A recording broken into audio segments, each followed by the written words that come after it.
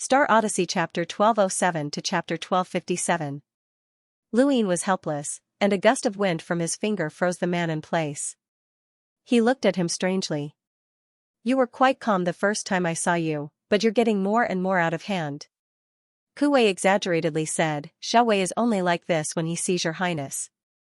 "Your highness, you must uphold justice for me." "Little Lu, this guy is really disgusting." Xiaobai appeared and looked at Kuwei with disgust. Kuwei's eyes widened. "How dare you speak to his highness like that? Hurry up and apologize to his highness." Xiaobai mocked, "Lackey. There's no point in praising me. I only serve your highness," Kuwei said proudly. Luin was speechless. Xiaobai was also speechless. Kuwei was becoming more and more like a lackey. His only thought now was to cling onto Lu Yin's thigh and never let go.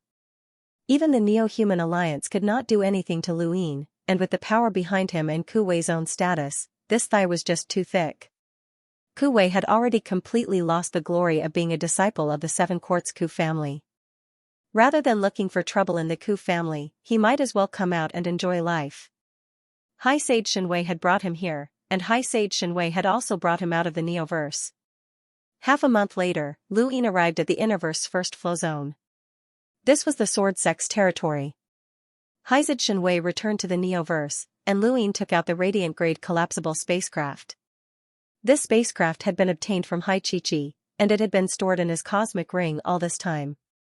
He hadn't used the black hole-grade collapsible spacecraft that had been awarded to him by the Society. That was a personal spacecraft, and its range was even smaller, unlike this Radiant-grade spacecraft.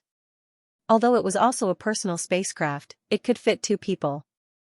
"Your Highness, this is the Sword Sect's first flow zone. Back in the day, Your Highness defeated the 13 swords multiple times." "It's truly shocking," Kuwei exclaimed, as he had completely immersed himself in his role. First flow zone, Sword Sect. Lu Yin's heart skipped a beat. "Do you know where the Sword Sect is?" Kuwei shook his head and said, "You can just grab a random person to find out." "Your Highness, are you going to the Sword Sect?" Luin nodded. He had arranged for Li Zimo to be sent to the Sword Sect, but he did not know how he was doing. Luin was quite concerned about this genius in the way of the sword. Besides, as the master of the Outerverse, the Sword Sect was under a lot of pressure from the Innerverse. If possible, Luin also wanted to experience the 13 swords. Suddenly, Kuwei cried out in alarm, "Your Highness, news about the Starry Sky Supreme competition has appeared." The screen was turned on, and everything was dark. Then, a tall mountain appeared in front of everyone's eyes. Numerous black figures appeared on the mountain, fighting with each other. Although it was just a projection, it made people's blood boil. Numerous black figures, numerous battle techniques, and endless attacks.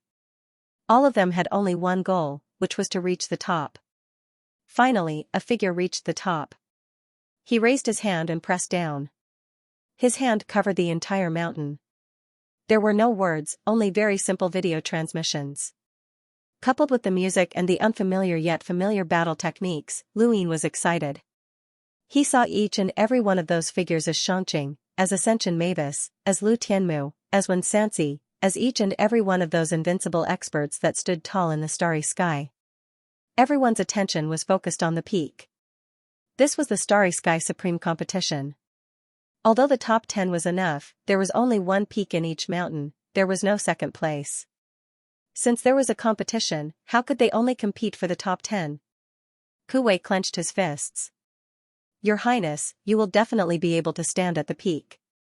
This chapter is not finished, please turn the page." Luin looked at the tall mountain on the screen, and then at the figure who was pressing down on everyone with a single hand. That was the pinnacle of the entire 5th mainland and 6th mainland's pinnacle. Only by reaching that position could one be considered truly invincible among their peers. During his time in the Innerverse, Luin had asked High Sage Shenwei what a Passmaster was, and Shenwei had explained that the Starry Sky Supreme competition would be held on Mount Supreme. There were 5 entrances to the mountain, east, west, south, north, and center. Only those who passed through the entrances could participate in the competition. This competition encompassed the entire 5th and 6th mainlands, and the number of participants was immeasurable. That was why this rule had been set. The entrances were known as passes, and 5 people from the same generation would be chosen to guard each pass. Only those who passed through the 5 passes could participate in the Starry Sky Supreme competition. The 5th mainland's human domain had 2 spots, the 6th mainland had 2 spots, and the Astral Beast domain had 1 spot. Luin had been favored by the Heavenly Master and had been recommended to become one of the 5 pass masters. This was the highest stage of the 5th and 6th mainlands, and everyone wanted to participate. Everyone wanted to show their faces, and the 5 pass masters were undoubtedly the ones who received the most attention. To be able to become a pass master was equivalent to being recognized as one of the top 10 strongest, without exception. In other words, once Luin became one of the 5 pass masters, he would have to guard one of the entrances and prevent 1/5 of the entire universe from having the ambition to ascend to the highest stage. He would be their barrier, and at the same time, he would be recognized as one of the strongest of the younger generation. When Luin had first heard of this rule, he had immediately thought of the Astral Combat Tournament's 3 Astral Academies tournament.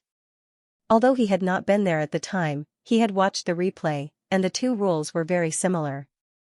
This was the best method, as there were so many participants in the Starry Sky Supreme competition, and who knew how long it would take to compete one by one. Haizid Shenwei had told Luin that the 5 pass masters would eliminate at least half of the participants. At Lu Yin's level of cultivation, numbers were meaningless, and he could not possibly fight to the death with every expert he encountered. Those who could last for 2 or even 3 breaths of time under his attacks could be completely ignored. The Pass Lord was only there to weed out the trash, and also to tell everyone that these 5 were extremely strong. There were only 2 spots in the entire human domain, and the fact that the Heavenly Master had dared to recommend Luin showed that he had a high opinion of him. Back when the Mountain and Sea Realm had competed for the 5 astral children, it had been equivalent to gathering the strongest powerhouses of the entire human domain's younger generation: Xianxia, Lei Nu, Yusab, Yuhua Mavis, Qiushi, Xia Jiuyo, Wensansi, Obscurer, and so on. These people were all enlighters, but aside from Xianxia, no one could be certain that they would be the next pass master. Luin was not certain that he would be chosen, but it did not matter. Whether or not he was the pass master, he was confident that he would eventually become one of the top 10 powerhouses. "Your Highness, there's a spacecraft coming from the distance," Kuwei said. Luin looked up and saw that there were not many rune lines, and the strongest person on board was only a hunter. Of course, it would be different if they were hiding their strength. "Ask for directions." Kuwei immediately left the spacecraft and stood in front of Luin as a sword-shaped spacecraft drew closer and closer. Luin was flabbergasted. Sword-shaped spacecraft? Didn't that belong to the Sword Sect? What a coincidence. The sword-shaped spacecraft acted as if it did not see Kuwei, and it directly crashed into him. Kuwei was unhappy, and he raised a hand to attack. Although he was a cruiser, he was strong enough to challenge a hunter, and a single attack was enough to destroy the spacecraft. Inside the spacecraft was a man. This chapter is not finished. Please turn the page. The man bellowed and charged forward, his sword piercing through the void. This was a hunter. Kuwei snorted. He was humble in front of Luin, but he was very arrogant in front of outsiders, and he had always referred to himself as Brother Wei. When he saw his opponent's sword stab towards him, Kuwei raised a hand and tapped out with a finger. Finger tap. Finger tap was accompanied by the Ku family's Wither Zen technique, and it was enough to make an enemy's attack disappear. With a single strike, even the sword's edge was destroyed. Kuwei's finger tap struck the tip of the sword, breaking it in half and sending it flying into the distance. The sword-wielding hunter finally regained his senses, and he looked at Kuwei in shock. "Who are you?" As a cultivator of the Sword Sect, he had been challenged by someone who was a realmbreaker, and he had almost lost his grip on his sword. This was a great humiliation, but he did not continue to attack. If he could cultivate to the hunter realm, then his vision was naturally not simple. Kuwei's finger tap had made him apprehensive, as this battle technique was definitely not ordinary. "Judging from your posture, you're from the Sword Sect?" Kuwei asked. The man stared at Kuwei warily, and then he looked at Lu Yin's spacecraft. His expression changed once again, as he recognized the collapsible spacecraft and also saw the Sea King's dome insignia. "You're from the Sea King's dome? Why are you stopping my sword sect from carrying out a mission?" Kuwei lazily replied, "Brother Wei isn't stopping you. I just want to ask for directions." "Where's the sword sect?" The man looked at Kuwei in bewilderment. "Who are you? Why are you asking me where the sword sect is?" Kuwei grew impatient. "I told you to speak, so speak. Why are you spouting so much nonsense?" The man narrowed his eyes and stealthily tapped his gadget.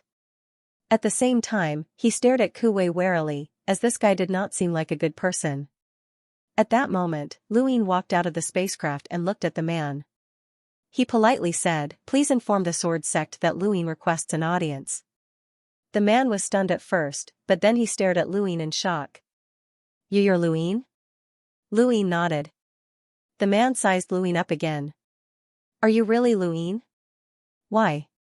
Do you have any doubts? Can't you feel the aura of an overlord and the demeanor of an invincible being?" Kuwei stood beside Luin and shouted with his head held high. Luin frowned.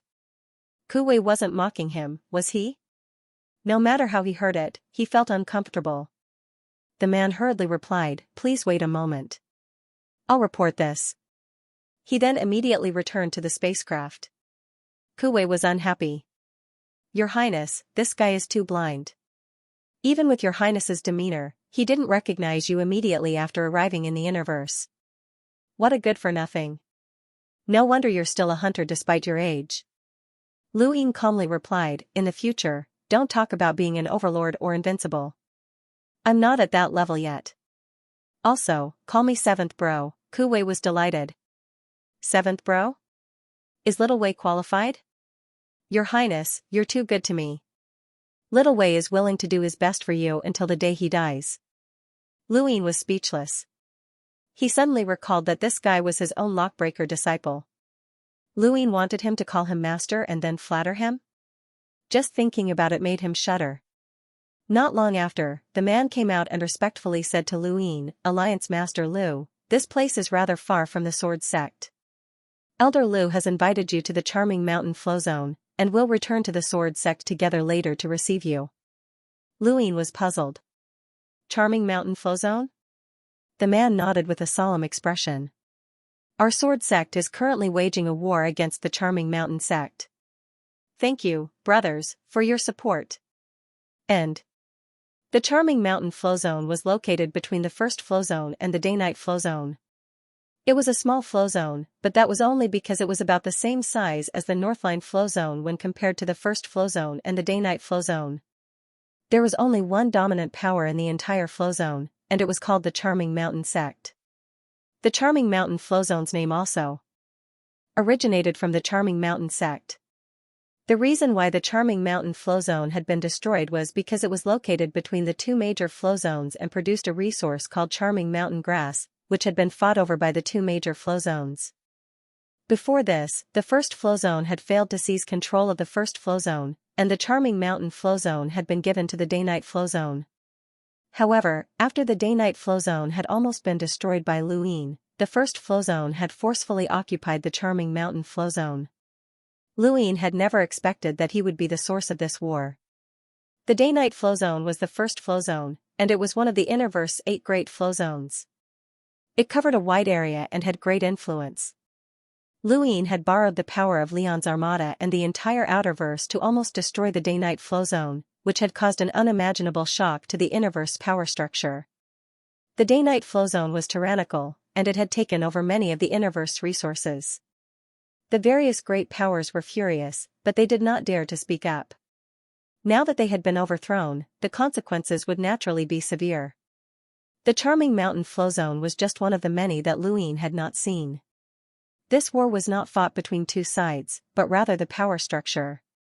The Innerverse was different from the Outerverse, it was crueler and more unreasonable.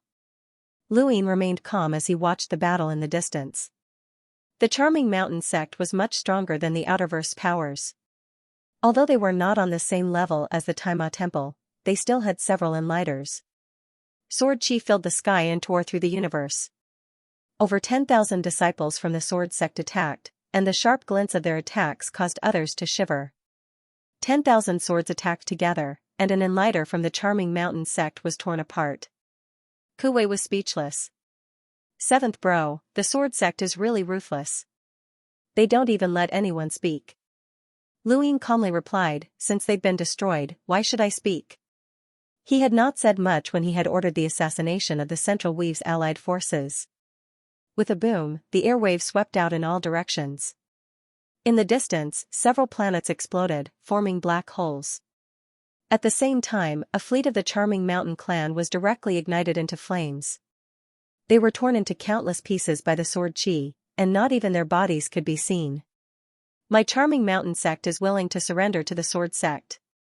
Why is there no end to this slaughter? Sword sect, my charming mountain sect is willing to surrender, an enlighter shouted frantically, but a ray of sword chi pierced through his head.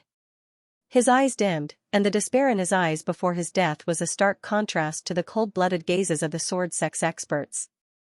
The person who had killed the enlighter from the enchanted mountain sect was an expert from the sword sect dressed in blood-red robes. In Lu Yin's eyes, this person's rune line count was the second highest on the battlefield, as he had a power level of over 400,000. The person with the highest rune line count was an unremarkable, thin man from the enchanted mountain sect. Perhaps the sword sect had not realized that this man was actually the strongest person on the battlefield. The thin man's opponent was only a hunter from the sword sect. No matter how exquisite the hunter's sword techniques were, they were all easily neutralized. The thin man's eyes turned cold when he saw that the enchanted mountain sect's elder had died, but the sword sect's battle had not ended. The sword sect has gone too far. He then grabbed the sword of the hunter from the sword sect and shattered it. The hunter from the sword sect watched in horror as he slapped out with his palm, causing the void to turn to dust. His terrifying power level swept across the battlefield, attracting the attention of many of the sword sect's experts. A wave of sword chi descended. The thin man snorted and casually waved his hand, dispersing all of the sword chi. At this moment, the sword sect expert dressed in blood-red robes appeared. You're not dead? Were the rumors from 100 years ago false? The thin man's eyes turned cold. What's the difference between truth and falsehood? Since I'm not dead, I hope that elderly can stop this battle. My charming mountain sect is willing to submit to the sword sect. The blood-red-robed elderly sneered. If you knew that this day would come, then you wouldn't have acted in the first place. The thin man retorted, the reason you want to destroy my charming mountain sect is because when the day-night flow zone was in chaos, we had to provide reinforcements. Elderly, you should understand our position. We're stuck between the day-night clan and the sword sect, and it's difficult for us to survive. That's not a reason for you to sit on the fence. The charming mountain sect will definitely be destroyed today. This is an order personally given by the sect master. He doesn't want to see the words charming mountain flow zone appear on the star chart again. This flow zone needs a new master, elderly said as he swung his sword. Sword chi with a power level of over 400,000 shook the heavens, and it spread far and wide. Perhaps half of the charming mountain flow zone was cut open. The thin man bellowed, if your sword sect destroys my charming mountain sect today, then you can destroy the other flow zones tomorrow. Aren't you afraid that the surrounding flow zones will join forces to resist? We'll see. Elderly shouted. Within the spacecraft, Luyin watched the battle between the two. The entire battlefield was silent, and the shockwaves from each exchange swept across the heavens. He realized that he had overlooked something. Of the 8 great flow zones of the Innerverse, the Sword Sect and the Day-Night Clan were the most powerful. They had always been competing for first and second place, restricting each other. Now that Luyin had defeated the Day-Night Clan in one fell swoop and sealed off the entire clan, the Sword Sect had jumped out and become increasingly unrestrained. This was not a good thing. He glanced at the people from the Sword Sect not too far away. Perhaps they had brought him here so that he could witness this scene and use this opportunity to warn him that they were not plotting against the Outerverse. The unification of the Outerverse had infringed on the interests of the entire Innerverse. Currently, the Sword Sect was the largest faction in the Innerverse, which meant that the Sword Sect had suffered the greatest losses. Lu Yin's gaze turned cold as he thought about it. When two experts with power levels of over 400,000 clashed, it was the others who suffered. All of the sword sect's disciples had retreated, and the Charming Mountain sect had retreated as well, leaving the entire region of space for the two to battle. The shockwaves from their clash shook the heavens, and the spacecraft swayed like a lone boat. Many people found it difficult to breathe due to the star energy suppression, especially since Elder Li's sword chi was too sharp. Many were blinded just by looking at it. The person from the Charming Mountain sect had more rune lines than the sword sect's Elder Li, but Elder Li was still from the sword sect, and his power level could not be measured by mere numbers. It didn't take long for the man from the Charming Mountain sect to be suppressed and unable to hold on for much longer. Those from the sword sect were very confident in Elder Li, and they calmly watched on. The Charming Mountain sect was in despair. Sword sect, you've gone too far.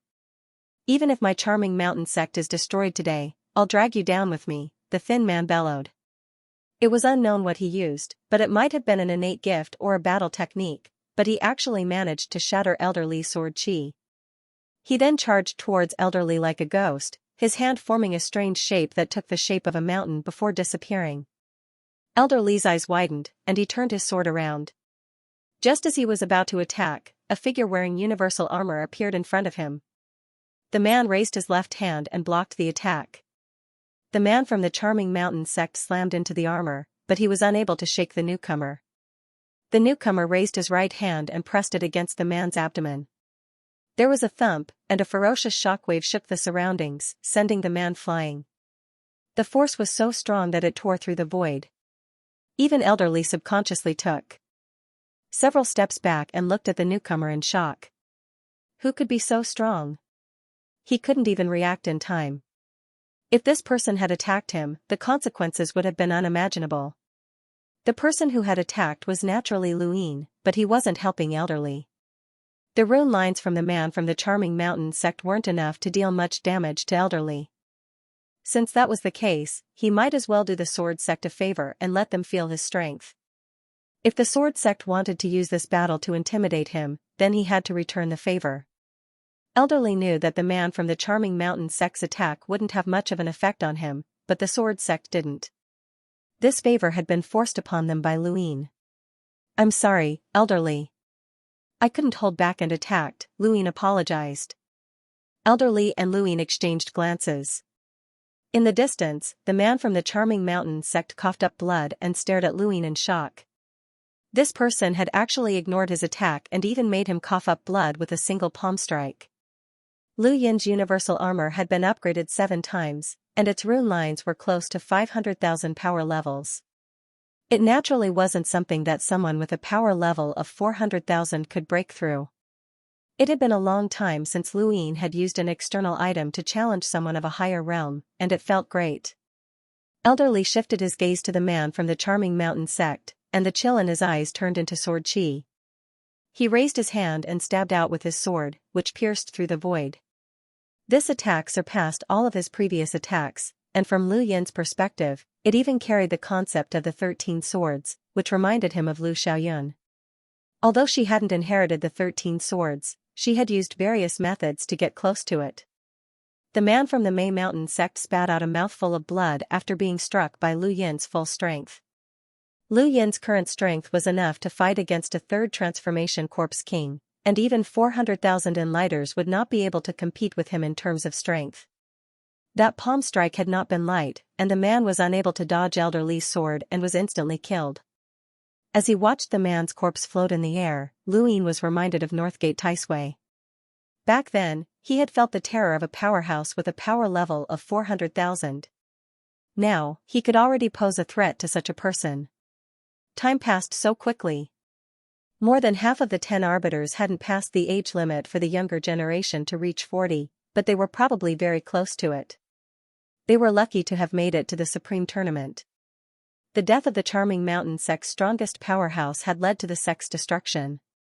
Lu Yin had seen such scenes many times, and he didn't feel much sympathy for the Charming Mountain sect. If not for the Sword sect, the Charming Mountain sect would definitely have supported the Day-Night clan, which would have caused trouble for his plans. It could only be said that this was their fate. He had experienced such desperate situations many times before, and this was the cruelty of the universe. You're Lu Yin? Elderly looked at Luin, his eyes filled with killing intent. He was a bloodthirsty person. Luin nodded and deactivated his universal armor. Junior Luin greets Senior.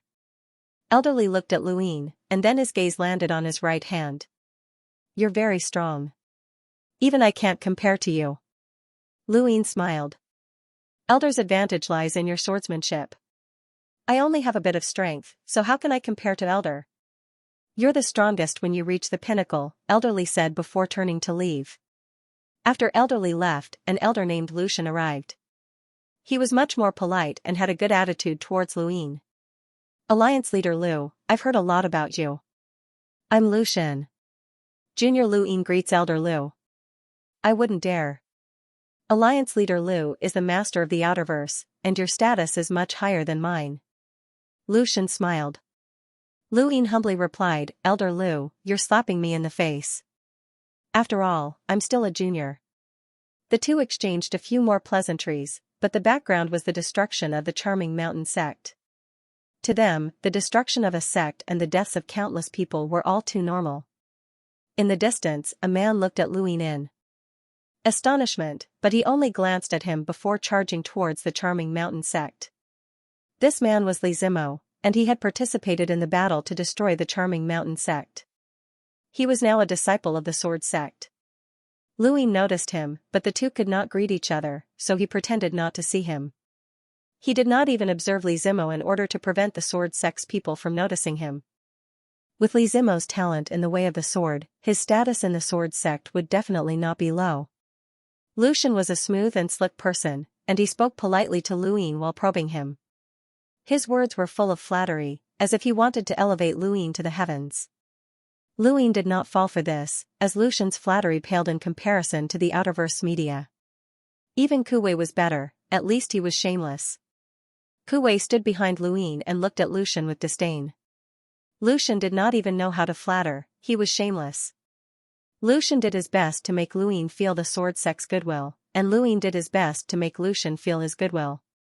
Not long after, the battle to destroy the charming mountain sect ended. Although the sword sect had killed many people, they had only been core members of the charming mountain sect. The rest had been captured for unknown reasons. Lucian, Elderly, and the others took Luin to the sword sect. On the sword sect spacecraft, Luin saw a familiar face, Long Yun. Back on planet Pyrolite, Luin had used Long Yun to break through to six-lined battle force. This person had left a deep impression on Luin. He was someone who was very good at hiding his strength. It's been almost 8 years, but things have changed. You've already become the master of the Outerverse, Long Yun sighed. Luin smiled. You're about to break through to the Hunter realm. What about your battle force? He should have broken through to the 8th vein by now. Long Yun laughed, isn't it a bit embarrassing to mention battle chi in front of you? Back then, you used me to raise your battle force to 6-lined battle force, while I had 7-lined battle force. What about now? You're at the 9th vein level, but I'm only at the 8th vein level. I went from being 1 step ahead of you to being 1 step behind you. Luin smiled. I heard that you've been titled the Cloud Marquis. Long Yun nodded. The 6th mainland invaded, and I almost died. Me too, Luin replied. Long Yun looked at Luin. But you've also gotten your revenge. Night King Zhenwu was someone who stood above our generation, but you still managed to kill him. To be honest, I didn't quite believe it when I first heard the news, but I had no choice but to believe it. Luin understood how important the 10 arbiters were to Long Yun and the others, as they were the 10 truly unrivaled individuals. Defeating Lan Si had shaken the Innerverse and Outerverse, and defeating Night King Zhenwu had caused an even greater commotion. Suddenly, he really wanted to know what kind of expression Lu Tianmu, Long Yun, Lu Xiaoqiu, and the others would have if he defeated them. Would Lucian still be able to smile? I'm looking forward to it. Who's the next 10 arbiters that you have to defeat? Right, you're already one of the 10 arbiters, so there's no need to go against them anymore. If you want to go against them, you should go against those from the Neoverse and those from the Supreme Tournament, Long Yun said. Lu Yin's eyes flashed. Speaking of the Supreme Tournament, how many people from the Sword Sect are participating? Long Yun shook his head. I don't know. There's no limit to the number of participants, so there should be quite a few. What about you? Will you participate? Luin asked. Long Yun was helpless. I didn't want to at first, as it's impossible for me to reach the top 10. But those old fogies from the sect forced me to participate, so I had no choice. Luin silently calculated. The sword sect had Lu Tianmu, Lu Xiaoqiu, and Long Yun participating, and Lu Xiaoyun should be participating as well. This didn't even include the others, so he assumed that there would be 10 participants. The sword sect had 10 participants, and there would be quite a few other powers as well. The Neoverse would have even more participants, and those on the serious sect's rankings would probably want to participate. There were also the 7 courts, and this was just the human domain. There would be many participants in the Supreme Tournament. I don't know why the Hall of Honor is holding this tournament. So many people are participating, and I heard that they'll think of ways to eliminate most of the participants. Since that's the case, why not just let the 10 arbiters and the Neoverse participate? Why drag everyone else into this?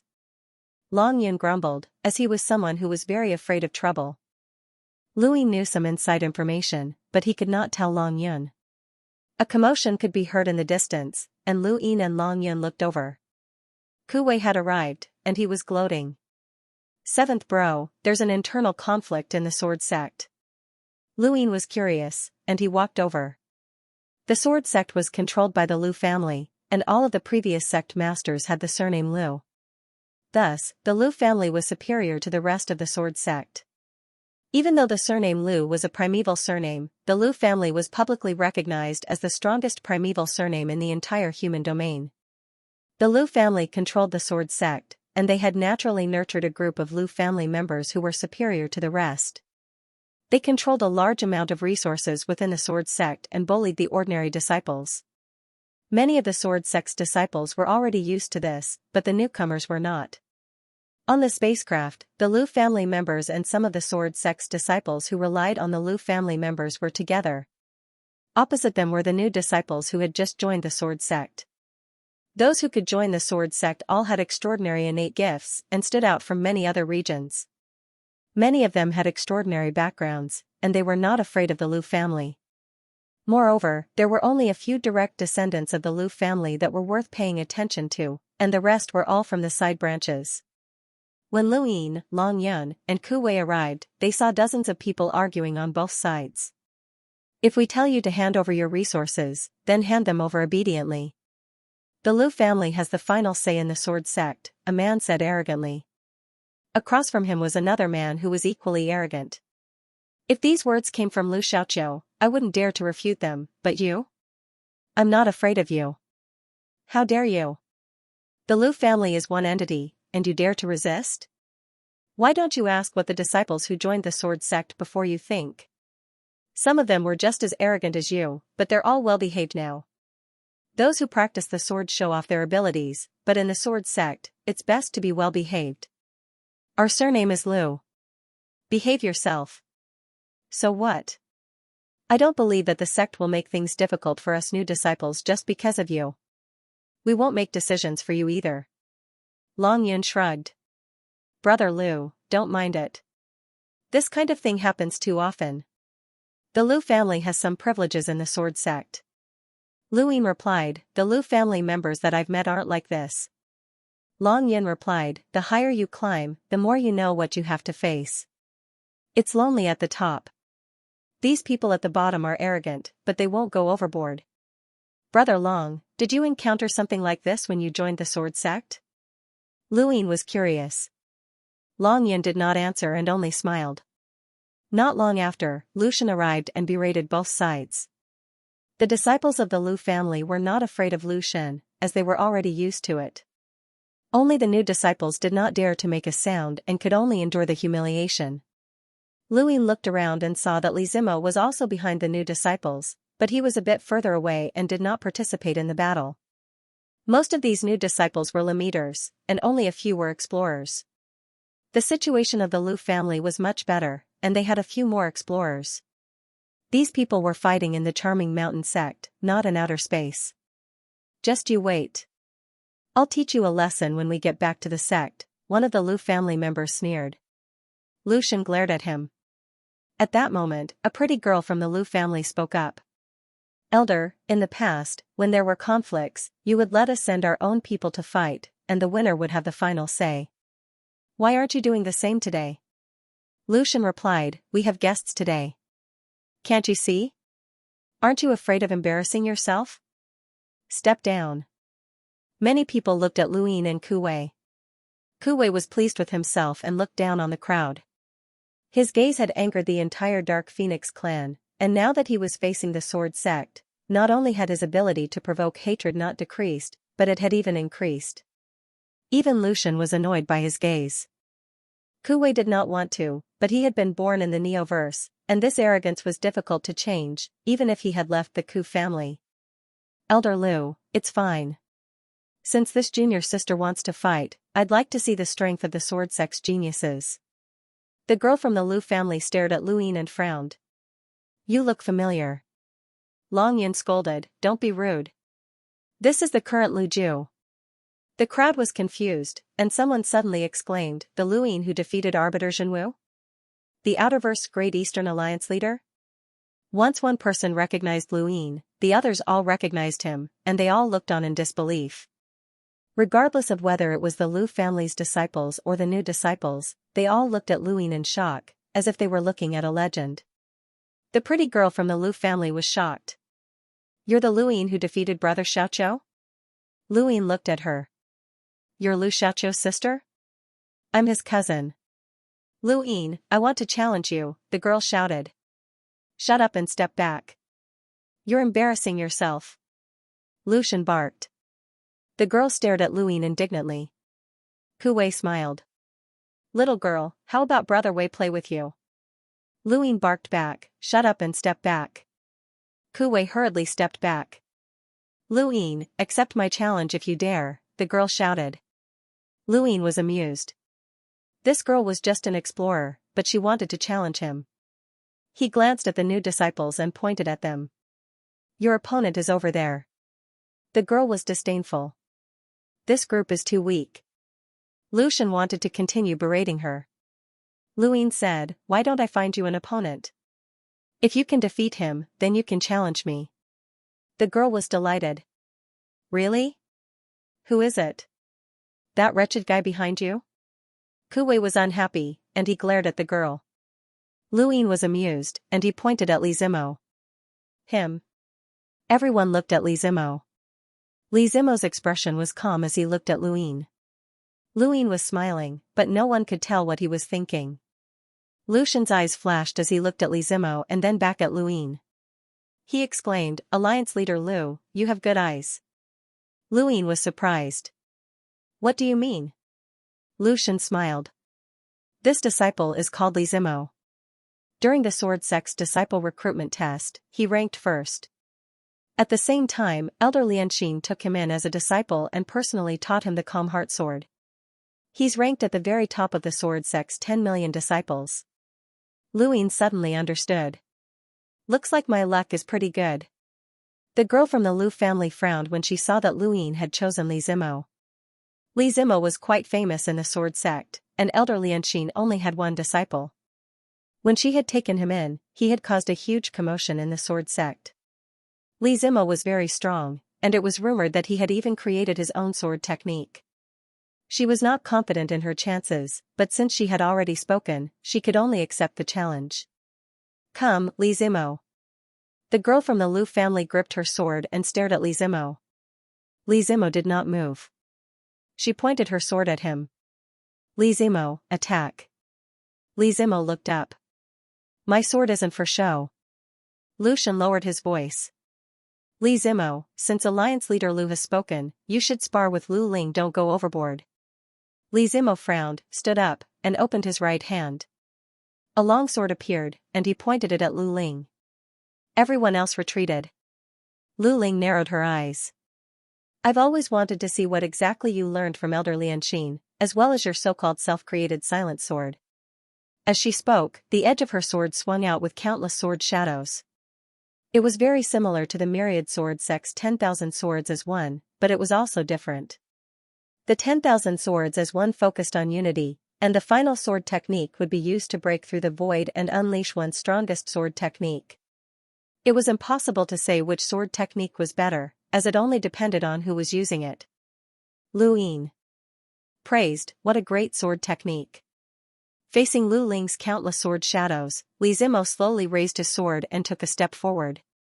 The sword fell, and his body followed the sword.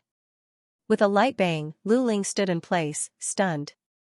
The sword in her hand had shattered, and Li Zimo had appeared behind her at an unknown time. At this moment, Lu Ying felt like he was seeing Li Zimo, who had defeated Tang Si in the Reverend King's residence. Back then, Lu Ying had been stunned by Li Zimo's sword technique, and he had not been able to tell who was stronger between Li Zimo and Lu Xiaoqiu. But now, Li Zimo's swordsmanship had improved even further, and he was still as straightforward as ever. His sword had left no trace behind. This was the Silent Sword, a technique that could rival the first sword of the 13 swords. Most of the people present had never seen the Sword of Silence before, and they were all stunned by it. Even Lucian was shocked. He blurted out, "The first strike?" Although the Silent Word sword was similar to the first sword of the 13 swords, it was different. The first sword slashed through the air, while the Silent Word sword moved with the sword. Lu Ling could not believe it. She had been defeated by a single sword strike. As an elite of the Lu clan, she had been defeated by a single sword strike. Li Zimo glanced at Lu Ying and then coldly returned to his original position. He leaned against the wall as if nothing had happened. At this moment, no matter how arrogant the Lu family's disciples were, they all looked at Li Zimo with reverence. The strongest member of the sword sect's younger generation was undoubtedly Lu Tianmu, and after him were Long Yun, Lu Xiaoqiu, and the others. Lu Xiaoqiu, in particular, had the aura of a latecomer. After all, he had inherited the 13 swords. However, Li Zimo's swordsmanship had left everyone speechless. This person might be able to challenge Lu Xiaoqiu. Clap, clap, clap. Lu Ying applauded and praised, as expected of the sword sect. Even a random disciple has amazing swordsmanship. He then looked at Lu Shen. This disciple is called Li Zimo? Lu Shen retracted his gaze from Li Zimo and looked at Lu Ying. That's right.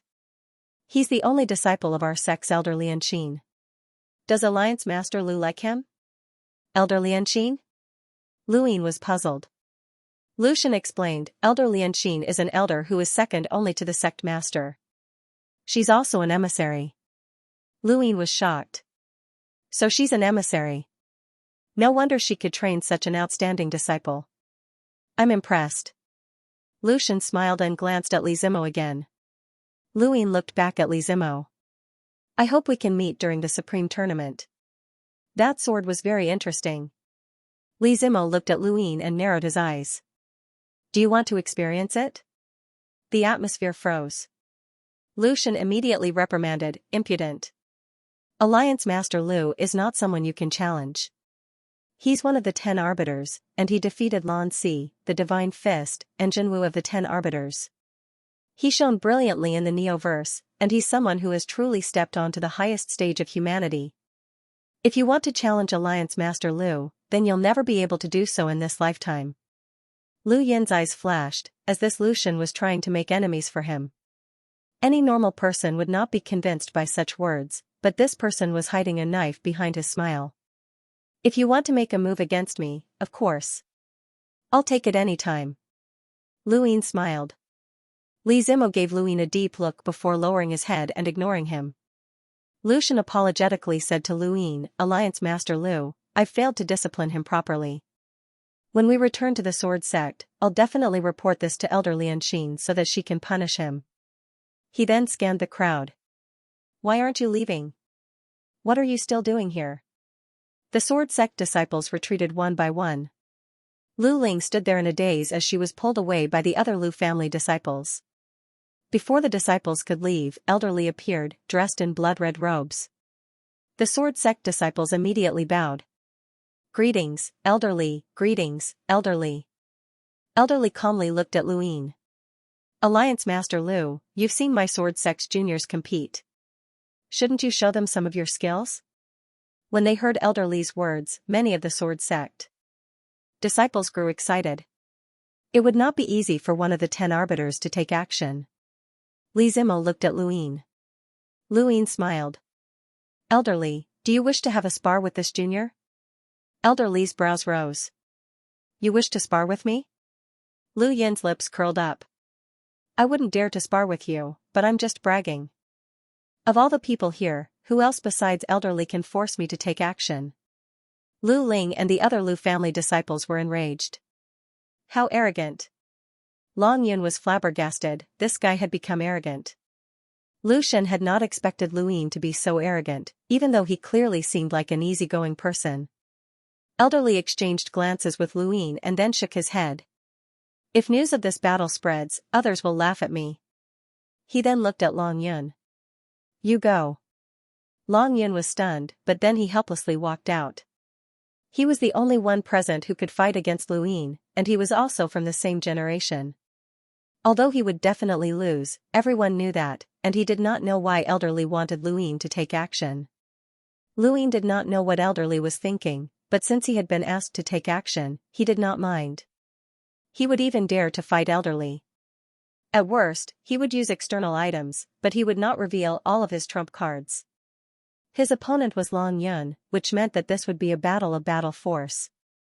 At least, that was what everyone else thought. The last time Luin had fought Long Yun was on planet Pyrolite, and he had only been a Lemeter back then. It had been almost 8 years since then, and things had changed. When they met again, the one at a disadvantage was not Luin, but Long Yun. Although Long Yun did not want to fight Luin, he would not hesitate since he had to. Brother Lu, use your full strength. I don't want you to go easy on me. Lu Yin's expression was solemn. I won't go easy on you. This is a form of respect for you. Thank you, Long Yin said solemnly, but then he thought for a moment. You don't have to be so serious. I still want to participate in the Supreme Tournament. Luin was amused. All right. Many of the Sword Sect disciples were nervous, as Long Yun's meaning had been very clear. He was afraid. Among the Sword Sect disciples, Long Yun held a very high position.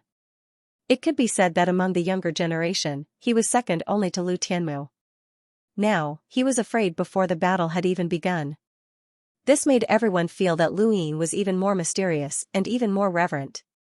Long Yun clenched his fists, and blue lines gradually covered his entire body. At the same time, purplish-red lines appeared as well.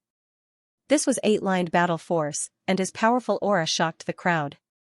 Many of the Sword Sect disciples were excited and worshipped him. Battle force was not easy to cultivate, and it was not even easy to comprehend. Among the younger generation, those who could cultivate battle force to 8 lines could be counted on one hand. No one in the same generation in the Sword Sect had been able to do so, including Lu Tianmu. Long Yun was the only one. With 8-lined battle force, Long Yun's status was second only to Lu Tianmu. Even though Lu Xiaoqiu had comprehended the 13 swords and could easily challenge those in a higher realm, it was still very difficult for him to fight Long Yun. 8-lined battle force was the symbol of a powerhouse. On the other side, Luin slowly exhaled as purplish-red lines appeared on the surface of his body. They did not cover his entire body and only wrapped around his fingertips. At the same time, red lines appeared as well. This was 9-lined battle force. When they saw Lu Yin's 9-lined battle force, many of the Sword Sect disciples paled and looked at him as if they were looking at a monster. 9-lined battle force. How had he cultivated it at such a young age? Even Elderly could not figure it out, let alone them. Cultivating battle force was not that easy. It was normal for a normal person to not have 9-lined battle force for decades or even centuries, let alone a few years. The higher one's battle force went, the harder it was to improve. This was common knowledge, but Luin had only used 8 years to go from 6-lined battle force to 9-lined battle force. This defied common sense.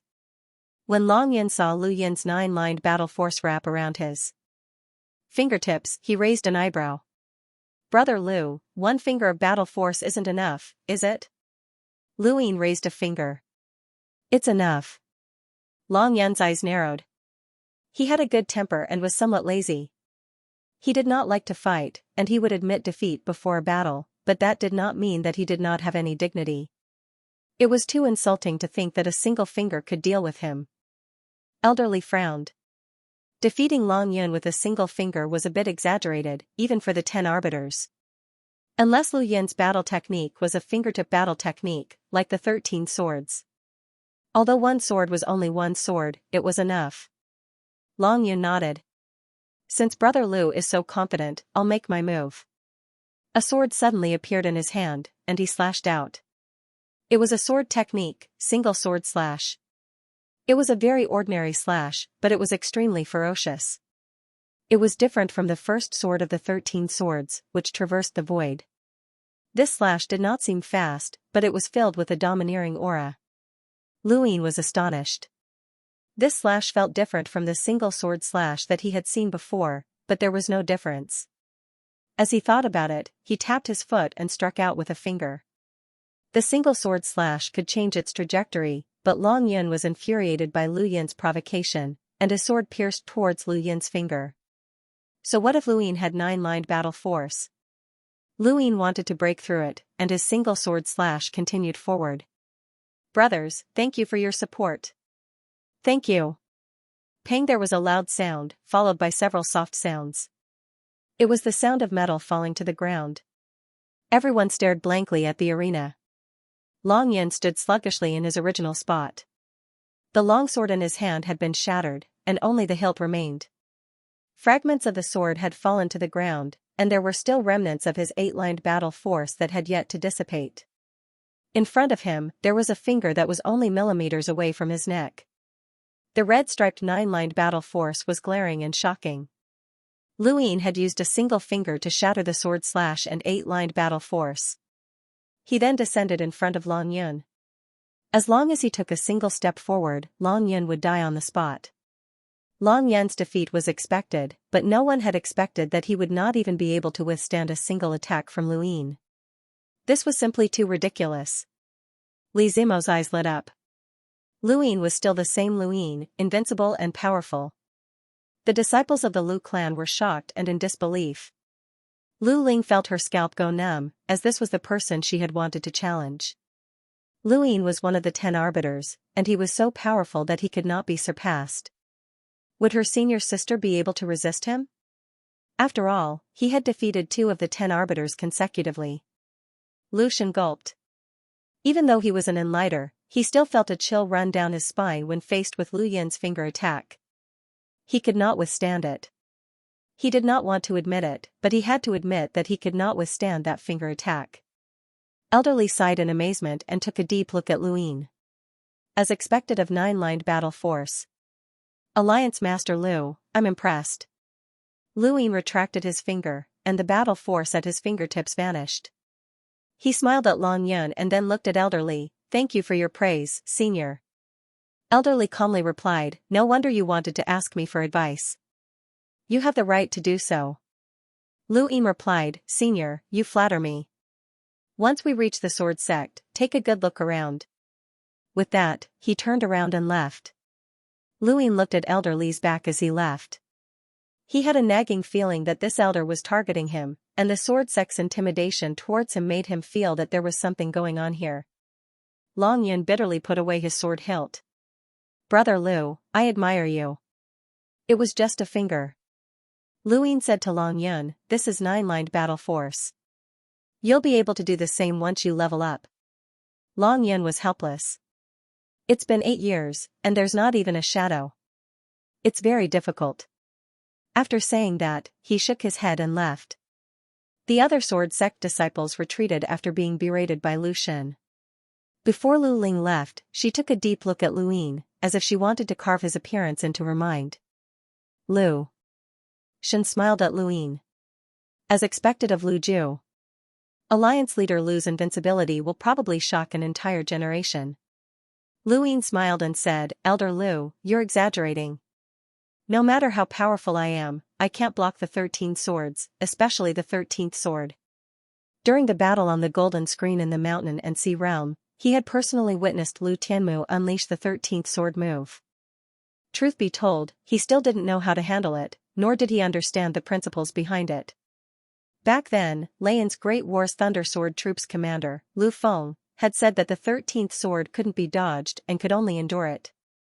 Lu Yin's praise of the 13 swords made Lucian feel very comfortable, and he beamed as he brought Luin to his place of residence, waiting to return to the sword sect. The journey was dull and lonely. The first flow zone was huge, and with the speed of the warship, it would take several days to reach the sword sect's Sword Mountain. Ever since the previous incident, there had been no more conflicts on the spacecraft. It was as if everyone had been intimidated by Lu Yin's strength. Elder Li and Long Yun did not appear again. Even Elder Lucian only appeared occasionally to greet them. A few days later, the spacecraft arrived at the sword sect. Even though Luin had seen the Sirius sect and the Realm Mountain before, he was still shocked when he saw the mountain peak in the distance that looked like the tip of a sword. This chapter is not finished. Please turn the page. This was the sword sect, the most powerful power in the Innerverse and Outerverse. It was the Sword Mountain that contained unparalleled sword techniques. From a distance, the Sword Mountain was enormous, and it was surrounded by stars. It was filled with a sharp aura, but this was not just a feeling, it was real. The Sword Mountain was where the sword sect had been established, and it was a place of inheritance as well as a place of tempering. It was surrounded by an endless amount of sword chi that cascaded down like a waterfall. Anyone who wanted to enter or leave the Sword Mountain would have to endure the sword chi entering their body. Kuwei was shocked. Seventh bro, the sword sect is too arrogant. Luin felt the same way, as he wasn't afraid that the sword chi would go out of control and kill all of the sword sect's disciples. Suddenly, a trillion strands of sword chi soared from the top of the Sword Mountain and swept past the spacecraft, slashing into the distance. Luin was shocked, as this wasn't just one person's sword chi, but rather the combined sword chi of many sword cultivators. It felt like the combined attack of countless disciples from the Temple of Taimo, but the difference was that this sword chi was much stronger than the Temple of Taimo's archery techniques. The sword chi had definitely contained more than 300,000 rune lines, and it was unknown how many disciples had combined their attacks. Lucian came over and apologized to Luin. "I'm sorry, Alliance Leader Lu. We must have startled you." Kuwei was unhappy. How could a few strands of sword chi startle our seventh bro? Even if there were a few times more sword chi, or even a few dozen times more, our seventh bro would be able to disintegrate it with a single breath. Luin barked, "Shut up." He suddenly felt as if Kuwei had been possessed by a monkey. Lucian looked at Kuwei with dissatisfaction and then said to Luin, "Our sword sect's disciples practice their sword techniques every day, and they often attack together. I hope that Alliance Leader Lu will not take offense." Luin smiled. As expected of the sword sect, it's truly amazing. Throughout the entire universe, no one can compare to the sword sect in terms of sword techniques. Lucian smiled. "We've arrived at Sword Mountain. Alliance Leader Lu, please make your preparations. The amount of sword chi that descends is related to one's cultivation, and everyone experiences different amounts of sword chi. Perhaps Alliance Leader Lu will be able to shock the entire sword sect." "What do you mean?" Luin was curious. Lucian explained, Sword Mountain's protective barrier is its own entity, which is the curtain of sword chi that falls down. The stronger a cultivator is, the more sword chi will be attracted to the barrier. For example, an enlighter will only be able to attract a small portion of the sword chi curtain, but elderly will be able to attract a much larger portion of it. Lu Yin's eyes flashed. Then doesn't that mean that anyone's power level or strength will be determined by the curtain of sword chi?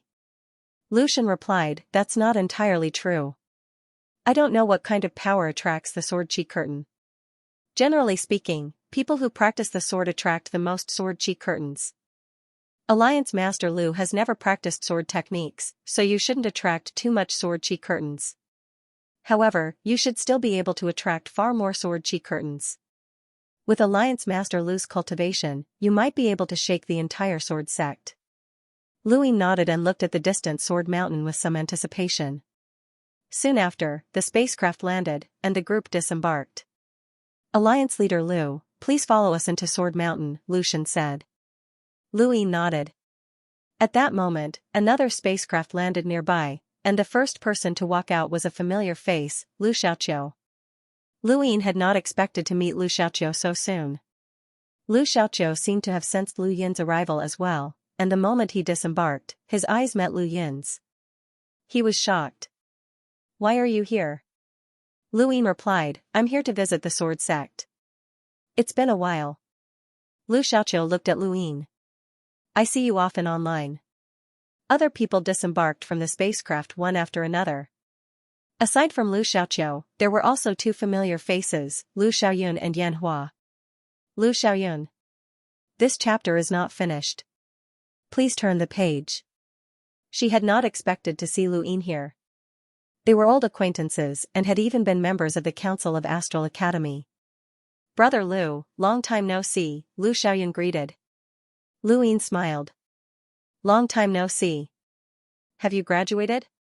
"I graduated a long time ago. Only you guys are still hanging around and refusing to graduate." Lu Yin smiled. "I don't have time." "Alright, let's go. There will be plenty of opportunities to catch up in the future," an old man behind Lu Xiaoyun said coldly. He then glanced at Lu Yin with an indifferent gaze. Lu Shen gestured for him to enter. "Alliance leader Lu, please." Lu Yin nodded. It was only when they reached the foot of Sword Mountain that they realized how spectacular it was. When they looked up, they could not see the peak at all. Boundless sword chi formed a waterfall that connected the heavens and the earth. One sword sect disciple after another charged into the sword chi. Some attracted dozens of sword chi into their bodies, while others attracted hundreds. Everyone had a different experience. Lu Xiaoqiu and the rest were not in a hurry to leave. Instead, they looked at Lu Yin, curious as to how much sword chi he could attract. Lu Yin was curious as well, and he turned around. "You guys aren't leaving?" "Brother Lu, please," Lu Xiaoyun said. Lu Yin pursed his lips. Above him, elderly charged into the sword chi, and the entire waterfall of sword chi suddenly split apart. From the bottom to the top, a large area of sword chi was attracted and rushed into elderly's body. It felt as if a mountain had split apart, and it was a spectacular sight. Elderly quickly disappeared, and many people looked at Lu Yin. Even Ku Wei was curious. Lu Yin stared at Ku Wei. "You go first." Ku Wei felt wronged. "Seventh bro, you should go first. Little Wei is your follower. If I tell you to go, then go." Lu Yin barked. Ku Wei had no choice but to charge into the sword mountain. Suddenly, a large amount of sword chi was absorbed into his body, followed by even more. Many sword sect disciples were shocked. How is that possible? That's the amount of sword chi that only enlighters can attract. Lu Shen was shocked. He had never paid much attention to Ku Wei, but this person was actually so powerful. Even Lu Yin was shocked. Was Ku Wei really that powerful? He had surpassed an enlighter. What's there to be shocked about? Sword chi entering one's body doesn't just depend on one's strength. Perhaps this person has had some sort of fortuitous encounter. Sword cultivators should be wary of impatience. The person who caused such a ruckus just now should return to the mountain barefoot for a month, the elder who had led Lu Xiaoqiu and the rest shouted. Many sword sect disciples agreed. Lu Shen gestured for Lu Yin to enter again. Lu Yin could not refuse, and he leapt into the sword mountain at a moderate speed. As the waterfall of sword chi drew closer and closer, Lu Yin could feel an endless amount of energy assaulting him. The closer he got, the more spectacular it felt, as if he was going against the heavens and earth. He quickly charged into the sword chi, and then the waterfall above him split apart. Countless strands of sword chi entered his body and pierced his nerves, but they did not cause him much harm. He then charged into the sword mountain. Lu Yin had entered, but he did not know how much shock he had caused in the outside world. The amount of sword chi that he had attracted had surpassed Elder Li's, and the waterfall had split apart. Just as Lu Shen had said, it had shaken the entire sword sect and even the entire sword mountain. Lu Shen, Lu Xiaoqiu, Long Yun, and the rest gasped as they stared in disbelief at the slowly closing waterfall of sword chi. Thank you. Moving with the Wind Book 564938333 Brothers Tips. Thank you brothers for your support. I'll add more chapters. Thank you. End of chapter. How can there be so much? Who's that? Lu Yin, one of the 10 arbiters. Haven't you seen him before? He's Lu Yin? That's ridiculous. Even elderly didn't attract as much sword chi as he did. Did he split it apart? That's ridiculous. He's a freak. Elderly's power level is over 400,000. Did Luin surpass elderly? That's impossible. Even eldest senior sister can't do that. Long Yin felt bitter. Just how much was this Luin hiding? Lu Xiaoqiu's eyes flickered, and his desire to challenge Luin was instantly crushed. Lu Shan felt bitter. Was Luin still a youth? Even the elder who had reprimanded the disciples was shocked speechless. Even though they knew that the amount of sword chi attracted was not solely related to one's strength definitely accounted for more than half of it. Luin had actually attracted so much sword chi. They did not believe that he had surpassed elderly, but how? They all had a feeling that this person was cheating. Elsewhere, Luin entered Sword Mountain. As soon as he landed, he felt a sharp pain in his foot. He jumped in fright and looked at the ground. This is Sword Mountain. Sword chi is always present, be it on the ground, in the houses, or even in the food. Sword chi can appear anywhere, so there's no need to be surprised, a middle-aged man explained with a smile. Luin nodded. Thank you for your explanation, senior. The middle-aged man hurriedly replied, Alliance leader Lu is too polite. I'm just here to receive the mountain, so there's no need for you to be so courteous. Senior is too humble, Luin replied. This middle-aged man was an enlighter.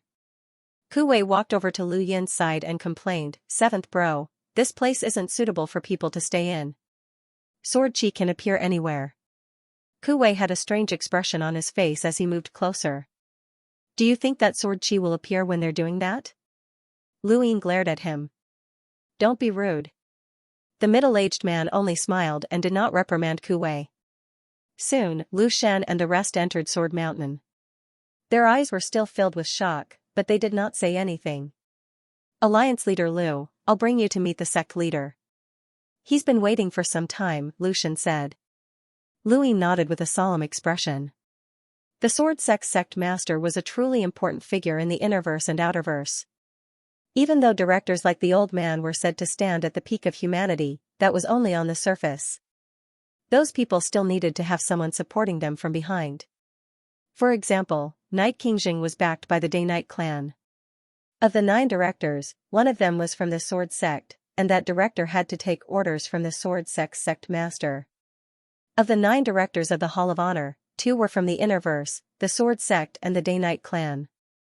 This was one of the reasons why these 2 powers were the most powerful in the Innerverse. The Sword sect master was one of the existences that stood at the pinnacle of humanity. Of course, it wasn't just cultivation, but also status. The current Sword sect master's name was Lu Qianjue. Not only was he the current Sword sect master, but he was also the Sword sect master from 2 generations ago. He was an existence whose battle prowess could not be estimated. The Lu Qiuyu that Luin had seen in Iron Blood Weave was the previous sect master of the Sword sect. He was a transitional figure and was also known as the disgrace of the Sword sect's Lu family. It could be said that the recent history of the Sword sect was inseparable from the sect master, Lu Qianjue. He was the one who had single-handedly controlled the Sword sect. On the way to the Sword sect, Lu Yin began to imagine what would happen. This chapter is not finished. Please turn the page. He had met the Sword sect master many times before, and he had always wondered what sort of identity he should use to converse with him. In his mind, the 2 of them would either meet in the Sword sect's conference hall, a place that was specially used to entertain outsiders, or in a cultivation area. He had never expected that they would meet in a pond. From time to time, sword chi would rise from the ground and pierce into the soles of his feet. The air around him would also be invaded by sword chi from time to time. The sword chi was mainly used for killing, and it was completely incompatible with the tranquil pond. However, Lu Yin had been brought here by an old man who was fishing in front of him. When Lu Yin arrived, the old man had just caught a lively fish. It had a strange appearance and had legs, but it was very exquisite. It's a fish from Gone Planet. You've caught it so far away. This kind of fish doesn't taste good. The old man casually tossed the fish back into the pond and continued fishing. There was no one else around. Lu Yin approached the old man step by step until he was a few meters away. It wasn't that he didn't want to move forward, but rather that he couldn't. The sword chi around the old man was unimaginably terrifying, and if he tried to force his way through, he might end up being decapitated. Junior Luin greets Senior. The old man turned around and looked at Luin. He had a kind face, and the moment he turned around, all of the sword chi around him disappeared.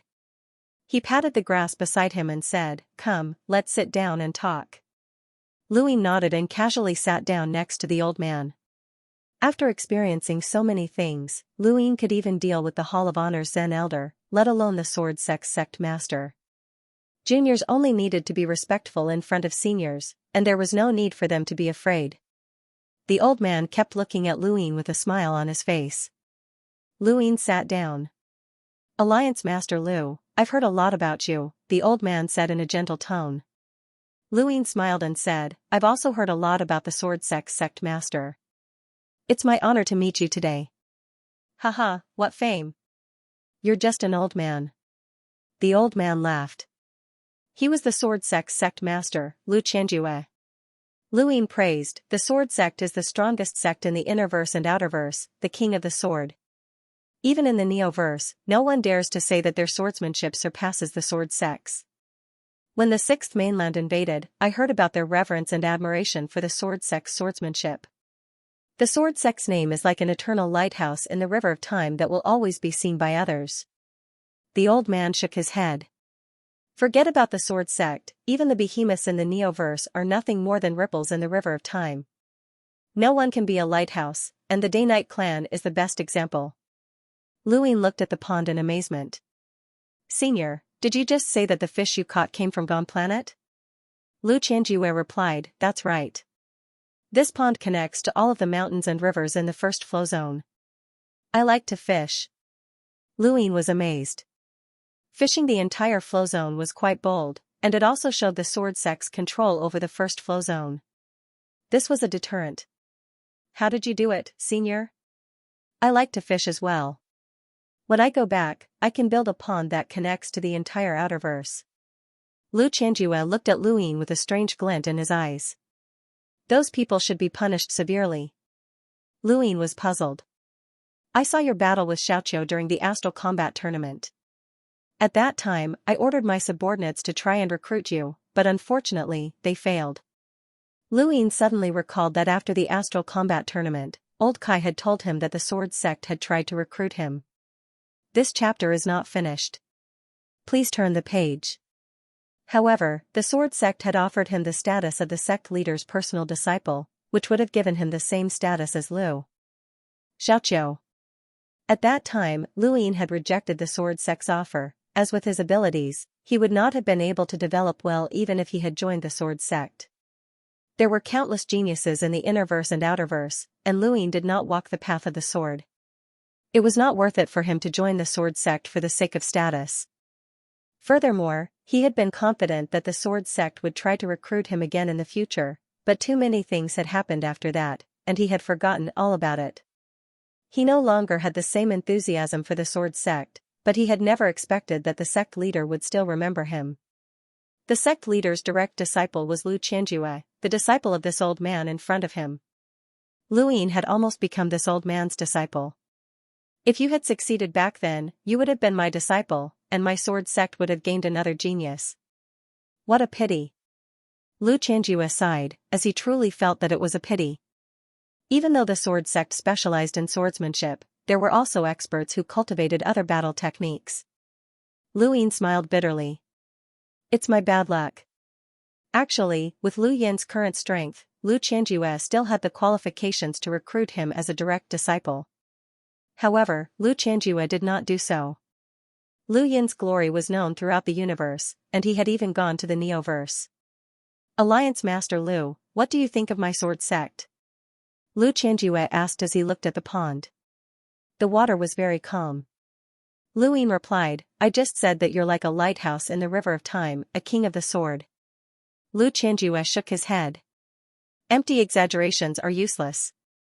My Sword Sect indeed has some achievements in the way of the sword, and we also control the first flow zone. In the Innerverse and Outerverse, aside from the Day-Night clan, we were invincible. Now that the Day-Night clan has gone silent, my sword sect is number one. Does Alliance Master Lu admit this? Lu Yin solemnly replied, of course. My sword sect has millions of disciples, and when they unleash their sword chi, they can sweep through the universe and are unparalleled. Does Alliance Master Lu admit this? Of course. My sword sect has been passed down for countless years, and we have a deep foundation. Our influence is extensive, and the 13 swords is an invincible sword technique that can instantly destroy an entire region. Does Alliance Master Lu admit this? I still admit it. Since that's the case, I'll give you a piece of advice. Lu Xianxia looked seriously at the water. Dissolve the Great Eastern Alliance. From Lu Xianxia's first question, Lu Yin had already guessed what he was going to say. Lu Xianxia had brought Lu Yin to watch the destruction of the charming mountain sect, to the sparring between the disciples, and then to the sect master's personal intervention. All of these were threats, and Lu Xianxia's ultimate goal was to get Lu Yin to dissolve the Great Eastern Alliance. The Great Eastern Alliance's existence threatened the Innerverse's interests. The Innerverse had always been above the Outerverse, and there were many flow zones within it. Which one of them had not benefited from the Outerverse? This was especially true for the 8 great flow zones. Of these 8 flow zones, the Sword Sect, Day-Night Clan, Wind Family, and other powers had benefited the most from the Outerverse, and the Great Eastern Alliance's existence was the greatest threat to their interests. Ever since the Innerverse and Outerverse had been connected, and the Blaze Realm had failed to take action, some people had said that the Sword Sect and Day-Night Clan would act sooner or later. However, Lu Yin had been the first to topple the Day-Night Clan, and now, it was the Sword Sect's turn. The Sword Sect and the Day-Night Clan were considered giants in the Innerverse, and they both restricted each other. It would have been fine if the Day-Night Clan had not gone silent, but now that they had, the Sword Sect had become increasingly arrogant. Their first target was the Great Eastern Alliance. If I hadn't returned, and the Great Eastern Alliance had continued to be supervised by Old Man Bu, what would the Sword Sect have done? Lu Yin asked, his words filled with provocation. Lu Xianxia smiled, not minding Lu Yin's attitude. Same. Lu Yin's eyes narrowed. Would you have gone against a director of the Hall of Honor? End of chapter. Lu Xianxia looked at Lu Yin with an amused expression. Resist? What do you mean resist? That old man thinks too highly of himself. He's actually not that important. Even if we use a director to balance out the directors, there are still 2 in the Outerverse. Even if he's just a figurehead, the Innerverse's power isn't something that a single director can suppress. We didn't act back then because the time wasn't right. Is the time now? Lu Yin countered. Lu Xianxia shook his head. Regardless of whether the time is right or not, the Great Eastern Alliance must collapse. Alliance Master Lu, do you know how much damage the Great Eastern Alliance has caused to the Innerverse since its establishment? Ignoring the other powers for now, my sword sect has already lost millions of star essence. Lu Yin frowned. Senior, did your calculations begin when the Innerverse and Outerverse were separated? It began when the Innerverse and Outerverse were reconnected. Lu Yin fell silent. Cultivation is a long process, and 1 year isn't much. However, it's normal for any sect to exist for tens of thousands, hundreds of thousands, millions of years, or even longer. You can calculate how much they've lost. Senior, that's not how you calculate things. These resources aren't your surplus.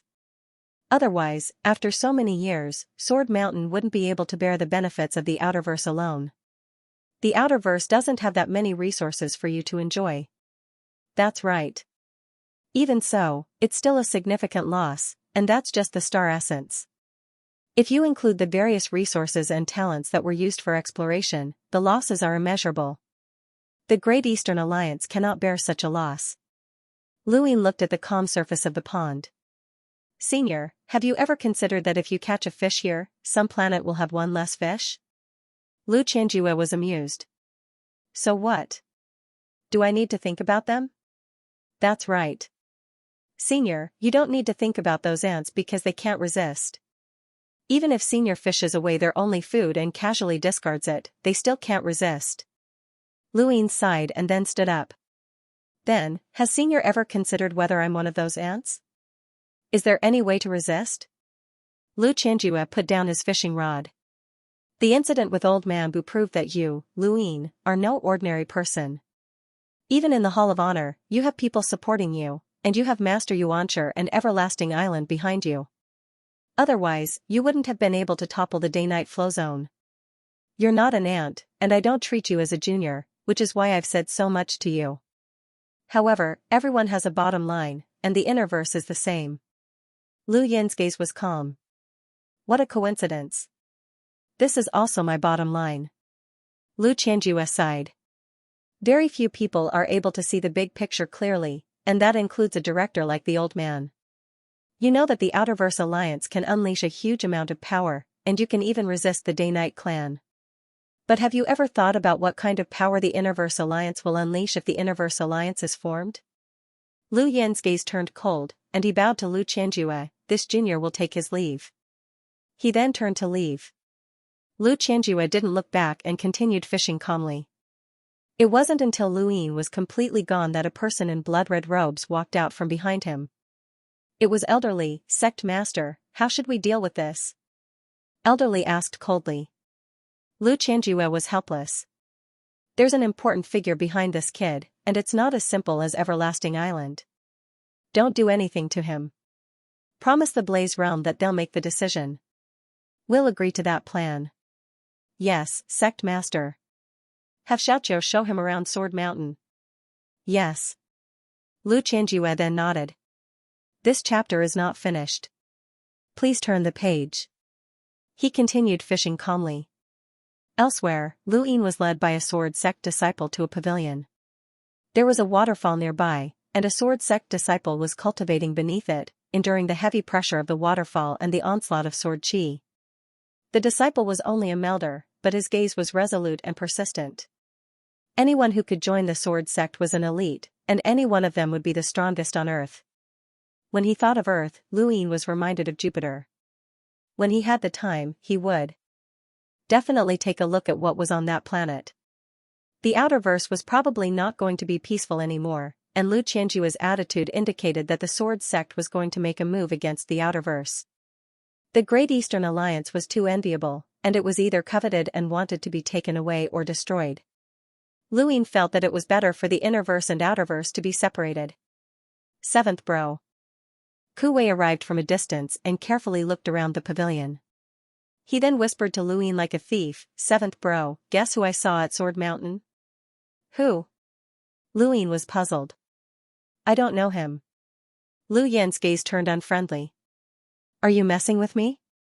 Ku Wei hurriedly replied, No, Seventh Bro, listen to me. I don't know that person, but I've seen him before. He participated in the Great Eastern Alliance's first Alliance Conference, which was held on Xinyu Star. It was the conference that elected you as the Alliance leader. Lu Yin was shocked. Someone from the Great Eastern Alliance? Are you sure? I'm absolutely sure. That guy has too much personality, and he's too ugly. I've never seen someone that ugly in my life. Perhaps his race is just like that. He's even uglier than K's, who was your gatekeeper, Ku Wei said. Lu Yin fell into deep thought. Someone from the Great Eastern Alliance had actually appeared at Sword Mountain. That meant that someone from the Alliance had already defected to the Innerverse. He was not surprised, as the Great Eastern Alliance had only been established because of his threats. Back then, young Master Tian had been able to easily rope in a group of people. The Innerverse prestige in the Outerverse had been established for many years, and a single word from him could easily rope in a group of people. The Great Eastern Alliance had not been stable to begin with, and the only reason it had not been disbanded was because of Lu Yin's methods and the information that he had used to threaten others. Of course, there was also the threat of Aegis and Leon's armada.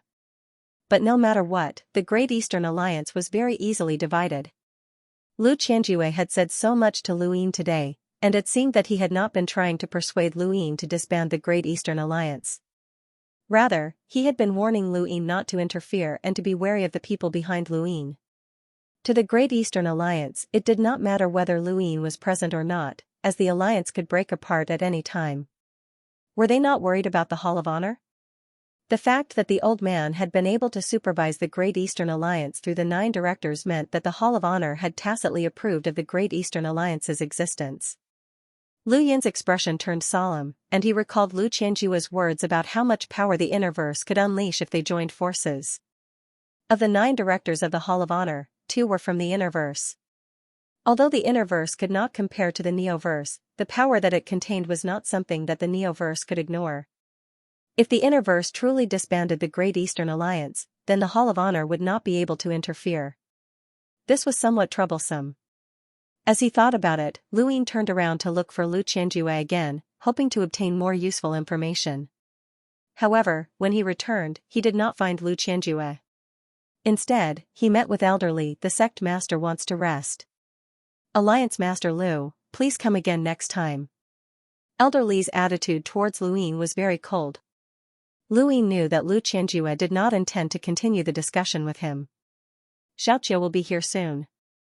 When he arrives, I'll have him show Alliance Master Lu around Sword Mountain, Elderly said.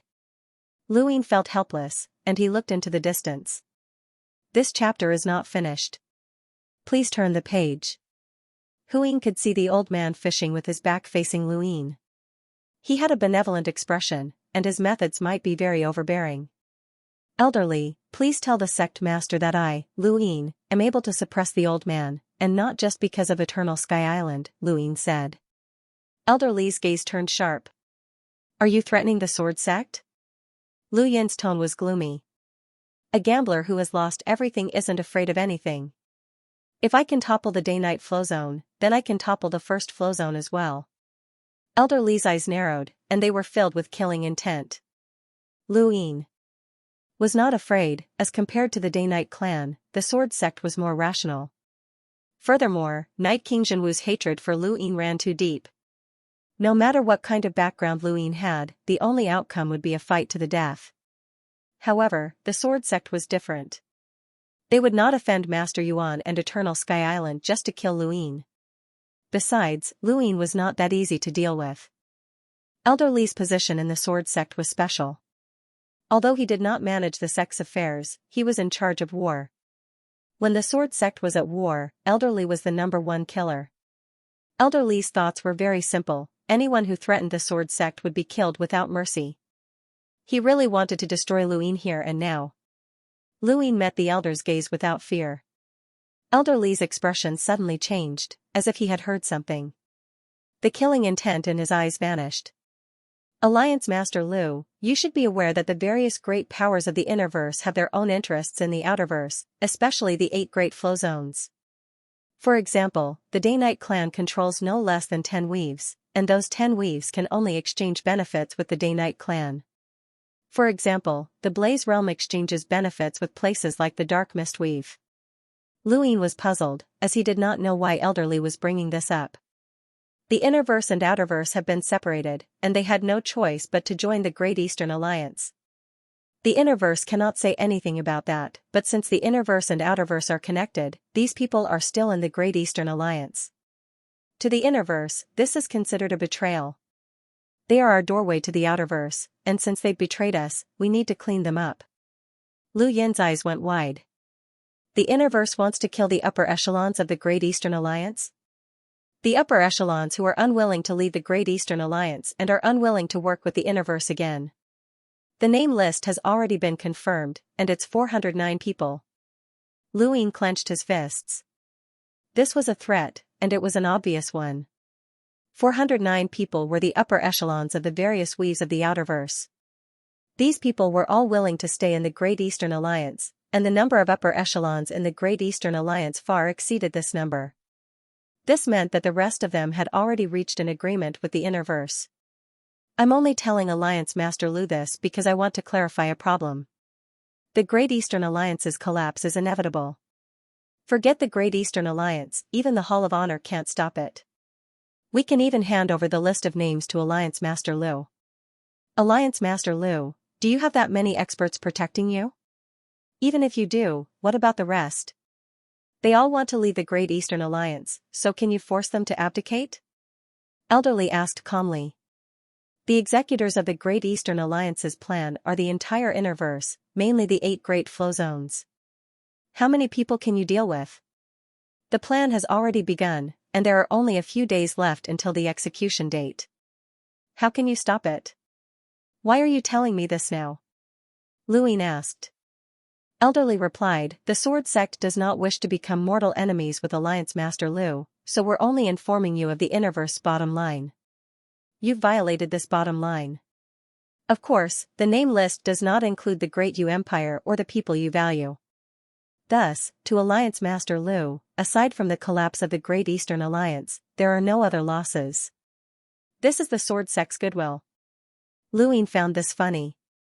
It was clearly a threat, but it was also goodwill. End of chapter. Luin had long since known that the Innerverse would not allow the Great Eastern Alliance to continue existing, but he had not made a move all this time because he had been confirming the list of names. His thoughts were in a mess. 409 people represented the strength of the Innerverse, and the assassins were all experts. Luin did not have that many experts to deal with. Even if he added in Leon's armada, the Sea King's Dome, the Lan family, and the Day-Night Clan's Day King bloodline, he would not be able to gather enough people to protect 409 people. Even if he did, it would be useless. If the Innerverse could assassinate someone once, then they could assassinate someone twice. The portal plan was not a top-secret plan, and it was an open threat. Compared to the assassination, it brought more fear to the people who were targeted.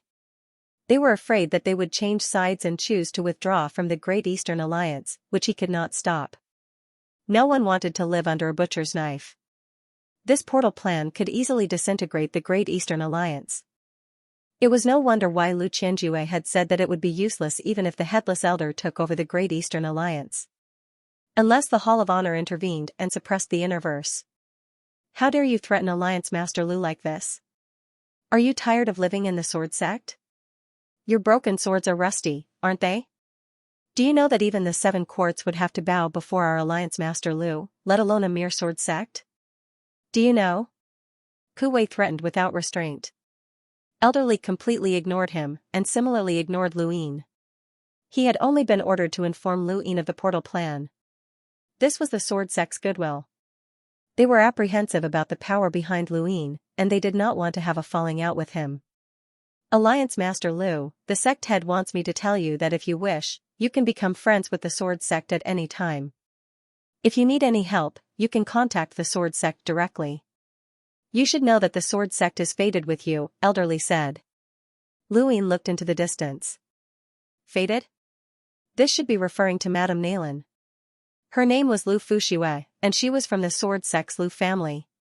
She had helped Luin a lot.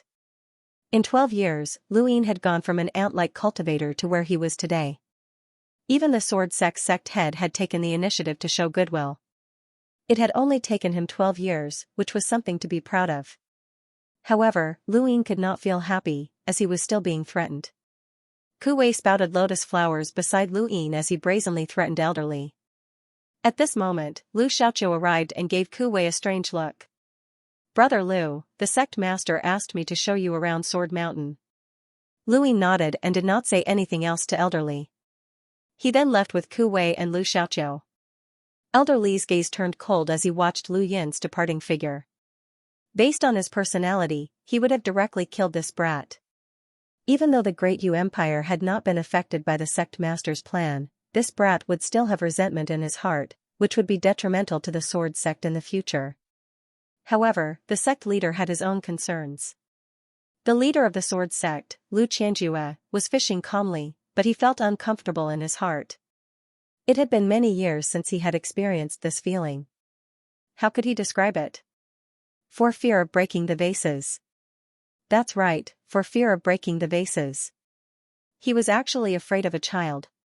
Lu Qianjue smiled and sighed. The times have really changed. The appearance of the 10 arbiters represented the future, but this child is already ahead of the 10 arbiters and represents the current situation. Children these days are incredible. Sword Mountain was famous throughout the universe. It was surrounded by stars, and this was a common sight. As he walked along Sword Mountain, he was still thinking about his plan. Lu Xiaoqiu didn't say anything and just walked in front. He was debating whether or not to challenge Luin and feel the difference between them. Lu Yin wondered if he should contact Wang Wen to discuss how to deal with the portal, but he decided against it. Wang Wen, on the other hand, was not finished.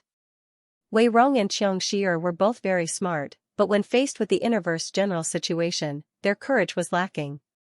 They had the courage to resist the Innerverse, but their horizons could not exceed the Innerverse. Lu Yin was different. With the sword sect's attitude towards him, the things that he could do and the things that he could think of far surpassed theirs. Lu Yin suddenly thought of Huiging. If he drank some Huiging tea, he would definitely become smarter and be able to think of a solution more easily.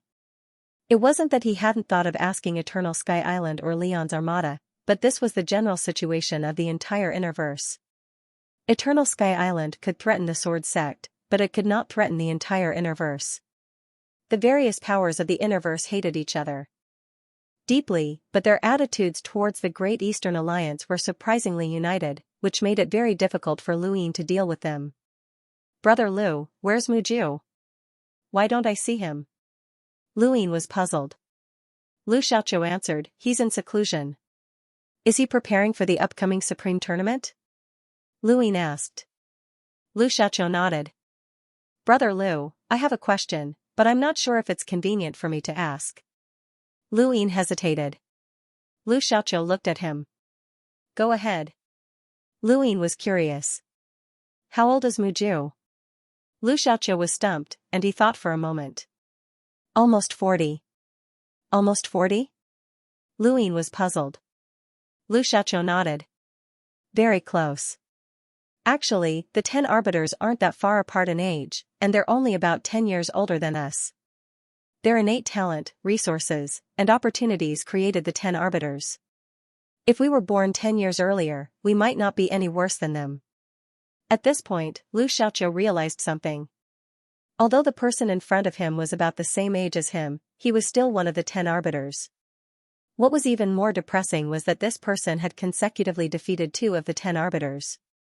When he thought about this, Lu Xiaoqiu immediately lost interest in challenging Lu Yin. He tried to compare the results of challenging Lu Tianmu, but after some thought, he concluded that Lu Yin would be in a similar situation as Lu Tianmu. "Brother Lu, you're the true genius here," Lu Xiaoqiu finally blurted out. Ku Wei was delighted. "Of course my 7th bro is a genius. You don't know this, but in the Neoverse, he single-handedly fought against so many geniuses. He was invincible in Progenitor Chen's great tomb." Lu Yin interrupted Ku Wei and looked into the distance. There, sword chi soared into the sky, filled with a sharp intent. Each sword chi resonated with the others, forming a strange battle technique. Lu Yin had seen similar battle techniques before. This was a combination battle technique, and it could also be called a battle techniques array. This should be a sword array. The combination battle technique formed a sword array that doubled the power of the array. Lu Yin, Lu Xiaoqiu, and Ku Wei arrived at a mountain peak not too far away from the sword chi and looked down. There were more than 100 sword sect disciples in the huge plaza, and they were all practicing their sword techniques together. Each person was moving in a different direction, and the direction of their sword chi was different. When combined together, they formed a powerful sword array. Every time they slashed out, the 100 people would roar, and the sound waves would distort the void. These sword sect disciples were only limeters, but Lu Yin felt that their combined sword array was enough to threaten a cruiser. What a powerful combination sword technique. As expected of the sword sect, the individual sword techniques have the invincible 13 swords, and the combination sword techniques are even more exquisite, Lu Yin praised. Ku Wei was shocked. "I never thought that the sword sect would have such a sword array. I've only seen similar combination battle techniques in the Neoverse, and I don't think there are any in the Outerverse." "There are. The Temple of Tiamo has a combination archery technique, but it's not as powerful and requires more people to use it." "This chapter is not finished. Please turn the page." Lu Yin asked. Lu Xiaoqiu replied, "The power of a sword array depends on the strength of the people who set it up, as well as how familiar they are with it. My sword sect has a 100-person sword array, and the people who set it up are all cruisers. However, they have the power to threaten an enlighter." Lu Yin's heart skipped a beat. "Where can I see it? Or should I say that I can't see it?" Lu Xiaoqiu replied, "Anyone can see it. The sword array requires a clear mind, and it has its own training method. Even if an outsider sees it, they won't be able to learn it. He then led Luin in a different direction. Not long after, they arrived at the foot of another mountain peak. There was a plaza in front of them that was more than 10 times larger than the previous one, and there were more than 100 sword sect disciples sitting cross-legged in it. Luin was shocked, as they were all cruisers.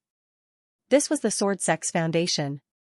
Back in the Great Yu Empire, the captains of the 13 imperial squadrons had only been cruisers, but here, they were just ordinary disciples, even if they were slightly older. The sword sect's elite disciples were cruisers, and they could challenge ordinary hunters.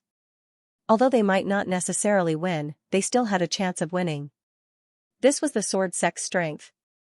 With more than 100 cruiser realm disciples working together, it was not impossible for them to challenge an enlighter with the help of the sword array. There was a giant stone slab outside the plaza with a sentence carved onto it: "Hunters who succeed in challenging a sword array may make a request." Luin was puzzled. "Brother Lu, what does this mean?" Lu Xiaoqiu replied, "This is a rule of my sword sect that has been passed down since ancient times. Any hunter who succeeds in challenging a sword array may meet the sect master and make a request that is not excessive." Lu Yin's eyes lit up. "Has anyone succeeded?" Lu Xiaoqiu nodded. "Yes, eldest senior sister succeeded. Even Knight King Jinwu and Wen Sansi succeeded." Lu Yin's eyes flickered as he looked at the plaza. Lu Xiaoqiu glanced at him. "It seems that Brother Lu is interested." Luin smiled, raised a hand, and patted Ku Wei's shoulder. "Go and try." Ku Wei was stunned and did not react in time. Luin grabbed him by the shoulder and tossed him into the plaza. Ku Wei was startled as he was met with a majestic and sharp sword chi. He howled and dodged the sword chi as his body flickered. Behind him, above him, in all directions, and even under his feet, sword chi attacked him. This was a combination of sword chi, and it was no ordinary sword chi. Even with Ku Wei's strength as a member of the 7 Quartz Ku family, which was enough for him to challenge those in a higher realm, and he was also a 3 stars perceptive intermediate lockbreaker, he still felt a chill run down his spine. He barely managed to dodge the sword chi, and his scalp was almost sliced off. Within the sword array, Ku Wei had no time to react as the endless sword chi pressed down on him like the sky. He dodged several times, but his arms and thighs were pierced by the sword chi, and blood flowed out. He was furious. "Brother Wei will fight it out with you." He tapped out with a finger to meet the sword chi in front of him. The sword chi suddenly changed directions and disappeared into nothingness. This was the power of finger tap, and it could calm an enemy's mind and make them lose their desire to fight. Finger tap had succeeded, but Ku Wei was not facing just one person. Instead, he was facing over 100 elite cruisers from the sword sect. The sword chi in front of him disappeared, but the sword chi behind him, above him, and under his feet surged forth. Ku Wei's face went pale. "Seventh bro, save me." Lu Yin's figure flickered as he appeared beside Ku Wei. Facing the sword chi around him, Luin raised a hand and flicked his finger. With a bang, an enormous force shattered the swords, and Luin pushed Ku Wei away. At the same time, the sword chi on both sides of Luin joined together and cut through the void to envelop Ku Wei. End of chapter. Luin leaned to the side and easily dodged the attack. His speed was not something that Ku Wei could compare to, and even though the sword chi had sealed the void, he still had a way to avoid it. At the same time, he looked at the expressions of the sword sect disciples, who were all expressionless and numb. Outside the plaza, Elderly appeared, followed by one sword sect expert after another. They all watched as Luin charged through the sword array. "Who is this person? He's brave enough to charge through the sword array as a hunter. He's Arbiter Luin." "What? He's Luin? No wonder, he can definitely charge through. This person defeated Arbiter Jinwu and the Divine Fist. It was 10 years ago that Arbiter Jinwu attempted the sword array, and he was far weaker than this Luin back then. It looks like he's doing it with ease. The sword array can't trap him." Anyone could tell that the sword array was ineffective against Luin. The only reason he had not broken through the array was because he wanted to experience it for himself. Lu Xiaoqiu clenched his right fist. The difference between them was indeed great. At that moment, an old man charged into the plaza and swapped places with a sword sect disciple. The old man was a hunter, and his addition caused the sword array's power to increase slightly. Luin was puzzled, as the sword array required a clear state of mind. Even if this old man was a hunter, if he could not coordinate with the other disciples, then not only would he not be able to increase the array's power, but he might even weaken it. Why was he able to increase it now? Luin looked at the old man, who stabbed out with his sword. Dozens of strands of sword chi merged into the old man's body, transforming into a terrifying sword chi with a power level of over 200,000 that shot towards Luin. Luin smiled and raised his hand as well. He flicked his finger, and this single move easily dispelled the sword chi. He then reached out with his other hand and casually tapped the old man's body, sending him flying away under the old man's shocked gaze. Behind him, dozens of swords sliced through the air. Luin disappeared and soared into the air. He waved his right hand, and a powerful gale transformed into an unparalleled force that forced the dozens of disciples back, causing them to cough up blood. Lu Yin's current power level could not be measured by a measly power level of 200,000. Even an enlighter with a power level of 300,000 would not be his opponent. Xia Jiuyo, Yu Hua, Qiu Shi, and the others were all enlighters, but they could not defeat a single corpse ghost. Lu Yin, on the other hand, could face it head-on. This was the difference between them. The sword formation posed no threat to him. Another hunter from the sword sect replaced a disciple and joined the sword array. Soon after, the hunters were replaced one after another, but the result remained the same. Lu Yin had not used any battle techniques, battle force, spiritual force, or domains. He had relied solely on his physical strength and speed to render the sword array helpless. Ku Wei cheered, "Seventh brother is mighty. Seventh brother is invincible." The sword array was an important part of the sword sect. Someone challenging the sword array was enough to attract the attention of countless sword sect disciples. More and more sword faction disciples came to watch, and there were more than 10,000 of them. Lu Shen, Lu Ling, Yan Hua, Long Yun, Li Zimo, and the others were all present. Even the sword sect master, Lu Qianjue, who was fishing, was looking at the pond. The scene of Lu Yin's fierce battle with the sword formation was playing on the surface of the pond. With a bang, another sword shattered. In the distance, Elderly glanced at Lu Shen. Lu Shen nodded. He rushed into the sword formation and took the place of a disciple. Lu Shen was always smiling, but from Lu Yin's point of view, he was hiding a dagger behind his smile. However, this person's strength was not weak, as he was an enlighter. Now that a true enlighter had joined the sword array, the entire formation immediately changed. The many spectating sword sect disciples fell silent. Lu Yin was only a hunter, and sending an enlighter to deal with him was already considered bullying. Now, Lu Yin had actually joined the sword array. Even if Lu Yin won, it would still be considered a loss. Ku Wei was furious. "Your sword sect is too shameless. Seventh brother, let's not fight anymore. Let's expose them and get people to curse them to death." Lu Xiaoqiu helplessly shook his head, but he did not say anything. In front of Lu Yin, Lu Shen stabbed out with his sword, which was also accompanied by dozens of strands of sword chi.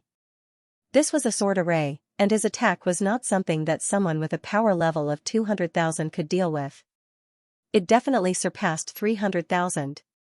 Lu Yin's gaze turned cold. "Elder Lu, you've gone too far." "Forgive me, Alliance Master Lu," Lu Shen smiled, but his movements were not slow. His sword slashed through the void. Lu Yin's eyes narrowed. "Forgive me as well." He did not seem to move at all, but Lu Shen's sword was shattered. Lu Shen's entire body, along with the dozens of sword sect disciples around him, was sent flying while coughing up blood. Lu Yin lightly tapped his feet, and more than 700 stars revolved around his body. There was a loud explosion as the stars exploded. Serious palm. Over 100 people from the sword array coughed up blood and collapsed to the ground, as they could not withstand a single serious palm. Only Lu Yin remained standing in the plaza, looking down at the crowd. All of the sword sect disciples around him were silent as they stared blankly. Victory and defeat had been decided in the blink of an eye. This was Serious Palm. The Serious sect had been able to stand tall in the Neoverse and become a true behemoth for a reason. Serious arts range was the bane of sword arrays. Not only did it ignore speed, but it could also attack in a large area. Lu Xun's sword had shattered, and there was blood at the corner of his mouth. He stared at Lu Ying in shock, as he had just felt an incomparably ferocious and invisible attack. Could it have been Arbiter Lan Si's emptiness palm? This person had fought against Knight King Jinwu, and he had relied on the emptiness palm to completely suppress his opponent. This was the emptiness palm, and its power was unparalleled. Elder Li's eyes were filled with dread, and he suddenly recalled that Lu Ying had wanted to ask him for guidance on something. This kid was unfathomable. No one understood the strength of sword arrays better than the sword sect disciples. Naturally, the shock that Lu Ying had caused was something that they would never forget.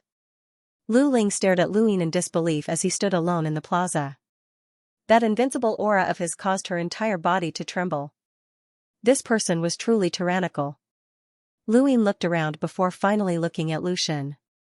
"Excuse me, Elder Lu." Lu Xun smiled bitterly as he stood up and shook his head. He looked at his broken sword and sighed. "Thank you for showing mercy, Alliance Leader Lu." Lu Ying smiled and walked out of the plaza. He looked up at Elder Li. "The rules of the Sword Array Challenge state that you can request an audience with the sect master, right?" Many people looked at Elder Li. Elder Li was silent for a long time before he nodded. "Come with me." Lu Ying smiled. "Thank you." At the same pond, Lu Qianjue quietly fished, and Lu Ying walked up behind him. "Alliance Leader Lu, I've already said what I needed to say. There's no point in meeting again, so why bother?" Lu Qianjue asked indifferently. His fishing rod moved, and he was delighted. He abruptly lifted it up, causing a giant strange fish to rush out of the water. The strange fish was extremely ferocious, and it let out a shriek that distorted the void.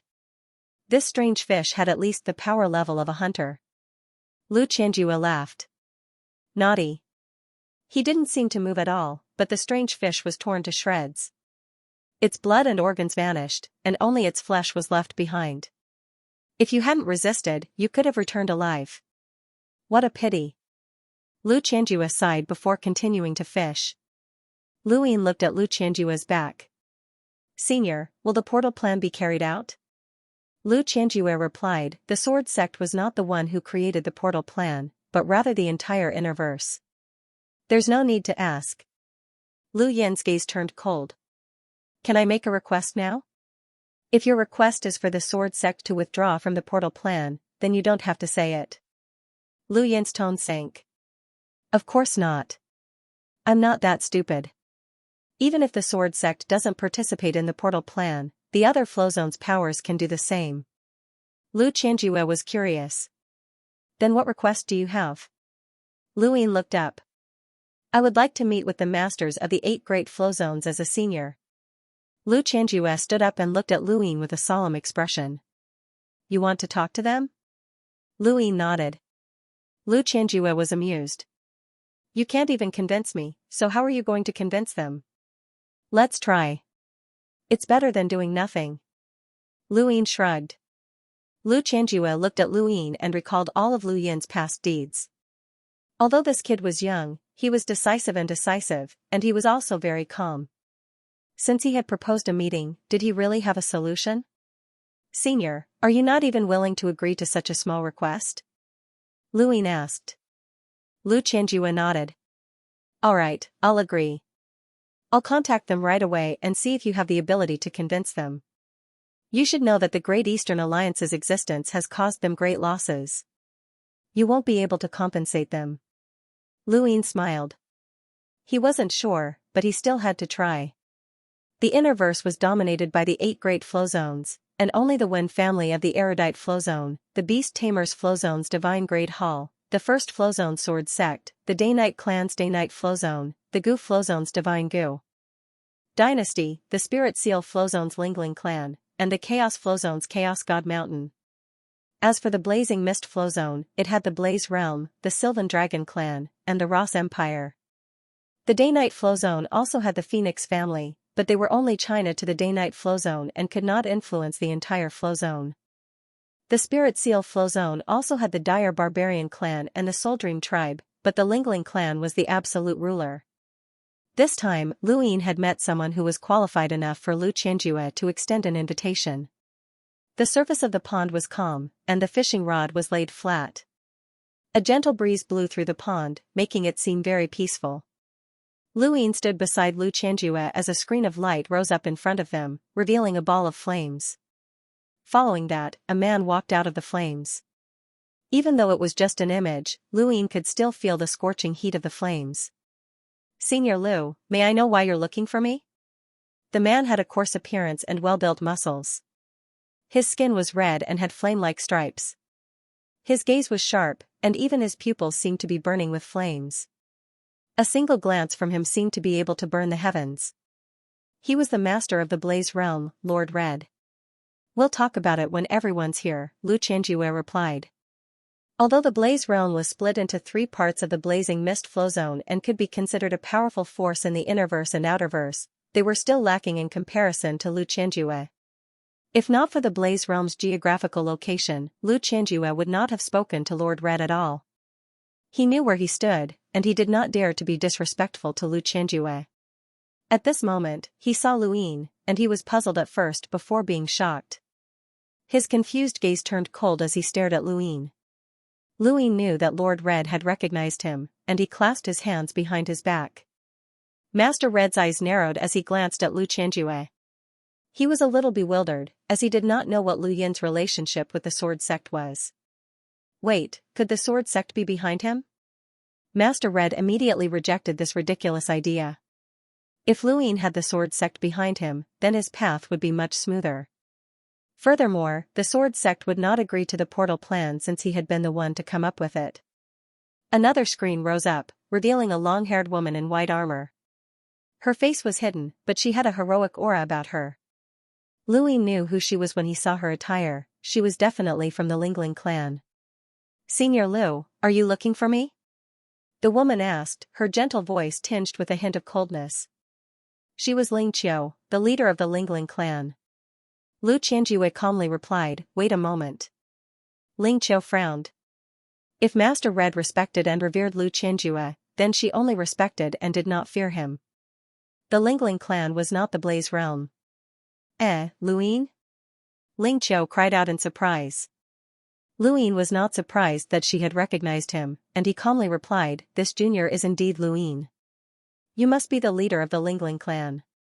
Ling Qiu was stunned. "Why are you in the Sword Sect?" She then looked at Lu Qianjue. "What's your relationship?" Lu Qianjue replied, "We'll talk about it when everyone is here." Ling Qiu was dissatisfied, but she did not say anything else. She then looked at Master Red. Master Red smiled and nodded. Ling Qiu did not care about him. In her eyes, this Master Red was not even as valuable as Luin. He looked like a burly man, but he only knew how to play petty tricks. Master Red's gaze turned cold, but he did not speak. The next person to appear was a skinny old man. When he appeared, Lu Qianjue's attitude became much more solemn. He was the master of Chaos God Mountain, Xianxia. "What made you contact Chaos God Mountain, Sect Master Lu?" the old man asked curiously. "Has there been a change in the portal plan?" Lu Yin's heart skipped a beat, and he listened intently. Lu Qianjue replied, "There's a junior who wants to meet you all. We'll talk about it when everyone is here." Xianxia's gaze landed on Luin. "You look familiar. Who are you, kid?" Luin smiled. "Junior is Luin." Xianxia was shocked. "Luin, one of the 10 arbiters who replaced Knight King Jinwu. You're actually in the Sword Sect? That means that you already know about the portal plan? Let's wait until everyone's here. Isn't it tiring to talk about it one by one?" Xianxia sneered. "My Chaos God Mountain's cultivation is never tiring. What matters is willpower." Lu Qianjue. Xianxia looked at Luin. "What are you doing in the Sword Sect, kid? Could it be that you convinced Sect Master Lu to help your Great Eastern Alliance? And what benefits did you give them?" Luin replied, "Please wait a moment, senior." Xianxia snorted. "This old man doesn't like waiting." Ling Qiu indifferently replied, "My status as an Outerverse Master is more than enough to make you wait." Xianxia glanced at Ling Qiu in dissatisfaction. Girl, how can you speak to your senior like that? Zhou's. That. Lu SS words. Was at Jiao. N. Master Luin Qiange. Was. With Jie, Song Zhou laughed. Your Lingling clan doesn't have the ability to kill that old man. At that moment, another screen appeared. This time it was not a person, but rather a mountain. This chapter is not finished. Please turn the page. Luin was stunned. A mountain? He could use a gadget? How lively. Everyone's here, the mountain spoke up. Luin was stunned. Yes, the mountain had spoken. The mountain could speak as well. What the hell? Lu Qianjue seemed to notice Lu Yin's confusion, and he whispered, he's the tamed beast of the divine Great Hall's mountain god. He's the mountain god, and the mountain god is him. There was such a thing? Luin was confused. Senior Lu, why are you looking for me? The mountain spoke up. On the other side, Song Zhou was still arguing with Ling Qiu. Ling Qiu could not outtalk him, so she could only say, old rascal. Song Zhou laughed proudly, as if he had won. However, with his strength, Ling Qiu was definitely not his match, and the gap between them was not even one generation. Lu Qianjue was not satisfied. Alright, stop arguing. We're just missing the Wen family. He then turned to the mountain. Wait a moment. We'll talk when everyone's here. The mountain looked very simple and did not say anything. Song Zhou was the most aggressive, but it was obvious that his seniority was the same as Lu Qianjue's. The others were all juniors. Soon after, another screen appeared, this one showing an old man holding a broom. Senior Lu, what are your orders? This old man was the current head of the Wen family, Wen Zizai. Luin realized that these leaders of the 8 great flow zones were not necessarily dignified. The more powerful they were, the less they seemed like experts. Lu Qianjue was fishing. Song Zhou was like a rascal. There was also this old man from the Wen family who was sweeping the floor. It seemed that Mistress Hong and Ling Qiu were more like experts. Of course, the mountain god was too dignified and did not seem human at all. Everyone's here. Lu Qianjue looked at Luin. If you have something to say, say it. Song Zhou spoke up. Is everyone here? What about Di Jiang? And the young emperor isn't here? Lu Qianjue replied, the Day-Night clan is close to the Ceiling clan, so they're not participating in the Gateway project. The Gu Flow Zone has no connections with the outside world, so they're not participating as well. When Ling Qiu, the mountain god, Wen Zizai, and Mistress Hong heard about the Gateway project, they all looked at Luin strangely before looking at Lu Qianjue. The Gateway project was designed to disintegrate the Great Eastern Alliance, and Luin was the founder and alliance master of the Great Eastern Alliance. This was the same as saying that he was going to deal with Luin right in front of him. What was the meaning of this? They were all stunned. I've already told him about the Gateway project. He asked me to gather everyone here because he has something to say, Lu Qianjue said. Luin faced the group. It was this junior who asked Senior Lu to gather everyone. Song Zhou smiled. Kid, if you have something to say, then say it. No matter what you say, the Gateway project will not change, and the Great Eastern Alliance will definitely cease to exist. Haha. Ling Qiu's tone was cold. We won't touch Frostwave Weave, but the Great Eastern Alliance must cease to exist. Wen Zizai looked at Luin in amazement. You're Luin? I've heard a lot about you. The Day-Night clan is indebted to you for taking care of them. They've even beaten up the Ceiling clan. You're so powerful at such a young age. Mistress. Hong snorted. The mountain god stared at Luin as well. Luin was under a lot of pressure, as these people represented more than half of the Innerverse. Even the Hall of Honor had to be careful when dealing with them. This had nothing to do with their strength, but rather their influence. There were no powerhouses in the Innerverse with power levels over 1,000,000, and the Hall of Honor had more than one such powerhouse. However, this did not mean that they could do whatever they wanted. Otherwise, the Hall of Honor would have unified the entire universe a long time ago, and the Innerverse would have unified the Outerverse. Luin took a deep breath. This chapter is not finished. Please turn the page. He raised his head and looked at the group. This junior knows about the Gateway Project, and the reason why I wanted to meet everyone is to divine the future. His words confused everyone. Divine the future? You've joined the Starsabel sect? Ling Qiu asked. Luin smiled. The Starsabel sect is said to be able to divine the future, and when I say that the future is in my own hands, you can understand it in a different way. Let's have a battle of wits. What do you mean by that? Master Red asked in a low voice. Luin looked at him. I created the Great Eastern Alliance, and you all want to destroy it. That's why you came up with the Gateway Project. This junior is not a sitting duck, and this junior has seen his own future. If you seniors insist on carrying out the Gateway Project, then this junior can also see your futures. To be honest, that doesn't look too good. This is the battle of which you mentioned? Threatening us with words? What a joke. You're just a junior. Who gave you the guts to threaten us? Master Red shouted angrily. Everyone else looked at Luin.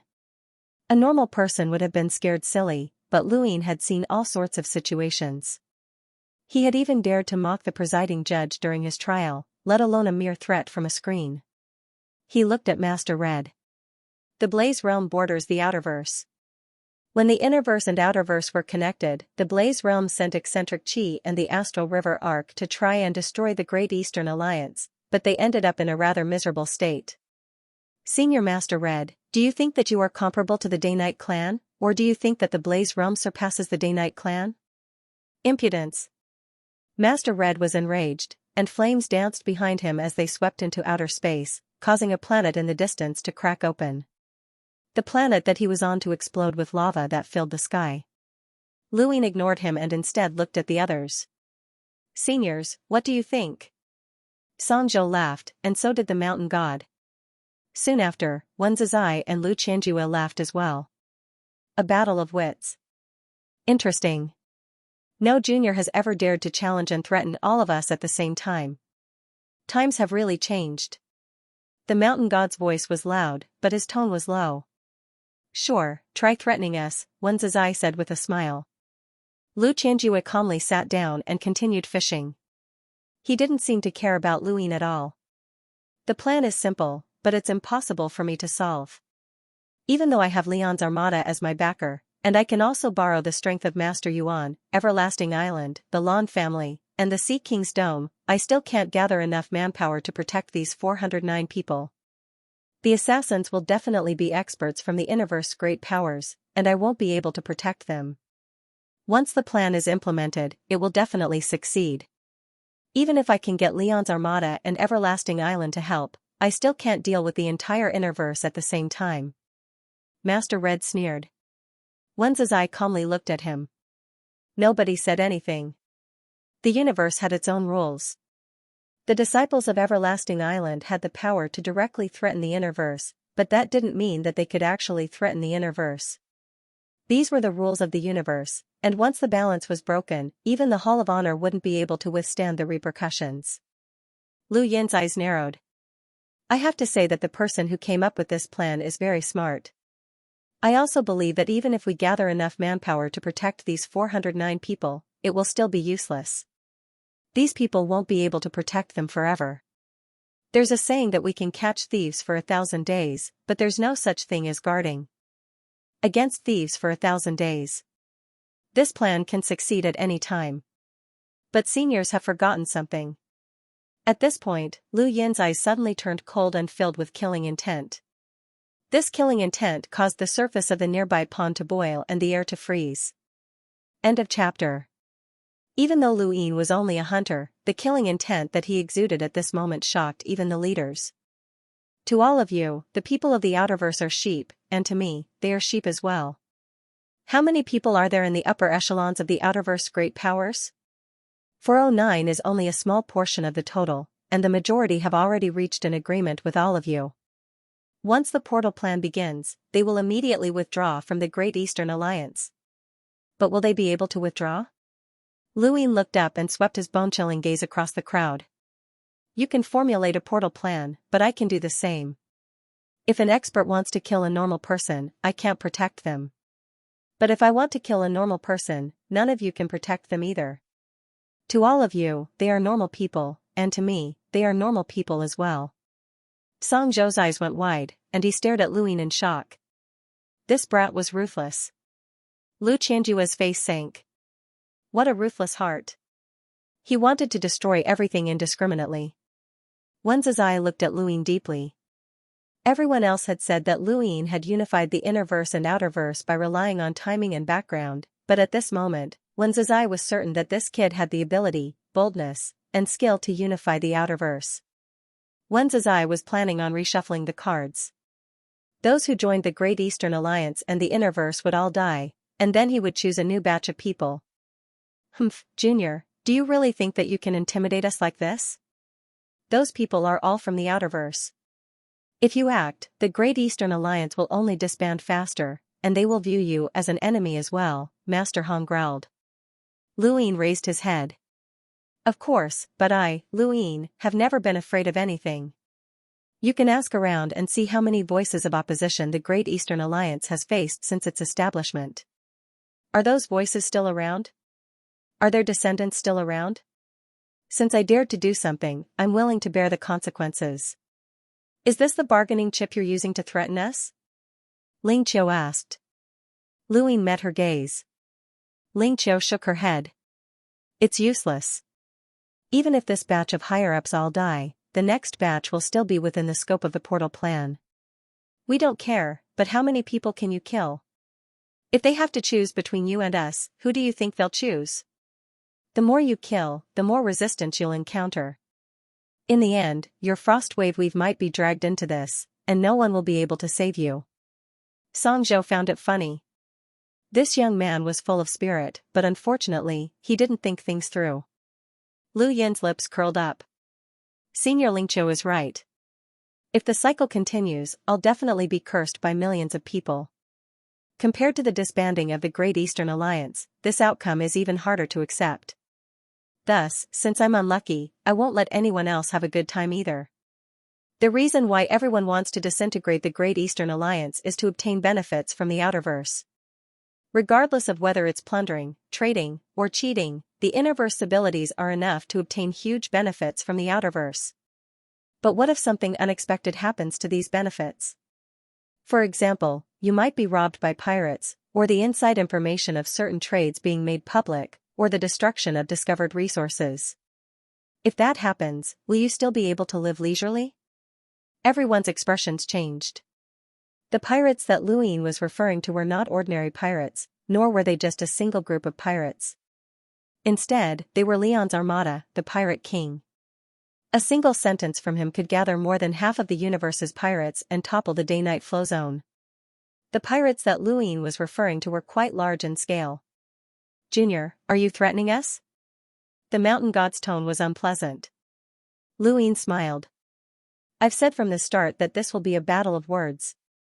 Wen Zizai spoke up.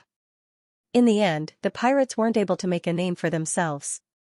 This chapter is not finished, so please turn the page. They weren't prepared enough and didn't expect things to go that far. If Alliance Master Lu thinks that just these pirates will be enough to make us feel apprehensive, then you're being too naive. Luin nodded. I admit that. Actually, the pressure of being enemies with all of you seniors is great. No matter what methods I use, they're useless against all of you. There are only 6 of you, but you represent the entire Innerverse. The Innerverse influence is something that even a director of the Hall of Honor can't stop, let alone this junior. What I said earlier was just for the sake of the seniors' entertainment. If you don't take it to heart and still insist on starting the Gateway project, then this junior will be forced into a corner by you seniors. Then, don't blame me for doing certain things, such as... Lu Yin's eyes narrowed as he looked at Ling Qiu. Visiting each of your peers and challenging them. Ling Qiu's expression changed. Wen Zizai and Lu Qianjue's expressions changed as well. I've always wanted to experience the Lingling clan's innate gift, the Wen family's literary prison, and the Sword Sect's 13 swords. Of course, I'm also curious about Chaos God Mountain's close combat abilities, as well as the Beast Tamer's Flow Zone's various tamed beasts. All of these fascinate me, and I've decided to challenge each of you one by one before the Supreme Astral Tournament. I'll do my best to prevent your most outstanding descendants from entering the tournament. Lu Yin's voice was loud and filled with confidence. His words silenced everyone, and their expressions changed. If the Supreme Astral Tournament was just a normal tournament, they wouldn't have cared about it. However, at their level, they were aware of certain things, and they viewed the tournament with incomparable importance. Even if they didn't know about the rewards for the top 10, they had still heard that it was a chance to change one's fate. If not for coincidental opportunities, these spots would not have been opened up for everyone to compete for. This was not only a chance to change the fate of the participants, but also the fate of the entire organization. The Day-Night clan had always wanted to enter the Neoverse. Thus, when Night King Jinwu had been selected as one of the 5 astral children, the entire clan had celebrated. Night King Jinwu had been directly selected as the next clan leader, and the Day-Night clan had followed suit. The Sword Sect also wanted to enter the Neoverse, as did the Lingling clan and Chaos God Mountain. Who didn't? Who didn't want to change their fate? The Supreme Astral Tournament was a chance to change one's fate. When news of the Supreme Astral Tournament had spread and they had learned of some of the inside stories, they had prepared to gather all of their resources to nurture their most outstanding disciples and fight for one of the top 10 spots. However, at this moment, Lu Yin stood in their way. Others might not be able to use this to threaten them, but Lu Yin could. His battle record was too glorious, and he was too strong.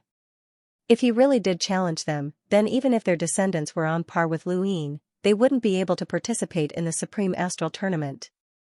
They couldn't afford such a price. This wasn't a matter of benefits, but rather a matter of fate. You don't want to participate in the Supreme Astral Tournament anymore? Ling Qiu barked. Lu Yin smiled. It doesn't matter. I'm already very satisfied with cultivating from an ordinary person to where I am today, and I value the Great Eastern Alliance even more. Since you all want to destroy my Great Eastern Alliance, then I'll destroy what you all value.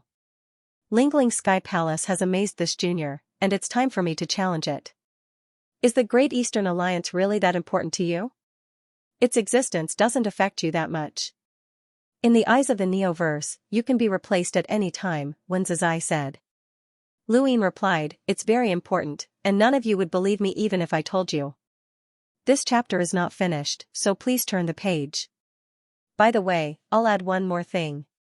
This junior has been nominated by Everlasting Sky Island's Elysian Celestial Master to be the Pass Lord of Mount Supreme. If any of you seniors don't know what a Pass Lord is, you can ask around. It's very useful information. You've been nominated as the Pass Lord? Song Zhou cried out. Lu Qianjue also turned to look at Lu Yin with a shocked expression. Lu Yin smiled. It seems that all of you seniors already know. Then, you should understand the consequences of this junior's challenge. Everyone looked at each other. As the masters of the Innerverse 8 Great Flow Zones, they had received quite a bit of inside information after the news of the Supreme Tournament had spread. Naturally, this information included the Pass Lord. The so-called Pass Lord meant that one man could hold his own against 10,000 men.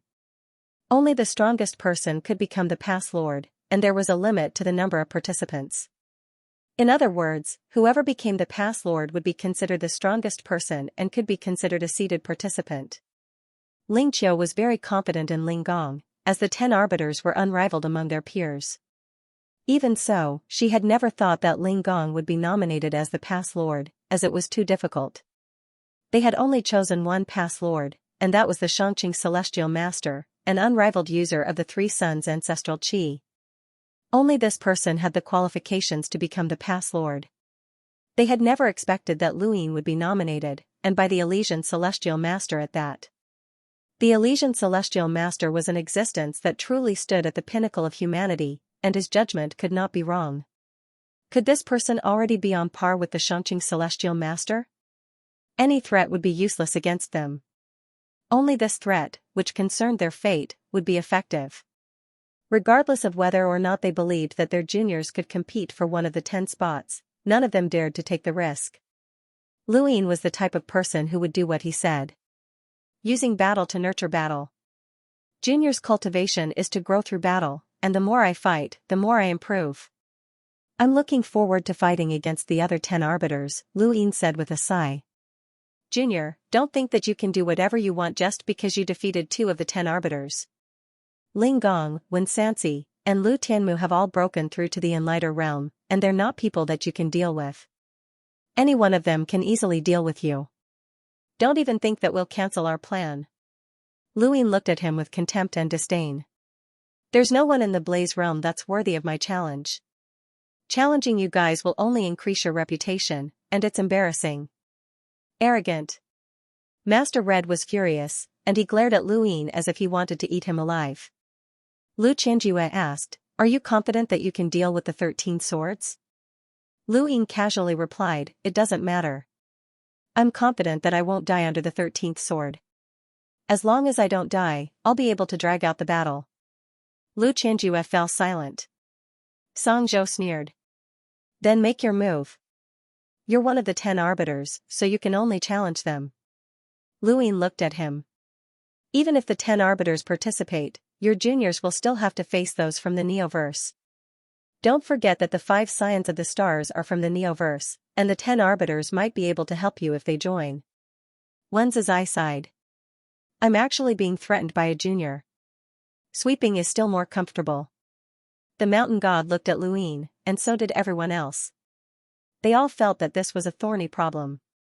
Even if a junior was truly invincible within his own generation and dared to threaten them, they would not care, let alone the 10 arbiters. They were confident that they could heavily injure him before he even got close. However, Lu Yin was different.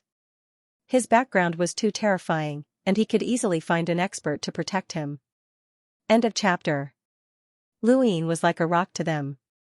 They could not bring themselves to attack him, and they could not block him if he smashed them. Even if the rock shattered, he could still smash them until their heads bled and half their bodies were paralyzed.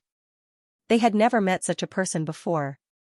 Most people who had such strength at his age had been nurtured by powerful organizations, and they were cultured and cultured. Lu Yin, on the other hand, was an idiot with a wild path. Everyone, there's no need to listen to this junior's nonsense. I don't believe that he'll dare to challenge us one by one. We'll immediately carry out the portal plan. Let's see if he challenges us or goes back to save the Great Eastern Alliance. Lu Yin spoke up decisively. Challenge us? According to what you've said, the Great Eastern Alliance is doomed, so I'll fight to the death. At the same time, I'll send someone to do as I said. Let's see if your losses are greater or mine. He suddenly became very confident. Do you believe me when I say that I can still participate in the Supreme Tournament after dealing with your juniors? Furthermore, I won't be affected. Ling Qiu, Lu Qianjue, and the others all looked at him. How was this kid so confident? They recalled that the Sage Heavenly Master had nominated him to be the Pass Lord. Could this kid's strength really be that terrifying? Was he strong enough to suppress his peers? I know that you seniors are troubled. The Great Eastern Alliance is not a closed organization, and it's not trying to seal off the Outerverse. If you want to trade with the Outerverse, you can do so normally. It's just a change of attitude, and it won't affect your interests too much, Lu Yin said. The mountain god spoke up. Our interests will be greatly affected. Once the Outerverse is unified, many things will no longer be up to us to decide. Lu Yin smiled. I'm not negotiating with you seniors. I'm just giving you a way out. It's up to you whether you agree or not. Lord Red looked at the others with uncertainty. He was eager to carry out the portal plan because he was the one who had proposed it. If the plan succeeded, not only would they be able to disintegrate the Great Eastern Alliance, but the Blaze Realm would also be able to maintain their original interests. They would also be able to gain the attention of these people and maintain their relationship with them. Junior, you don't know the immensity of heaven and earth. How can we be fooled by you and allow you to threaten us? Stop dreaming. Lord Red shouted. Lu Yin was amused. Seniors, he's threatening you with his words so that you have no choice but to follow his plan. Ling Qiu looked at Red Mistress unhappily. We'll make our own decisions. You don't have to say anything. Song Zhou was unhappy as well. Shut up. Lu Qianjue was even more direct. He turned off the red light screen, leaving only the other 5 people. Lu Yin heaved a sigh of relief. Alliance Master Lu, you've won the Wen duel. My sword sect won't be participating in the Gateway project, Lu Qianxia said calmly. Ling Qiu replied, my Lingling clan will not participate either. I'm not participating, said Song Zhou. Ling Qiu looked at him. You can participate. In any case, your Chaos God Mountain doesn't have any outstanding juniors. Song Zhou sneered. If my descendant can marry your descendant, doesn't that make him a descendant of Chaos God Mountain? Hooligan! Ling Qiu shouted angrily. She then turned off the screen. Song Zhou laughed complacently. Wen Zizai shook his head. The Wen family withdraws. He then turned off the screen. The mountain god didn't say a word and turned off the light screen. His attitude was obvious. Lu Ying calmly stood where he was, leaving only him and Lu Qianxia. Lu Qianxia turned back to continue fishing. Alliance leader Lu, you're so young, but you're already showing off your abilities. You seem to be jumping around, but you're actually taking every step carefully. I admire you. Lu Ying said helplessly, of course. This chapter is not finished, please turn the page, I'm just protecting myself. Please forgive me. Lu Qianxia smiled. It's my honor to meet a junior like you. If my sword sex juniors are even half as outstanding as you, then I can die in peace. Muju's 13 swords shook the universe, and I also admire you, Lu Ying said. Lu Qianxia shook his head helplessly. What's the point of only knowing how to cultivate? He suddenly recalled the conversation between Song Zhou and Ling Qiu. He looked back at Lu Ying with a strange expression. Alliance leader Lu, you're still single, right? Do you fancy Tianmu? Lu Ying was taken aback. What do you mean? I think that you and Tianmu are a good match. Perhaps you can spend the rest of your life together, Lu Qianxia said with a smile. Lu Ying felt awkward and hurriedly excused himself. I appreciate senior's kindness. Right, I have some matters to attend to in the outerverse, so I'll take my leave.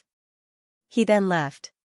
Lu Qianxia didn't stop him and simply watched him leave, the smile still on his face. That old bastard Song Zhou spoke the truth. This kid might belong to my sword sect in the future. After leaving the pond, Lu Ying let out a long breath. He had managed to temporarily stop the portal project, but he wasn't arrogant. The only reason he had been able to stop the portal project was because of the threat of the Supreme Tournament. Once the tournament was over, he would no longer have any leverage to control the Innerverse, and the portal project would definitely continue. These Innerverse powerhouses were not to be trifled with, and since he had embarrassed them today, they would definitely seek revenge in the future. He didn't have much time left. Seventh bro, why were you in there for so long? The old man didn't make things difficult for you, did he? Do you want to join forces with Leon's armada to destroy the sword sect? Kuwei asked eagerly. Elderly stared at Lu Ying with a murderous look. Lu Ying shouted for him to shut up and then nodded apologetically at Elderly. Let's go back to the outerverse. You're not going to tour Sword Mountain anymore? Kuwei was stunned. Lu Ying replied, if there's a chance in the future. He then looked at Elderly, please tell Senior Sect Master that I'll be leaving. This trip to the Sword Sect has broadened my horizons, and I'll definitely have a chance to visit again in the future. Elderly nodded. Take care, Alliance leader Lu. Lu Ying and Kuwei boarded a spacecraft and headed towards the outerverse. Kuwei was very curious about what Lu Ying and the Sword Sect Master had discussed, but Lu Ying did not say anything. Lu Ying had been thinking about how to completely deal with the portal plan, and there was no point in temporarily restraining it. He still had to discuss this with Wang Wen and Wei Rong when he returned. They passed through an astral river tributary and entered an unfamiliar small flow zone. They quickly passed through another small flow zone and appeared in another small flow zone. There were many small flow zones in the Innerverse that varied in size, and they were all separated by astral river tributaries. A few days later, Lu Ying checked his position and discovered that the Gu flow zone was directly to the west. The Gu flow zone was not large, but it was very long. It spanned nearly a quarter of the Innerverse, and it was filled with poisonous insects and beasts from outer space. It was a nearly completely sealed-off flow zone. Although it was one of the 8 great flow zones, it was the least well-known. Nobody dared to casually enter the Gu flow zone. Even when the Sixth Mainland had invaded, they had suffered heavy losses when they encountered the Gu Flow Zone. Luin was very curious about the Gu Flow Zone and the Divine Gu Dynasty. After passing through the current flow zone, the next one to enter was the Blazing Mist Flow Zone. In the entire Innerverse, the Blazing Mist Flow Zone was the one that was most eager to deal with the Great Eastern Alliance. This chapter is not finished. Please turn the page. The Blazing Mist Flow Zone was the one who had made the decision, and it was very likely that the Blaze Realm had made the decision. Otherwise, Xianxia would not have contacted Master Red. With the Blaze Realm scale, they did not have the qualifications to be contacted by Xianxia alone. The Blaze Realm was the closest to the Outerverse, and if they wanted to deal with Luin, he wanted to deal with them as well. The spacecraft flew towards the Outerverse, and at this moment, they were in the Blazing Mist Flow Zone. This flow zone was filled with Lu Yin's enemies. The Blaze Realm, the Ross Empire, and the Sylvan Dragon clan all wanted to kill him. Beep beep beep. His gadget beeped, and Luin was shocked to see that it was Xianxia. Hadn't he gone missing? As the captain of the Great Yu Empire's 13 Imperial squadrons, Xianxia could contact Luin, but he had never taken the initiative to do so. Wei Rong had mentioned some time ago that Xianxia had gone missing, which Luin found strange.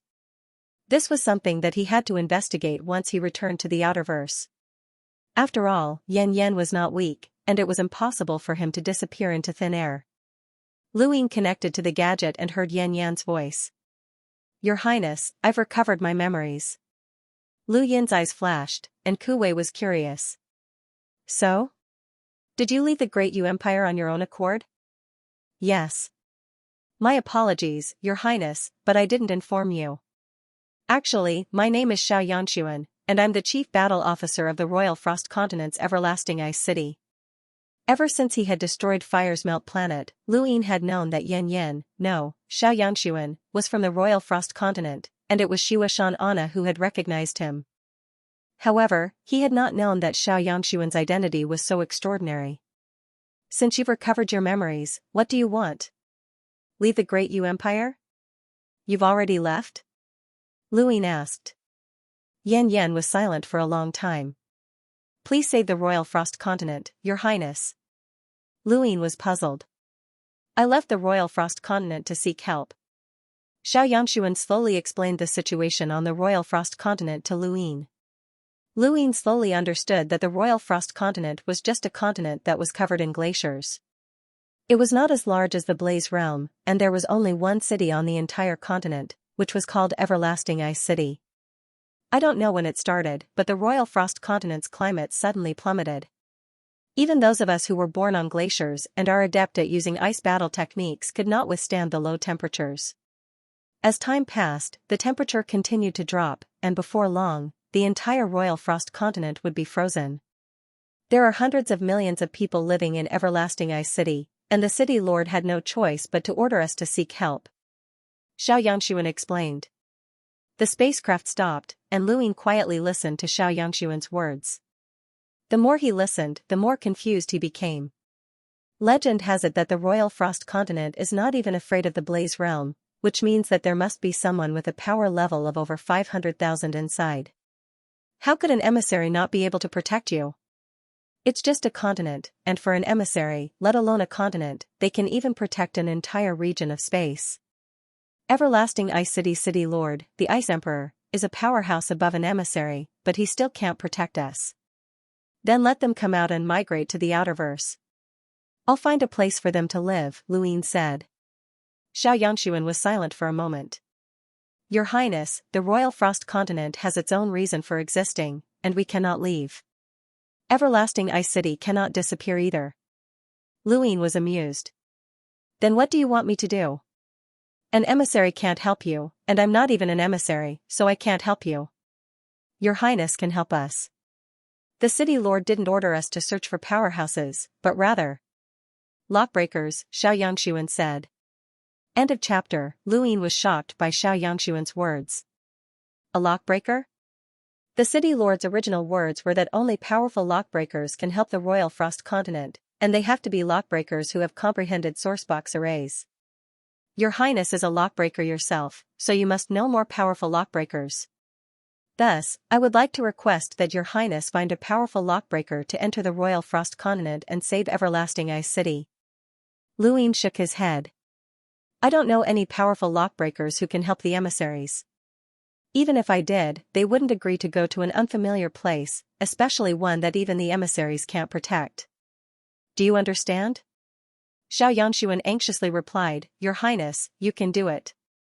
You saved the Outerverse Lockbreaker Society, and you can ask President Jeffrey to help. You can report this to the Lockbreaker Society. Alright, that's enough. I can only help you find a place to stay in Everlasting Ice City. I can guarantee that you'll be safe, but I can't help you with anything else. Luin refused. Xianxia had not said anything else and had only asked for Lu Yin's help. This was something that even the emissaries could not solve, so Luin would not be so impulsive as to become a firefighter. Xianxia was his subordinate, not his superior, and Luin did not owe him anything. Just as Luin was about to hang up, Xianxia said, I'm sorry. Luin was puzzled. Luin felt that something was strange. Suddenly, his expression changed. Not good, and he immediately hung up, but it was too late. The entire region of space had turned white. It was not sunlight, but ice. The outside of the spacecraft had frozen over, and Luin and Kuwei had completely disappeared from this region of space without even being able to retaliate. Not long after, the layer of ice in space melted away, leaving behind nothing but cold air. A snowstorm blew across the land and spread across the ice. It blew across the mountains and finally over the city. This was a very simple city, and the architectural style leaned towards the Savage era. There were even thatched cottages in many places. The city had been frozen by the cold wind, and outside of the city was a visible screen with a thick layer of solid ice piled up beneath it. This was Extreme Ice City, and it was located at the center of the Royal Frost continent. It was the only city on the entire continent. The Extreme Ice City was very large. Even though the buildings were not stacked, and many places were just simple houses, there were still hundreds of millions of people living in it. However, under the extreme cold weather, those people rarely came out to walk. In the middle of the city, there was a building with a slightly modern style. It had a beautiful design and was completely different from the other buildings. This was the City Master's mansion. The strongest person of the Royal Ice Continent's Extreme Ice City lived there, the Ice Emperor. The City Lord's mansion covered a wide area, including mountains and plains, and all of these areas had turned white under the cold wind. Inside the City Lord's mansion, a spaceship was quietly parked. There were many curious onlookers outside the spaceship. One of them had a complicated look as he looked at the spaceship apologetically. He was Xianxia, also known as Yan Yan. Beside Xianxia stood an ordinary-looking middle-aged man. His attire was only slightly more exquisite than the others, but he still gave off a savage vibe. You didn't do anything wrong. We won't do anything to him, the middle-aged man said softly. Xianxia asked in a low voice, when will he wake up? The middle-aged man smiled. He woke up a long time ago and is probably thinking of a way to deal with us. Xianxia was surprised. Then, he looked at the spaceship and approached it. The spaceship did not move at all. The onlookers looked on curiously, as most of them had never seen a spaceship before. This chapter is not finished. Please turn the page. As Xianxia approached the spaceship, the cabin door suddenly opened, and a figure grabbed Xianxia's neck and squeezed tightly. The figure glared fiercely at the middle-aged man. Don't move. The onlookers' expressions changed, and they all glared at Luin. Stop. Let him go. Let go of the chief. Let him go. Shut up. The figure was Luin, he had been tricked. Xianxia had contacted him not just to ask for help, but also to determine his location. It would be fine if Luin had agreed to save the Royal Frost continent, but if he had not, then his location would have been revealed to the experts of the Royal Frost continent, which would have allowed them to capture him. Luin grabbed Xianxia's neck tightly and panted heavily. This should be the Royal Frost continent, and Xianxia had been standing behind him all this time. He was also the one who had captured Luin, so he should be one of the higher-ups of the Royal Frost continent. He might even be the city lord. I'm sorry, Your Highness, Xianxia said apologetically. Luin growled, you betrayed me. Xianxia was helpless. I'm willing to die to atone for my sins. I only ask that Your Highness save the Royal Frost Continent. This is my home. Kid, do you think that you can threaten us by holding him hostage? Or do you just want to vent your anger? The middle-aged man asked, his expression unchanged. He did not seem to care that Xianxia was being held hostage. Luin looked at the man. Who are you?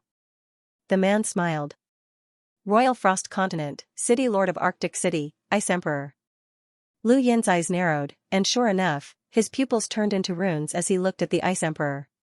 Suddenly, his eyes stung, and he almost let go of Xianxia. The Ice Emperor's rune lines were too exaggerated, and he definitely surpassed an emissary's. Xianxia did not take the opportunity to escape, as he had approached the spaceship to give Luin a chance. The Ice Emperor did not attack either. If he had been willing, Luin would not have had the chance to hold Xianxia hostage. Otherwise, Luin would not have been captured and brought to the Royal Frost Continent. Luin rubbed his eyes and looked at the middle-aged man again. There was an intense apprehension in his eyes, and after a moment of silence, he pushed Xianxia away and stood beside the spaceship to observe their surroundings. Xianxia did not go far and instead bowed to Luin. I'm sorry, Your Highness. I'm truly sorry. I had no choice but to resort to this plan. The Royal Frost Continent cannot wait any longer. Luin glanced at him and then at the Ice Emperor. It seems like you think that you have me. The Ice Emperor's expression was gentle, and he did not have the intimidating aura of an emissary. He calmly said, we should not be enemies, and I will not harm you. On the contrary, I can give you anything you want. I just hope that you can help the Royal Frost Continent. What if I say no? Luin asked coldly. The Ice Emperor was helpless. I can send you away. Lu Yin's eyes flashed, and he sneered. You spent so much effort to capture me, but you're going to let me leave? Are you acting? The Ice Emperor looked deeply at Luin. I captured you so that you can listen to the story of the Royal Frost Continent. Perhaps you'll change your mind. Only here will the story be meaningful. Luin frowned. Across from him, Xianxia maintained his bowing posture. Around them, many people from the Royal Frost Continent had complicated expressions, and some of them trembled from the cold. After thinking for a moment, Luin sighed. Help the person in the spaceship settle down. The Ice Emperor was delighted. Don't worry, please. Luin walked past Xianxia and followed the Ice Emperor into the City Lord's mansion. This chapter is not finished. Please turn the page. Xianxia stood up and heaved a sigh of relief. Thank you, Your Highness. Following the Ice Emperor into the City Lord's mansion, Luin was rather curious. He had never seen a City Lord's mansion like this before, as it was too simple and crude. Any building on a bustling planet in the outside world far surpassed this one. Even an antique building would be exquisite, let alone a skyscraper. If the crudeness of this City Lord's mansion could be considered an art, then the Ice Emperor had done a very good job. Alliance Leader Lu, thank you for staying behind to help us, the Ice Emperor said gratefully as he walked. Luin replied, I might not be able to help. You said you wanted me to take a look at the history of the Royal Frost Continent? The Ice Emperor nodded. The history is stored underground to prevent it from being destroyed. Please. Luin followed the Ice Emperor into the underground of the City Lord's mansion, where he saw a large pile of wooden slips. What the hell? He stared blankly at the underground space that stretched for an unknown distance.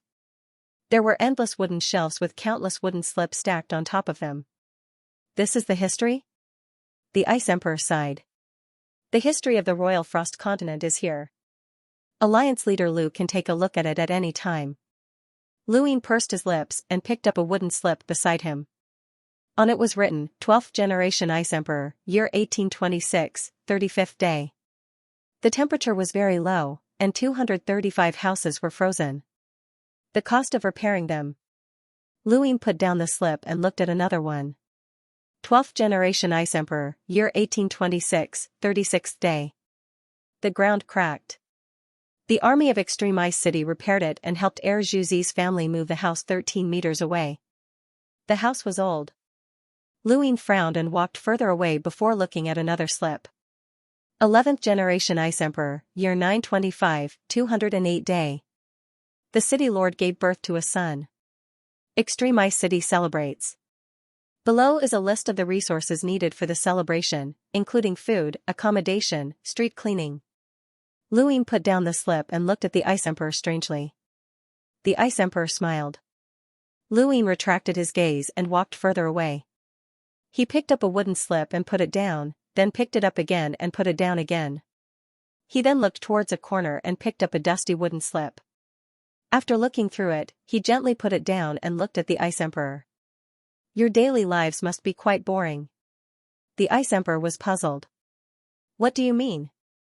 Luin replied, these wooden slips only record small things like cleaning the streets, helping to move houses, and even forecasting the weather. Are these what you usually do? The Ice Emperor smiled. Extreme Ice City is just a city. Although there are hundreds of millions of people living here, there has never been a war. This is enough to show that the prices and living conditions of Extreme Ice City during that era were very valuable. Luin was puzzled. Has there never been a war in Extreme Ice City for so many years? The Ice Emperor shook his head and thought for a moment before replying seriously, the Ice Emperor of Extreme Ice City has only one descendant, and they are all my ancestors. The Ice Emperor's power surpasses that of an emissary, and the rest of the people living in Extreme Ice City do not have anyone stronger than an emissary. We also have an army called the Humble Army. When the city lord is not around, the Humble Army is enough to suppress everything. That is why Extreme Ice City has never had a war since ancient times. Luin understood. It was like a lion suppressing a flock of sheep, and the sheep did not dare to move. He looked at the Ice Emperor strangely. If there was only one descendant of the Ice Emperor, how could he guarantee that everyone could reach the emissary level? This question was very important, but Luin did not ask. City Lord Ice Emperor, this is not the history I want to see. I want to see the reason why the Royal Frost Continent cannot be moved. The Ice Emperor's eyes flashed. Alliance Master Lu, please follow me. He then walked towards the deepest part of the city. Luin followed behind. End of chapter. Not long after, the two arrived at the very back. The Ice Emperor pointed at the innermost wooden slip. Alliance Master Lu, you can take a look at that. It's the earliest piece of history. Luin was curious and immediately picked it up. When he opened it, he discovered that the words had long since disappeared. He picked up the second slip, but it was the same. He looked at the Ice Emperor. The Ice Emperor sighed. Words can be preserved for too long. If it weren't for the unique materials used to make these slips, they would have disappeared long ago. Take a look at the front, many of the slips have been weathered. My Royal Frost Continent lacks a lot of history. But Xianxia's attitude when he spoke to me was somewhat ambiguous. I told him that he could relocate the continent, but he wasn't willing and said that he couldn't. Ice Emperor, you must know the reason, Luin said coldly. I'll help you as much as I can, but if you're hiding something, then I'll take my leave. The Ice Emperor smiled. I'm not hiding anything. I'm just telling you that my Royal Frost Continent lacks a lot of history. Some of it isn't recorded, but it's passed down through word of mouth. Even if I don't know the reason, it's still passed down. Luin was curious. The Ice Emperor pointed underground. Beneath Extreme Ice City, at the center of the Royal Frost Continent, there's a sourcebox array. That's a seal. A seal? What's sealed? Luin was shocked. He was curious about anything related to sourcebox arrays, as not just anyone could set up a sourcebox array, especially one that covered such a large area. Only an origin array master could set it up, and there were very few lockbreakers in history who had reached that level. The Ice Emperor shook his head and solemnly said, the ancestor didn't mention the specifics of the seal. He only made the younger generation swear that they would never abandon the Royal Frost Continent and that they would never open the seal. They would protect the seal and not allow anyone to open it. Even if hundreds of millions of people in Extreme Ice City died, even if the Ice Emperor's bloodline was cut off, they would never allow the seal to be opened. Luin raised his brows. It seems like the ancestor cares a lot about the seal. The Ice Emperor solemnly replied, not a lot, but a lot. It's more important than his life. Then forgive this junior for being powerless. I'll take my leave now. With that, he turned to leave. The Ice Emperor said, Alliance Master Lu, not saying anything isn't the right attitude to ask for help. I can only promise you that as long as you help me, you can take whatever you want on the Royal Frost continent. Even if it's my city lord's mansion, just say the word, and I, the Ice Emperor, will immediately move away. Also, he said solemnly, I, the Ice Emperor, swear that I don't know what's under the seal. If I hide anything, I will be destroyed by the heavens and the earth. Luine hurriedly stopped her. Senior Ice Empress, there's no need for that. I trust you. The Ice Empress nodded. Thank you, Alliance Master Lu. I also thank you on behalf of the hundreds of millions of people in the Royal Frost continent.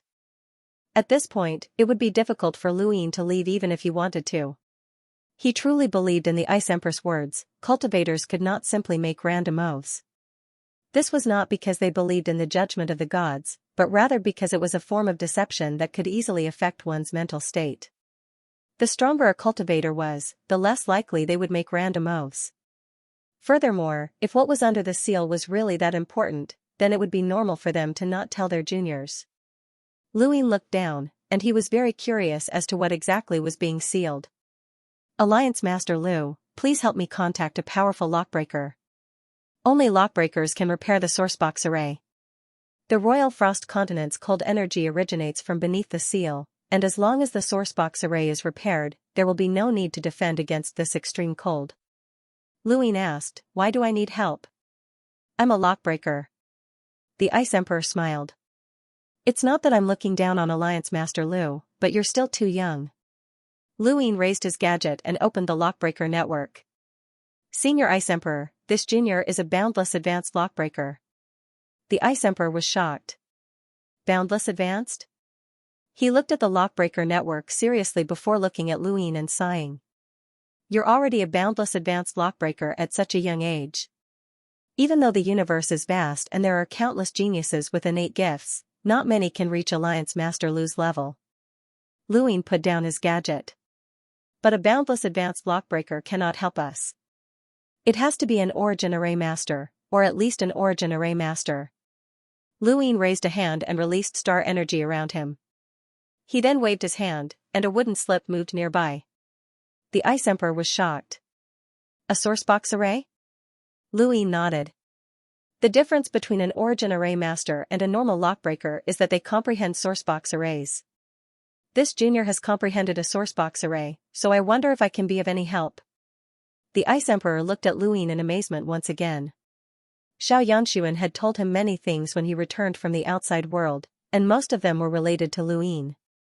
The Ice Emperor already had a very high opinion of Luine, as an envoy would not have been willing to put down his pride and ask for help from Luine. But at this moment, Luine still shocked him greatly. Luine had far surpassed what Xianxia had described. Although the Ice Emperor had been born on the Royal Frost continent, that did not mean that he would spend his entire life there. He still had to go out and train. The Ice Emperor knew a lot about the outside world, and the more he understood Lu Yin's achievements. He could not imagine how a youth could reach such a level. Luine had unified the outerverse in literature, and he had reached the level of one of the 10 arbiters in martial arts. Even his lock-breaking skills were at the peak of his generation. The Ice Emperor sighed. Alliance Master Lu, there is no one in your generation who can surpass you. Please follow me. He could not refuse Lu Yin's request, as doing so would be looking down on him. He could only let Luine try. Luine modestly replied and followed behind the Ice Emperor. He was looking forward to the sourcebox array. Every sourcebox array was different. Regardless of whether it was comprehending, setting it up, or repairing it, they could all improve one's lock-breaking ability. Another reason why Luine was confident in repairing it was because he had Guyu's letter. Guyu was not an ordinary person, and although Luine did not know what level he had reached, he was definitely not just an origin array master. There were several layers beneath Arctic City, and the deeper one went, the warmer it became. Luin followed the Ice Emperor to a depth of about 10,000 meters, where all he could see was darkness. Alliance Master Lu, we are currently above the sourcebox array seal, the Ice Emperor said. Luin was stunned. They were above the sourcebox array? He did not sense any danger from the sourcebox. As he thought about it, his pupils transformed into runes, and he looked down. His pupils shrank as he saw a boundless number of rune lines. Luin hurriedly returned his pupils to normal and squatted down. He touched the ground and then looked up into the distance. Senior, this sourcebox array is huge. The Ice Emperor's eyes flashed. How huge? Luin calmly replied, it covers the entire Royal Frost continent. The Ice Emperor's eyes narrowed, and he slowly nodded. Alliance Master Lu, do you need to prepare anything? Luin shook his head. Let me try. The chances of repairing it are not high. The Ice Emperor softly replied, it's good to take a look. He then quietly stood to the side and looked at Luin. Luin did not have any confidence in repairing the sourcebox array. To be honest, he did not understand it at all. He did not even know if the cold air had been drawn out by the sourcebox array or if it had been sealed away by the array. This sourcebox array was beyond the scope of his understanding, and it was impossible for him to repair it with his lock-breaking ability. Even so, he still wanted to give it a try, as it might be able to help him improve his lock-breaking ability. The Ice Emperor was not worried that Luin would destroy the seal, but his ancestor's mission forced him to be extremely careful. He continued to keep an eye on Luin. The sourcebox array was covered by soil, and ordinary people would not be able to discover it. Even though Lu Yin's control of star energy had reached the level of a world realm cultivator, he still could not see any abnormalities with the sourcebox array. He had no choice but to use the scripture of Ian Flow. The number of rune lines that the scripture of Ian Flow could see was too great, and it was easy to be injured by the backlash. Fortunately, Luin was able to use the scripture of Ian Flow to locate the location where the sourcebox array had leaked out. Zenith Ice City was located at the center of the Royal Frost continent and did not cover the entire continent. However, the sourcebox array seal covered the entire continent. The location where the hole had appeared was at the southernmost part of the continent. Luin had found that location. The Ice Emperor saw it, and his eyes lit up with hope. If he could find the hole, then that meant that he understood the sourcebox array. Could this young man really be able to repair it? Of course, Luin could not repair it, but the scripture of Ian Flow was miraculous. A cold wind blew, causing Lu Yin's entire body to feel cold. The temperature was so low that even he felt like he was about to be frozen. If not for the barrier around Zenith Ice City, then most of the people inside would have already been frozen. The cold air was coming from underground, thousands of kilometers away. Luin took out Guyu's letter, and the location of the rune lines that he had seen with the scripture of Ian Flow appeared in his mind. 1 day, 2 days, 3 days. Within Zenith Ice City, Kuwei woke up and immediately saw Xianxia. He was stunned. We're at Xenu Star? Xianxia looked at him calmly. The Royal Frost continent. Kuwei blinked. What's that? Xianxia calmly replied, we're at the Royal Frost continent. Kuwei retracted his gaze and rubbed his head in pain. After thinking for a long time, he opened his eyes and glared at Xianxia. I remember now. Brother Wei is frozen. Where's 7th bro? Xianxia looked outside. He's helping the Royal Frost continent. Kuwei was puzzled. Helping? 7th bro will help? Xianxia replied, since you're awake, then go out for a walk. This is Zenith Ice City, so don't cause trouble. You're the one causing trouble. Brother Wei is the kindest. I'm going to look for 7th bro, Xianxia stopped him. Wait. His Highness will naturally return when he's done. Kuwei stared at Xianxia. You guys didn't do anything to 7th bro, did you? I'm warning you, 7th bro has a great background. Even the Sword Sect and the Hall of Honor's 9 directors wouldn't dare to do anything to him, let alone you guys. Xianxia arrogantly replied, if you did anything to His Highness, then why would we keep you around? Do you think that you're worth more than His Highness? Yan, are you itching for a beating? Kuwei gritted his teeth. Xianxia looked at Kuwei. You can't beat me. I've recovered my memories, and my power level has also recovered. It's over 300,000. Kuwei was stunned. You have a power level of over 300,000? Xianxia placed a hand on Kuwei's shoulder and forcefully pushed him back. Either rest or walk. Don't cause trouble. He then walked out. Kuwei was bewildered, and he rubbed his shoulder.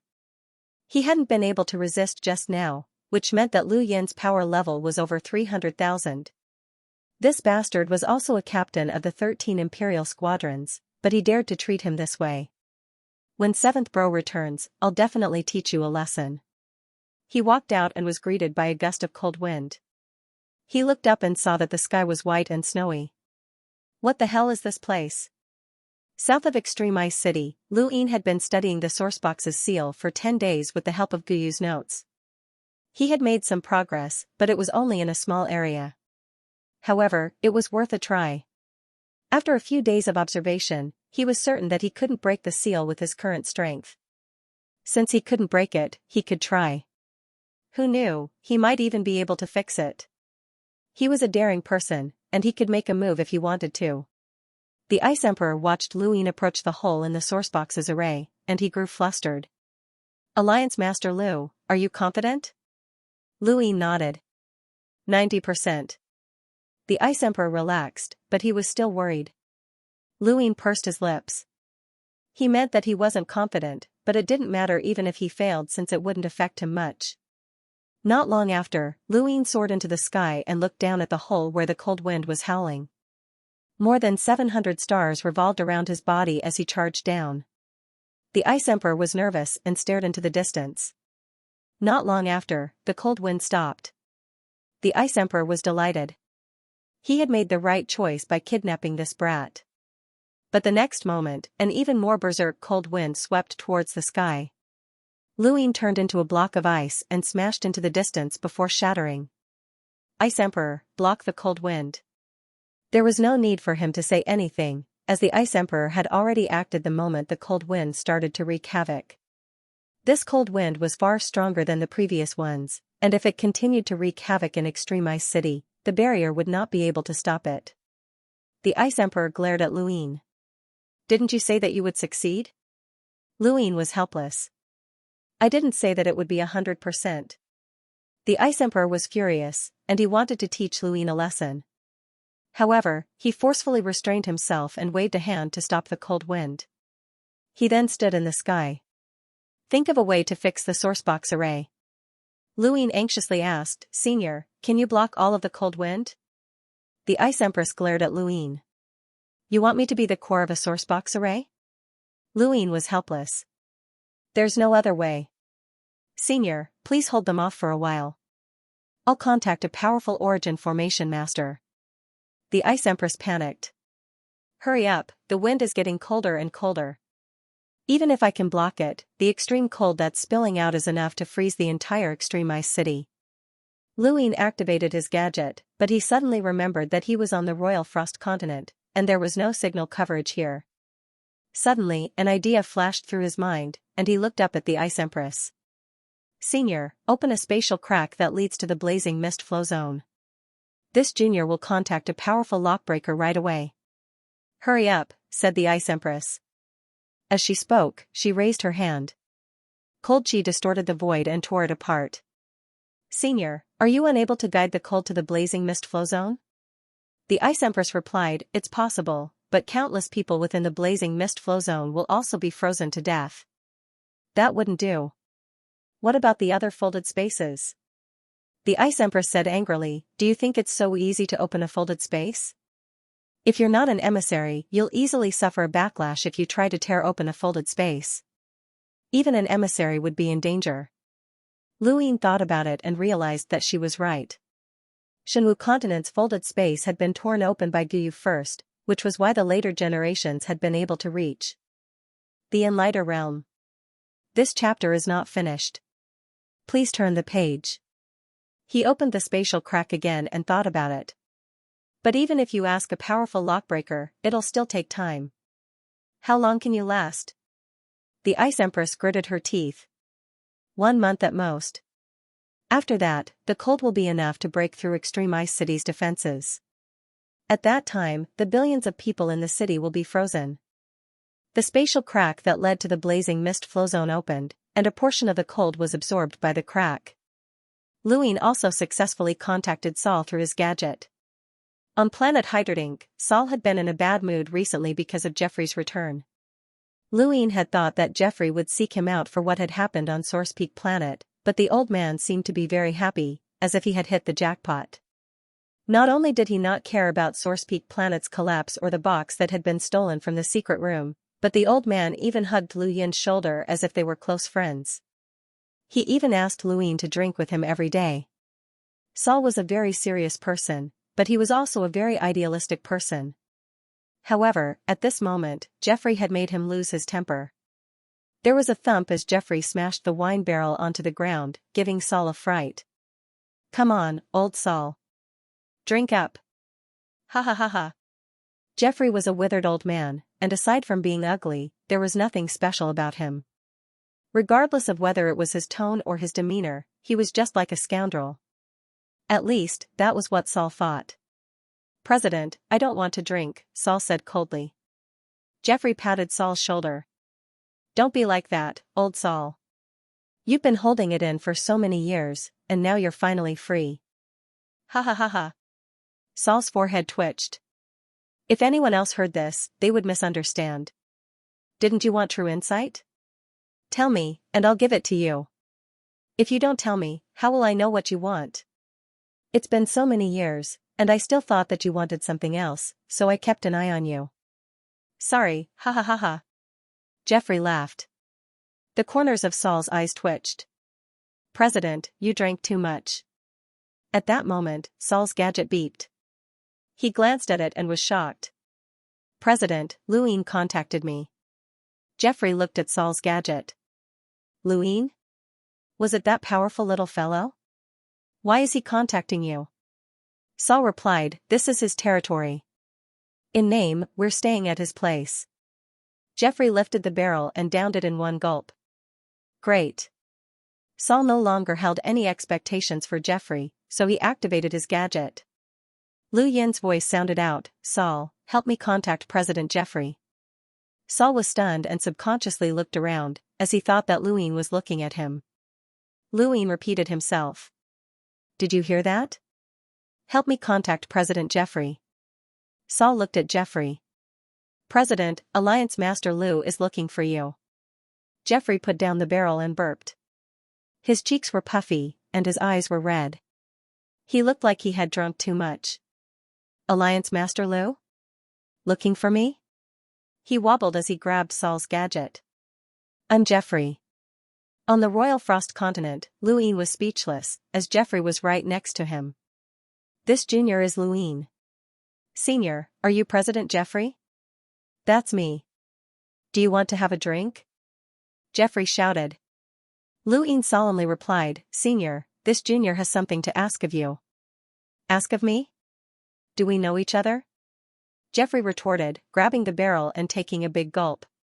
Luin replied, "This junior has been rude, but this concerns the lives of hundreds of millions of people. Please help me." Jeffrey put down the barrel. "This chapter is not finished. Please turn the page." "What is it?" "Speak." Luin replied, "I'm currently on the Royal Frost continent, and there's a sourcebox array seal beneath the continent.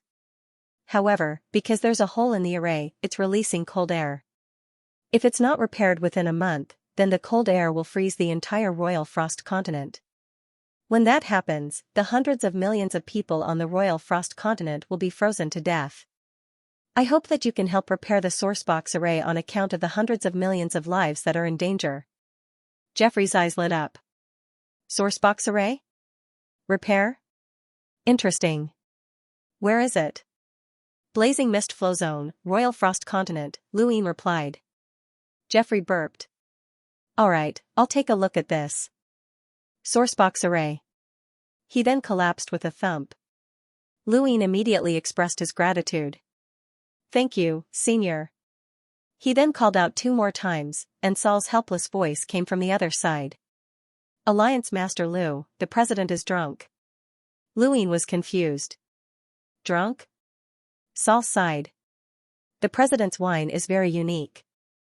Even envoys would get drunk after drinking it, and they would remain drunk for at least half a month to a month. Lu Yin's expression changed. Can you wake him up? Sorry, I can't. Saul was helpless. Luin was stunned. What was this? Alliance Master Lu, don't worry.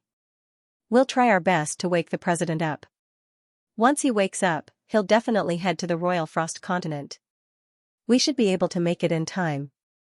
Luin grew anxious. Does the president still remember what just happened? Don't worry, we all know about the president's habit. That's why his gadget is always open to record everything that happens. Since he agreed to go to the Royal Frost Continent, he won't go back on his word. We just have to wait for the president to wake up. Luin was speechless. If this had become a habit, then Jeffrey must have had this problem for a long time. Helpless, Luin gave Saul a few more instructions before ending the call and falling into deep thought. In the distance, the Ice Emperor shouted, "How was it?" Luin thought about it. I managed to contact President Jeffrey from the Outerverse. He agreed to come. The Ice Emperor was delighted. When? Within a month, Luin replied. The Ice Emperor's eyes widened. What's the specifics? Luin was helpless, and he relayed Saul's message to the Ice Emperor. The Ice Emperor almost coughed up blood. This matter concerned the lives of hundreds of millions of people on the Royal Frost Continent, but the president had actually gotten drunk. However, he could not blame Jeffrey, as the man was not from the Royal Frost Continent and had no obligation to save them. It was already good enough that he had agreed to come. This was how the universe worked.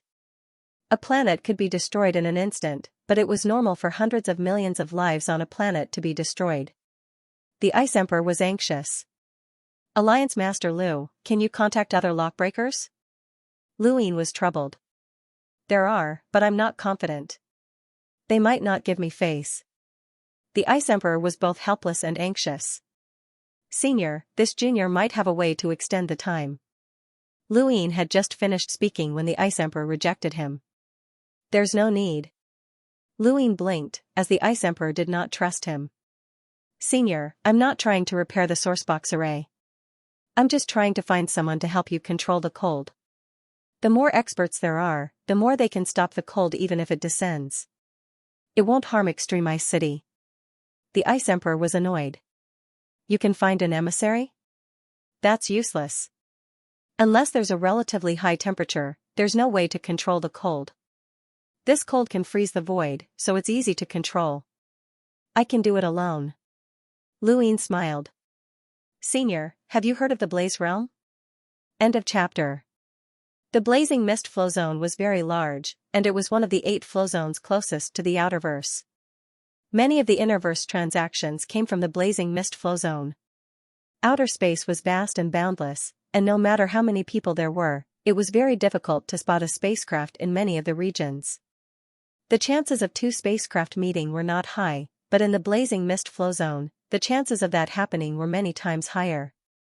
On this day, a spaceship met with another spaceship. Then, a battle broke out. The spacecraft that was attacked was from the Blaze Realm. No one in the Blazing Mist flow zone dared to attack a spacecraft from the Blaze Realm, as the attacker was from the Tinder Alliance. The battle quickly ended, and there was only one person left alive in the Blaze Realm spacecraft. Both of his arms had been severed, and he lay on the ground, staring in despair at the dozens of cultivators from the Tinder Alliance who had surrounded him. You just wait. The Blaze Realm won't let you off, the Blaze Realm cultivator on the ground roared. His sinister appearance was terrifying. At that moment, a man walked over with a cruel smile on his face. Do you still remember me? Senior brother? The Blaze Realm cultivator lying on the ground looked at the man and was shocked. Third bro, how are you still alive? The man laughed heartily and looked down at the Blaze Realm cultivator. How am I still alive? Are you surprised? That's right, I survived. Back then, we agreed to split the resources equally, but you killed second bro and fourth bro and threw me into outer space. How can a Lameter survive in outer space? Fortunately, I was saved by the Tinder Alliance. The Blaze Realm cultivator stared at the man in a daze and then laughed bitterly. So that's how it is. No wonder you attacked me. Was it all because of you? The man squatted down and stared at the Blaze Realm cultivator. That's right. I've been watching you for a long time. The Blaze Realm cultivator closed his eyes. Kill me, but don't forget that you're also from the Blaze Realm and know how terrifying they are. You rats from the Tinder Alliance can't hide from us. Even if you escape to the Outerverse, you won't be able to survive. The man laughed maniacally and slapped the Blaze Realm cultivator's face, leaving a red and swollen mark. Under the Blaze Realm cultivator's sinister gaze, the man proudly said, "The Blaze Realm won't be arrogant for long. Let me tell you something that you won't be able to rest in peace." He paused and then lowered his voice. The Tinder Alliance has found the entrance to the Royal Frost continent, and it's on planet. The city lord is already dead, and there isn't a single enlighter with their power of the world. The Blaze Realm cultivator's eyes. The Blaze Realm, the man, don't you know that the Royal Ice continent has a secret technique? The Blaze Realm cultivator's eyes narrowed. What did you say? The man smiled cruelly. The Royal Frost continent has a secret technique that the natives don't even know about. Our Tinder Alliance accidentally wandered into the continent and saw it. That's the secret technique. The Royal Frost continent doesn't know about it, but we do. We'll be able to obtain it soon, and when that time comes, how will the Blaze Realm resist us? The Blaze Realm has too many enemies, and it's even an enemy of the Outerverse Great Eastern Alliance. When the time comes, we'll cooperate with the Great Eastern Alliance and use the secret technique to easily exterminate the Blaze Realm. The Blaze Realm cultivator stared at the man in a daze. The Royal Frost continent really has a secret technique? Of course. Those natives don't even know that it's a secret technique. They think that it's an ancient document. So? Do you still hope that the Blaze Realm will avenge you? I'll make sure that you die in peace, the man said arrogantly. The Blaze Realm cultivator, this chapter is not finished. Please turn the page. The refiner's expression was strange, but his eyes were filled with excitement. The man frowned. What's with that expression? The Blaze Realm cultivator suddenly smiled. Even though he was enduring intense pain and facing such a desperate situation, he still smiled. His smile was chilling. The Blaze Realm already knows. The man's expression changed, and he looked around. Finally, his gaze landed on a gadget in a corner, and he immediately destroyed it. The Blaze Realm cultivator laughed. It's too late. The Blaze Realm already knows. Is Goo Planet there? And the secret technique? Third bro, you're still as stupid as ever. You want me to die in peace? Your Blaze Alliance is finished, and it's completely gone. The man was enraged, and he slapped the Blaze Realm cultivator to death. The rest of the Blaze Alliance fell silent as they watched the scene unfold in shock. The man waved his hand and dismissed the crowd. After everyone left, he opened his gadget and said, "Done." At the same time, in the Blaze Realm, the news was being passed down layer by layer until it finally reached Juju's ears. Juju thought that he had misheard, and he looked at the middle-aged man standing respectfully in front of him. His name was Ban, and he was just an ordinary elder from the Blaze Realm. However, today, he had come to tell Juju that he had discovered a secret technique. What a joke. I'll give you one more chance. If you lie to me, you know the consequences. Juju's voice was loud, and as he spoke, flames ignited in the sky and illuminated the universe. Ban trembled and said in horror, I received a report that the Royal Frost Continent's city lord has died, and the Blaze Alliance has discovered a secret technique there. He then played the conversation from before. Juju listened, but his rationality told him that it was impossible. Even if there was a secret technique, how could the Royal Frost Continent not recognize it? The more he thought about it, the more impossible it seemed. However, this matter was too important, and how many people in the Innerverse knew a secret technique? Not even the Day-Night clan. Send someone to Goo Planet to investigate. Sect Master, Elder C has already sent someone. We just happen to have someone on Goo Planet, Ban said. Not long after, Ban's gadget beeped. He glanced at it and was delighted. Sect Master, remnants of the Blaze Alliance have been discovered on Gu Planet. They've also discovered a frozen planet nearby. It must be the entrance to the Royal Frost Continent. Zhu's eyes flashed. The Royal Frost Continent was a colossus hidden in the Blaze Realm, and its strength was no weaker than the Blaze Realms. There was an envoy-level powerhouse there who was known as the Frost Emperor. Because of this, the three great powers had yet to make a move on the Royal Frost Continent. Zhu had fought with the Frost Emperor before, and he was very difficult to deal with. Was there really a secret technique? As he recalled the various rumors about the Royal Frost Continent, Zhu suddenly recalled that the previous sect master had said that the Royal Frost Continent seemed to be protecting something from an ancient era. If it was as the previous sect master had said, then there might be a secret technique. The Royal Frost Continent had always been sealed, so it was reasonable that they could not recognize the technique. The more he thought about it, the more likely it seemed. Zhu made a prompt decision. Gather the Heavenly Fire Army. Target Gu Planet. Even if the Royal Frost Continent did not have a secret technique, it was worth it to take this opportunity to eliminate this hidden danger. The Blaze Realm had wanted to destroy the Royal Frost Continent more than once. Yes, Sect Master. Ban was overjoyed. This was his subordinate's contribution, which was why he could directly report to the Sect Master. If he succeeded, his status would rise greatly, and his future would be limitless. Gu Planet belonged to the Blaze Realm and was located at the southern border of the Blaze Realm. It was close to the Sylvan Dragon clan and coincidentally not far from the Ross Empire. It was equivalent to the intersection of the three powers. Once upon a time, the Royal Frost Continent. This chapter is not finished. Please turn the page. The continent was exposed. Its location was not on Gu Planet, but it was not far from it. Of course, only the Blaze Realm, the Ross Empire, and the Sylvan Dragon clan's higher-ups knew of this information.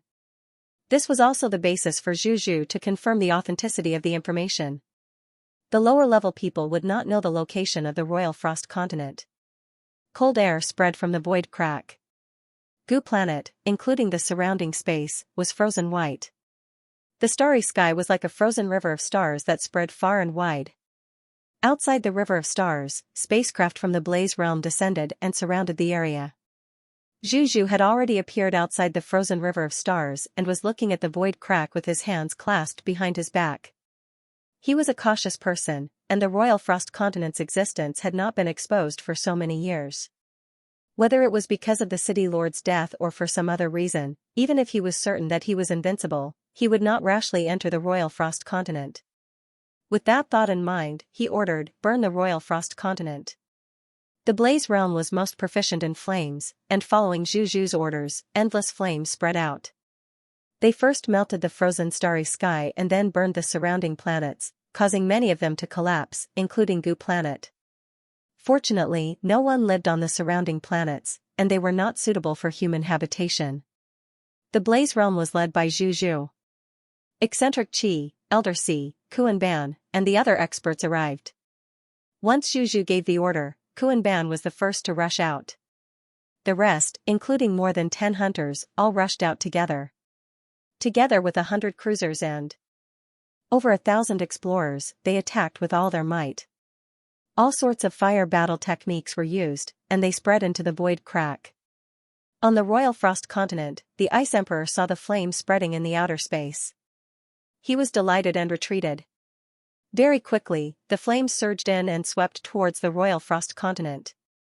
However, the moment the flames reached the continent, they were frozen by the frigid air and transformed into flames that fell down and disappeared.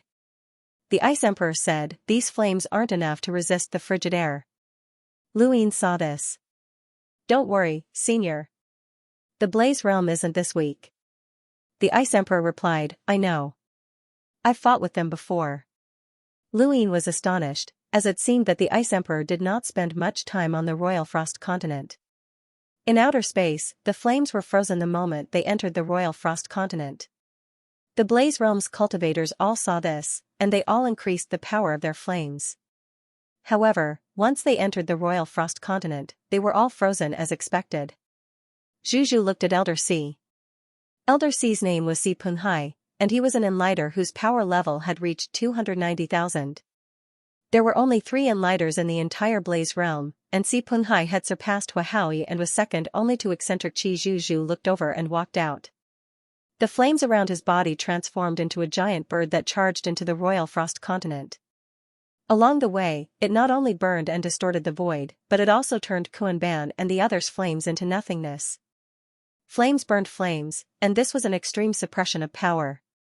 Everyone watched as the flaming bird ferociously charged into the royal frost continent before being frozen and disappearing without any signs of life.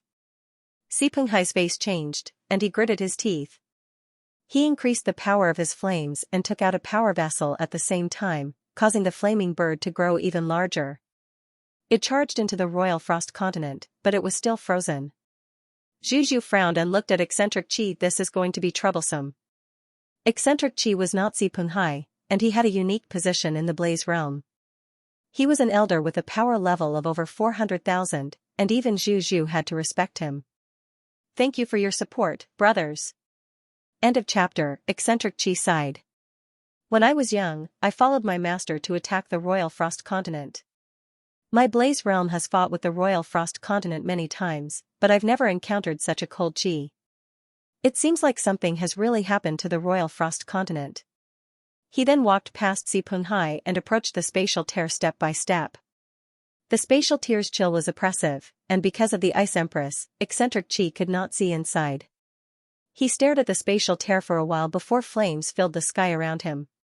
He transformed into a flaming giant that burned through space. God of Fire. The God of Fire had once fought Luin in the Outerverse, and now, it had descended once more. Not only did the God of Fire possess extreme heat, but it could also synchronize with eccentric Qi's thoughts. In other words, the God of Fire was eccentric Qi. The appearance of the God of Fire excited everyone from the Blaze realm, as this was one of their strongest battle techniques. With a whoosh, the God of Fire charged into the spatial tear. Within the royal frost continent, the Ice Empress had changed her appearance and lowered her cultivation under Lu Yin's persuasion. She had even forced out some blood and was prepared to spit it out at any moment. When the God of Fire charged into the royal frost continent, it blocked the chill. The frost Qi was not difficult to block, but it was difficult to isolate it completely. This was also the reason why the Ice Empress was helpless. Even if she isolated the frost Qi from sweeping across the royal frost continent, the low temperature would descend upon the entire royal frost continent over time. Even if the temperature dropped by just a few degrees, it would be disastrous for the royal frost continent. The God of Fire's body emitted a high temperature that blocked the chill. It shone like a red sun in the south of the royal frost continent, and it quickly attracted the attention of Extreme Ice City. Fortunately, the experts there were all stopped by the Ice Empress. The flames on the God of Fire's body froze from time to time, but they quickly melted away. It looked around at the vast expanse of whiteness, and in the distance was Extreme Ice City. Just as the God of Fire was about to charge towards the city, the Ice Empress appeared in the form of an old man.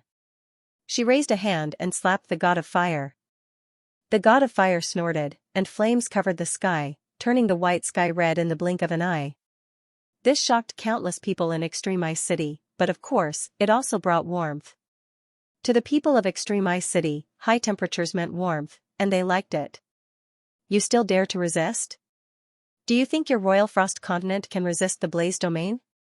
The great fire god said in a shocked voice. The Ice Empress, who had transformed into a small old man, shouted with all her might, even if the entire royal frost continent is burned to ashes, we will never surrender. With that, her clothes began to burn, and her skin began to crack.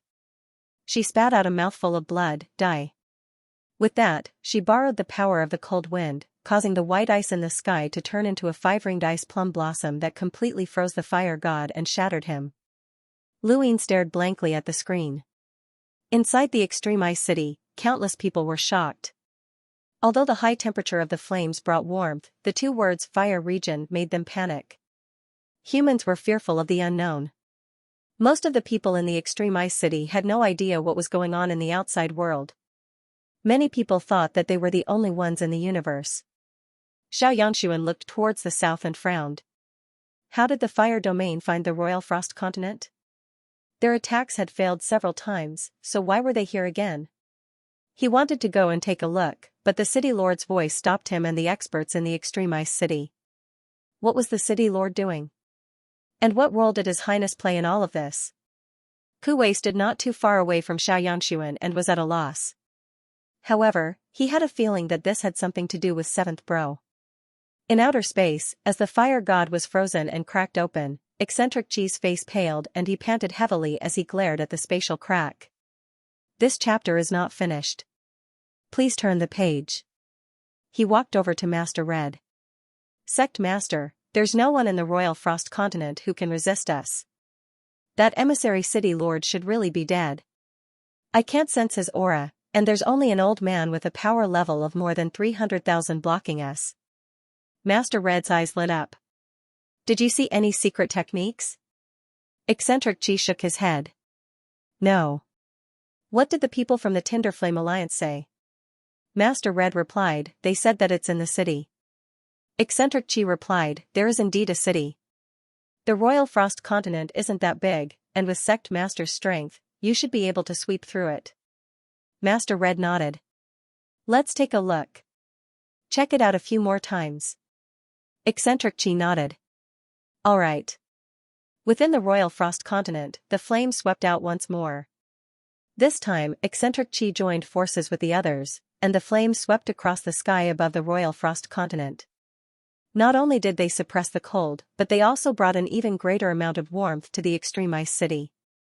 Even the sky had turned red. Luin smiled. I've heard of Master Red before. He's a cautious person, and he definitely wants to observe for a few more days before entering. The Ice Empress replied, if Master Red were to enter, I would definitely step forward to stop him. At that time, he'll realize that he's been tricked, and this move of yours will be meaningless. Luin replied, I didn't just reveal this to Master Red. The Sylvan Dragons and the Ross Empire also know about this. If Master Red knows that he's been tricked, then what about the Sylvan Dragons and the Ross Empire? The three powers are all suspicious, and Master Red can't be sure that there's no secret technique here. The only way is to destroy the Royal Frost Continent first. With Senior's strength, you should be able to block the experts from the three powers, and the high temperatures in the Blaze Realm can prevent the cold from spreading. This way, the Royal Frost Continent will have time to wait for President Jeffrey. The Ice Empress looked at Luin with a meaningful gaze. Alliance Master Lu is indeed smart. You want to use my Royal Frost Continent to eliminate a strong opponent. Luin shook his head. Senior, are you saying that this junior's idea isn't good? The Ice Empress turned to look at the spatial terror. Good, that's great. It's so good that it can help my Royal Frost Continent, and it can also help you eliminate a strong opponent. Luin blinked. This junior doesn't understand. The Ice Empress sighed. The world is ever-changing, and not everything can be calculated. Alliance Master Lu, have you ever considered that your actions will make me suspect that you're intentionally destroying the seal and using my Royal Frost Continent as a wager for your great ambitions? Luin was about to speak when the Ice Empress interrupted him. Of course, I'm not suspecting you. You don't have the ability to intentionally destroy the seal. Senior, you're overthinking things. The Ice Empress seriously replied, you could have gained my Royal Frost Continent's friendship. Luin looked at the Ice Empress back. Using the Blaze Realm to contain the cold, and using the Ross Empire and the Sylvan Dragons to pressure the Blaze Realm is beneficial to the Royal Frost Continent. But if these three powers enter my Royal Frost Continent, they'll definitely suffer heavy losses. I've heard of Alliance Master Lu's experiences. The Outerverse has already been unified, and the next step will be the Innerverse. This idea will help Alliance Master Lu eliminate his enemies, right? Lu Yin's expression turned ugly. If we can kill two birds with one stone, why not? The Ice Empress wanted to retort that Luin was using him, but after thinking about it, there was nothing worth retorting about. From Lu Yin's perspective, this idea was too good, and from the Ice Empress' perspective, he could not think of any other alternative. I've already helped Senior invite President Jeffrey to help stall for time. This is all based on the fact that Senior kidnapped me. If Senior feels that I'm in the wrong, then I'll leave immediately, Luin said coldly. This chapter is not finished. Please turn the page. The Ice Empress' expression changed, and he looked at Luin and forced a smile. I'm overthinking things. Please don't mind me, Alliance Master Lu. He had only been unhappy about being used, but he had already thought things through.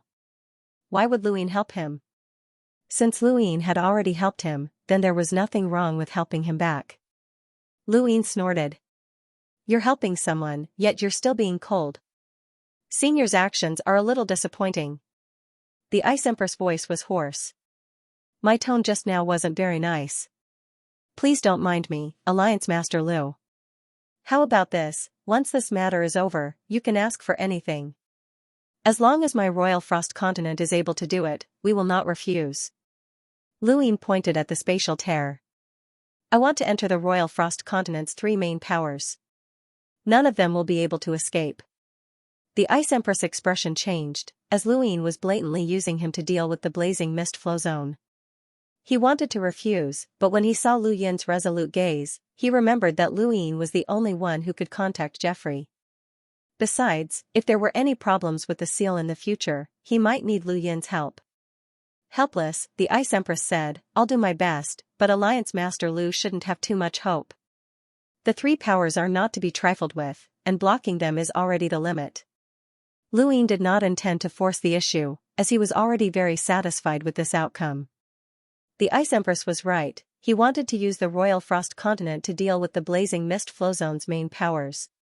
He would not forget the Blaze Realm's enmity with the Great Eastern Alliance, nor would he forget the enmity between him and the Blaze Realm. He also would not forget the Ross Empire's invasion of the Great Yu Empire and the Sylvan Dragon's disdain for the Outerverse. These were all old grudges with the blazing mist flow zone. Even without these old grudges, the blazing mist flow zone was still a place that Luin had to enter. This would be the Great Eastern Alliance's first stop when they entered the Innerverse. Of course, he had not intentionally destroyed the Royal Frost Continent's seal. He was not so cruel as to gamble with the lives of the entire continent's people. Several days passed by quickly, and the resistance between the flames and the cold caused the Royal Frost Continent to experience its first rain in many years. The downpour was accompanied by bone-chilling winds, and to the people of Extreme Ice City, this was a mystical sight, as they had never seen rain before. Even though the rain was bone-chilling, it felt very warm to them. Many believed that this was due to the city lord's efforts. Xianxia looked to the south with a complicated expression. What were the city lord and his highness doing? If they did not give an explanation, then those old fellows in the city would be so anxious that they would hang themselves. Ku Wei, on the other hand, was very leisurely, and his happiest time was to go out and hunt for beauties. He had discovered that the women here were not dressed too tightly, and they were even a little revealing. There was a wild and ancient style to them, and it was possible to see their snow-white skin with just a few moves. He liked this style. I say, Yen, you really don't know how lucky you are. This place is so beautiful, and those girls are so lively. Look, they're even throwing flirtatious glances at Brother Wei. Haha. Ku Wei laughed and winked at a young girl who was passing by. The girl smiled and quickly walked away. Xianxia glanced at him. According to Extreme Ice City's rules, anyone who has intimate relations with a girl must stay in Extreme Ice City forever and cannot leave. Ku Wei was stunned. Can't I bring them out? Xianxia turned back and looked to the south. No, you have to stay here even if you have to break your legs. The corner of Ku Wei's mouth twitched. In the distance, a young girl was looking at him playfully. He laughed dryly and quickly lowered his head, not daring to look at her again. He would rather die than stay in this broken city forever. A few more days passed, and during this time, eccentric Qi entered as the fire god a few times. Each time, he was destroyed by the Ice Empress disguised as the little old man. The Ice Empress acting skills were not for show, and she would spit out blood every time she attacked. The next time she attacked, she would appear even weaker, but she was always able to defeat the fire god. End of Chapter 1. Luin watched the Ice Emperor's performance with admiration, as he was certain that Curmudgeon Qi had not noticed anything amiss. Lu Yin's guess was correct, as Curmudgeon Qi had not noticed anything amiss. He was certain that there were no experts left on the Royal Frost Continent, and the only emissary was definitely dead. After hearing Curmudgeon Qi's confirmation, Curmudgeon Qi finally moved. Finally, Lord Hong made his move. he took a step forward and disappeared. When he reappeared, he was outside the spatial rift. Then, he took another step forward and entered the spatial rift, entering the Royal Frost continent. The moment Curmudgeon Chi entered the Royal Frost continent, the entire continent shook. Flames turned into clouds that spread out and quickly melted the ice on the ground. The once white Royal Frost continent quickly melted and even caused a flood. The Ice Emperor looked up. He's finally here. He then vanished. Luin looked at Curmudgeon Chi. He had faced an emissary more than once, and he had even killed the 6th Mainland's imprinter, who was an emissary. However, that had been with external items, and even with his current strength, he could not directly face an emissary. Even dealing with a powerhouse with a power level of 400,000 was extremely difficult. Emissaries were different from ordinary cultivators, as their battles were on a different level. It was said that they used astral sources, not star energy. Luin could not understand the difference in levels. Curmudgeon Chi appeared and looked towards the distant Arctic city. The moment Luin saw him, he sensed it. Just as he was about to look over, the Ice Emperor appeared and froze him without a word. Curmudgeon Chi froze Curmudgeon Chi, and he looked at the Ice Emperor in shock. "You're not dead?"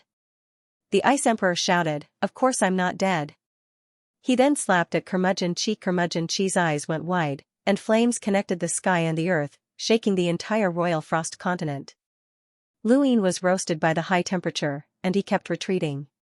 When he looked up again, the two had already disappeared. He looked around in confusion. Where did they go? This was a battle between emissaries. Master Yuan had once said that they were in the real universe, but they were fighting in another void. In the universe, humans could only see space. Different creatures could see different colors and spaces, and some creatures could see deeper layers of space than humans, such as the astral beast domain's void wanderers. Luin felt a chill run down his spine. If Curmudgeon Chi attacked him right now, he would not be able to resist. With that thought in mind, he quickly put on his universal armor. The sky suddenly split open, and a crack extended across the entire Emperor Frost continent. Flames poured down like a waterfall, but they were frozen by the cold air. This scene was extremely spectacular, as if the earth had been flipped over. Countless people in the extreme ice city were terrified. If those flames had been scattered, the entire royal ice continent would have been burned. A streak of red appeared in the sky and then disappeared. The Ice Empress appeared soon after, standing high in the sky as she stared at the spatial crack. She slowly descended and landed not far from Luin. When will the Sylvan Dragons and the Ross Empire appear? Soon. Are you sure that the various powers of the Innerverse won't attack the Royal Frost continent because of the secret technique? The Ice Empress was still worried and asked Luin again.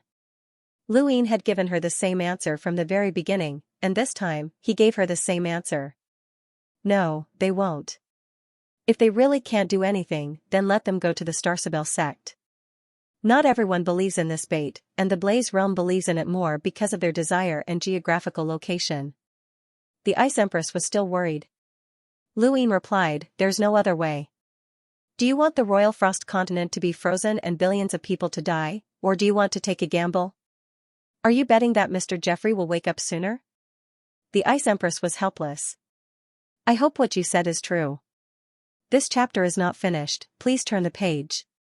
In the blazing mist flow zone, outside the spatial crack on planet Gugu, Lord Red appeared and almost fell down. His face was pale, and there was even a trace of blood at the corner of his mouth. He did not let the cultivators from the Blaze Realm see him and instead directly entered his spacecraft. Curmudgeon Chi, Si Punghai, and the rest were shocked when they saw Lord Red. "Sect Master, what happened?" Lord Red looked up with a fierce expression. "The Ice Empress isn't dead." Everyone was stunned. Curmudgeon Chi was in disbelief. "How is that possible? I've gone in multiple times, but there's no trace of the Ice Empress." Lord Red gritted his teeth. "We've been tricked." Kuan Ban was terrified, as if he had been tricked, he would have been the first to suffer. He quickly said, "Sect Master, there's no reason for the Ice Empress to play dead. The Royal Frost continent has always been hidden in a folded space, and it has no conflict of interest with the Blaze Realm. There's no reason for her to play dead to lure us out. That's right, Sect Master. The Royal Frost Continent has lived peacefully in our blazing mist flow zone for so many years. There's no reason for her to do this now, Si Penghai said. Lord Red looked up. What if she cooperates with the Tinder Alliance? Curmudgeon Chi shook his head. The Tinder Alliance is just a bunch of trash. They don't have the right to cooperate with the emissaries. Lord Red was irritated. Let's retreat first and surround this place. I want to see what that old fogey is up to. Yes, Sect Master. Suddenly, Lord Red stood up and looked to the east. His expression changed. Sylvan dragons. Everyone was puzzled, and Curmudgeon Chi frowned. The Sylvan dragons are here. In the distance, hundreds and thousands of Sylvan dragons swam through space and approached planet Gu. Many cultivators from the Blaze realm watched them warily. The spaceship appeared rather small in front of the Sylvan dragons, and at the very front was a colossal Sylvan dragon that was several times larger than the other Sylvan dragons. Every time the meatball at its tail swung, it tore apart the starry sky. It was the patriarch of the Sylvan dragons, the Dragon Lord who had attained the combat power of an emissary. When the Dragon Lord appeared, its large eyes swept across the crowd. The cultivators from the Blaze realm were terrified, and none of them dared to make a sound. The Skyfire Corps was the Blaze realm's most elite army, but they were still afraid of facing so many Sylvan dragons. My old friend, Lord Red, since you're here, why don't you come out and meet us? The Dragon Lord's voice shook the sky. Many of the Blaze realm's spacecraft exploded, unable to withstand the Dragon Lord's pressure. Lord Red appeared in space, and his expression returned to normal. He calmly looked at the Dragon Lord. This is the Blaze realm's territory. Why have you brought so many descendants here, Dragon Lord? Are you trying to start a war with the Blaze realm? The Dragon Lord grinned. Of course not. I heard that the Royal Frost Continent appeared, so I wanted to go in and take a look. Lord Red raised his eyebrows. What Royal Frost Continent? Where did you hear that from? The Dragon Lord's large eyes turned to stare at Lord Red. You still want to hide it? The Blaze realm can't be thinking of monopolizing the Royal Frost Continent's secret technique, right? Lord Red frowned. You've been tricked. The Royal Frost Continent doesn't have any secret techniques, and that old fogey is still alive. The Dragon Lord was shocked. The Ice Emperor is still alive? Didn't you say he was dead? That's why you've been tricked, Lord Red said. The Dragon Lord obviously didn't believe him. So be it. I still have to go in and take a look. It's good to greet the Ice Emperor since the Royal Frost Continent isn't weak. Lord Red stared at the Dragon Lord. He felt that he had been tricked, but just as Si Penghai and the others had said, what was the point of the Ice Emperor faking his death? There was no reason for them to do so, and the Alliance didn't have the ability to do so. This chapter is not finished. Please turn the page. Only a fool would believe that the Fire Realm would join forces and use the Royal Frost Continent to destroy the Blaze Realm and benefit the Alliance. Since there was no reason for the Ice Emperor to fake his death, then the Alliance's information might not have been false. However, the fact that the Ice Emperor wasn't dead was still suspicious. Lord Red was bewildered. He didn't know what the Royal Frost Continent's goal was, but did the secret technique really not exist? He couldn't be sure. Seeing Lord Red's attitude, the Dragon Lord was even more convinced that the Royal Frost Continent had a secret technique. Old friend, it seems like you really want to monopolize the secret technique. Don't even think about it. It's not just the Sylvan Dragon clan, that guy from the Ross Empire is here as well. He even brought the Ross Empire's most elite army. You can't monopolize it. After the Dragon Lord spoke, Lord Red looked in another direction. He could feel the aura of someone at the same level as him. The Ross Empire's Luo Huang had arrived. The leaders of the three powers of the Blazing Mist Flow Zone had appeared at the same time, and they had even brought their most elite armies with them. Their goal was simple, the Royal Frost Continent. Lord Red didn't care whether or not the information about the Royal Frost Continent was true, but he couldn't allow the Dragon Lord and Luo Huang to enter. What if it was true? If there really was a secret technique, then he would be finished. He would rather kill the wrong person than let them go. This was Lord Red's personality, as well as that of most of the universe's ambitious and ruthless people. No one would give up on the Royal Frost continent. If there really was nothing in the end, then it would be a good opportunity to unite the three powers to eradicate this disaster. Within the spacecraft, Lord Red, Dragon Lord, and Luo Huang faced each other. Dragon Lord had transformed into his human form. He was a burly man similar to Lord Red, but he was much more domineering. Although Lord Red looked crude on the outside, he was actually very calculative.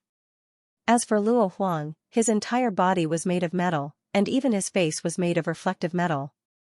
No one knew what was behind that layer of metal, and his voice was very unique. It was a metallic, mechanical voice that was slightly hoarse. "That means that the Frost Empress is still alive, and she even fought with you?" Luo Huang asked. His mechanical eyes scanned Lord Red. Lord Red was most annoyed by Luo Huang's stare, as he felt like he was being seen naked. Someone must be plotting against the Blaze Realm. And deliberately spreading false information. It's been so many years, but the Royal Frost continent hasn't appeared of its own accord. Now that it's tearing through the void, there must be something wrong with it, Dragon Lord said. Lord Red looked at Dragon Lord and Luo Huang. "How did you get this information?" Luo Huang remained silent. Dragon Lord sneered. "Your Blaze Realm caused such a huge commotion, so how could we not know?" Lord Red's gaze turned sharp. "Even if they did, they wouldn't have known about the secret technique. It was leaked by someone in your Blaze Realm," Luo Huang said.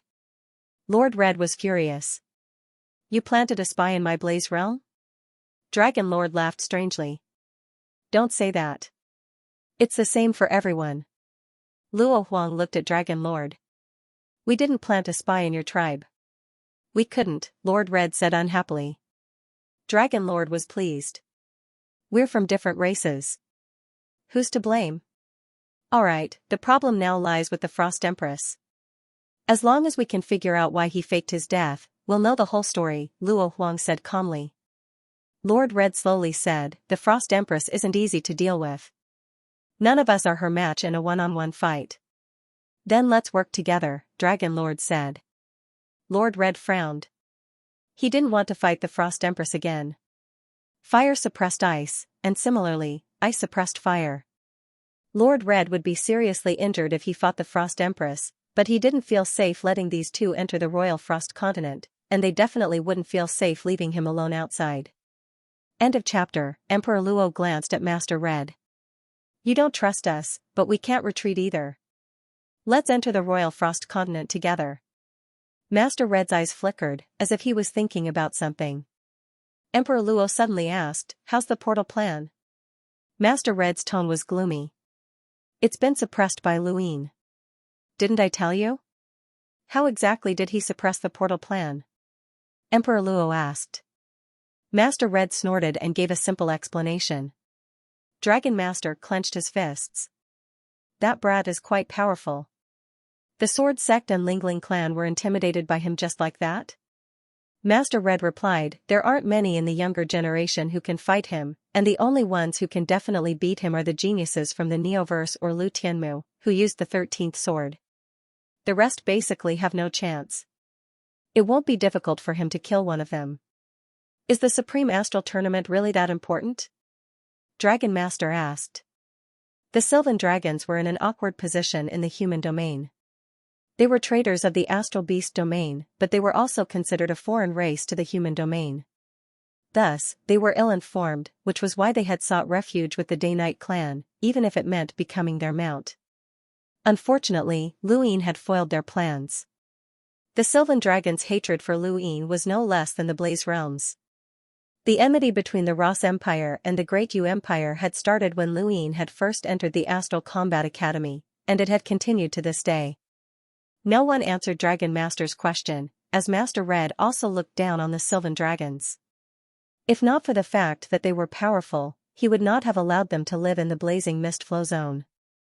Outside the spacecraft, the Sylvan Dragons roared and emitted a strange smell. Among the cultivators from the Blaze Realm, some despised them, while others were fervent. They all hoped to obtain a Sylvan Dragon as a mount, as that would be impressive. As for the Ross Empire's army, they did not make a single sound. They were truly an army, unlike the Blaze Realm's Skyfire army, where cultivators were more important than soldiers. An hour later, Master Red, Dragon Master, and Emperor Luo rushed out of the spacecraft and headed towards the spatial tear on planet Guk. They had decided to explore the Royal Frost continent together. Within the continent, Luin felt uneasy, so he asked again, "Senior, the top experts of the Blazing Mist Flow Zone's 3 top powers are about to attack. Can you really stop them?" From the very beginning, this plan had been based on the assumption that the Royal Frost continent would be able to withstand the Blazing Mist Flow Zone's 3 great powers and that the Innerverse would not covet their secret technique. Luin had a way to prevent the Royal Frost continent from being coveted because of the secret technique, but he did not have any confidence in the Ice Emperor. For the Blazing Mist Flow Zone to be able to stand tall, the 3 great powers were not to be underestimated. The Ice Empress' expression was calm. "I can't win, but I can stall him." Luin pursed his lips and touched his cosmic ring. Delaying them was not his goal. If he did not weaken the 3 great powers, then all of his efforts would have been for naught. Originally, he had hoped that the Blaze Realm would directly send their troops and experts over, and that the Ice Empress would destroy them. If that did not work, then the Ice Empress would heavily injure Lord Red. But in the previous battle, although the Red Master was defeated, he did not suffer any heavy injuries. He knew that he had underestimated the Red Master and overestimated the Ice Monarch. If there were no accidents, the Ice Monarch would be able to hold back the 3 of them, but he would not be able to achieve his goal. It would be equivalent to a farce. At most, he would be able to help the Royal Frost continent. Moreover, could the Ice Monarch really hold them back? But even if the Ice Empress could not hold them back, Luin still had external items. Besides, with his background, Lord Red and the others might not actually dare to make a move against him. Luin knew that background was very important, and he had sought out many forms of protection from the very beginning. The most effective was Leon's Armada, which was nearby and unreasonable. Unfortunately, Leon's Armada had a terrible reputation, and they were constantly being watched by the Hall of Honor. They could take revenge, but it would be troublesome if they attacked a certain flow zone. Right now, Luin had to consider how to weaken the 3 great powers. He glanced at the spatial tear and then placed his cosmic ring to the side. He opened his hand, and his die appeared and began to spin slowly. He was going to take a gamble. The die slowly came to a stop at 4 pips. Luin immediately retrieved his cosmic ring, and the scene before him changed as he appeared within the time-stop space. Everything had gone smoothly, and as long as he could enter this place, Luin would be at ease. He continued to roll his die.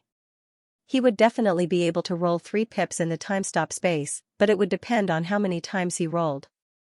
Luin currently had a lot of star essence, so he hoped to roll 3 pips the most. The only problem was that there were many external items that could not be further upgraded due to insufficient materials. For example, the giant's right arm, the single-sided mirror, and the smothering cannon.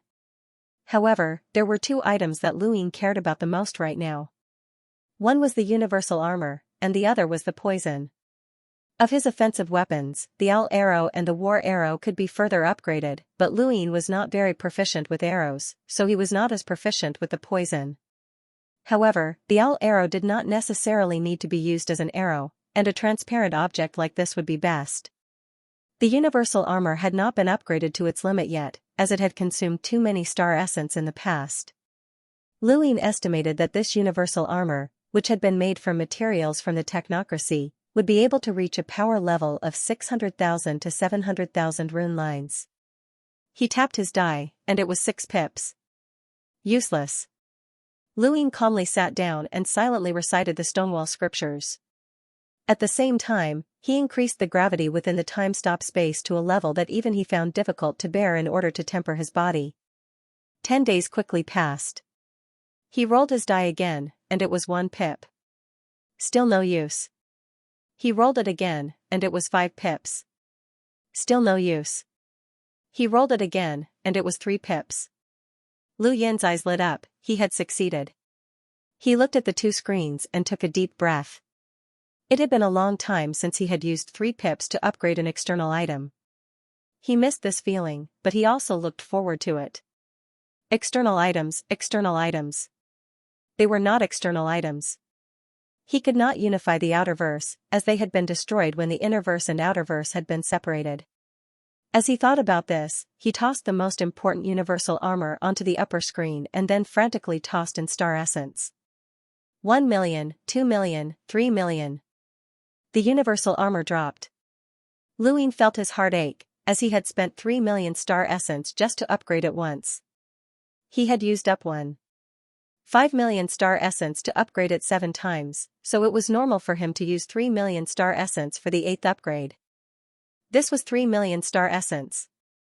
3 million star essence. Luin was about to cough up blood, as he had used up far too much energy. He had been the leader of the Great Eastern Alliance for 8 years, but he had only received a little more than 13 million star essence. Now, he had used up nearly a quarter of that.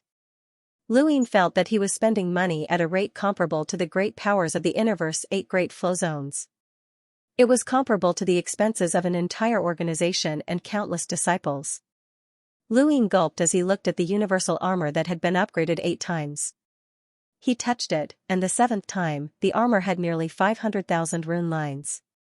Now, it had surpassed 500,000 rune lines, which was enough to resist an emissary's power level.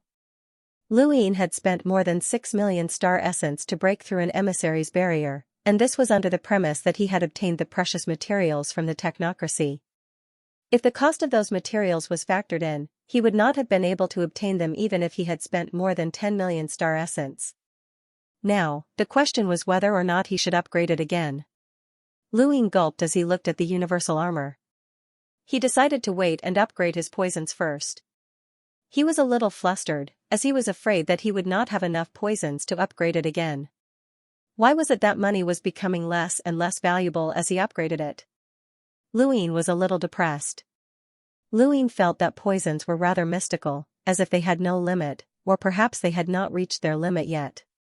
These poisons had all come from Elder Wu, who was an enlighter who specialized in poisons. Elder Wu was the first and only enlighter that Luin had encountered. The Neo-Human Alliance's vitality poison did not count, as Luin would not have dared to use such a poison even if he had been given one. There were still 7 bottles of Elder Wu's poisons left. They had been upgraded 8 times, and their limit had nearly reached 400,000 rune lines. Now, Luin tossed one of the bottles onto the upper screen and continuously tossed in star essence. He tossed it 3 times and used up more than 1.3 million star essence, which should be close to 500,000 rune lines. This was because the 4th upgrade was very slow, and it also consumed a lot of star essence. 2 million star essence. Luin had spent a total of 2 million star essence to upgrade this bottle of poison. He estimated that the rune lines now exceeded a power level of 500,000, which meant that this bottle of poison was enough to pose a threat to an emissary. It had not been easy, as a single bottle of poison had been upgraded 12 times and had consumed nearly 4 million star essence. Even though it was 1/3 less than the universal armor, it was still quite ridiculous. Lu Yin's heart ached once again, but he had no other choice. He had to upgrade what he needed, and 1 bottle was clearly not enough. As he thought about it, he upgraded another bottle. Luin looked at his cosmic ring and closed his eyes. He still had more than 7 million star essence left, and he had used up nearly half of it in such a short period of time to upgrade 3 external items. It had not been easy for him to calm down, but he would have more in the future. Money could be earned again after spending it, and he would have more soon. Luin comforted himself as he placed the universal armor on the upper screen and then tossed in star essence to upgrade it again. Otherwise, it would not be safe. 25 million star essence was the price to upgrade the universal armor for the 9th time. Luin looked at the less than 1 million star essence left in his cosmic ring and sighed. Although he had lost his money, his life was now safe. It was worth it, worth it, worth it. There were still 2 months left in the time-stop space. Luin sensed his fatesan and found that he had fused with another 2 grains. They had not grown much, but they were still unable to conceal the black and white fog. There were still 12 grains left. What exactly was this black and white fog? He could test it out in this place. The scene in front of him changed, and Luin returned to the Royal Frost Continent. Even the Ice Emperor, an envoy-level powerhouse, did not know that Luin had been in this space for several months. Time existed, but it was illusory and had nothing to do with one's strength. The only organization in the entire universe that dared to claim that they were sensitive to time was the Starsibyl sect. Of course, Luin had always thought that they were bragging. Even so, he did not dare to enter the time-stop space in front of the Starsibyl sect. "Your aura?" the Ice Emperor asked as he looked at Luin suspiciously. In that instant, he had felt that Lu Yin's aura had changed greatly. How should he describe it? It was a very strange feeling. Luin asked, "Senior Ice Emperor, if the leaders of the Blazing Mist Flow Zone's 3 powers split up and one person held you back while the other 2 charged towards Arctic City, what would you do?" When he heard Lu Yin's question, the Ice Emperor confidently replied, "One person won't be able to stop me, but I can stop all 3 of them. There's something called a power vessel in the universe. From what I know, the Blaze Realm was able to unlock a tribulation flame a long time ago. The Sylvan Dragons and the Ross Empire definitely have similar treasures. Senior, are you sure you can stop them?" Luin countered. The Ice Emperor fell silent. "You have a way?" Luin raised a hand. "Senior, what do you see?" The Ice Emperor looked at Lu Yin's palm, but there was nothing there. Wait, his gaze turned cold. "There's actually such an arrow?" Luin took out a transparent arrow. "Senior, you didn't see it immediately, and I believe that Master Red and the others are the same. I'll lend it to you." He then tossed the arrow to the Ice Emperor. The Ice Emperor shook his head. Transparency only exists in another layer of the void. You can see it as long as you look carefully. Besides, those who have cultivated to the level of an emissary are very sensitive to danger. This arrow's power isn't enough to harm an emissary. Luin then took out a bottle of poison and tossed it to the Ice Emperor. This bottle of poison is enough to harm an emissary. How effective it is depends on the person using it. Combined with the flying owl arrow, I wonder if you can handle all 3 of them. The Ice Emperor caught the bottle in shock and looked at Luin in astonishment. How do you have so many external items that can threaten an emissary? Lu Yin's lips curled up, and he confidently replied, "I have someone above me." The Ice Emperor believed him, and he truly did. How could Luin have so many external items? At that moment, 3 figures appeared from a spatial tear in the distance. The Ice Emperor turned around and glared at them. "Get out of the Royal Frost Continent." Master Red and the others looked at each other. "Attack, destroy this old bastard." The entire sky cracked open. Under Lu Yin's shocked gaze, the world froze as the Ice Emperor displayed his true strength. He used his extreme cold to instantly freeze Crimson Lord's flames and the Luo Sovereign. An ice spear appeared in his hand, and he stabbed it towards Dragon Master. There was a loud boom, and the entire Royal Frost Continent shook. A terrifying pressure descended, causing the entire land to collapse. Luin was wearing his universal armor, so he wasn't injured. However, when he looked up, the trio had already disappeared. Their battle in the real universe was not something he could see, but he could faintly see the rune lines. The rune lines of the 4 emissaries filled the sky and stung his eyes. As for the Royal Frost Continent, because of Red Master's flames, the temperature had risen, which happened to offset the cold chi under the seal.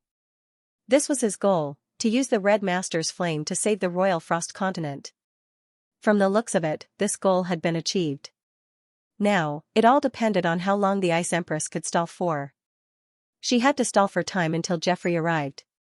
Luin hid under the solid ice and looked up at the sky. He could vaguely make out the 4 people entangled with each other through the rune lines. Just as Luin had guessed, the Crimson Lord and the other 2 wanted to split up and charge into Glacial City after 2 days of fighting, but they were stopped by the Ice Emperor. The Ice Emperor's frigid air covered a wide area, and the entire Royal Frost Continent was under his control. Just his frigid air alone was enough to threaten the 3 emissaries. The Ice Empress purposely dragged out the pace of the battle and tried her best to stall the 3 of them. Half a month passed, and the sky was often torn apart by their attacks as whistling star energy suppressed the Royal Frost Continent. In the distance, there were also experts in Extreme Ice City. Although they had not reached the level of an emissary, they were still enlighters, and they were barely able to help Extreme Ice City resist this pressure. The landscape of the Royal Frost Continent had completely changed.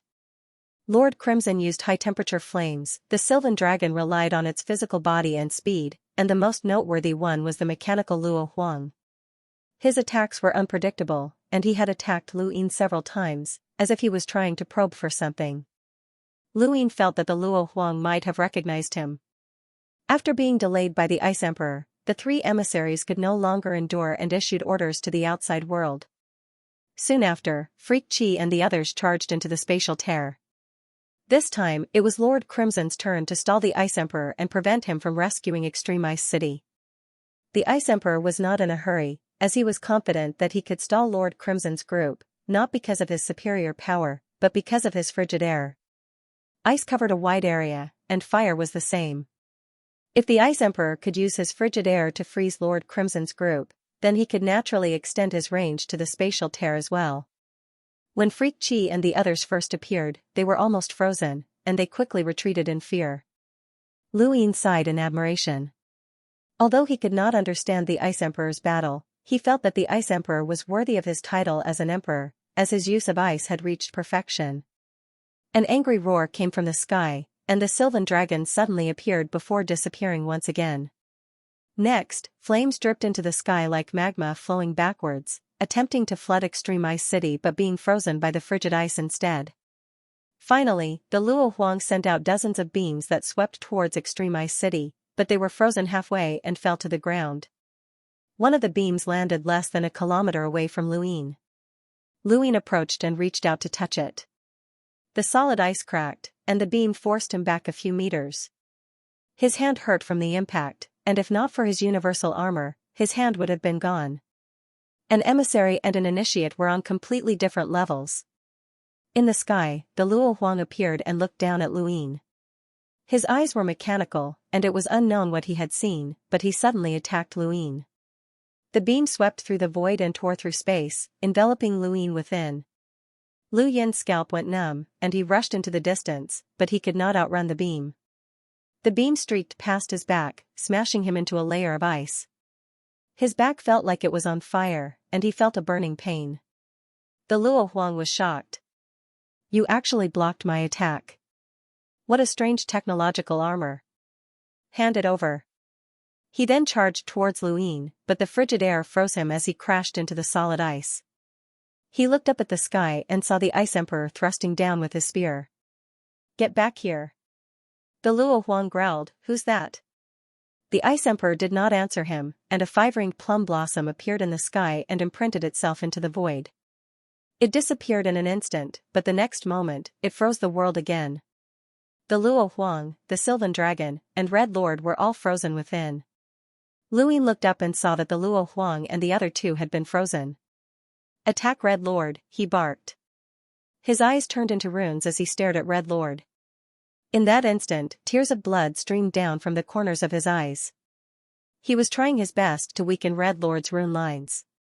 The Ice Emperor heard Lu Yin's words and subconsciously attacked Red Lord. Both sides had fought many times and were familiar with each other's strength. Red Lord could judge the strength of the Ice Emperor's attack. He shattered the solid ice, and the flames rippled in front of him. He knew that this should be enough to block the Ice Emperor's attack, as the Ice Emperor still had to guard against the Dragon Lord and the Luo Huang.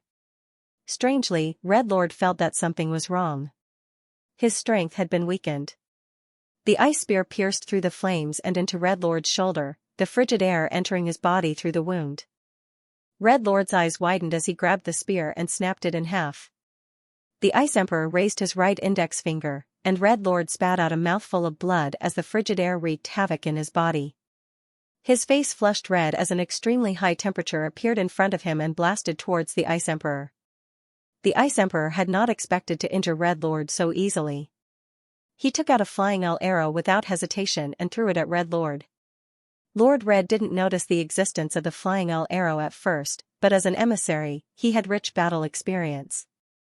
Even if he didn't see it, his sense of danger made him retreat immediately. The flying arrow couldn't touch him at all. The Ice Emperor sighed. As expected, a sneak attack was useless, and he could not continue attacking. Behind him, the Dragon Lord and the Luo Huang appeared. Just as Red Lord thought that the Ice Emperor's attack had ended and he relaxed, the flying arrow suddenly disappeared. When it reappeared, it had pierced the wound that the Ice Emperor had left behind. Red Lord's eyes narrowed. A secret technique? He grabbed the flying arrow and pulled it out. He glanced at the Ice Emperor, but it was not this old man. Suddenly, he looked in Lu Yin's direction. It was that person. That secret technique. Red Lord thought of something, and his eyes widened in anger. Lu Yin.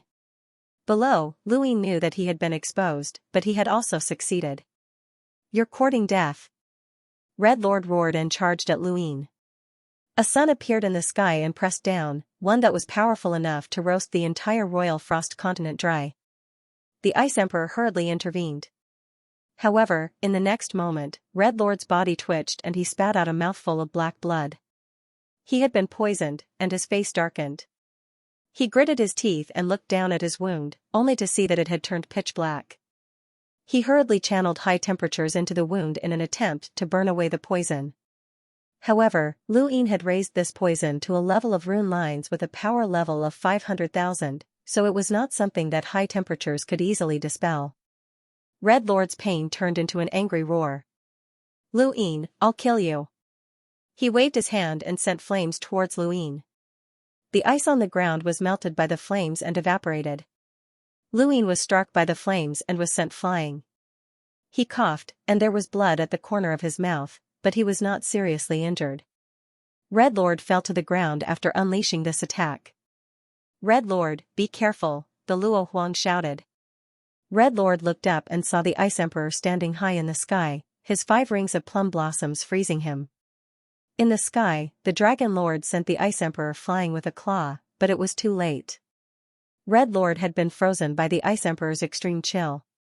The Luo Huang landed beside Red Lord and used a beam of light to shatter the ice. Red Lord fell to the ground, his entire body white and his insides black. He had been poisoned, and most of his body's functions had been destroyed by the frost. This was a serious injury that could not be healed in a short period of time. The Luo Huang looked at the distant Lu Yin. Lu Yin stood up and raised a hand.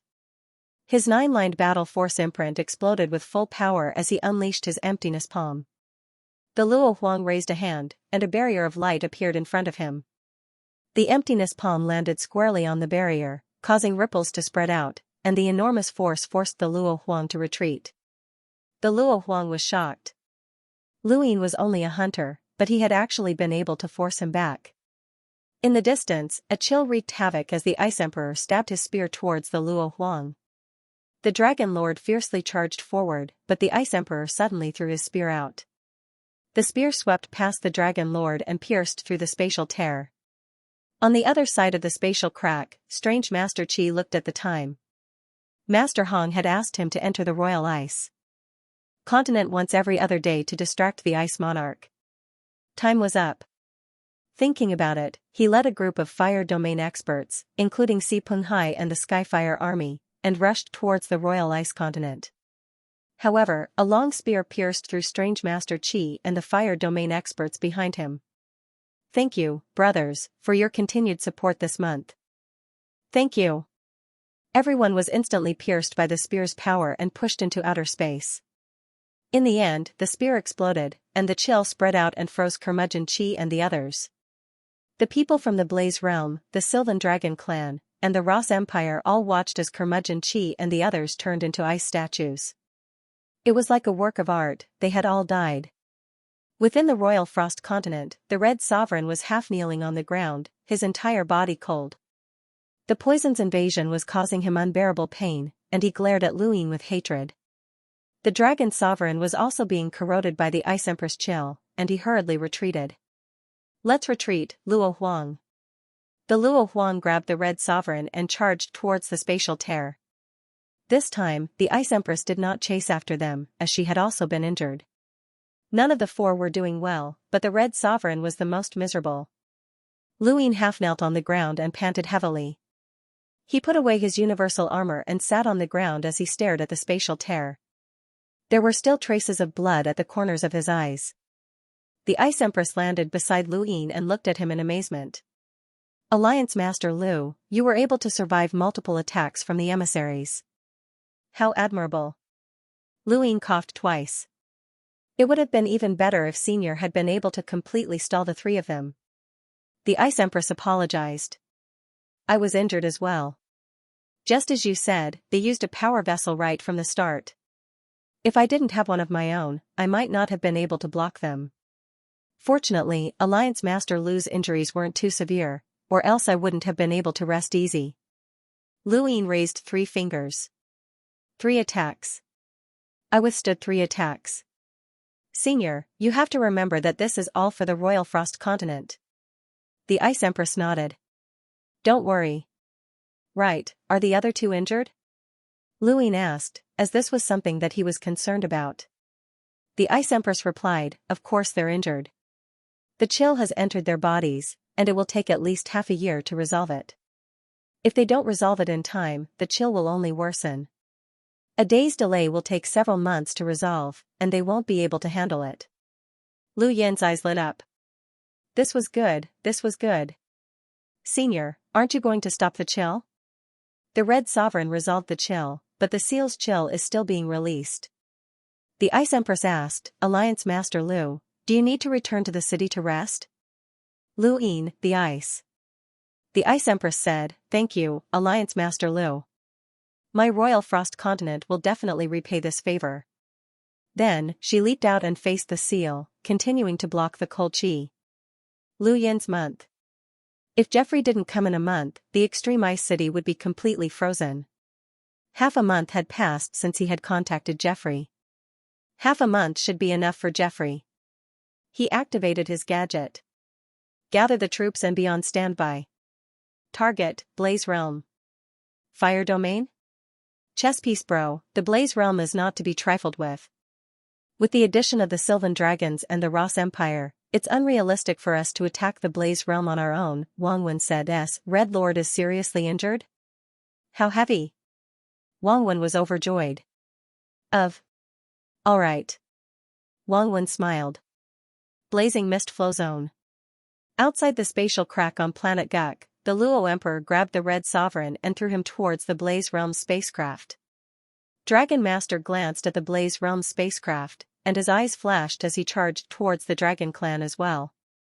The cultivators from the Blaze Realm could not react in time, and the Red Sovereign's tired voice rang out, return to the Blaze Realm. Sect Master, Elder C, and the rest have been frozen, someone reported. The Red Sovereign glanced at the frozen eccentric Chi, Elder C, and the rest in the distance and gritted his teeth. Return to the Blaze Realm. Understood. Not long after, not a single person was left on planet Guk. Only the chill was blowing out from the spatial crack and sweeping through space. Within the Blaze Realm spacecraft, the Red Sovereign coughed up blood continuously. He had taken many antidotes and had finally managed to alleviate the poison, but the chill in his body was difficult to resolve. Given his current condition, it would take him 100 years to resolve. It's a pity that I didn't bring my tribulation fire, or else I wouldn't have lost. Luine, Ice Empress, I'll have my revenge sooner or later. The Red Sovereign gritted his teeth as a layer of chill froze his body.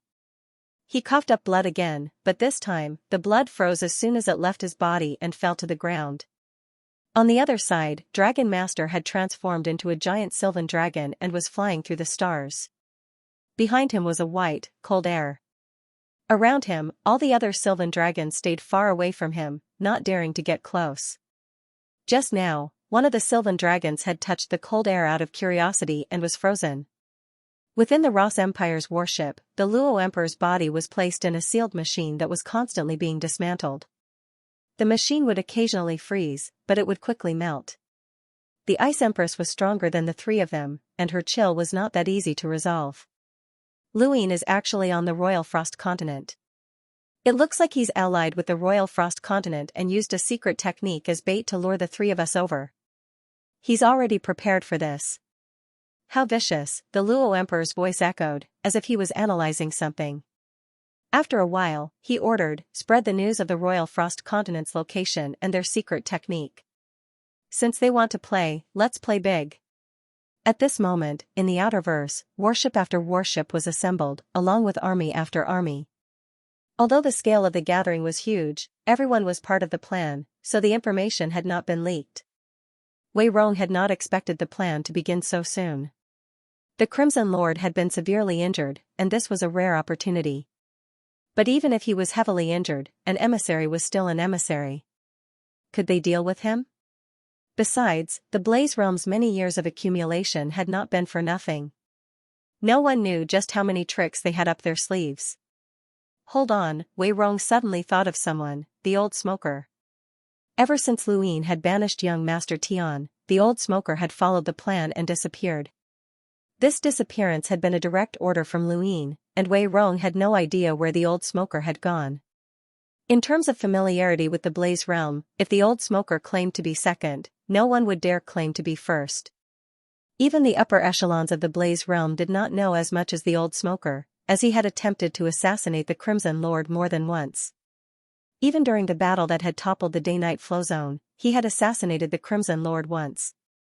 The old smoker, Lily Rose, the Tinder Alliance, as well as the Hidden Powers and the Outerverse allied forces. Wei Rong knew that the Blaze Realm was in danger. Luin was the type of person who would either not do anything or succeed if he did. The toppling of the Day-Night Flow Zone was an example.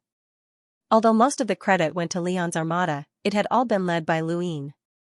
This time, dealing with the Blaze Realm would not be as difficult as dealing with the Day-Night clan. When he thought about this, Wei Rong was filled with anticipation. News of what had happened in the Blazing Mist Flow Zone quickly spread, but they did not mention that the Crimson Lord and the others had been injured. They only revealed the secret technique and the location of the Royal Frost Continent, which shocked many Innerverse powers.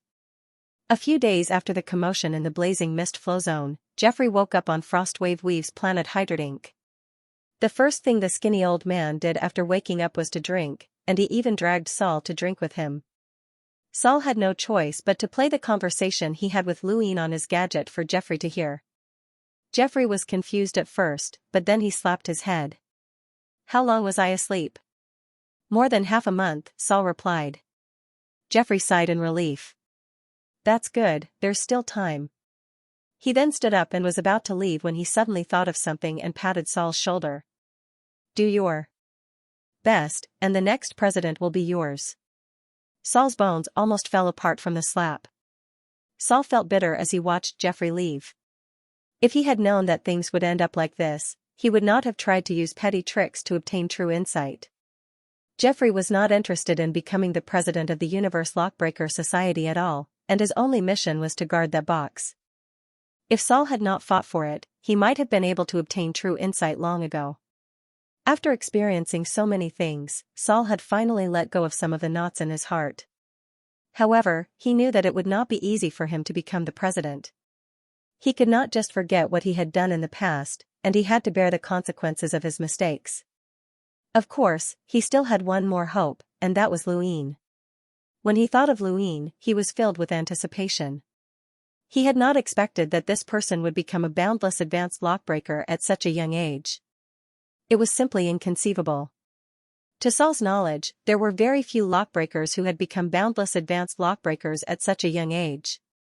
As long as they did not die prematurely, they would reach the highest echelons of the Lockbreaker Society in the future. His future was in Luin's hands. A few days later, at the Royal Frost Continent, Luin was chatting with the Ice Emperor. He wanted to ask some questions about the envoys when Jeffrey finally arrived. It's easy to get sick after coming to such a cold place after the moon intoxication. Jeffrey clasped his hands behind his back and looked at the Ice Emperor in the distance with a smile. The Ice Emperor was delighted, as he had ventured out before. At that time, Jeffrey had already been a very famous lockbreaker and an origin array master. Now that he saw Jeffrey again, the Ice Emperor hurriedly bowed. Junior greets Senior Jeffrey. Luin leapt into the air. Junior Luin greets Senior. Jeffrey nodded and glanced at the Ice Emperor. He was astonished. A tiny continent with a folded space actually has a powerhouse like you. The Ice Emperor respectfully replied, Junior would not dare to call himself a powerhouse in front of Senior. Jeffrey laughed and then looked at Luin. Kid, although this is the first time we've met, I've seen quite a few videos of you. Luine replied, Junior's actions are rash. If there's anything that Senior is dissatisfied with, please forgive me. Jeffrey smiled. You're just a child, so it doesn't matter. As long as the general direction is right, it's fine. Besides, you've helped the Outerverse Lockbreaker Society before. Actually, whether it's me, Xianxia, or Xiaoming, we all look forward to seeing you. The future of the Lockbreaker Society is in the hands of your generation. Luine hurriedly replied, Thank you for your praise, Senior. Jeffrey nodded and then looked up at the entire Royal Frost continent. The Ice Emperor and Luine did not dare to make a sound, and they quietly soared into the sky. After a while, Jeffrey was startled, and his eyes widened as his body vanished. Even the Ice Emperor did not see how Jeffrey had disappeared, as Jeffrey's power far surpassed his own. The Ice Emperor had originally thought that Jeffrey was just a powerful lockbreaker, but he now realized that this skinny old man's power level was not simple. Thank you for your support, brothers. If Jeffrey had not been trapped in the Innerverse, then anyone who dared to scheme against him during the battle on Source Peak Planet would have been courting death. Regardless of whether it was the Mavis Bank, Aurora Corporation, or Shamrock Enterprises, none of them could compare to the Lockbreaker Society in terms of their foundations. Jeffrey alone could defeat the entire Outerverse, and his strength might not be much weaker than Master Yuan's. Of course, this was just Lu Yin's guess. Over there. The Ice Empress discovered Jeffrey, and she tore through the void to vanish. Luine had also discovered Jeffrey. He couldn't sense Jeffrey's movements, but he could see the rune lines. Although the skyrocketing rune lines could easily hurt one's eyes, it was enough to help Luine find Jeffrey's location. At this moment, Jeffrey was north of Extreme Ice City, and he was looking at the mountains with a solemn expression. The Ice Empress appeared, followed by Luine. What can you see? Jeffrey asked. The Ice Empress and Luine looked at the mountains in confusion, but they couldn't see anything. Jeffrey raised a hand, and his star energy transformed into lines that carved into the ground, cutting through the ice and rivers. Beneath the ground was the seal. His star energy reached the seal, which was equivalent to cutting through the entire Royal Frost continent. The Ice Empress' heart thumped, as she was afraid that the Royal Frost continent would be cut apart. When Jeffrey stopped, the Ice Empress and Luine looked at the ground and saw a pattern. Was that a tree root? The two couldn't understand it, and they looked at Jeffrey in confusion. Jeffrey's gaze was complicated, and he seemed to be reminiscing about something. That's the symbol of Progenitor Hui. These 5 words caused a storm to rage in the Ice Empress and Lu Yin's minds. Progenitor Hui was a legend who had reached the peak of human cultivation. In the past, this was Lu Yin's understanding of the Progenitor Realm and Progenitor Hui. However, after the Mountain and Sea Realm's 5 Scions of the Stars, his understanding of Progenitor Hui had completely changed. Progenitor Hui was someone who calculated the passage of time. His calculations spanned the long river of time, including the 5th mainland, the 6th mainland, and even the Neo-Human Alliance. This person represented wisdom and human civilization. Luine had never expected to see Progenitor Hui's symbol here. The Ice Empress was stunned. Progenitor Hui.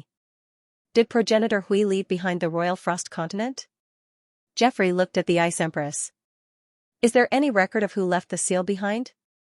The Ice Empress shook her head and said bitterly, No, our ancestors have passed down word by word that the seal must not be broken.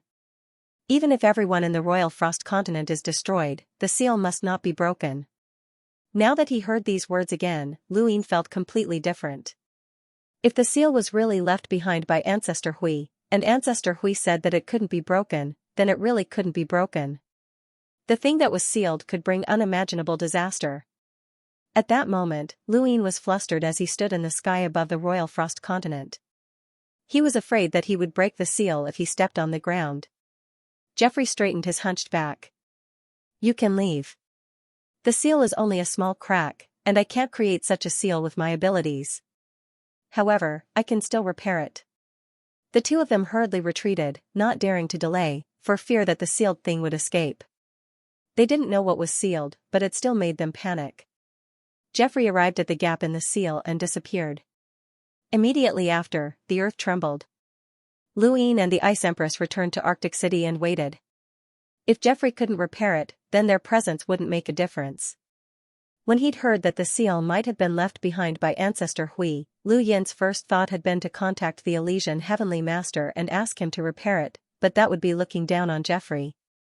He touched his gadget. If Jeffrey couldn't repair it, then he had to immediately contact Eversky Island. "Seventh bro, you're fine." "That's great." Kuwei shouted when he saw Luin. Luin replied, "You're in a good mental state. You haven't been frozen silly, have you?" Kuwei patted his chest. "Of course not, I can still serve seventh bro for 10,000 years. This lackey was unparalleled. During the time that the two had been gone, the people of Arctic City had been in a state of panic, especially when Master Hong and the other two had joined forces to deal with the Ice Empress.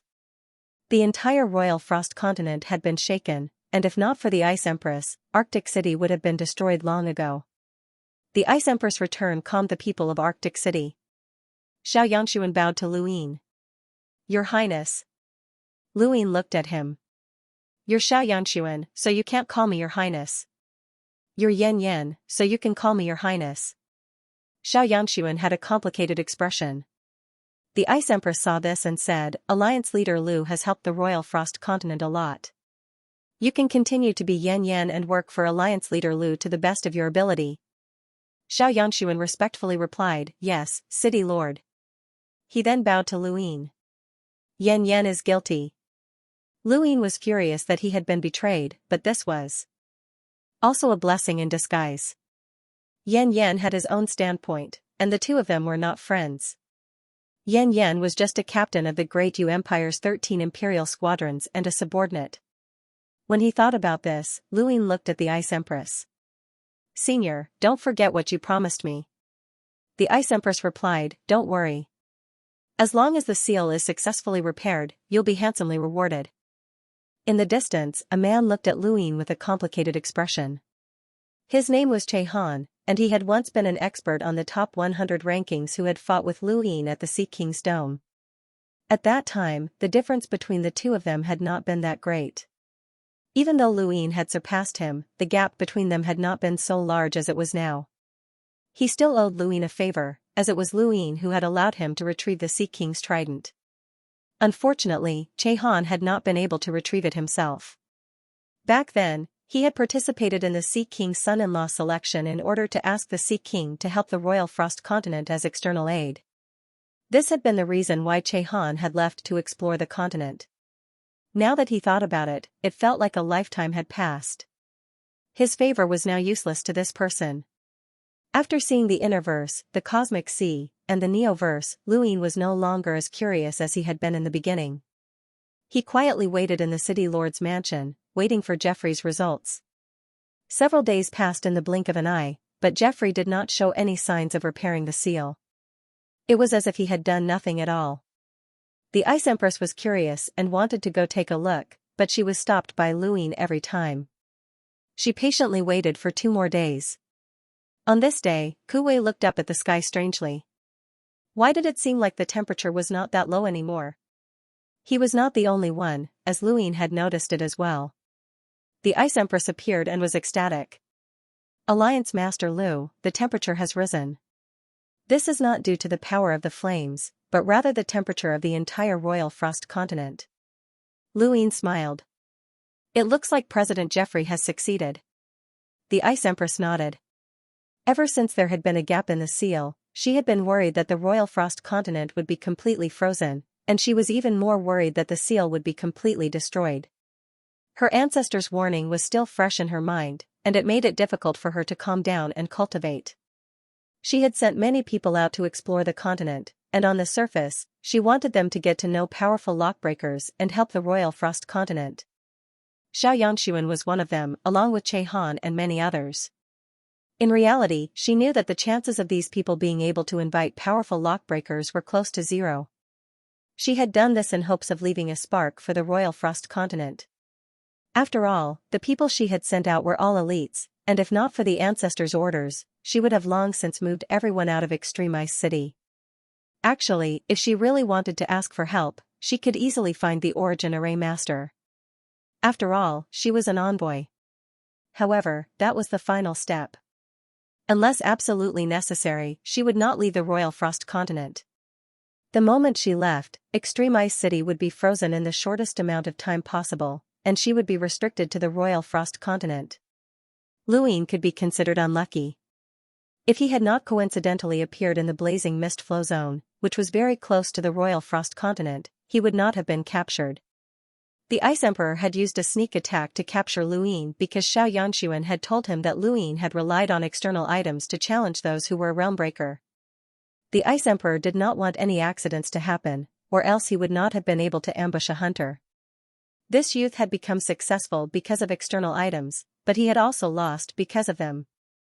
When he thought of this, the Ice Emperor looked at Luin with a strange gaze. Not long after, Geoffrey's figure silently appeared in the city lord's mansion. His back was even more bent, and he looked exhausted.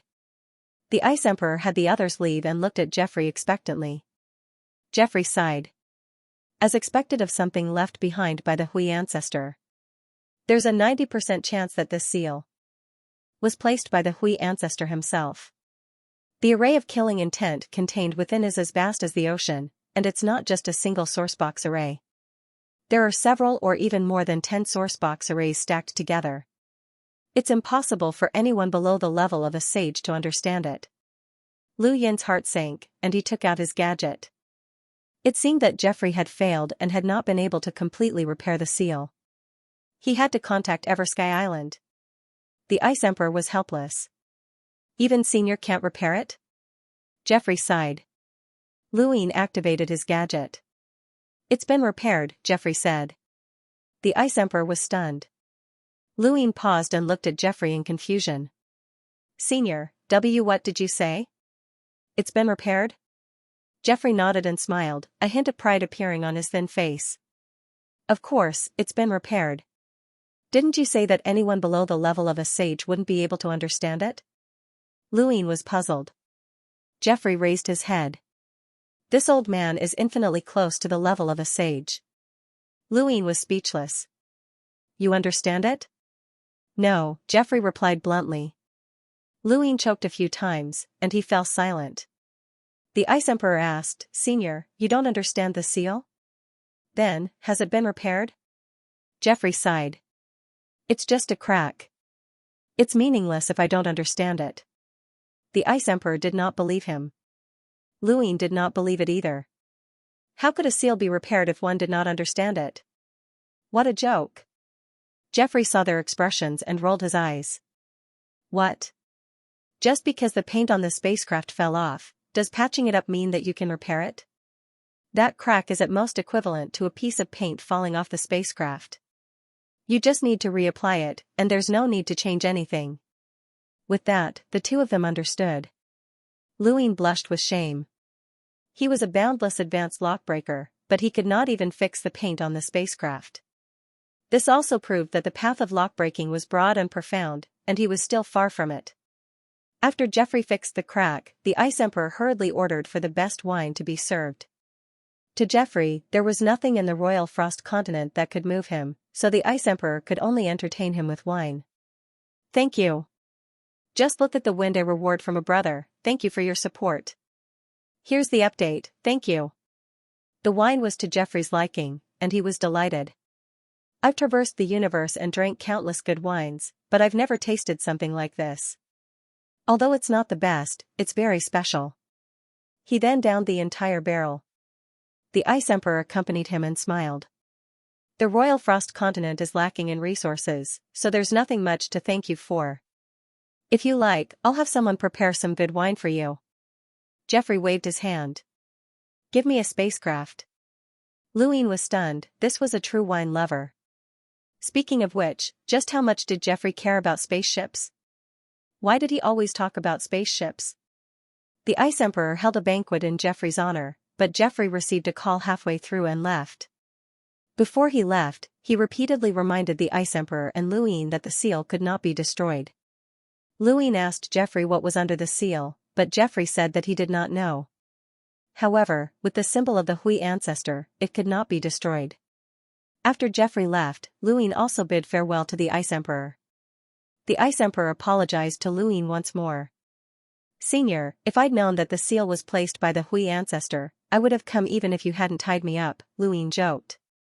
The Ice Emperor replied, we don't know if the seal was placed by the Hui ancestor. If it wasn't for Senior Geoffrey, how could anyone have connected the tiny royal frost continent to the Hui ancestor? He then clapped his hands, and Xianxia stepped forward and took out a dozen cosmic rings. Luin was puzzled. What's this? The Ice Emperor solemnly replied, apologizing is one thing, but Alliance head Lu has helped the royal frost continent, so we naturally have to thank you. Please accept this. Luin did not stand on ceremony and picked up a cosmic ring to check. His eyes widened when he saw that it was filled with star essence. He picked up another one, and the same thing happened. Luin was excited. Are these all star essence? The Ice Emperor smiled. I've heard that Alliance Master Lu is rather interested in star essence. My royal frost continent only has this many, and we don't usually use them, so I'm giving them all to you. There's a total of 28 million star crystals, and I hope that Alliance Master Lu doesn't mind. I don't mind at all. Luin was truly excited. He had just spent a little over 10 million star essence, and now, he had earned over 20 million. He had earned his money back in such a short amount of time. He had never thought that he would be able to obtain any star essence from the royal frost continent. From his perspective, this place was just a continent, and no matter how he looked at it, it seemed to be barren. Who would have thought that it would actually give him so many star essence? The Ice Empress smiled and glanced at Xianxia, as Xianxia was the one who had told her to deliver the star essence. The star essence is the royal frost continent's way of expressing our gratitude to Alliance Master Lu. We can't just apologize for kidnapping Alliance Master Lu, the Ice Empress said. Lu Yin's eyes lit up. Something good? Kuwei was eager to give it a try. He wanted to open his mouth and remind her that he had also been kidnapped. The Ice Empress solemnly took out a box that was emitting cold air. As soon as she took it out, the surrounding void started to freeze. Luin was stunned, as this box made him feel cold just by looking at it. This is an extreme ice stone that only appears in the royal frost continent once every 100 million years. It can freeze injuries, and it's a gift to Alliance Master Lu. The Ice Empress handed the box over to Luin. Luin accepted it, and the moment he touched it, a cold air surged through his entire body. Even his fingers were frozen, and he hurriedly used his star energy to dissolve it. He slowly opened the box, only to feel the cold air fill his face and his vision freeze. He quickly closed the box and stored it in his cosmic ring. It can freeze injuries? Luin was puzzled. The Ice Empress explained, the extreme ice stone's cold air is extremely heavy, and it can freeze everything in the world.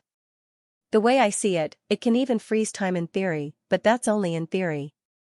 It takes an endless amount of time to form an extreme ice stone, and while this one cannot freeze time, it can still freeze injuries. For example, if Crimson Sovereign had an extreme ice stone, his poison and cold air would have been directly frozen, and his injuries would not have worsened.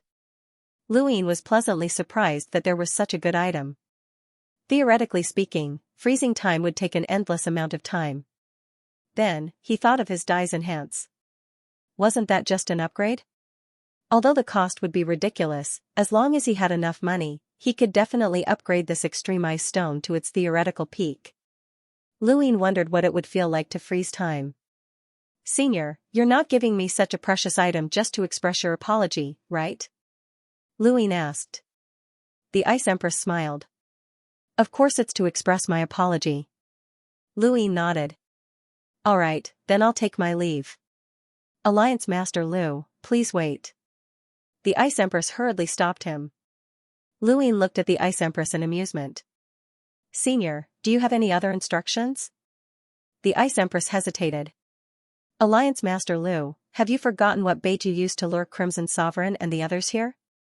Luin suddenly understood, as he had almost forgotten about that. Senior, don't worry. I've already sent out orders a few days ago, and the outside world should be very lively right now. The Ice Empress was puzzled. Luin smiled. It's not just the Royal Frost continent. Many other places have had secret techniques appear. The Royal Frost continent is just the first, but it definitely won't be the last. The Ice Empress understood what Luin meant. If a secret technique appeared on the Royal Frost continent, then it would appear in other places as well. If there were too many of them, then others would think that it was just a rumor. However, with the Great Eastern Alliance's methods, the rumors would not be very obvious, and each of them would appear to be true. This way, the Royal Frost continent's attention would be diverted. Of course, there would definitely be a group of people who still coveted the Royal Frost continent. However, the seal had been repaired, and the spatial crack that led to the blazing mist flow zone had also disappeared. It would be very difficult to find the Royal Frost continent, and even if they did, there was still the Ice Empress.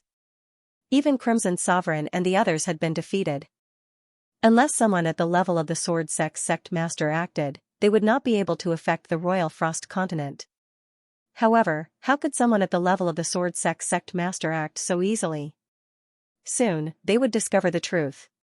Regardless of whether it was the rumors spread by the Great Eastern Alliance or the news that the Blaze Realm had attacked the Royal Frost continent, they would all be dug up. The so-called secret technique was nothing more than a joke. The Ice Empress relaxed. She had been afraid of attracting the attention of the Innerverse major powers, but she should be fine now.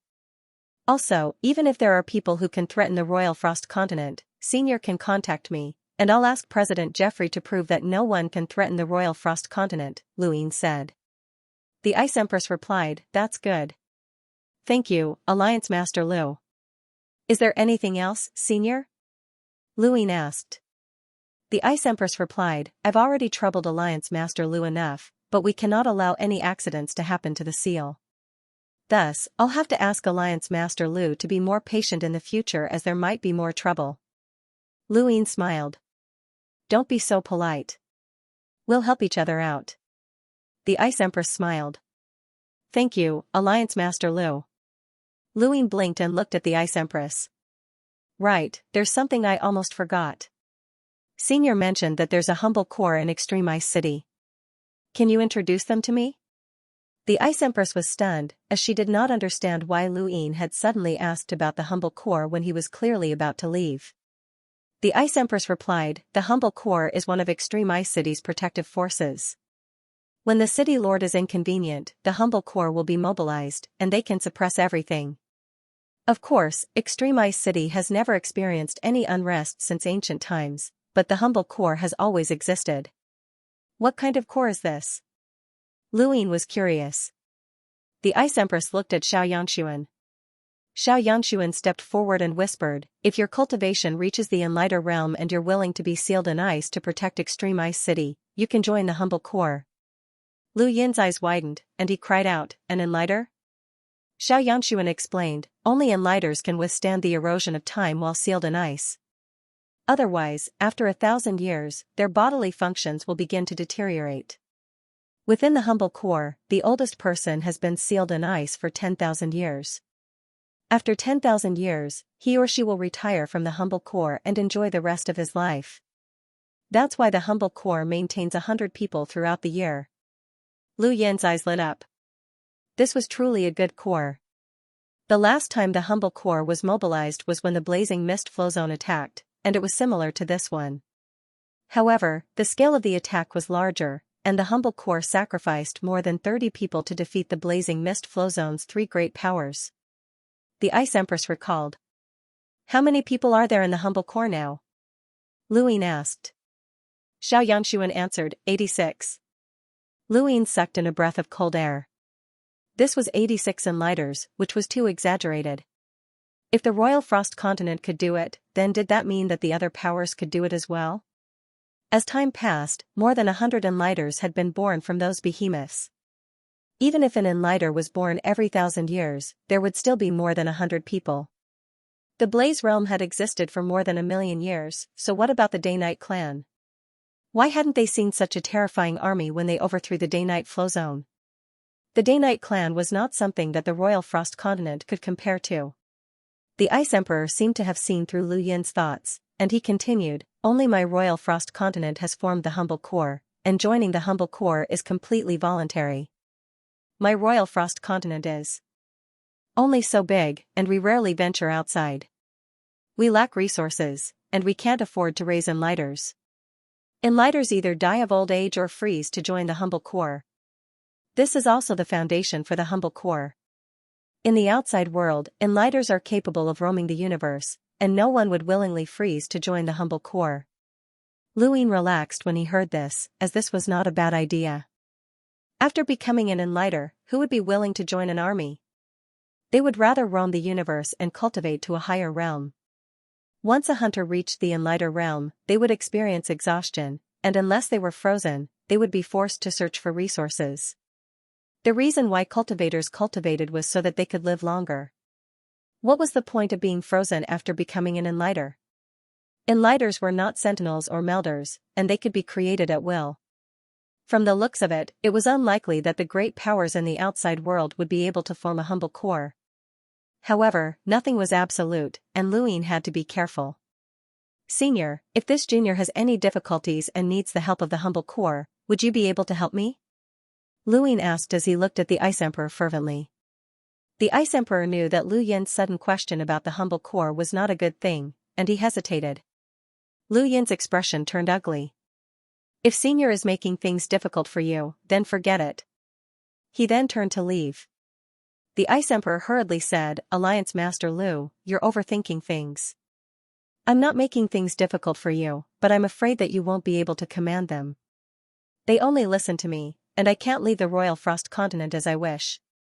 Luin pointed at Xianxia. He's Frostfall City's battle chief, and he knows the humble core so well. If I'm not wrong, he can also command them. The Ice Emperor looked at Xianxia and signaled with his eyes that the humble core could not leave the Royal Frost Continent. Xianxia was placed in a difficult position. On one side was Luin, and on the other was his homeland. The Ice Emperor's heart sank, as any hesitation would be seen through. Luin sneered. Alright, I won't make things difficult for you. Goodbye. The Ice Emperor was helpless. Alliance Master Lu, the humble core can help you. Luin smiled and looked at the Ice Emperor. Senior, you're not helping me. We're helping each other. The Ice Emperor nodded helplessly. Since Senior is willing to help each other, then I have something that I would like to ask the humble core for, Luin said. Kuwei looked at Luin strangely, as this was premeditated. The Ice Emperor was stunned, as he had not expected Luin to be waiting for him here. Xianxia was not surprised, as he understood Luin well. What does Alliance Master Lu want to do? The Ice Emperor asked. Luin smiled.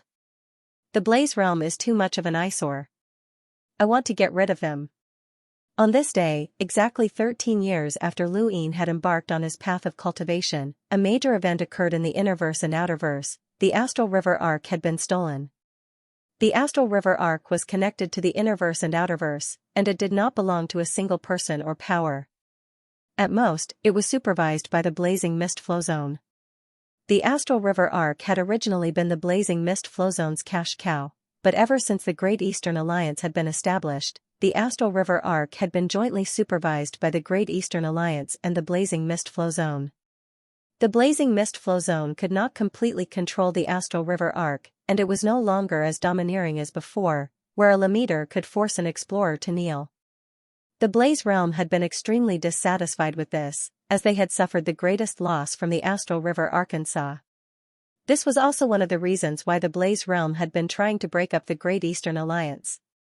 However, on this day, when Aiden boarded the Astral River Arc, a historical event occurred. The Blaze Realm's cultivators stationed on the Astral River Arc were exterminated, and the Great Eastern Alliance took complete control of the Arc. Thousands of people looked at the surrounding troops with unease. They were cultivators who had come from the Outerverse to the Innerverse, while the surrounding troops were all from the Great Eastern Alliance. There was still blood that had yet to be wiped away. Everyone, there's no need to panic. We're from the Great Eastern Alliance, and we've temporarily sealed the Astral River Arkansas. Please return to the Outerverse in an orderly manner. We've delayed your journey to the Innerverse, Aiden said loudly. As soon as he finished speaking, a man in the crowd was displeased. I've saved up enough money to board the Astral River Arc, and you want us to go back just because you want us to? What about the losses? Aiden's sharp gaze made the man panic. I don't intend to stop you, but I would like to ask that you wait for a period of time before heading to the Innerverse. Please return to the Outerverse. Thank you for your cooperation. During this period of time, Aiden had shockingly broken through to the Enlighter realm, becoming the first Enlighter among Lu Yin's subordinates. Aiden already possessed the strength to challenge Enlighters, and now that he had broken through, his strength had increased by leaps and bounds. No one dared to resist. Following Aiden's imposing manner, everyone got off the Astral River Arc one after another. Not long after, everyone saw the battleships boarding the Star River Arkansas. They had a feeling that something big was about to happen. In the crowd, a bearded man said helplessly, "I can't even fish properly. This world is really troublesome." With that, he left. In the blazing mist flow zone, flames swept through the heavens and burned the universe, forming buildings made of fire. There were doors, houses, and even seas of fire. This was the Blaze Realm, and it had been peaceful for countless years. It had always been the Blaze Realm that had invaded other places, and it had never been invaded. Only the Sixth Mainland had attacked, and the Blaze Realm had retreated. As for the Fifth Mainland, the Blaze Realm had never been invaded. The Blaze Realm's disciples were high up in the blazing mist flow zone, and it was not easy for anyone to enter the Blaze Realm. "Senior brother, it's a good thing that we didn't go to Planet Goo. Otherwise, we might not have been able to return. Even Elder C and the others died. I heard that the frost froze everyone," a disciple outside the Blaze Realm said with lingering fear. Beside him, the senior brother sighed. "Yes, the Royal Frost Continent is not to be trifled with. According to historical records, that place once withstood an attack from the entire blazing mist flow zone. I wonder if that secret technique is real." "Of course not, I've never heard of it. It's just a trap." It's not just the Royal Frost Continent, but many other places have legends of secret techniques. I even heard that a secret technique appeared in the Sylvan Dragon's nest. It's right under a Sylvan Dragon's butt, and I heard that the dragon's butt was almost smashed apart by the Dragon Lord. Anyway, the rumors seem to be true. More and more people are heading to Planet Goo. It's useless even if they go. They can't even break into the Blaze Realm. Those trash can't even find the door. I wonder how the sect master is doing. I heard that he's been heavily injured. Shoo. That's not something we can discuss. Senior brother, did any large fleets return today?" the junior brother suddenly asked. The senior brother was puzzled. "I don't think so." "Why are you asking?" His junior brother blinked, and then let out a shrill cry, "Enemy attack." Countless beams of light shot towards the Blaze Realm from afar. Outside the Blaze Realm, many cultivators who had been stationed there were instantly crushed. The beams of light had come from warships, and each beam had a power level of over 10,000. This was nothing to powerhouses, but not every cultivator could withstand an attack with a power level of over 10,000. After all, there were very few cultivators who could reach the space-exploring realm. The entire Blaze Realm was enveloped in flames as countless attacks descended and bombarded the flames. They then pierced through the flames and shot towards the interior of the Blaze Realm. The entire region of space seemed to be collapsing. In the distance, Aiden's expression was solemn. They had taken advantage of the Astral River Arc's ambush during their journey here, but now that they were here, they could no longer do so. Their next opponent was one of the 8 great flow zones, the Blazing Mist Flow Zone's third power, the Blaze Realm. It was not that. They had not fought with the Blaze Realm before, but they had only fought on a small scale. Their goal had been to stall for time and prevent the Blaze Realm from supporting the Day-Night Flow Zone.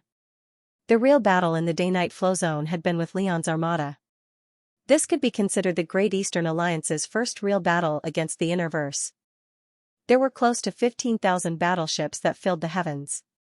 This number was comparable to the number of battleships that the Sixth Mainland had used to defend against the Outerverse invasion. This was the plan that Luin had left behind before heading to the Day-Night Flow Zone. The Great Eastern Alliance had been preparing to invade the Innerverse since the beginning. A single round of attacks was equivalent to 15,000 explorers attacking at full power. Even if all of the explorers in the Blazing Mist Flow Zone were added together, they would not be able to match up to this number.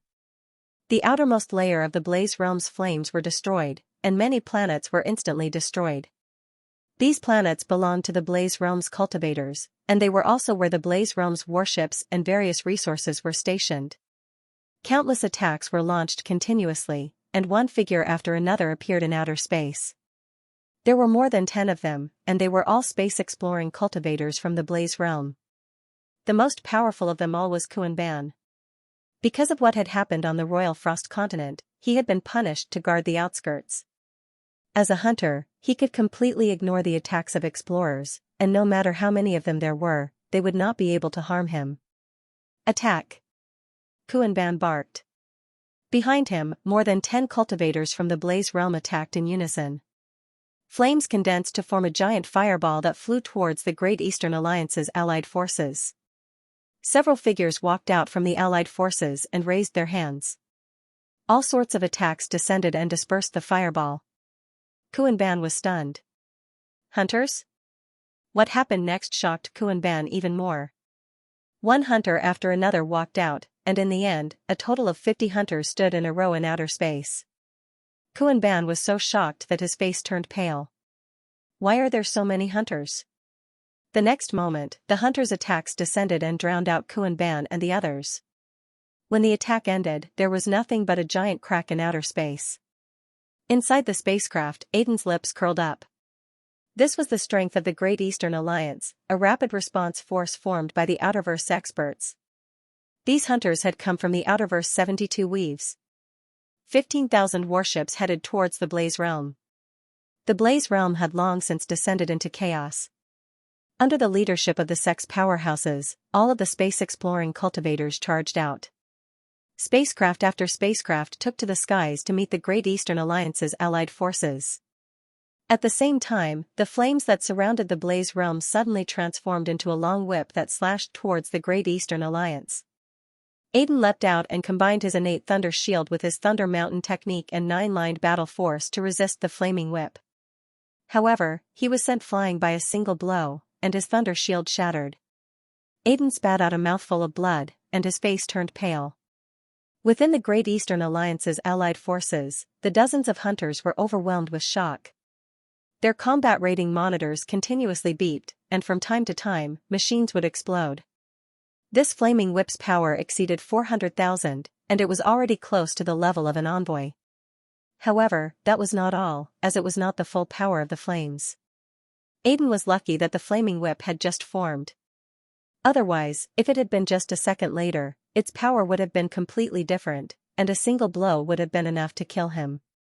The hunters who had thought that they would be able to smoothly attack the Blaze realm and did not care about the Innerverse's great powers, as well as the leaders of the Outerverse's various powers who were watching the battle from the Outerverse, were all speechless. Just this layer of flames was not something that the Great Eastern Alliance could break through. This was the difference in their power levels. The Great Eastern Alliance's low-level power levels far surpassed the Blaze realms, and they even surpassed any of the Innerverse sections. However, they did not have enough enlighters, and there were almost none with a power level in the hundreds of thousands. Within the warship, Wei Rong's eyes narrowed. He was personally leading the troops in this battle. He looked at the flaming whip that was raised high in the distance, and he felt helpless. He could not make up for the difference in power. A woman's voice rang out from behind him. This is the Blaze realm's defensive power. You should have expected this. The Outerverse myriad cities, Taima Temple, and the Dark Phoenix clan all have powers that can resist envoys, so how can the Blaze realm not have any? Wei Rong calmly replied, "It's time for you to play your role, Lily Rose." This woman was Lily Rose, and she was the one who had told Lu Yin about the Astral River Arkansas. She was also the one who had helped Lu Yin contact the Tinder Alliance. She was also the one who had told Wei Rong that the Blaze realm's defenses were at their weakest. Otherwise, the Great Eastern Alliance's allied forces would not have been able to reach this place so easily, and the Blaze realm's defenses would not have been so low. Thank you, brothers, for your support. Lily Rose's eyes flickered as she gazed at the flaming whip in the distance. The Blaze realm paid a huge price to invite an Origin Array Master to set up this Sourcebox Array. This Sourcebox Array requires the cooperation of humans in order to activate its defensive power, and I was one of the people who cooperated with them. Wei Rong smiled. His Highness admires you very much. I hope that you can bring good news. Red Lily did not say a word. She walked out of space and appeared outside of the fire area's protective flames. No one knew what she did, but the flames did not attack her. They allowed her to enter. The flaming whip was like a fire snake that connected the heavens and the earth. It grew bigger and bigger, and its power grew stronger and stronger. Just looking at it would make one's scalp go numb. If the flaming whip were to fall, the Great Eastern Alliance army would be finished. Wei Rong immediately gave the order to retreat. He did not completely trust Lily Rose. The Blaze Realm had stood tall in the blazing mist flow zone for a very long time, and they had always occupied the position closest to the Outerverse. They were responsible for overseeing the Astral River arc, and if they were so easily defeated, then it would be child's play. Even if Crimson Lord had been heavily injured, even if Old Freak Chi, Si Punghai, Huahui, and the other Enlighters had died in battle, and even if the entire Heavenly Fire Corps had been annihilated, they would not be defeated so easily.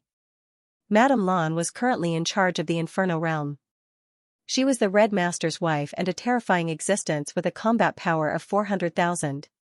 Madame Lan did not keep a high profile, and even within the Blaze Realm, not many people knew of her existence.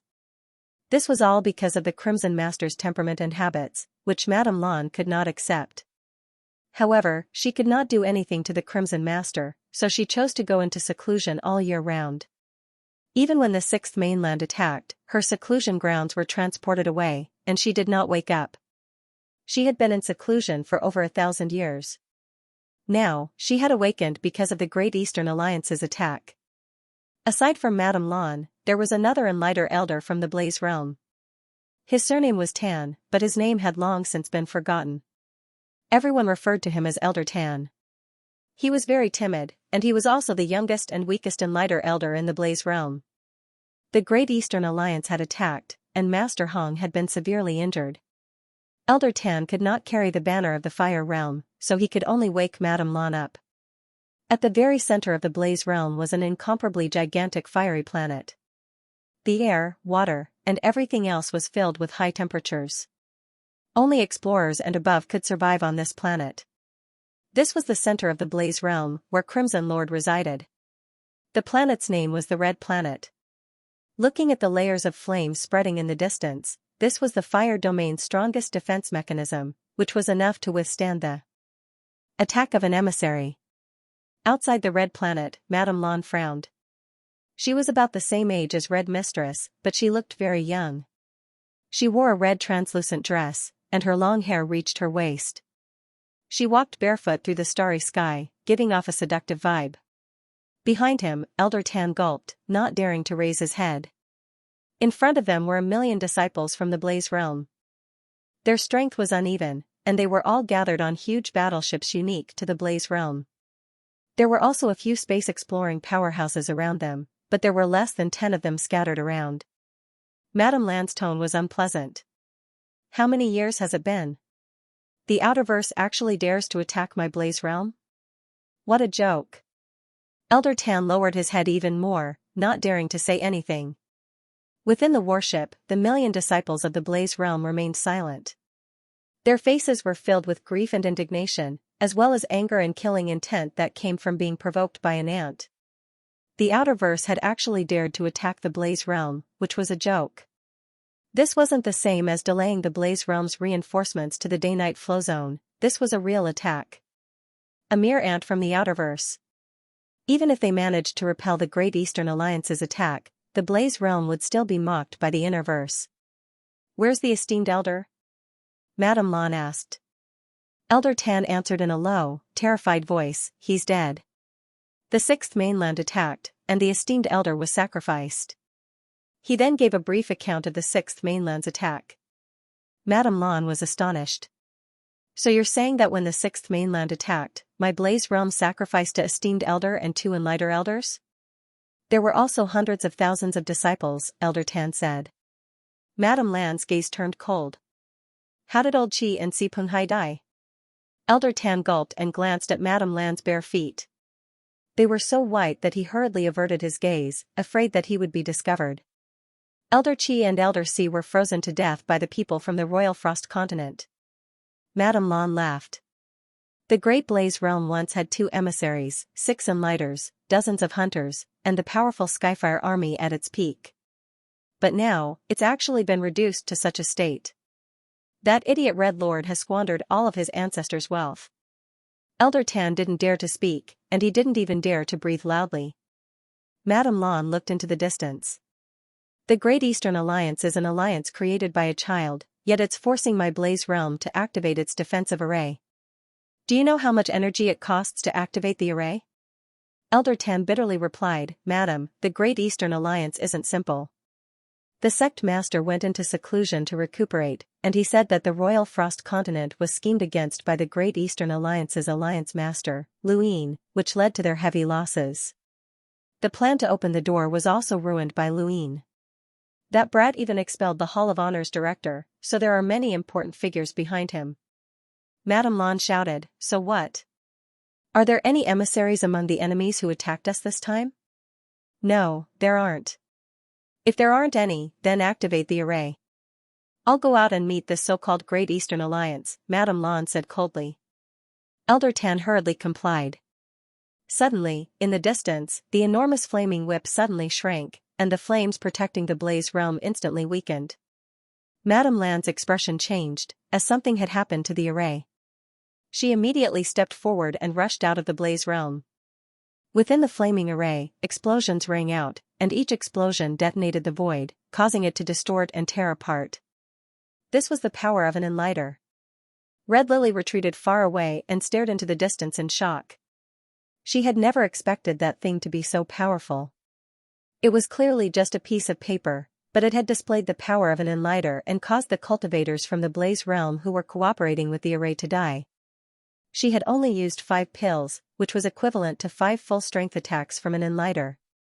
How could these cultivators from the Blaze Realm possibly withstand such an attack? It was no wonder why Wei Rong had been so cautious when he had handed it over to her. Red Lily gritted her teeth and headed deeper into the Blaze Realm. Just as she left, Madame Lan appeared and waved her hand to disperse the aftershocks of the explosion. The flaming whip had also gradually disappeared, and without anyone to coordinate with, the Blaze Realm's defensive array would only weaken. Madame Lan frowned, as not just anyone could coordinate with the defensive array, as it required many years of coordinated cultivation. It was impossible to find a replacement for such a role. However, it did not matter, as she was about to deactivate the array anyway. In the distance, countless attacks descended from the warships. Madame Lan snorted and raised her hands high. Following that, a scorching radiance illuminated the heavens and transformed into a fireball that soared into the sky. It released an extreme heat that grew hotter and hotter. This was the Blaze Realm's top inherited battle technique, Ardent Sunday. It had been used by the Blaze Realm's expert on the smelting list, Ardent Sunday. In theory, as long as there was enough star energy to support it, Ardent Sun's temperature would be limitless.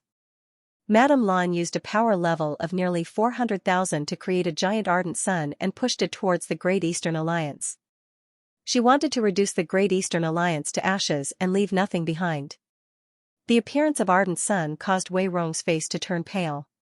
The Blaze Realm actually had such a powerhouse, and it was no wonder that they were one of the Innerverse's most powerful organizations. The Blaze Realm was only a third of the Blazing Mist Flow Zone's powers, and the Blazing Mist Flow Zone was the weakest of the 8 major flow zones. Wei Rong could not imagine how strong the Sword Sect and the Day-Night Clan were. Fortunately, Leon's armada had been able to stop the Day-Night Clan. Otherwise, just the Great Eastern Alliance alone would have been enough to wipe them all out. That's Ardent Sun, the Blaze Realm's inherited battle technique. If possible, preserve all of the Blaze Realm's battle techniques, a voice said from behind Wei Rong. When he heard the voice, Wei Rong respectfully turned around.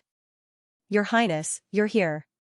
The one who had spoken was Luin, as he was the only one who had the authority to command the attack on the Blaze Realm. He would not underestimate the Blaze Realm, as they were an Innerverse power. If the Blaze Realm had been at its peak, then Luin would not have dared to provoke them even if he gathered the entire Outerverse power. However, the Blaze Realm was currently at its lowest point in history, especially with Crimson Lord heavily injured. This gave Luin an opportunity, and even if it was slim, he still had to act. Even if there was no other way, there was still Leon's armada, which was an existence that could face the Day-Night clan head-on. If not for the fact that Luin was afraid of owing Leon's armada too much and damaging his reputation, he would have asked Leon's armada for help long ago. Any of the 7 major regiments under Leon's armada could deal with the current Blaze realm. Your Highness, how should we deal with this ardent sun? Wei Rong asked. In the distance, the universe's outer space was distorted by the ardent sun, and it gradually approached the Great Eastern Alliance's warships. Luin smiled. We can't deal with the Blaze realm on our own, so it's time for them to act. As he spoke, the universe's outer space suddenly turned white. It was not that the color had turned white, but rather that a white layer of ice had appeared in outer space and extended outwards. A boundless cold wind blew through space and transformed into a 5-ringed ice plum blossom that swept towards Madame Lan. Madame Lan was shocked. The Royal Frost Continent? While the Great Eastern Alliance was attacking the Blaze realm, the Hall of Honor was also discussing the matter of the Great Eastern Alliance attacking the Blaze realm. The 6th mainland is about to relocate to the Outerverse, and the Blaze realm is the gateway to the Innerverse. We can't afford to lose it. Let's ask the Great Eastern Alliance to stop. That's right. Once the Blaze realm is defeated, the situation in the Blazing Mist Flow Zone will change. More importantly, Lu Yin's desire to attack is too strong, and we need to restrain him. We can't let him go too easily. Only a portion of the people were saying these words, and the majority agreed with Lu Yin attacking the Blaze realm. It was not because they had any objections to the Blaze realm, but because they did not dare to offend Lu Yin. Who was Lu Yin's backer? Master Yuan was someone who did not concern himself with matters most of the time, and he did not use his influence over the people he had taught to do anything. However, his existence itself was a form of deterrence. Those who did not reach the level of a director did not have the qualifications to speak with Master Yuan, much less the qualifications to criticize the methods that Master Yuan valued. Who was Lu Yin's backer? Everlasting Island was filled with a bunch of lunatics who were capable of doing anything. Who else? In the Lockbreaker Society, Lu Yin had already become a boundless advanced lockbreaker, and his status within the society was extremely high. Although the Blaze realm also had boundless advanced lockbreakers, they could not compare to Lu Yin. What else? Did the head judge count? They did not care that Lu Yin cultivated death chi, but what about Elder Chan? Elder Chan had removed the ageless man's authority for Lu Yin's sake, which had caused many people in the Hall of Honor to see that Elder Chan favored Lu Yin. Elder Chan was the true leader of the Hall of Honor, so who would dare to say anything if he favored Lu Yin? Those who had wanted to stop the Great Eastern Alliance from attacking the Blaze realm all shut their mouths. They had received a warning, and their expressions turned ugly. They were on good terms with the Blaze realm, but even if they were from the Blaze realm, it was useless. No one from the Hall of Honor dared to interrupt Lu Yin's attack on the Blaze realm. The Blaze realm could only rely on the various great powers of the Innerverse, as the Great Eastern Alliance's existence had already violated the Innerverse interests. Logically speaking, the great powers of the Innerverse would not just watch the Great Eastern Alliance attack the Blaze realm and allow the Great Eastern Alliance to gain a foothold in the Blazing Mist Flow Zone. However, the truth was that they did not care. Lu Yin's threat to the great powers from the Sword Sect was still ringing in their ears, and they did not dare to act rashly before Tianji's battle. The various powers' suspicions and fears led to no one supporting the Blaze realm. The closest ones were the Sylvan Dragons and the Ross Empire, but they were stopped by Leon's armada. They would not act, but they would not allow others to support them either. This was Lu Yin's backup plan. Regardless of whether it was the Sylvan Dragons, the Ross Empire, the Sword Sect, or the Wen family, as long as they supported the Blaze realm, they would all be stopped by Leon's armada. There were 86 members of the Humble Corps, and all of them were Enlighters who had awakened after being frozen. This power level had caused the Blazing Mist Flow Zone to suffer heavy losses. At their peak, the Blaze realm had joined forces with the Ross Empire and the Sylvan Dragons, but they had not been able to take them down. Now, she was facing the Humble Corps alone. No matter how strong Madame Lan was, she could only fight against the entire Humble Corps, and it would be very difficult for her to win. After all, the Humble Corps had more than one powerhouse with a power level of over 300,000. In outer space, the Heaven Fire Stone was thrown towards the sun. The extreme heat baked the universe, and the sun's temperature rose higher and higher. Just as Madame Lan was wondering why the humble core did not freeze the sun, she noticed that the sun was shrinking. She looked on in disbelief. The blazing sun had indeed shrunk and finally disappeared. In the starry sky, there was only a red stone. Her blazing sun had been absorbed by that stone. Madame Lan immediately tried to grab the stone, as it could absorb the sun. This stone was very suitable for the blaze realm. But in front of her, it was impossible for the humble soldiers to let her leave so easily. Madame Lan took out a strange treasure. It was unknown what she did, but she actually crossed the humble army and approached the heavenly flame stone with a single step. She raised her hand and was about to grab it. Just as she was about to grab the heavenly flame stone, it disappeared. Madame Lan was taken aback.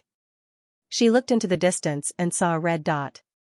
It was the sky flame stone.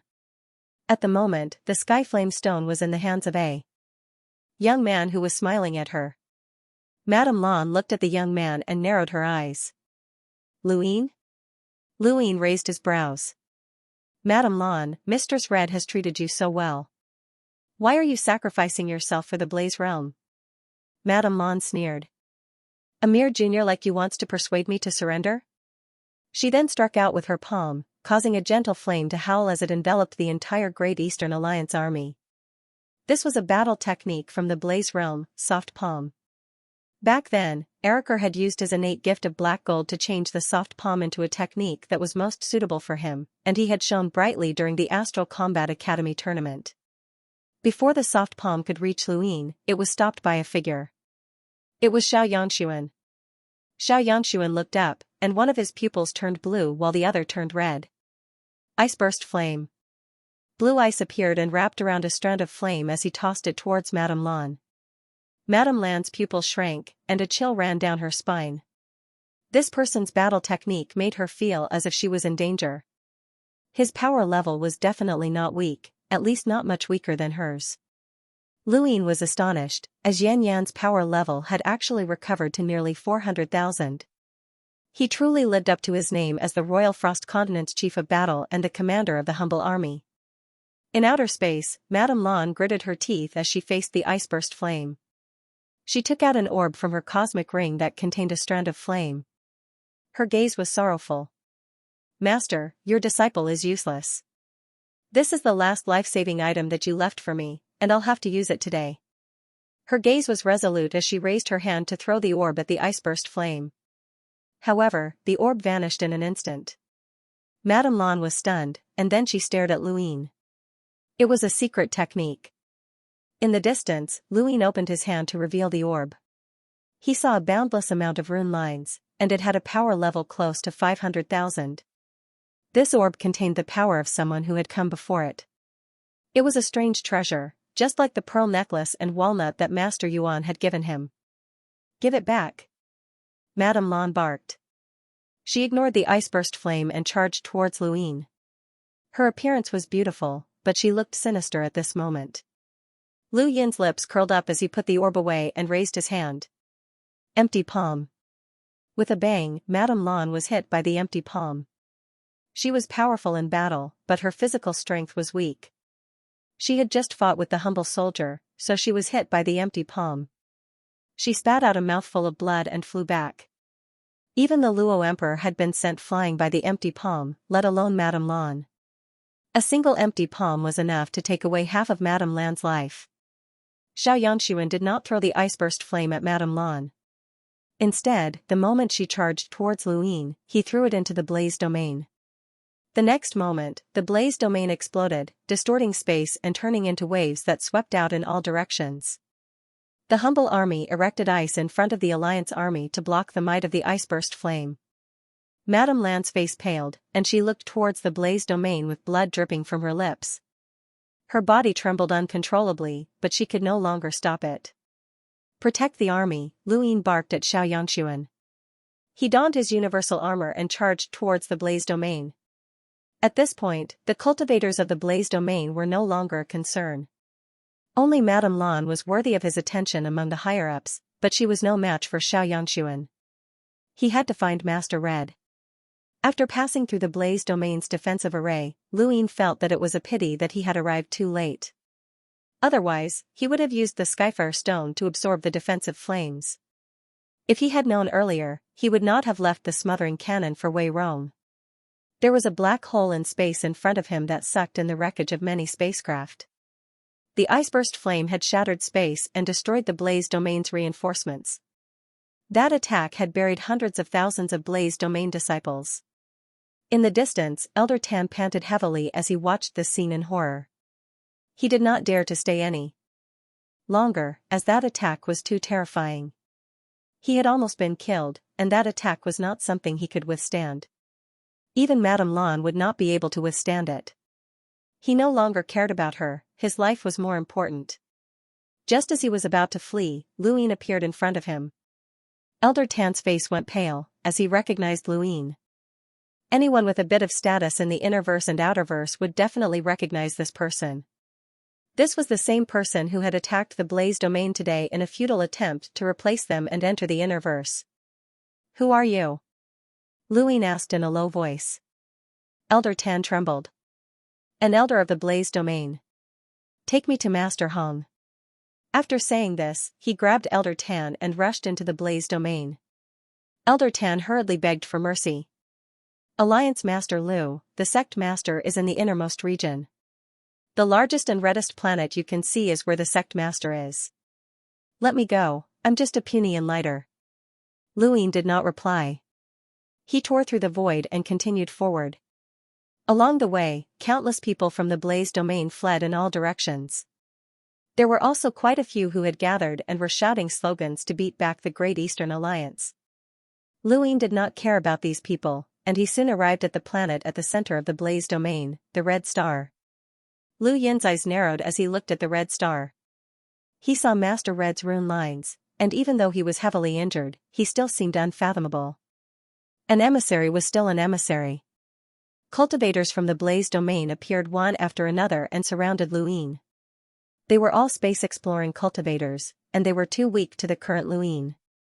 "Get out," one of the cultivators shouted as he glared at Luin. He raised his hand and slashed out with his sword, which contained a scorching heat that tore through the void. Lu Yin's eyes trembled, and his spiritual force erupted. Nightfall. The cultivators around him trembled, and they all spat out blood as they fell out of the sky. With their spiritual force and cultivation, they could not stop nightfall. Luin looked at the giant red star and said, "Master Red, is this how you should act as the Blaze Domain sect master? You want your disciple to die in your place?" Master Red's voice rang out from the Red Star. "Junior, do you really think that you can break through my Blaze Domain just by gathering some trash? You underestimate the Blaze Domain that has stood tall in the blazing mist flow zone for countless years." Luin raised his head. "I don't dare to underestimate you. At your peak, the Blaze Domain was indeed not something that a junior like me could resist. Even if we gathered the entire Outerverse power, we still might not be able to break through. But you're already outdated. I was able to topple the day-night flow zone, so there's no need to mention your Blaze Domain. The day-night flow zone was toppled by Leon's armada, not you. You Outerverse trash can barely hold back my Blaze Domain," Master Red growled. Luin smiled. "I'm holding back the entire blazing mist flow zone. You don't know the immensity of heaven and earth. The universe is dark, and the Innerverse and Outerverse are separated. You can use your methods to unify the Outerverse, but now that the Innerverse and Outerverse are connected, your every move is being watched by the entire Innerverse. You can only use this method once, but it can't be used a second time. You'll be devoured by the Innerverse, along with your family, friends, and subordinates." Lu Yin's eyes flashed. The old man was right. His methods would definitely be thoroughly studied when he attacked the Blaze Domain.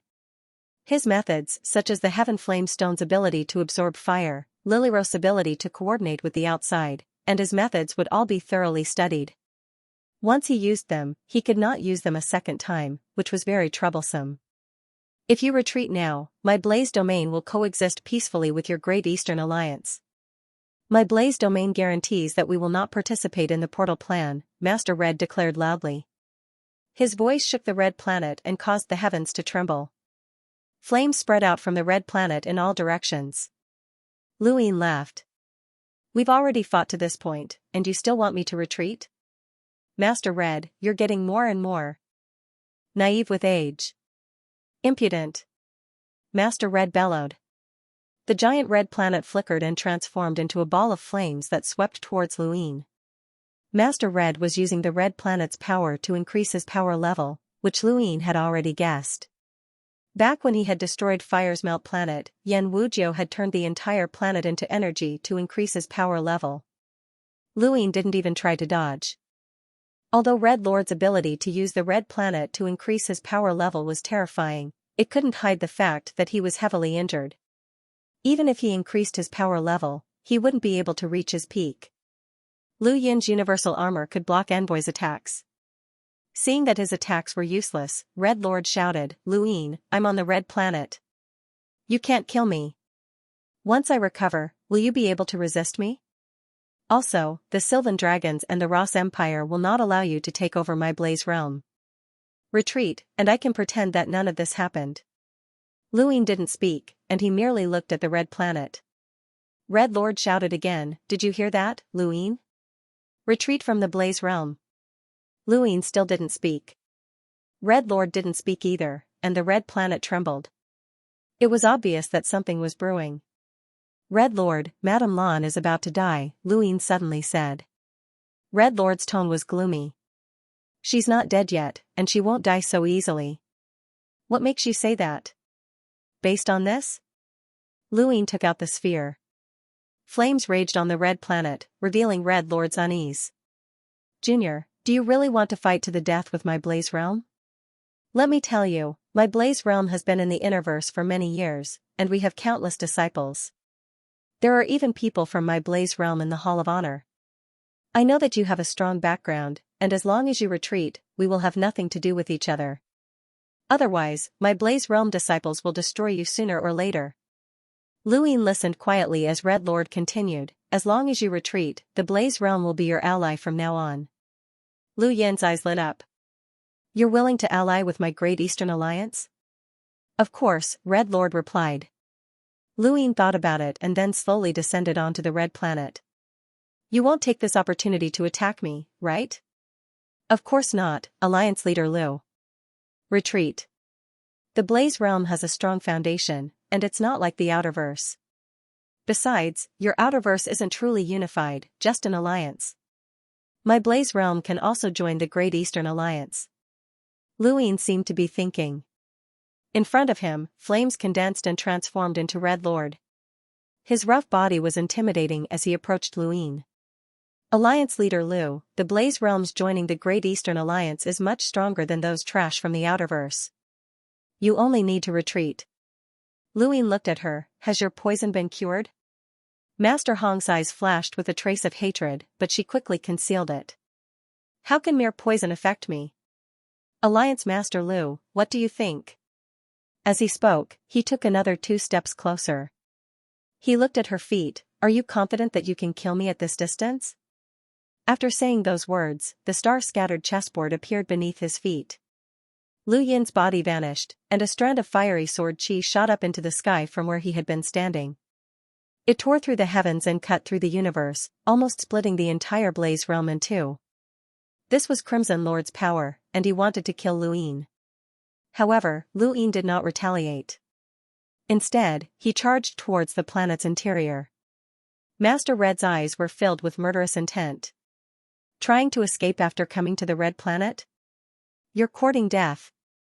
As he spoke, the entire Red Planet trembled as the temperature suddenly rose. He wanted to burn Luin alive. Suddenly, black and white flashed in front of him. His mind trembled as he realized that this was a spiritual force attack. This was a battle technique from the Day-Night clan. Outside the Red Planet, an old man appeared.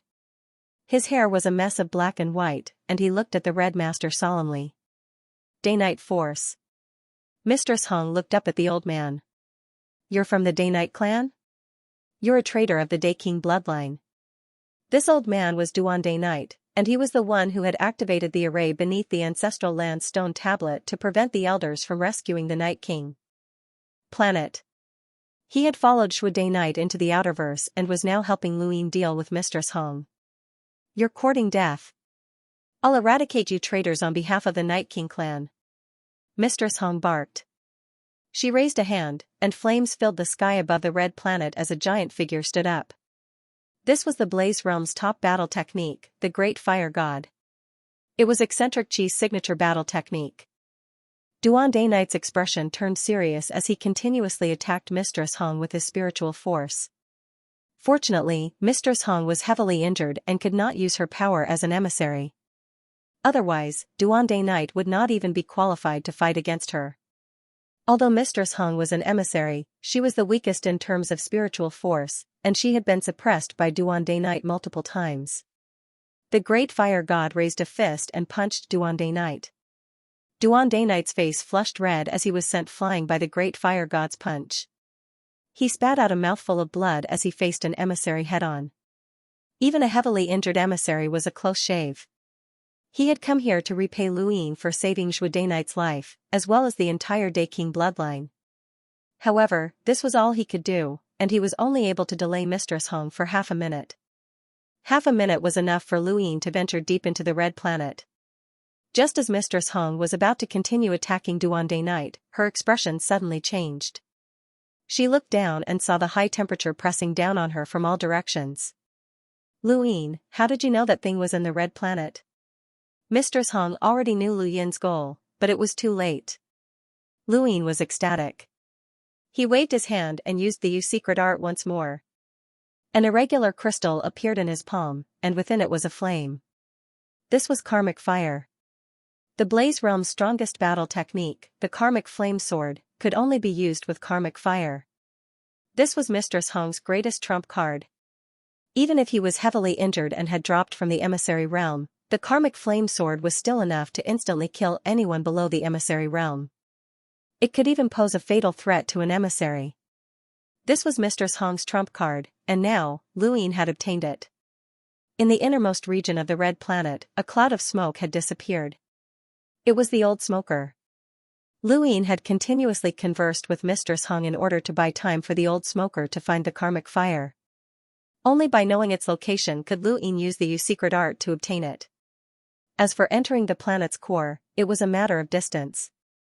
If he was too far away, he would not be able to obtain the secret art, which was why he had rushed underground. Everything was going smoothly. Mistress Hong had already seen Luyin obtain the karmic fire. Her eyes were bloodshot, and her grievous injuries had relapsed, causing her to spit out a mouthful of blood. At first, she had thought that Luyin had fled in a panic, but now it seemed that Luyin had been planning this for a long time. He had even asked the Day-Night clan trader to buy time for him. How had he known that the karmic fire was in the Red Planet?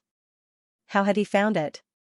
Mistress Hong suddenly thought of someone, the old smoker, the assassin who had tried to assassinate her multiple times but had managed to escape unscathed. Only this assassin could enter the Red Planet without Mistress Hong noticing. She had miscalculated. Luyin had mobilized all the power he had at his disposal to launch the most fatal attack on Mistress Hong. Mistress Hong was furious. She had thought that she had lured Luyin to the Red Planet as part of her plan, but now she had been tricked instead. Mistress Hong roared, causing the entire Red Planet to crack open. Boundless flames were sucked into her body, and her stomach glowed. In the distance, Elder Tan was aghast, the sect master had gone mad. Within the Red Planet, Luyin looked up in a daze as Mistress Hong absorbed the flames. He then silently sprinkled Elder Wu's poison, which had been upgraded to 12 times, into the flames. Luyin watched as the poisonous flames were sucked into Mistress Hong's body and waited for it to take effect. However, Mistress Hong sneered. "I've already been poisoned, so it doesn't matter how much comes. Did you think that I didn't see your despicable actions?" She pressed down with one hand, causing the entire Red Planet to press down on Luyin. Luyin was inwardly furious. He had miscalculated and wasted a bottle of poison. He broke free from the ground and rushed to the surface. He raised a hand and sent an empty palm at Mistress Hong.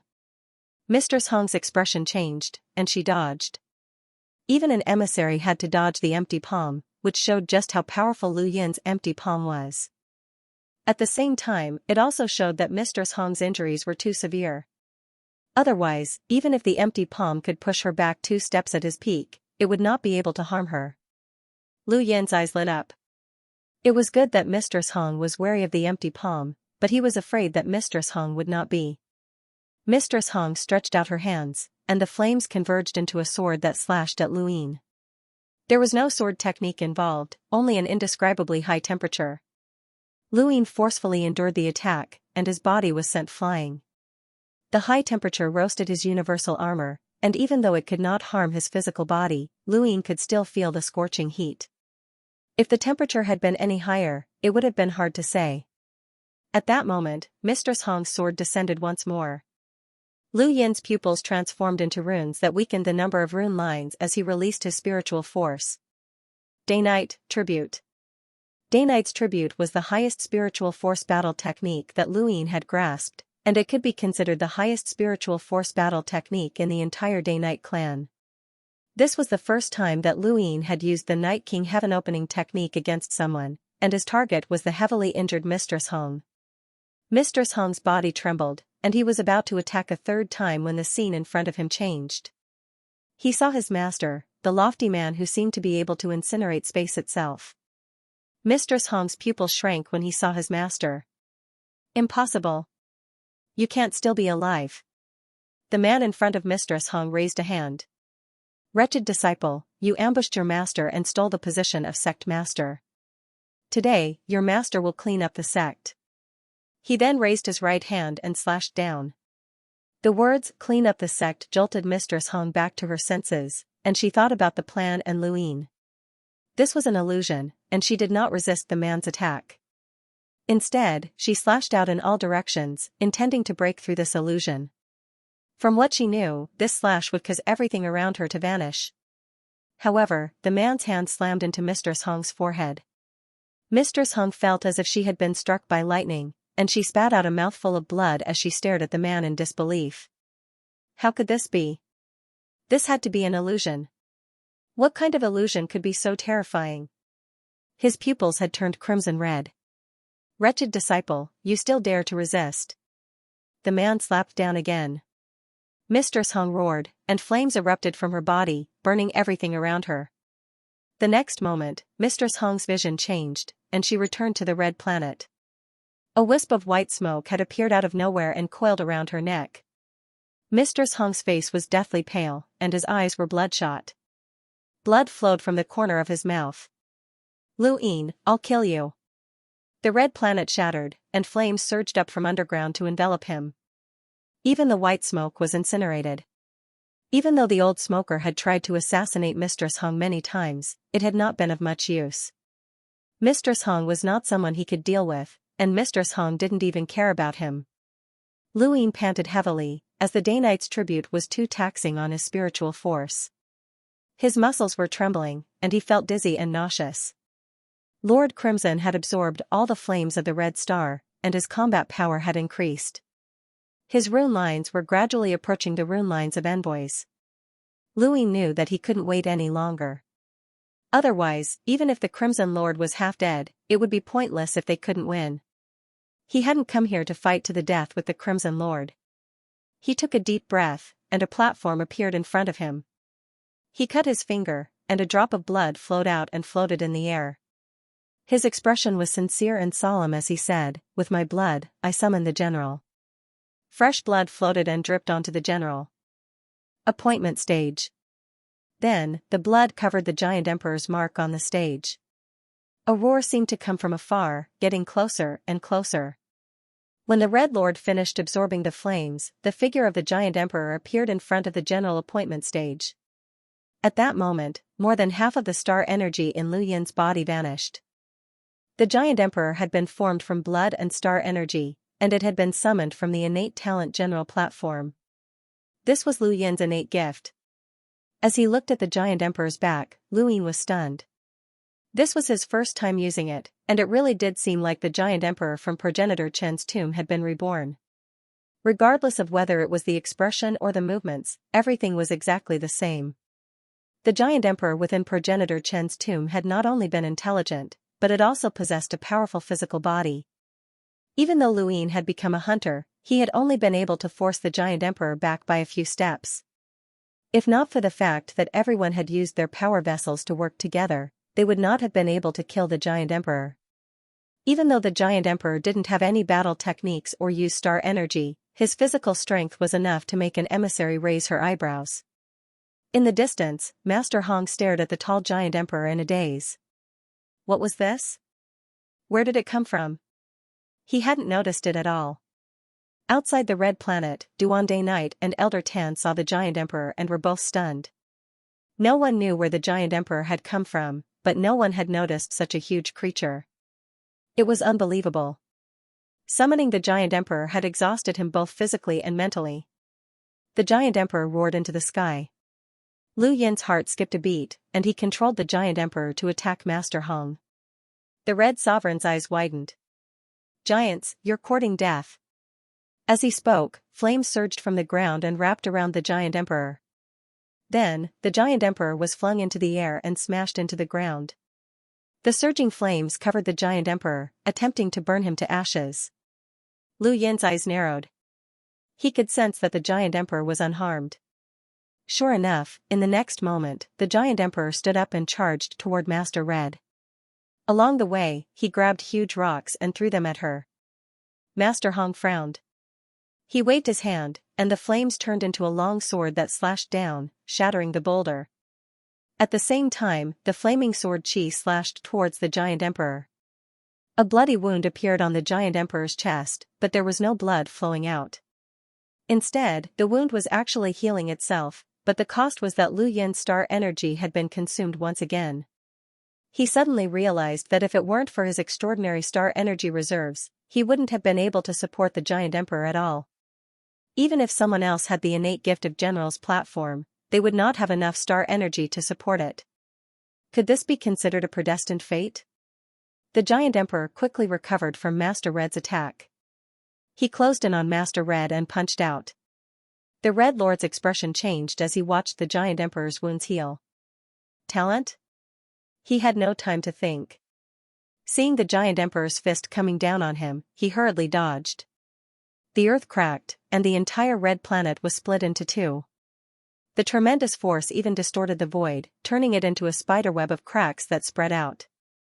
The Red Lord was shocked. The giant emperor was actually this strong. In terms of raw strength, neither Lu Yin nor Ghoul would be a match for the giant emperor. The giants had a huge advantage in terms of physical strength. As for the Red Lord, even though he was an emissary, physical strength was not his forte. He was not weak either, but compared to the giant emperor while heavily injured, he was not that weak. The giant emperor's fist did not hit the Red Lord, so he raised his fist again, spread open his fingers, and viciously swept out. A violent gale whizzed out, causing a small portion of the Red Planet to scatter. Countless boulders and magma splattered into space. Elder Tan hurriedly dodged and stared at the Red Planet in horror. The shockwaves from the battle there were enough to shatter his body. Duande Knight was shocked. What? Great strength. The Red Planet had been completely destroyed. The Red Lord's eyes widened, and the veins on his body bulged as if they were flowing with magma. Layers of flame spread out, incinerating the earth, air, star energy, and even light. Lu Yin hurriedly retreated, but the flames on the Red Lord's body converged to form the fire god once more. This fire god was even hotter than the one that had attacked Duande Knight. The giant emperor roared and charged at the fire god, but the Red Lord raised his hand and pressed it down. The fire god charged at the giant emperor, and the two giants collided. The Red Lord spat out a mouthful of black blood. He had not completely detoxified the poison, and his body was occasionally frozen. This was an injury left behind by the Ice Empress. Once the chill entered his body, it would not be easy to resolve. The giant emperor was incinerated by the fire god, but it also continued to attack, causing the fire god to shrink. Beads of sweat dripped down Lu Yin's forehead as the 726 stars on his body frantically absorbed star energy. It was not enough, and his star energy was almost depleted. He took out a heaven flame stone and threw it at the fire god. If Madame Lan had been here, she would have stopped him. She had seen the heaven flame stone absorb the sun with her own eyes, but the Red Lord did not know. The heaven flame stone was thrown into the fire god's body, where it frantically absorbed energy. The fire god disappeared at a speed visible to the naked eye. The Red Lord was stunned and could not react. His fire god's battle technique had disappeared? At that moment, the giant emperor punched out at the Red Lord. The Red Lord's expression changed, and he immediately dodged, but he did not expect Luin to appear in the direction he had dodged. With a single palm strike, the Red Lord was sent flying back. There was a loud boom as the fist struck the Red Lord, causing his red star to shatter. The Red Lord spat out a mouthful of blood, and his face paled. The giant emperor roared and punched out again. The Red Lord's expression turned sinister. "You've gone too far." Another boom rang out as the Red Lord was smashed into the ground by the giant emperor. The giant emperor ferociously stomped on the ground, but Luin hurriedly stopped it. He shifted his gaze and looked at the ground 10,000 meters away from the giant emperor. He placed his right hand on the giant emperor's right arm, and the star chessboard appeared beneath his feet. Underground, the Red Lord's eyes were filled with hatred, and there was a shocking killing intent hidden in the depths of his eyes. The ground around him cracked and floated into space. The entire red star had shattered, and a wisp of flame appeared in his hand. As soon as it appeared, the high temperature around him suddenly disappeared as if it had never existed. There was only a small wisp of flame, and it looked as if it would be extinguished at any moment. However, it was this wisp of flame that caused the Red Lord's eyes to burn with passion. Of all the treasures left behind by that damned old bastard, this wisp of flame is the most valuable. Unfortunately, I'll have to use it. The flame danced and gradually transformed into a long sword that pulsed with sword chi. It was somewhat similar to the karmic flame sword. The so-called karmic flame sword was a battle technique that absorbed the karmic flames of the karmic flame sword. The trigger was the karmic flames, but it did not necessarily have to be karmic flames. The Red Lord endured his injuries and took out this wisp of flame. What followed was the pain of being burned by the high temperature. In his heavily injured state, it was difficult for him to use this wisp of flame. Even if he did use it, he would definitely be burned by the flames afterwards. Although he would not die, it would be no different from death, and he would suffer immense pain. However, in his current situation, he had no choice but to use it. The Red Lord's fervent gaze turned sinister. "You forced me to do this, Luin." "What did I force you to do?" Lu Yin's voice rang out from behind the Red Lord.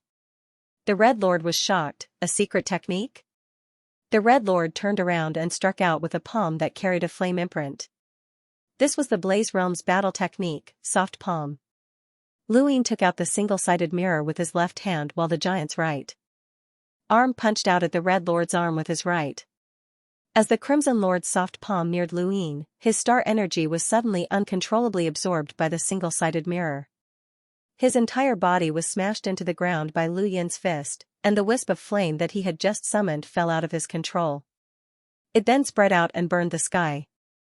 Lu Yin's eyes narrowed, and he hurriedly took out a heaven fire stone to absorb the flame. However, the flame was too fierce, and even the heaven fire stone could not absorb it all in time. Fortunately, Luin was wearing his universal armor, or else he would have been turned to dust by the flames. Even though Luin dodged, the giant emperor could not and was vaporized by the flames. The flames burned the red planet and then spread out into outer space. Planets that came into contact with the flames turned into seas of fire, and the creatures on them fled in fear. However, they were all burned to ashes in the end. The old chain smoker was nowhere to be seen. Elder Tan fled the moment he saw the flames. He was someone who played with fire, and it was obvious that he could not touch this type of flame. Duande Knight also retreated far away and looked at the red planet. He did not dare to touch this type of flame either. The red planet completely shattered and scattered in all directions, but it was also incinerated by the flames and gradually turned into nothingness. The Red Lord was buried deep underground and had been heavily injured by Luin time and time again. He had reached the limit of his patience and could not endure any longer. His eyes almost popped out of their sockets.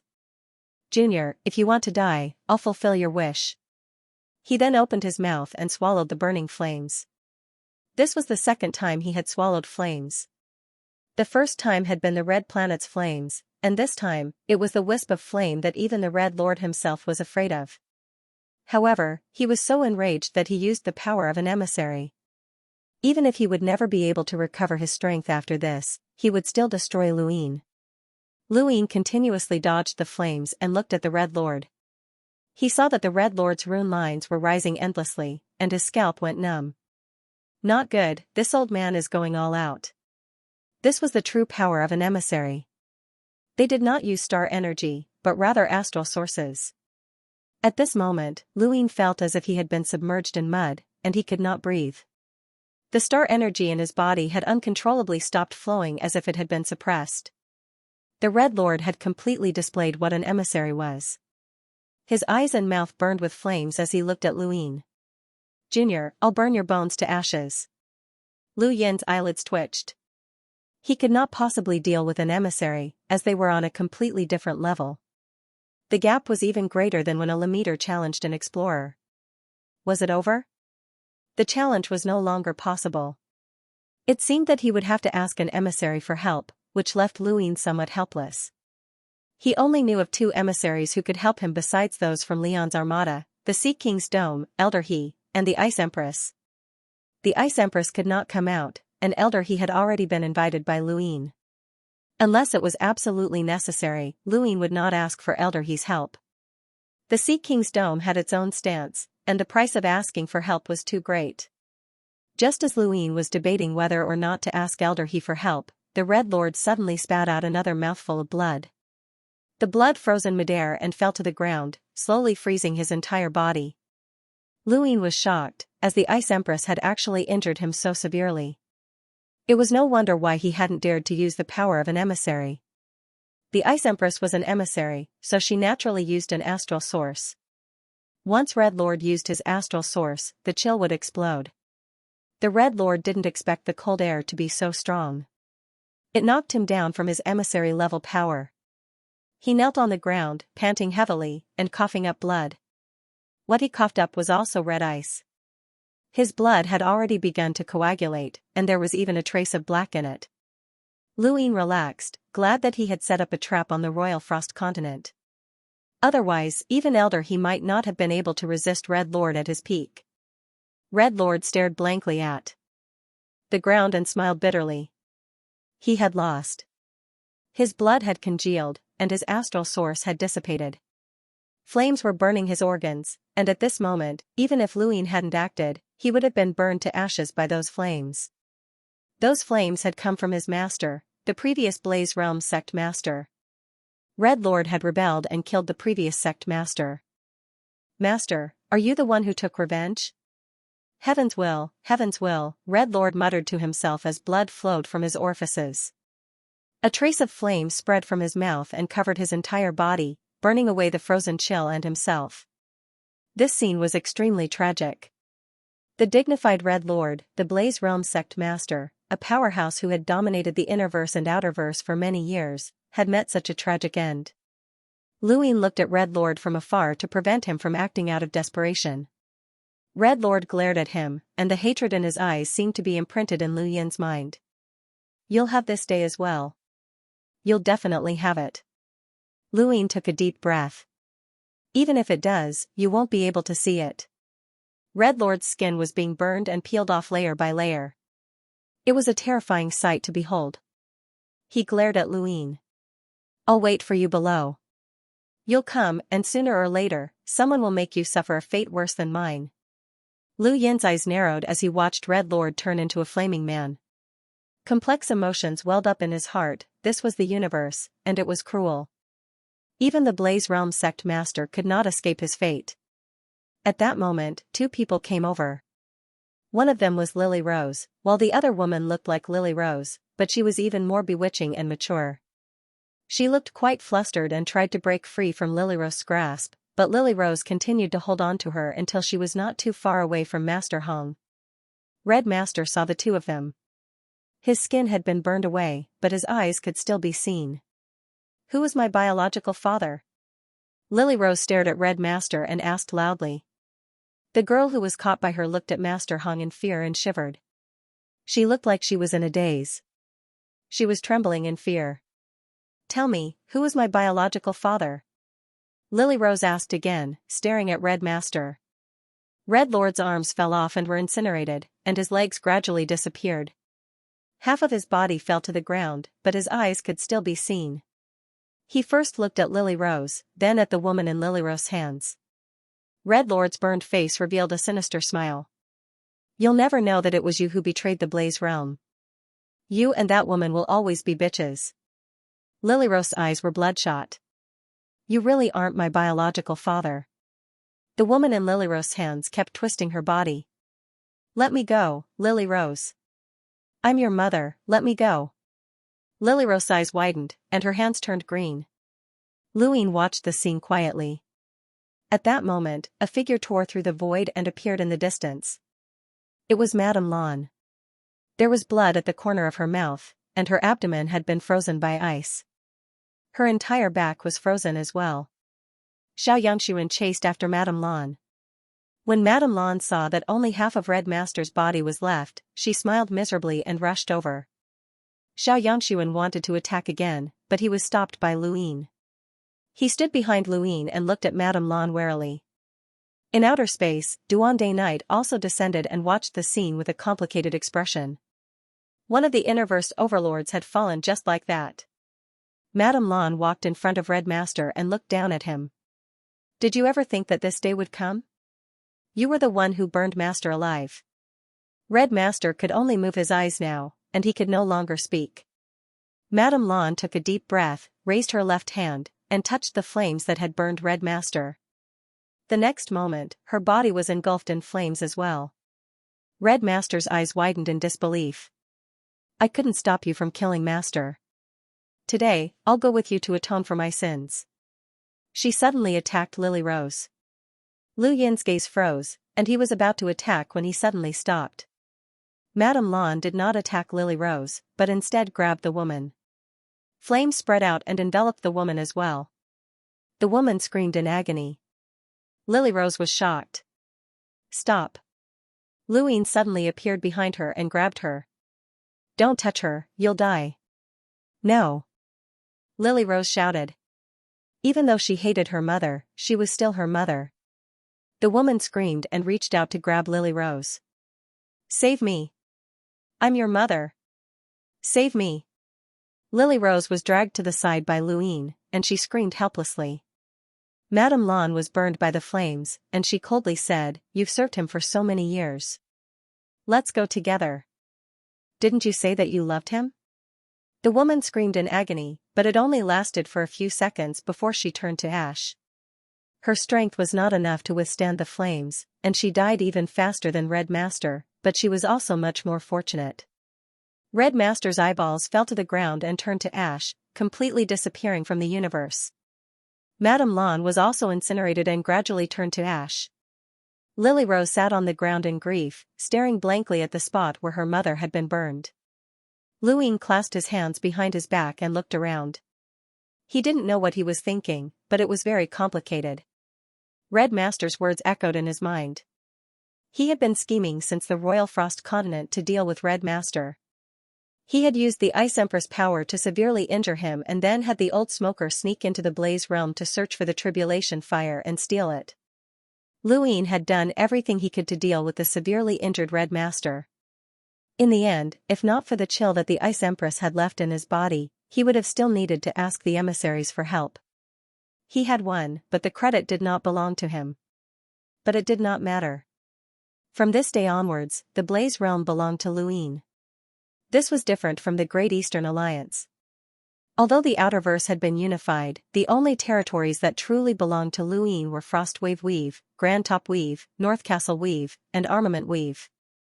These 4 weaves had been conquered by Luine, and the rest had merely been allied with him. The Blaze Realm had also been conquered by him. He had forcefully seized a piece of land in the Innerverse with his iron fist. Had it been difficult? It had been very difficult, and Luine could imagine the difficulties he had faced in conquering the Blaze Realm. The Hall of Honor and the various powers of the Innerverse would not have allowed him to do so, but he had still succeeded and used up everything he had. If not for his background, Luine believed that the Blaze Realm would have caused trouble for him within the Hall of Honor. If not for Leon's armada, Luin believed that the Ross Empire and the Sylvan Dragon clan would have acted. No one would care about the internal strife of the Innerverse, but Luin was different. He was the master of the Outerverse and the leader of the Great Eastern Alliance. It had been difficult enough to temporarily cancel the portal plan, let alone allow him to invade the Blaze Realm. It seemed impossible, but he had still managed to do it. 13 years, a whole 13 years. He had gone from being an ignorant commoner to his current state. He had experienced far too much as he cultivated, and he had encountered many life-threatening dangers. He had even died a few times before finally reaching this point. It was a pity that the flames that had burned Crimson Lord to death had been too hot, and he had not been able to touch them. Xianxia took a few steps back and bowed. "Congratulations, Your Highness, on taking control of the Blaze Realm." Duande Knight was startled back to his senses, and he looked at Luin with sincere admiration. What had shocked him the most was Lu Yin's battle with the Crimson Lord. Even though the Crimson Lord had relied on external items, not just anyone could fight against the Crimson Lord.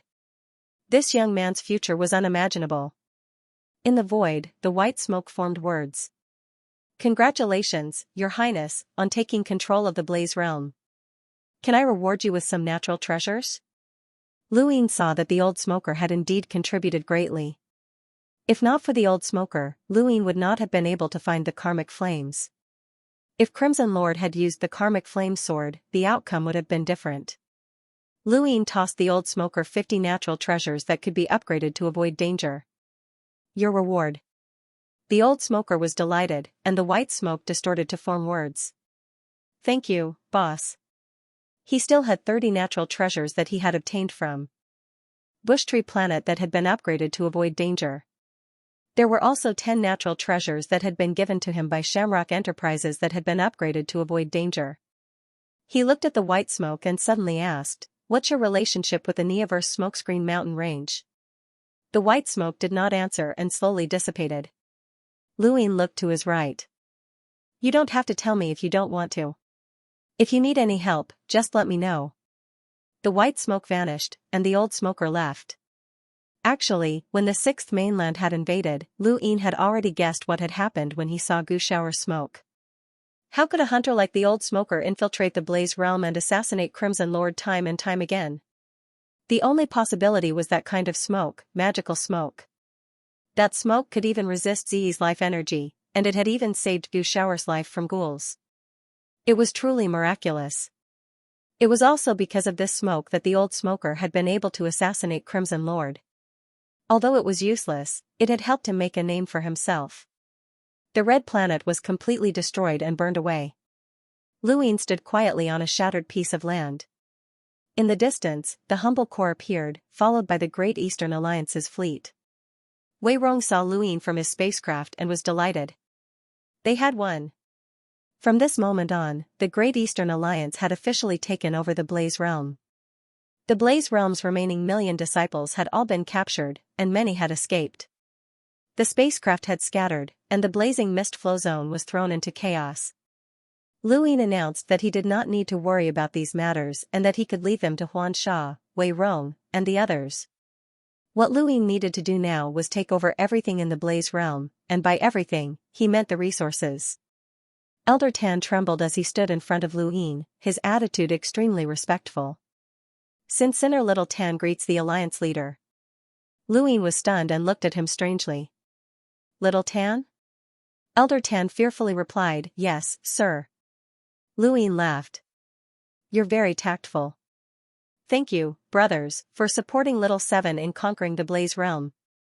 Thank you for your support. Come and give me some tips." "Thank you for your support." Elder Tan hurriedly bowed and said resolutely, "Alliance leader's might is unparalleled, and I am willing to follow you to expand your territory. Wherever you point your sword, I will fight to the death. Alliance leader will unify the universe, control the Hall of Honor, suppress the 6th mainland, and reclaim the Astral Beast domain. Alliance leader is invincible." Luin was stunned, as this stance seemed a little familiar. Kuwei arrived. On his way here, he had prepared a lot of flattery words that would not lose his elegance, but would also show off Lu Yin's unparalleled power. However, as soon as he arrived, he heard Elder Tan's words, and he stared blankly at the old man. For a moment, he was actually speechless. This old man had spoken such words to the top of his head. This was an expert. The highest level of flattery was to flatter oneself so that others would have nothing to flatter. The old man had sealed off Ku Wei's path of flattery. Luin coughed. Elder Tan, where are the Blaze Realm's resources? Take me there. Elder Tan hurriedly replied, yes, Alliance leader. If the Blaze Realm's ancestors knew that the resources they collected were for Alliance leaders' use, they would feel honored even if they died. Ku Wei was stunned once again. These words were too shameless. If the people from the Blaze Realm heard this, they would be so angry that they would come back to life. This old man was shameless. Even Luin felt embarrassed. Seventh bro, congratulations on defeating the Red Lord and defeating an emissary as a hunter. Seventh bro, you are invincible and will definitely become a progenitor in the future. You will become the first progenitor of all time, Ku Wei said loudly. He had to win this round, and he could not be surpassed by this old man on the path of flattery. Since he could not surpass this old man on the path of praise, then he would start with his cultivation. When the words first progenitor of all time came out, Elder Tan felt as if he had been struck by lightning. He stared at Ku Wei in shock. An expert, an absolute expert who had blazed a new trail. If Ku Wei could say something like this, then it was comparable to his previous praise. Ku Wei looked at Elder Tan provocatively. An indescribable atmosphere intertwined in their gazes. Both of them could feel the other's strength, as if they were fated enemies. The Blaze Realm's resources were stored in a folded space not far from the Red Planet. Without a core member of the Blaze Realm leading the way, it was impossible to find them. Although Elder Tan's cultivation was the lowest of all the Enlighters in the Blaze Realm, he was still one of the few Enlighters who were qualified to enter the folded space. The folded space was very small. It was only the size of a city. However, it was filled with the resources of the fire field. When Lu Yin's group entered the folded space, they happened to see people from the Blaze Realm hurriedly storing resources into their cosmic rings. How dare you! You've seen the leader of the Great Eastern Alliance, the Hall of Honor's Fatsi, the lockbreaker with the greatest potential, the strongest of the 10 arbiters, and the invincible Alliance leader Lu. Why aren't you kneeling down and begging for protection? Elder Tan shouted as he stared at the people from the Blaze Realm. Ku Wei was a step too late, and he glared angrily at Elder Tan. The cultivators from the Blaze Realm, who were collecting resources, panicked. They hurriedly bowed while trembling. Greetings, Alliance leader Lu. They had never imagined that Alliance Master Luin would immediately come here after defeating the Blaze Realm. Logically speaking, shouldn't he have announced this to the universe? Luin released his domain and enveloped the entire city. His eyes were filled with shock and ecstasy. These were the Blaze Realm's resources. Just the star essence alone was estimated to be 1 trillion cubes. That was 1 trillion cubes of star essence, which was equivalent to an entire mountain of star essence on the 6th mainland's transportation continent. This was Lu Yin's third time seeing so many star essence. The first time had been on the 6th mainland's transportation continent, and the second time had been at the border warehouse in the Endless Weaves. The first 2 times had nothing to do with him, but this time, it was all his. Star essence was the least valuable resource in this folded space, and it was laid flat on the ground for anyone to step on. Aside from star essence, Luin also saw source boxes, power vessels, and various weapons. There were also all sorts of ores and natural treasures that he did not recognize. The value of this folded space was immeasurable. He had a feeling that he might just be rich. The moment Red Lord died, the Blaze Realm had already lost. The Humble Core and the Great Eastern Alliance's army were enough to sweep through the Blaze Realm. Countless people in the Innerverse had their eyes on the Blaze Realm's battle. The Hall of Honor did not want to get involved, the various great powers were wary of Luin, and the other powers in the Blazing Mist Flow Zone were powerless to do anything. This created a situation where everyone was waiting. Everyone in the universe who knew of this news sincerely hoped that Red Lord would not lose. In the Spirit Seal Flow Zone, Ling Qiu, the Lingling clan's matriarch, was silent. She had always looked down on Red Lord and the Blaze Realm. Even though the Blaze Realm was known as one of the great powers of the Innerverse, they were still lacking in comparison. What made her look down on Red Lord the most was his temperament and lifestyle, which disgusted her. However, she had never wished that Red Lord could be more powerful. The more powerful he was, the better. At that moment, an old woman walked over and whispered, "Matriarch, the Blaze Realm has lost. Red Lord and Madame Lan are both dead." Xianxia was stunned, but she shook her head helplessly. "They still lost." "Matriarch, you guessed it?" The old woman was astonished. Xianxia replied, "Looking at all the battles that Luin has waged, he rarely loses. Once he makes a move, he's almost guaranteed to win. That kid always does things flawlessly." The old woman frowned. "What should we do? Do we still need to carry out the portal plan?" Xianxia was helpless. "In the name of the Lingling clan, we condemn the Great Eastern Alliance for starting a war without permission. Don't do anything else. Everything will be decided after the sovereign tournament." The old woman nodded. "Yes, Matriarch." Xianxia looked in the direction of the Blaze Realm. "So what if you get the Blaze Realm? We didn't even consider them at their peak, let alone a bunch of mobs. Without the threat of the sovereign tournament, the inner verse will show you what it means to be unfathomable and irreversible." In the Sword Sect, the pond was still there. Sect Master Lu Qianjue looked at the surface of the water and shook his head. "They still lost. Leon's armada, the entire Outerverse, and the Royal Frost Continent have all gathered together. We'll let you have your way. Everything will be decided after the sovereign tournament." The Lingling clan, Sword Sect, Divine Grade Hall, When Family, and Chaos God Mountain had all tacitly approved of Lu Yin's occupation of the Blaze Realm. In their eyes, Lu Yin had nothing to lose, and the Supreme Tournament was too important to them. The more they thought about it, the more apprehensive they became. However, apprehension did not mean that they would let Lu Yin do as he pleased. The Supreme Tournament was approaching, and once it ended, they would definitely settle their scores with the Great Eastern Alliance. It was not that easy to enter the Innerverse, and it was a joke to think that the Outerverse powers would be able to resist the Innerverse's many great powers. Any one of the leaders of the 8 great flow zones could cause the Blaze Realm to collapse. Master Crimson had been right. Lu Yin had already revealed all of his trump cards when he attacked the Blaze Realm, and the Innerverse would not allow him to succeed a second time. Leon's armada, the Royal Frost Continent, and the combined power of the Outerverse powers would all become targets of the Innerverse's great powers, and no one was stupid. Lu Yin's victory over the Blaze Realm made these great powers apprehensive, but it also made the smaller powers around the Blaze Realm even more fearful, such as Northline Flow Zone, Tempest Flow Zone, Ascension Flow Zone, and so on. They were all afraid that the Great Eastern Alliance would target them next, and of course, they were most concerned about the Ross Empire and the Sylvan Dragons. When news of the Blaze Realm's defeat spread, the surrounding great powers spontaneously joined forces to denounce the Great Eastern Alliance. Their people in the Hall of Honor also gradually spoke out to curb the Great Eastern Alliance. Even the Outerverse Elder Nuahua, Elder Big Drum, and the others received many messages, hoping that they would step in to curb Lu Yin. The Innerverse Hall of Honor's elders received even more messages from the various great powers of the Innerverse. The leading powers of the 8 great flow zones did not fear the Great Eastern Alliance, and they had nothing to fear.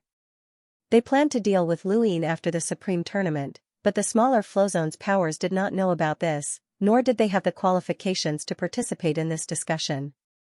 They were all apprehensive of the Great Eastern Alliance. The Great Eastern Alliance's takeover of the Blaze Realm was like a boulder being tossed into a calm lake, and it caused a backlash from the entire Innerverse. The surrounding flow zones gathered their armies and cultivators, and they eyed the Blaze Realm covetously. The Ross Empire and the Sylvan Dragons took the lead, and even though they were stopped by Leon's armada, their hostility towards the Great Eastern Alliance continued to grow. This news quickly spread to the Neoverse, and many people were stunned. However, most people did not care, as to them, the Outerverse and the Innerverse were all barren lands. Within the Blaze Realm's folded space, Lu Yin was walking on top of the Star Essence, which was a very refreshing feeling. When he had first obtained a Star Essence, he had felt that he was rich, and his horizons had been broadened. When he had obtained 1,000,000 Star Essence, he had confirmed that he was rich, and his horizons had been broadened once again. When he had obtained 10 million Star Essence, he was 100% sure that he was rich. After upgrading his universal armor, his horizons had been broadened once again. Now, as he looked at the star essence spread out across the ground, he secretly warned himself that he could not be arrogant. His die's 3 pips was nothing. If he wanted to upgrade his universal armor now, this amount of money would not be enough to upgrade it. More than a few times. Luin felt that his horizons had been broadened enough. Unintentionally, he saw Kuwei, who did not seem surprised at all. Did he not think that this amount of money was a lot? He must have seen more than this. Right, this guy was from the Ku family, and the 7 courts must have far more money than the Blaze realm. This guy's horizons were even wider than Lu Yin's, which was unacceptable. Lu Yin's pride did not allow others to see that he was poor. As he thought about it, he pretended to be dissatisfied. Why are there so few resources? How can the Blaze realm be justified with so little resources? Luin asked calmly. Kuwei was about to speak when Elder Tan interrupted him. Of course, these resources are not worthy of the Alliance Master, and they aren't even enough for your pocket money. However, the Blaze realm has been invaded by the 6th mainland, and their expenses are extremely high. The Innerverse and Outerverse have been separated for many years, which has led to a severe shortage of resources. Some ignorant fellows even used up some of the resources to activate the defensive array. Please forgive me. Kuwei was furious, as this old man had taken the lead again. What pocket money? This money isn't even enough for 7th bro to use twice. It can't even be considered pocket money. Elder Tan stared at him with a provocative gaze. Kuwei raised his head. Luin listened and thought about it seriously. It seemed that Elder Tan was right. 3 pips was too frightening. Have Wei Ron distribute a portion of the resources to everyone who participated in the battle. Leave the rest to me. Luin coughed and stared fervently at the star essence on the ground. No matter what, the amount of star essence here was more than what he had obtained in the past. He was finally rich. Not only had he obtained these from the Blaze realm, but he had also obtained Madame Lan's power vessel and the Tribulation Fire. These were all priceless treasures. As soon as he left the folded space, Luin immediately ordered the area to be sealed off so that no one could steal anything from within. As for the cultivators from the Blaze realm who had tried to steal resources, they were ordered to throw their own belongings into the folded space, much less steal anything from them. They themselves had become captives, which was a sad sight. Just as he left the folded space, Wei Ron contacted him. Your Highness, the Innerverse is in an uproar. Everyone wants to expel us, and the surrounding flow zones have formed an alliance. The Ross Empire and the Sylvan Dragons have already made preparations for war. Luin felt helpless. Why was he being boycotted everywhere he went? This attack on the Blaze realm had been a little too high profile. Next time, he would use a different method and secretly occupy it. With Leon's armada around, they won't dare to make a move. The surrounding flow zones are just a motley crew, so don't worry about them. At that moment, another call came from his gadget. It was from a stranger. Someone who could contact him at this time was definitely not an ordinary person. Luin accepted the call, and a pleasant female voice sounded from the other end. Alliance Master Lu, this is Xianxia. Lu Yin's eyes went wide. It was one of the 9 directors of the Hall of Honor. So it's Director Xian. How can this junior disturb you? Haha, Alliance Master Lu is an incredible person. Don't belittle yourself. Xianxiao smiled. Luin replied, how's the investigation into whether or not I'm a traitor of the 5th mainland going? Don't tell me you still want to use your only privilege as a director. Alliance Master Lu, are you holding a grudge? Then you shouldn't be doing this to me. Luin smiled. I wouldn't dare. I'm just asking. I have a clear conscience, and I don't want to be framed. Xianxiao smiled. We believe that. The investigation hasn't even been started yet. Everyone trusts you. Luin smiled. This had nothing to do with whether or not they believed him. If not for Everlasting Sky Island, Master Yuan, and even Elder Chan's help, these directors wouldn't have cared if he was being framed or not. They would have arrested him long ago. The 9 directors of the Hall of Honor were in charge of worldly affairs. Under normal circumstances, even the head judge could not interfere. Of course, this was only in theory. Once the head judge spoke, the directors would not dare to disrespect him. Although Master Yuan had taught many people in the Hall of Honor, he still did not manage the affairs. Alliance Master Lu, first of all, congratulations on leading the Great Eastern Alliance to occupy the Fire Realm. Xianxia admires you. Luin replied, Director Xian is here because of this matter. Does the Hall of Honor want to interfere? Although the Hall of Honor controls the human domain, they don't care about the disputes between these powers. I'm only here to remind Alliance Master Lu that the Outerverse will belong to the Sixth Mainland in the future. Alliance Master Lu should be clear about the relationship between you and the Sixth Mainland. Since you already have an enemy in the Sixth Mainland, I'm sure that Alliance Master Lu doesn't wish to make an enemy out of the Innerverse as well. The Sixth Mainland is my Fifth Mainland's common enemy. Compared to me, the Innerverse's great powers are more concerned about them. That's true, but being attacked from both sides is a great taboo. Alliance Master Lu should think this through carefully. Of course, no matter what Alliance Master Lu does, the 9 directors will not interfere. That's all I have to say. Alliance Master Lu, I wish you good luck. This chapter is not finished. Please turn the page. Jiao ended the call. Luin put down his gadget. Xian Jiao was hoping that he would not start another war. There were so many people in the Innerverse contacting the Hall of Honor, which put a lot of pressure on the Hall of Honor. However, they were also apprehensive of the people behind them, so they did not dare to openly oppose Luin. Regardless of whether she reminded him or not, he would not start another war. He would not allow himself to be on the opposing side of the entire Innerverse. He then contacted Wei Rong. Release them. We're not enemies of the Innerverse. Wei Rong smiled. Yes, Your Highness. Not long after, a composite video was broadcasted on the Innerverse and Outerverse networks. The video was composed of many edits, and the main content was about the disgraceful things that the Blaze Realm had done over the past few years. Most of them involved the bullying of the Outerverse's great powers, and there was also a video of the cultivators being forced to kneel on the Astral River Arkansas.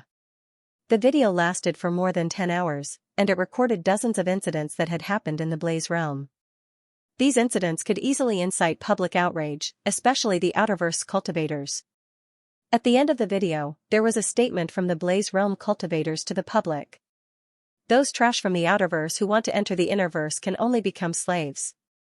Low-level cultivators will forever be ants and can only kneel before our Blaze Realm. This statement was accompanied by a scene of an explorer kneeling before a Lemmeter from the Blaze Realm. That explorer was already dead, and he had been killed by the Blaze Realm cultivator as a joke at the end of the video. When the video was broadcasted, it shook the Innerverse and Outerverse. The universe was cruel and filled with darkness. Vile incidents that challenged humanity's bottom line were everywhere, but none of these incidents had been exposed. As long as they were not exposed, there would not be any problems. However, the Blaze Realm's actions had been thoroughly exposed. Suddenly, the entire network was filled with countless people cursing the Blaze Realm, especially those from the Outerverse. Anyone who had access to the network posted rumors in the video, threatening to destroy the Blaze Realm. Soon after, a second video appeared, and it was also about the Blaze Realm's bullying of cultivators. There was a third video, a fourth video, and so on. In the end, there were more than 1,000 videos. The Blaze Realm had existed for so many years, and these incidents could not be summarized in just a few hundred videos. There were thousands or even tens of thousands of videos. There were millions of disciples in the Blaze Realm, and even if only 1 out of 10 people did something evil, there were still tens of millions of incidents. These videos came from the Tinder Alliance. The Tinder Alliance had always been hiding in the dark to resist the Blaze Realm, and most of their members were cultivators whose families had been destroyed or bullied by the Blaze Realm. Only those people would join the Tinder Alliance, and they could easily gather hundreds of videos and thousands of cases. In the last video, Enya appeared. The Great Eastern Alliance has no intention of starting a war with anyone. However, the Blaze Realm has been oppressing the Outerverse for many years and has even formulated a so-called portal plan. The Great Eastern Alliance is not an invader. After the video ended, the Great Eastern Alliance announced that Luin had gone into seclusion to focus on preparing for the Supreme Tournament. The Great Eastern Alliance's war against the Blaze Realm had caused a backlash from the entire Interverse, but because of the videos released by the Tinder Alliance, countless people in the universe began to denounce the Blaze Realm. Although these people could not influence the various great powers, public opinion had already changed. Many people said that the era of cultivation was all about one's fists, and that it did not matter how many ants there were. However, public opinion was also a general trend. Why did the Hall of Honor set up 9 directors? It was to help those at the bottom of the hierarchy fight for benefits. Although those at the bottom of the hierarchy did not have much power, the general trend that they represented was not necessarily inferior to the various great powers. Back when the Great Eastern Alliance had first been established, Luin had already experienced this. This chapter is not finished. Please turn the page. Luin had tasted the benefits of public opinion before. This kind of general trend was invisible, but it could change the situation at a critical moment. The Hall of Honor valued this kind of general trend. Grasping the general trend was equivalent to grasping the Hall of Honor's direction. The Sword Sex Sect Master, Xianxia, had said that Luin would not be able to resist the Interverse general trend. Luin did not intend to resist the Interverse general trend with his own strength. What he wanted was to borrow the general trend and borrow strength to fight strength. At present, countless people's attention had shifted from the Great Eastern Alliance's invasion of the Blaze Realm to the vile deeds that the Blaze Realm had committed over the past few years. Many people in the flow zones around the Blaze Realm did not have any interest in using force against the Great Eastern Alliance. As long as the Great Eastern Alliance did not explicitly declare war, they would not take action either. Luin relied on his own qi to fight, and he had neutralized the qi in the surrounding flow zones. The Ross Empire was different from the Sylvan Dragons, as they both belonged to the Blazing Mist flow zone. The Great Eastern Alliance was a threat to them, and it was also obvious that the Great Eastern Alliance was allied with the Royal Frost Continent. This made them very uneasy, but Leon's armada had completely blocked their path and prevented them from taking action. Lu Yin's announcement that he was going into seclusion to prepare for the Supreme Tournament made many powers heave a sigh of relief. It was fine as long as he did not cause any trouble. Luin did not care about what was happening in the outside world, as he truly needed to prepare for the Supreme Tournament. Everything else could wait. Wang Wen arrived at the Blaze Realm and gazed at the heavens. The Blaze Realm was being reorganized, and it had already become the Great Eastern Alliance's bridgehead to enter the Interverse.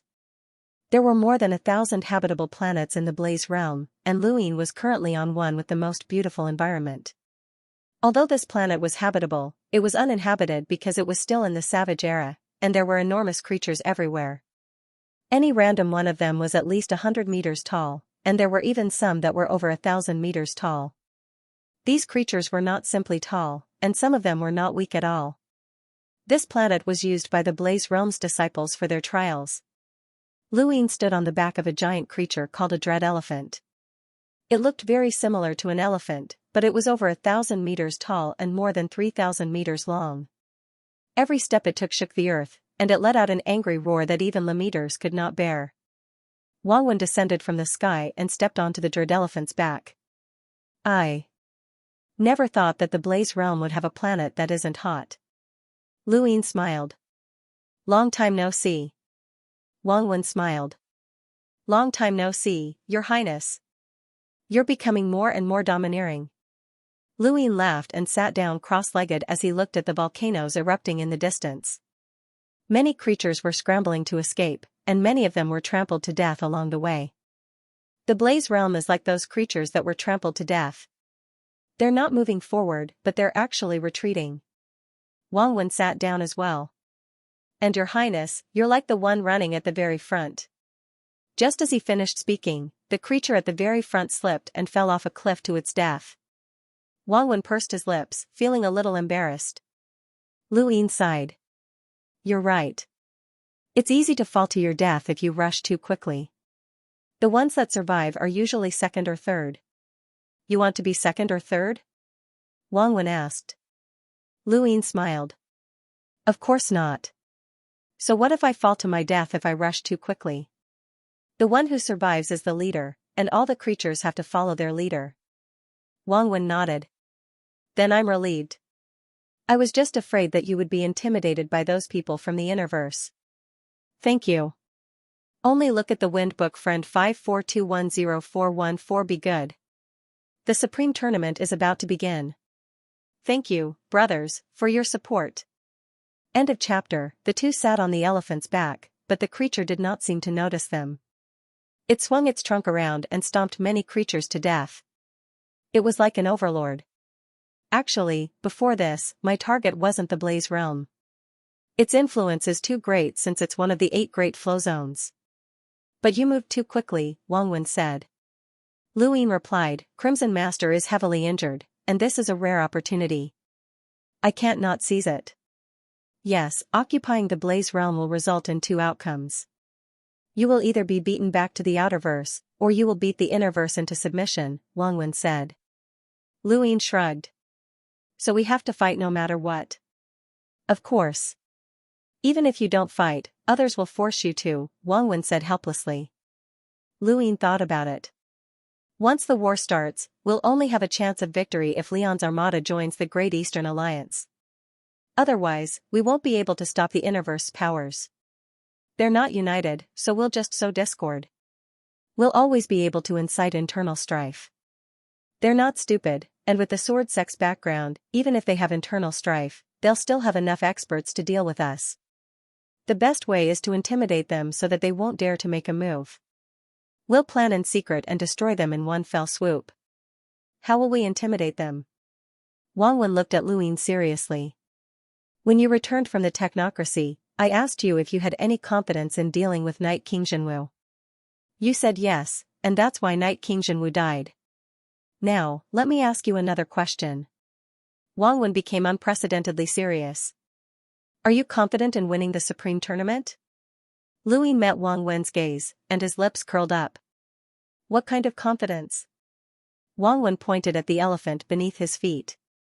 Just like it. As soon as he spoke, the elephant let out a deafening roar that tore through the clouds. It even caused the volcano that had just erupted in the distance to shatter. A huge sound wave swept out in all directions, and no creature could resist it. It was the overlord of this place. Luyin rubbed his head and let out a long sigh. He looked into the distance. Do you know that it's not the overlord of this planet? He then pointed at himself and smiled at Wang Wen. I'm the overlord, because I'm here right now. Wang Wen laughed. Alright, I believe you. Just focus on your plan. I'll show them results that will stun them all. The Supreme Tournament was prepared for me, Luyin smiled. Wang Wen was happy. Shameless confidence. I like it. Luyin laughed. After Wang Wen left, Xianxia arrived on the planet. Xianxia had come to report on this situation in the Blaze Realm. The problem was how to settle down the captured disciples of the Blaze Realm. Those disciples were not weak, and their average battle prowess far surpassed that of the Great Eastern Alliance's army. Furthermore, they had to reorganize the territory of the Blaze Realm, which had already become the territory of the Great Eastern Alliance. Luyin did not want to listen to any of this, and his head hurt. He immediately interrupted Xianxia. You should discuss these matters with the Lu Ministry of Staff. Don't discuss them with me. Xianxia was helpless, but she was already used to Luyin being a hands-off manager. Your Highness, about Commander Shui. Xianxia hesitated. Lu Yin's heart skipped a beat as he recalled Elder Chan's attitude towards him back at Realm Mountain. Let me try. Xianxia was overjoyed. Thank you, Your Highness. Luyin could not contact Elder Chan, so he contacted Master Yuan instead. It was difficult to contact Master Yuan, so Luyin could only contact Elder Big Drum and ask him to help him contact Master Yuan. Elder Big Drum was helpless and sullen. He was a border elder of the Hall of Honor, but he had been reduced to being Lu Yin's mouthpiece. He wanted to refuse, but after some thought, he did not dare to do so. He still needed Luyin to bring him back to the Neoverse, and even in name, he was still Lu Yin's subordinate. Junior Luyin greets Master Yuan. Luyin had a respectful expression on his face as he sat on the elephant's back. Master Yuan was one of the seniors that Luyin respected the most. As a powerhouse with a power level of 1,000,000, Master Yuan did not care about fame or fortune. Instead, he protected the outerverse by himself. Even though Master Yuan had not explicitly expressed his support for Luin on many occasions, given Master Yuan's aloof way of handling matters, speaking up for Luin in the Hall of Honor was already a great show of support. Luin was very grateful. Sometimes, Luin felt that it was a pity. If Master Yuan had openly supported him, then even the despairing presiding Judge Mu would not have dared to make things difficult for him, let alone the 9 directors. Master Yuan was an aloof senior. You have a lot of troubles ahead of you. This was the first thing Master Yuan said. Luin felt awkward. I've troubled senior. Master Yuan gently replied, it's fine. I didn't help much anyway. Luin solemnly replied, with Senior Nuafei's influence, things would not have gone so smoothly for this junior. The ones who helped you were Ever Sky Island and Elder Chan. I'm just an old man who protects the outerverse, and I haven't been able to do so. Master Yuan's tone was bleak. Luin knew what Master Yuan was thinking. He had protected the outerverse his entire life, but in the end, the outerverse had still been gifted to the 6th mainland. Anyone else would have done the same thing.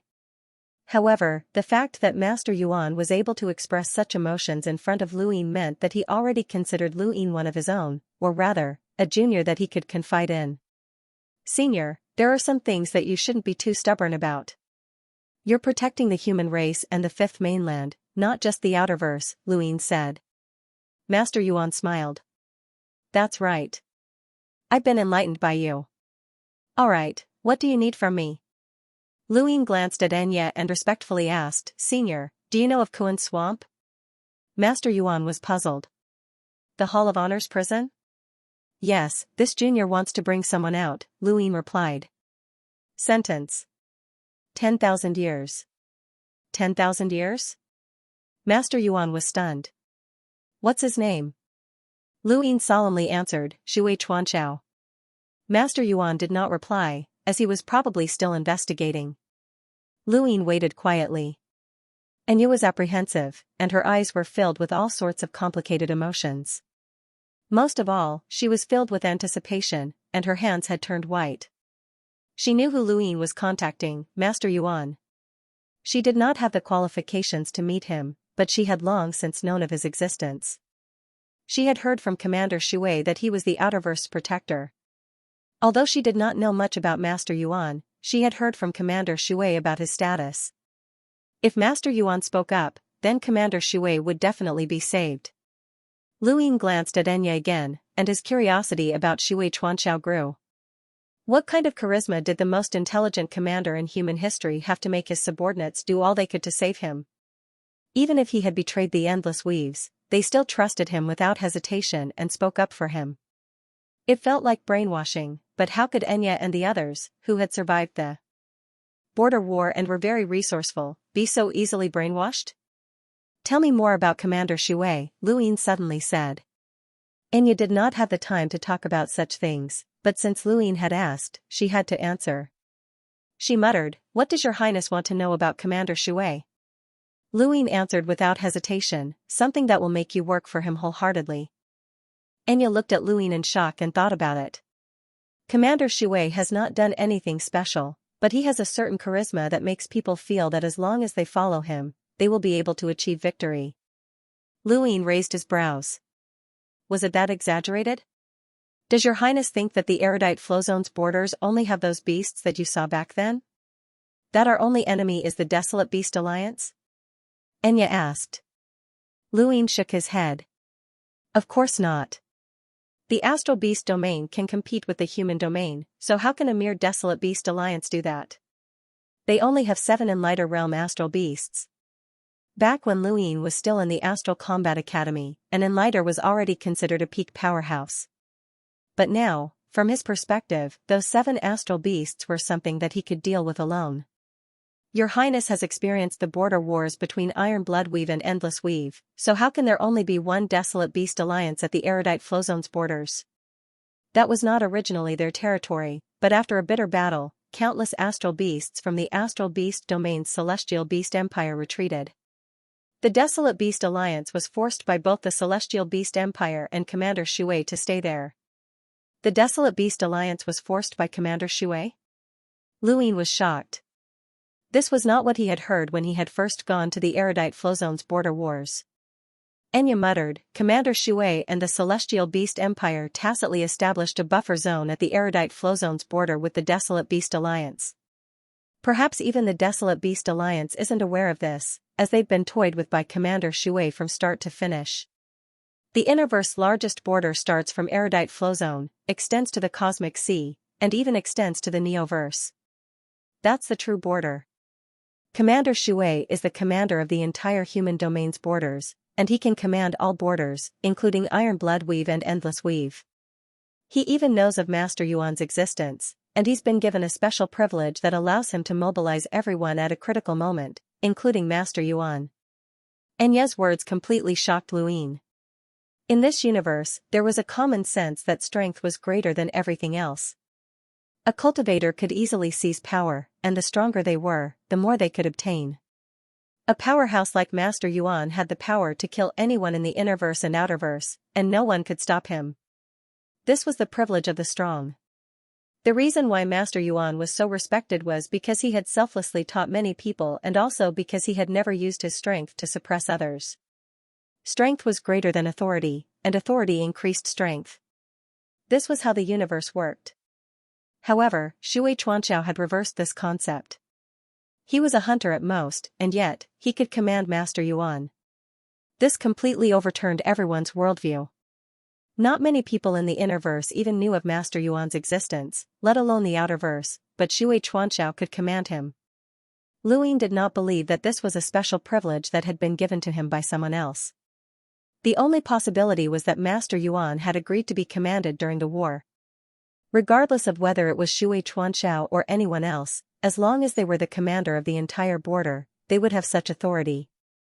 Master Yuan could not have been coerced or suppressed, he must have been willing. If Master Yuan wanted to, he could easily eliminate Shui Chuanxiao. This was the power of a powerhouse, and only those who were willing would be commanded.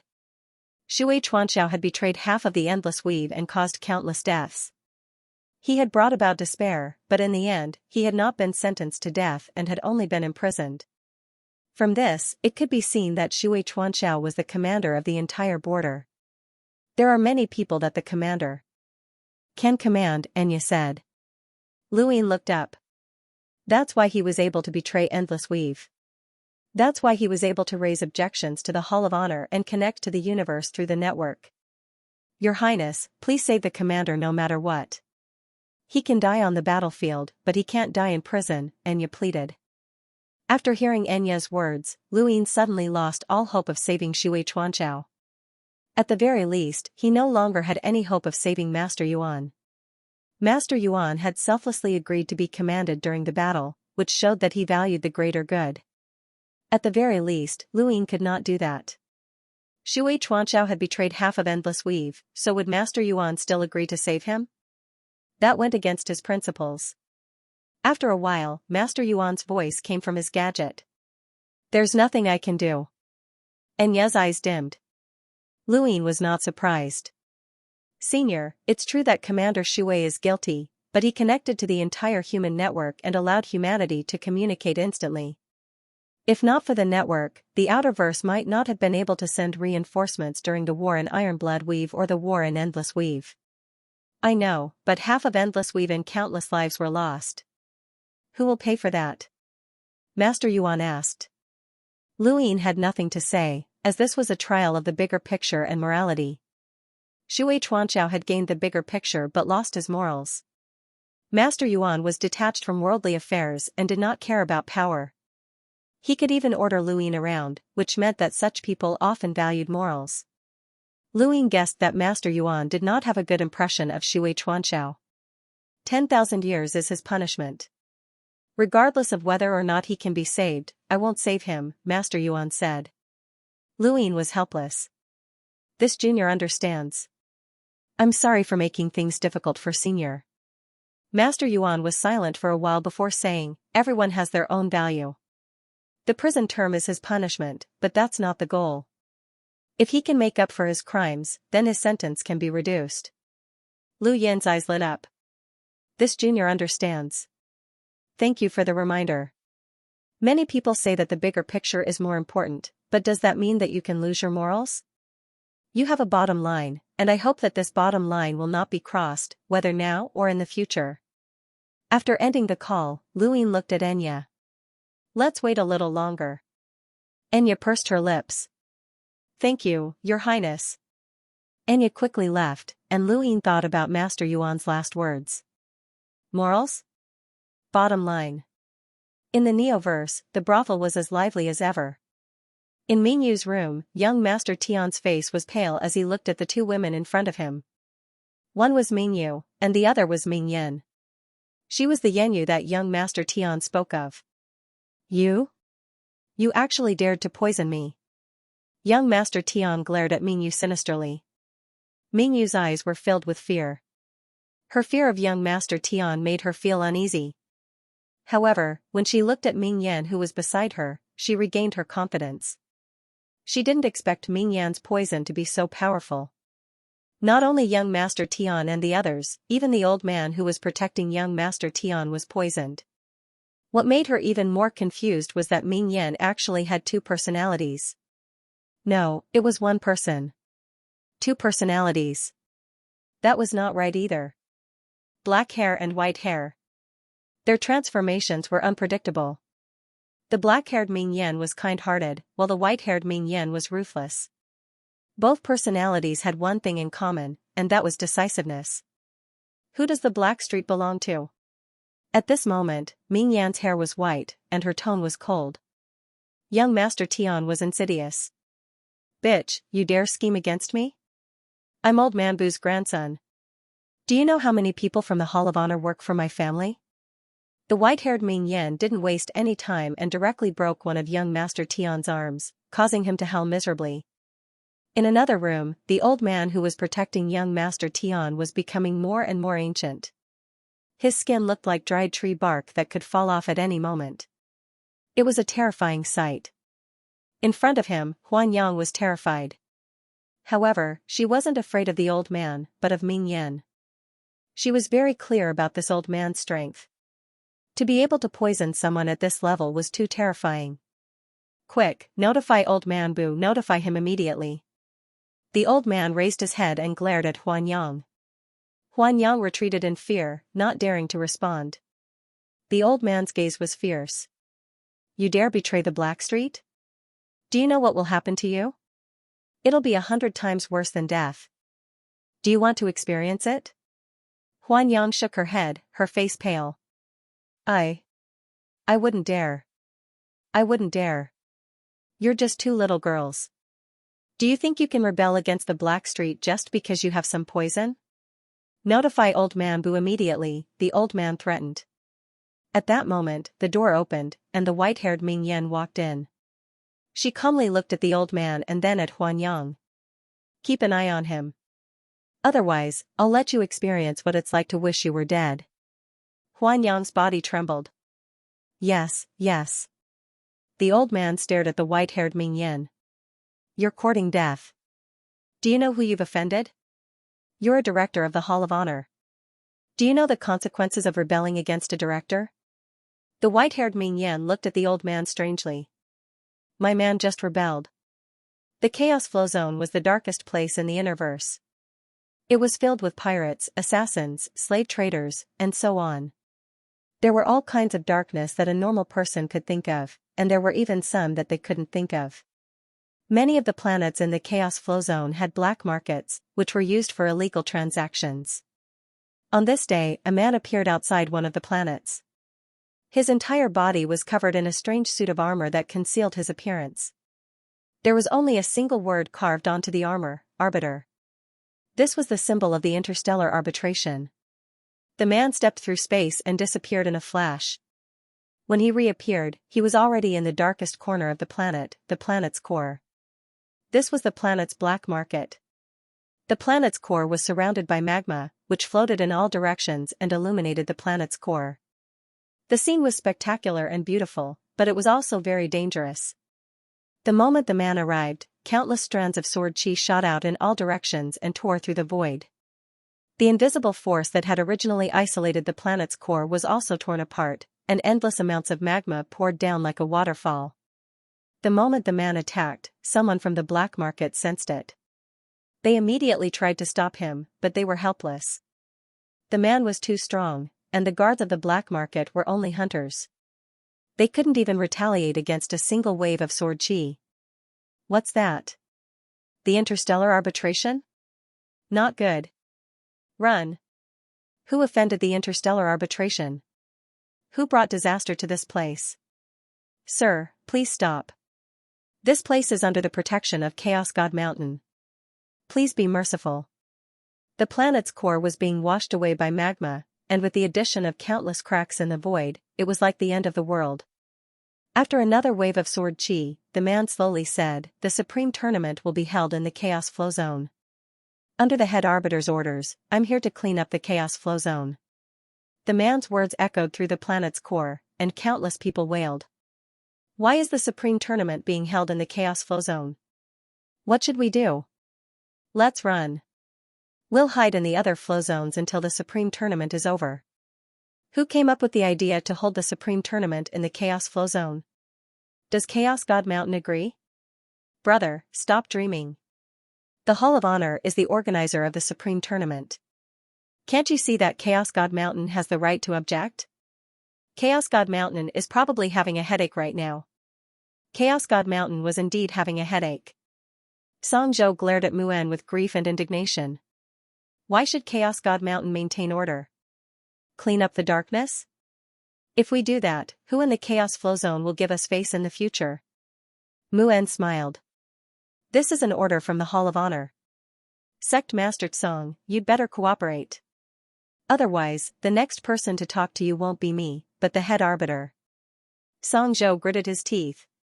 Fine, you guys are ruthless. Mu'en smiled bitterly. The supreme tournament has been decided to be held in the Chaos Flow Zone. Nobody can do anything about it. Sect Master Tsong, please accept it. The Outerverse has already been gifted to the sixth mainland. What's there that I can't figure out? Song Zhou said unhappily. Mu'en shook his head. There are some things that no one can decide. I don't know the details either. As the leader of one of the Innerverse's 8 great flow zones, he didn't even know why a tournament was being held in the Chaos Flow Zone. Song Zhou helplessly looked in the direction of the Neoverse.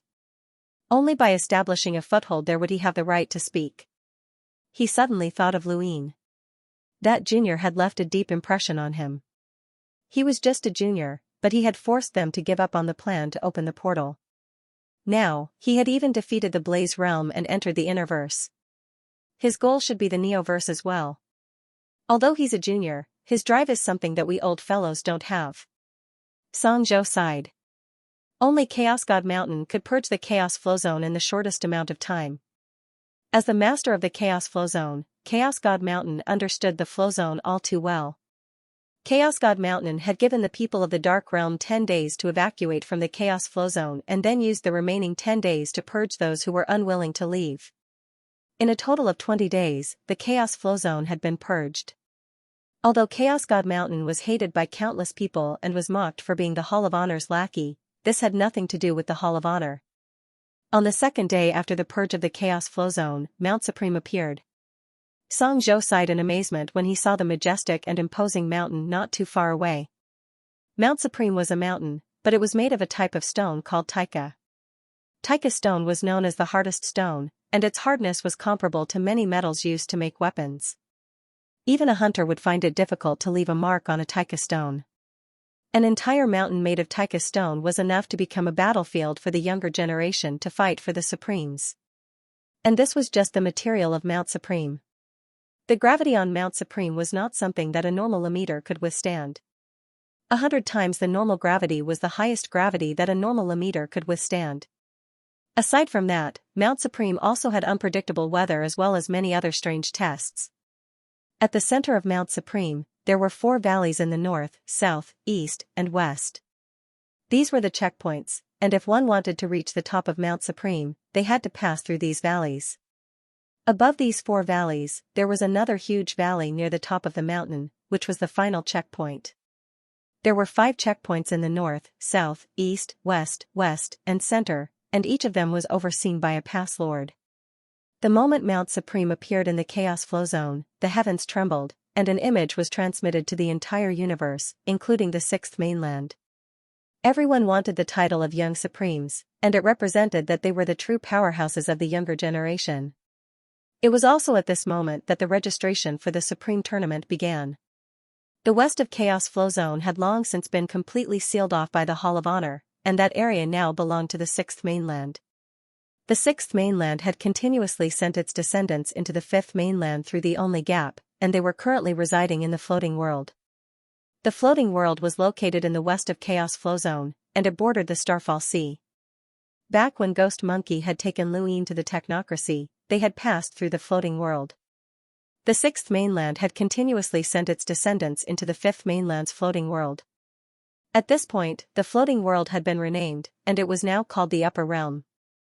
The Upper Realm was not large, and it had always been annexed by Chaos Flow Zone. The 6th mainland had been invaded, and the casualties had been tragic to the point that it could not be counted. The most outstanding disciples and the family members of the powerhouses had been sent into the Upper Realm, and it had been several months since the first batch had arrived. The Hall of Honor had only isolated the Upper Realm and had not announced this to the outside world. The people of the 6th mainland also knew that they were hated by the 5th mainland, but they had not revealed this information for the time being. In the Upper Realm, on a certain planet, yellow sand filled the sky as the sun burned fiercely. More than 10 figures were walking through the sand, searching for something. Where did the young master go? I don't know, but let's keep looking.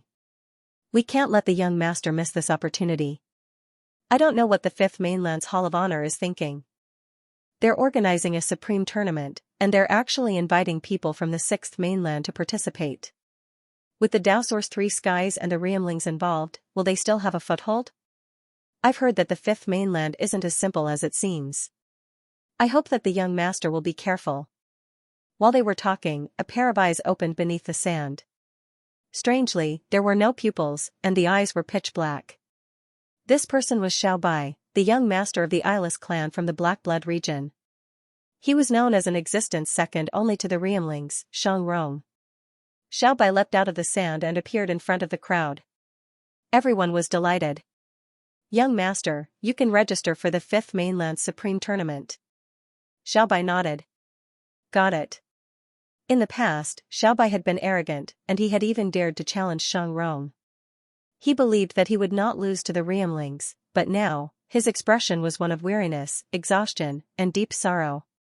The sudden arrival of those monsters had caught the 6th mainland completely off guard, and the entire region collapsed one after another.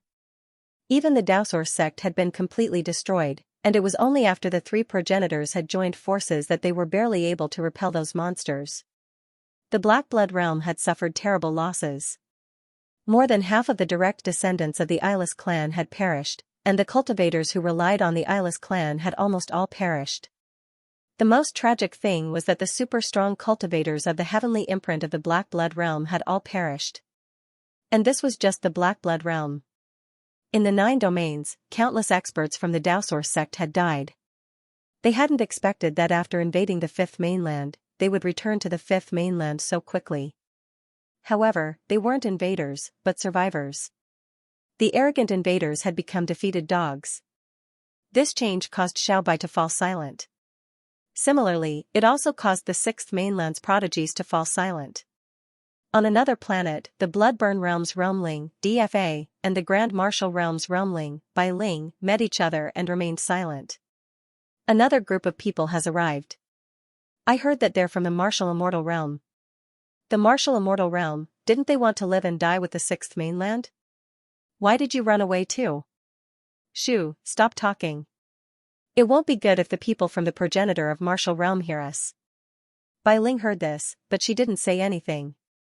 Their pride and everything they had been destroyed by those monsters, so there was no point in haggling over such things.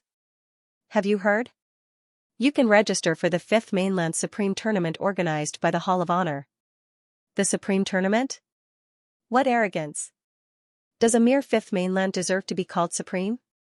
Anyone from the sixth mainland's Tao Source 3 skies is enough to flatten them. I don't know where the fifth mainland gets their confidence from, but they actually call themselves supreme. Aren't they afraid that their supreme will be beaten to a pulp by the Tao Source 3 skies? Actually, the fifth mainland has quite a few experts. The titled kings of the younger generation are all very strong, and there are also the 10 arbiters and Neoverse experts. I heard that even the Tao Source 3 skies lost during the battle at the Cosmic Sea. Otherwise, the general appointment platform would have been ours. Right, I heard that there's also someone called Luin who injured Zi of the Tao Source 3 skies. Because of this, Zi put out a bounty for anyone who can capture him and recommend that person to the Blood Ancestor. Even if that person can't become the Blood Ancestor's disciple, they can still be guaranteed to become the disciple of an imprint. What happened? What happened? It's useless. The Eastern Region's realmling, the little arrow saint, chased him for many days, but he still managed to escape. What a pity. There are some people from the fifth mainland who aren't weak. It's better to be careful. What's the point of saying so much? Our sixth mainland probably won't send anyone to participate, and we won't be able to guarantee our own safety. So what if we win? Those people from the fifth mainland are short-sighted, and they only see the astral beast domain and the technocracy. In their eyes, our sixth mainland is their greatest enemy, but they don't know that their true enemies are those monsters. They're a bunch of short-sighted people, and there's nothing to be proud of even if they win. This person's words resonated with many others, as they still looked down on the fifth mainland as before. DFA shook his head. They're the short-sighted ones. If the fifth mainland was really that weak, then why would the three forefathers need the outerverse? They would have already taken over the fifth mainland.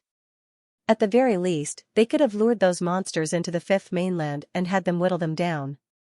Those monsters are still destroying our sixth mainland, which proves that the three forefathers are wary of the fifth mainland. Bai Ling's gaze was no longer as sharp and arrogant as before, but it wasn't because of the fifth mainland. Like Xiao Bai and the other geniuses from the sixth mainland, they had lost their confidence after being defeated by those monsters. Bai Ling still felt a lingering fear when she thought about those monsters, and she wasn't in the mood to care about the Supreme Tournament at all. Once Mount Supreme appeared, they could register for the tournament. More than 10,000 people from the fifth mainland immediately registered, and they came from the Innerverse, Cosmic Sea, and Neoverse. The Outerverse had received the news a little later, but they were the first to register. At the same time, the Astral Beast domain also had their names engraved on Mount Supreme. As long as one registered, their name would appear on Mount Supreme. It was so large that countless names could be engraved on it, and the names of those who failed would disappear until only 10 names remained. No one from the sixth mainland registered, and they weren't in the mood to pay attention to the tournament.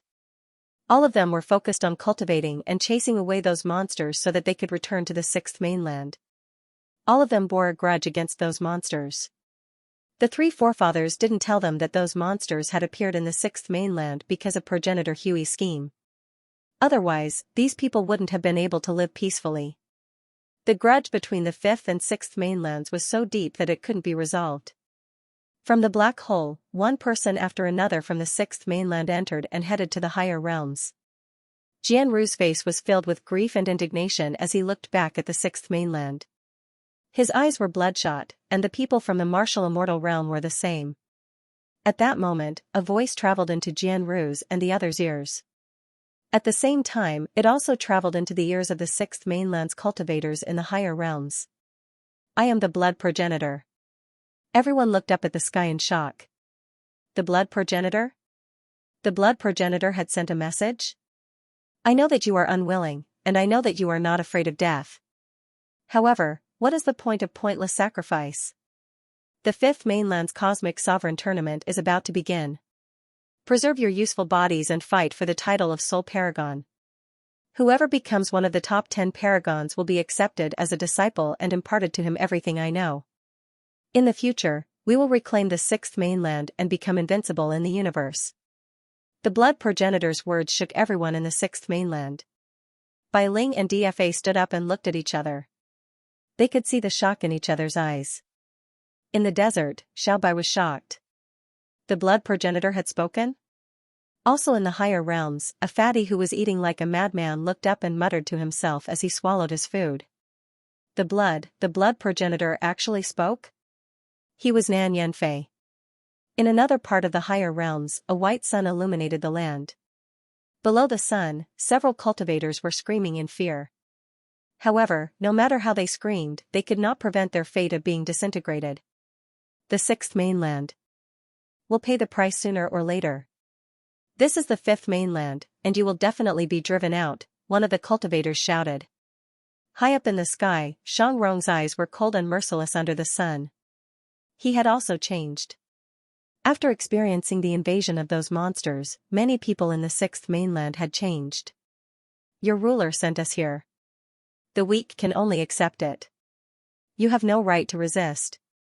With that, the cultivators were completely disintegrated. Xianxia landed on the ground. The Cosmic Sovereign Tournament? It was still in the higher realms. The realmling from the War Martial realm continued to pound on metal. After the battle in the Cosmic Sea, the weaponsmith forefather had died, and the blacksmithing clan's status in the War Martial realm had plummeted. Although they still retained some of their authority as level 9 weaponsmiths, it was no longer the same as before. After hearing the blood progenitor's words, the weaponsmith forefather stopped and looked up, his eyes filled with excitement. He would become the blood progenitor's disciple and rebuild the blacksmithing clan's glory. This was the path he should take. Top 10? Definitely. Countless people in the sixth mainland were intrigued by the blood progenitor's words, but this was not the end. I am the martial progenitor. As soon as these words were spoken, everyone in the sixth mainland was once again stunned.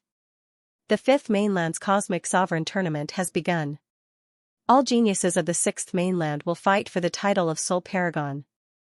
They will break through the stars and become invincible. Anyone who enters the top 10 will become my disciple, and I will teach them everything I know along with the blood progenitor. One day, we will fight bloody battles and reclaim our homeland. The martial progenitor's words were similar to the blood progenitor's. The blood progenitor's words had already ignited the ambitions of countless cultivators in the sixth mainland, and now, the martial progenitor's words made them even more excited. The younger generation of the sixth mainland looked on with fervent eyes. The temptation of becoming the disciple of the blood progenitor and the martial progenitor was too great. Generally speaking, only the Dao Source 3 skies could become a progenitor's disciple. Now, as long as one entered the top 10, they would not only become the blood progenitor's disciple, but also the martial progenitor's disciple. This had never happened before. In the higher realms, a girl in green raised her head. The Cosmic Sovereign Tournament. Give it a try. Maybe you can enter the top 10. Her name was Little Blue. Today is the Dragon Boat Festival. Thank you, brothers, for your constant support. Update at 3 p.m., thank you. 2 cultivators, one fat and one skinny, were excited. Fat bro, we're going to become the disciples of the blood ancestor and the martial ancestor. Yeah, skinny bro, this day has finally come. We just need to get into the top 10 of the Cosmic Supreme competition. It's too easy. Fat bro, I've decided. I won't eat before the competition. I'll be skinnier. I'll definitely get into the top 10. Skinny bro, you're already skinny. Hey, you're even skinnier than yesterday. Really? Fat bro, you're also fatter than yesterday. Ha ha ha ha, really? Skinny bro, let's work hard together and become the disciples of the blood ancestor and the martial ancestor. When the time comes, we'll be able to dominate the universe. Even those monsters won't be our opponents, let alone the fifth mainland. Fat bro, let's work hard together. Skinny bro, you're encouraging me. Let's work hard together. At that moment, another voice rang out from the sixth mainland, causing everyone to be speechless. I am the secret ancestor. When the secret ancestor spoke, everyone from the sixth mainland felt their scalps go numb. Of the 3 ancestors, the secret ancestor was the most mysterious. He rarely showed himself, but he had created more secret techniques than the other 2 ancestors combined. Many people wanted to take him as their master. Even if they couldn't learn any top-notch battle techniques or obtain a supreme inheritance, they could at least learn 2 secret techniques, which would be enough to turn the tables in many situations. The sixth mainland had a common sense that people from the secret ancestor domain shouldn't be provoked, as they were too disgusting. Our homeland has suffered a calamity, and our fate is determined by the heavens. However, the people of the sixth mainland will not be affected by fate. We will take back our homeland. Everyone, preserve your bodies. The fifth mainland's cosmic supreme competition is about to begin.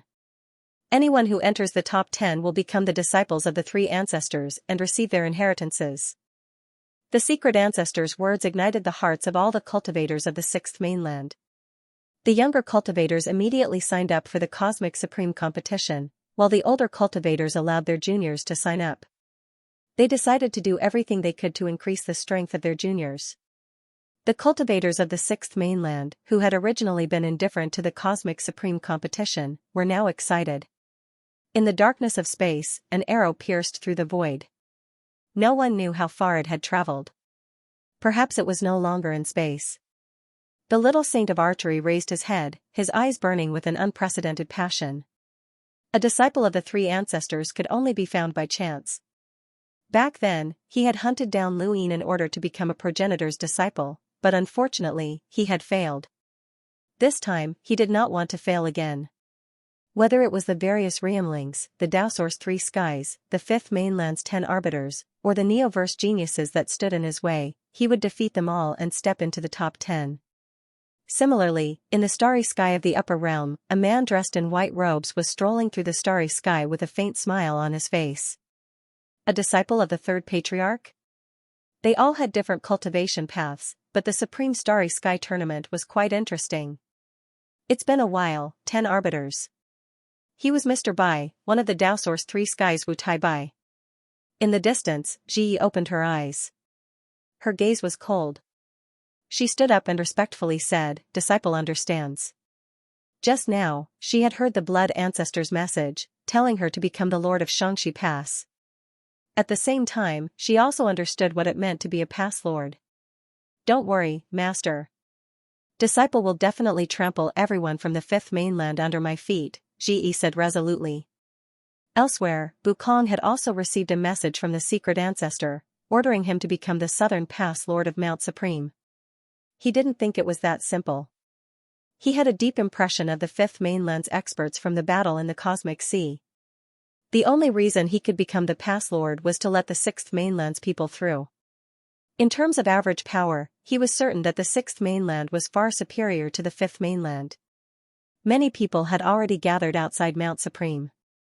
They were watching from afar, and the entire process was being broadcasted live. One name after another appeared on Mount Supreme. The speed at which it happened was astonishing. This was especially true for the sixth mainland, where thousands of people had signed up at the same time. And this was only the sixth mainland. Many people from the Astral Beast domain, the Cosmic Sea, the Neoverse, and even the Astral Wilderness had also signed up. Gradually, many people in the human domain realized that they weren't the only ones who could participate in Mount Supreme. The higher-ups had long since known about this, but those at the lower levels didn't. When news of the Astral Beast domain, the technocracy, and the sixth mainland's cultivators being able to participate spread, it immediately caused a stir in the human domain. Countless people objected, and the entire network was filled with discontent. People were cursing the Astral Beast domain, the technocracy, and the sixth mainland. The Starlink network company immediately activated a backup plan and frantically deleted a large number of comments. However, the Starry Sky Supreme tournament had long since been publicized by the Hall of Honor, so any news about it would cause a stir, let alone such a big one. Outside Mount Supreme, countless people stared at one name after another on the network, wanting to know which experts would participate. Many of them were gambling and wanted to create a list to use as a ranking and set the odds. Who's that? Yao Gu? Isn't that a member of the Skyminder list from the Astral Beast domain? I heard that someone on the list is on par with the 10 arbiters. He's a peerless expert of the same generation. Someone exclaimed, causing quite a stir. At that moment, another name appeared. Cursewind, another Skyminder list expert has appeared. Tian Ho, look, that's the name Tian Ho. Do you remember the tournament of the strongest from so many years ago? The astral beast domain has Tianhou. That's a legend. I remember now. No attacks are effective. Those things have appeared again. The champion of the tournament of the strongest is one of the 10 arbiters, Luin. No matter how strong this Tianhou is, he was defeated by Lu Ju in the past. Now, Lu Ju has defeated the 10 arbiters in a row. This Tianhou will still be defeated by Lu Ju. It's not the same. These strange life forms will become stronger the further they go, and they might even have strange innate gifts. I hope Luin won't be careless. Stop staring at the astral beast domain. Let's see which experts from the 6th mainland are participating. What about the technocracy? What's there to pay attention to? Who knows who's from there? We don't know anything about them. The technocracy's experts from the tournament of the strongest weren't weak either. Although many people knew that the 6th mainland had sent people to participate, most still didn't know who was from there. The Innerverse's various powers had long since known that the 6th mainland was part of the tournament of the Starry Sky Supreme Tournament, so they weren't too surprised. However, the sheer number of participants from the 6th mainland still caught them off guard. Luin was also looking at the network, at Mount Supreme, and at the names on it. He seemed to be deep in thought. Lan Si's gadget beeped. Have you seen Mount Supreme? Lan Si asked. Luin grunted. Are you feeling pressured? Of course. Those who have faced it or heard about it before are all here. I saw Feather Mavis name, Silent Weep, Xia Jiuyo, and the 6th mainland's Bai Ling. Those Riemlings probably won't be left behind, and the Dowsor's 3 skies. Luin listened quietly. Are you confident? I mean, the top 10. Luin thought about it. 90%. Lan Si was stunned, and he fell silent for a minute. I don't want to meet you. I have a feeling that you'll be one of the most terrifying opponents in this tournament. Just as Lan Si finished speaking, 5 names appeared on the 5 passes of Mount Supreme. The names were far larger than the others, and they shone with a golden light that illuminated the eyes of countless people. The name that appeared at the southern pass was Bukong, the name that appeared at the western pass was Ziyi, the name that appeared at the northern pass was Xiaoxian, and the name that appeared at the eastern pass was Luin. East, south, west, and north were the 4 passes, and there was one more pass that prevented anyone from reaching the summit. It was the central pass, and the name that appeared was Xianxia.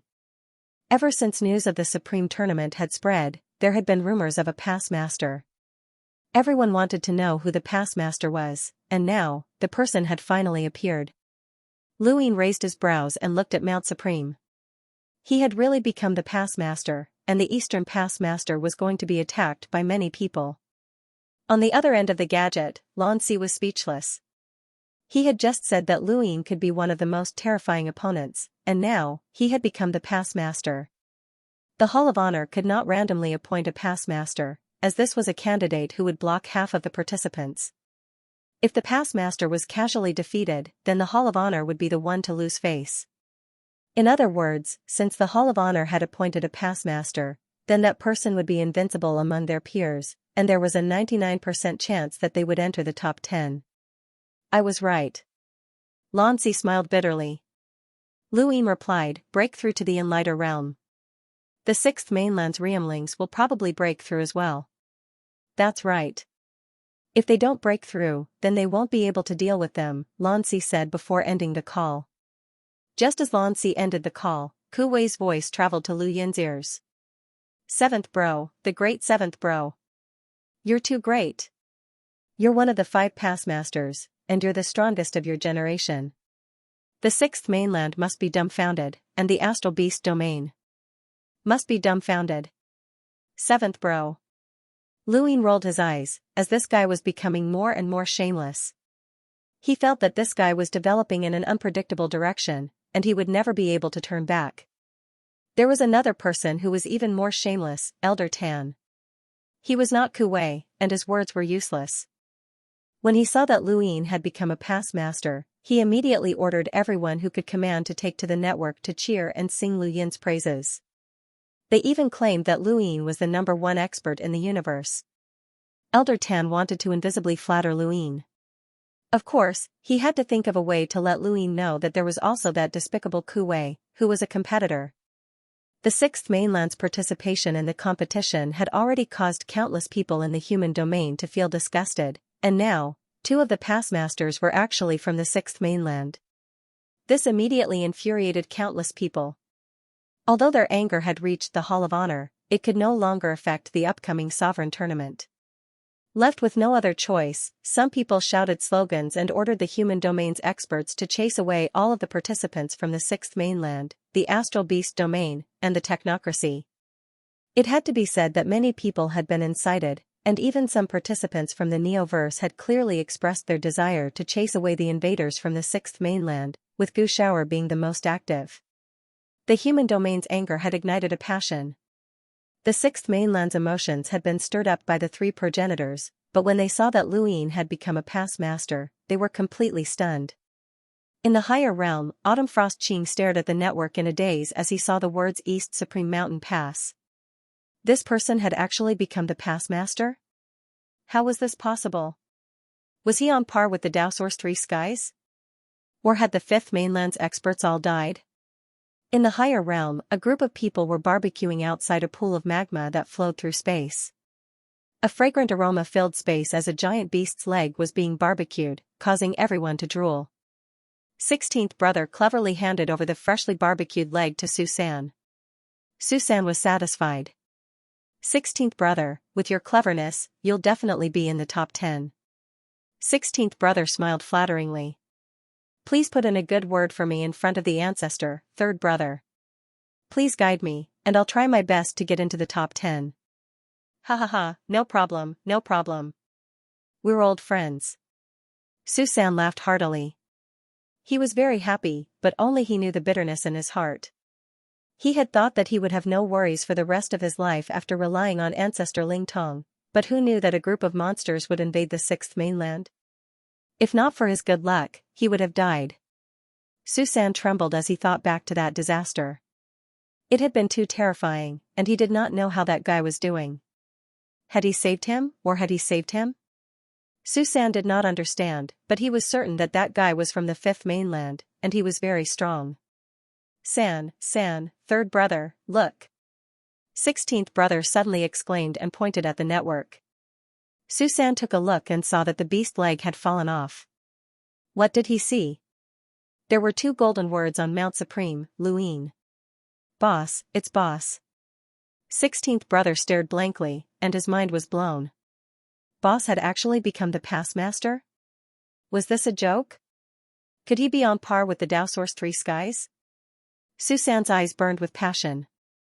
Boss was doing better and better, and since he could not return to the Sixth Mainland, he decided to return to the Fifth Mainland.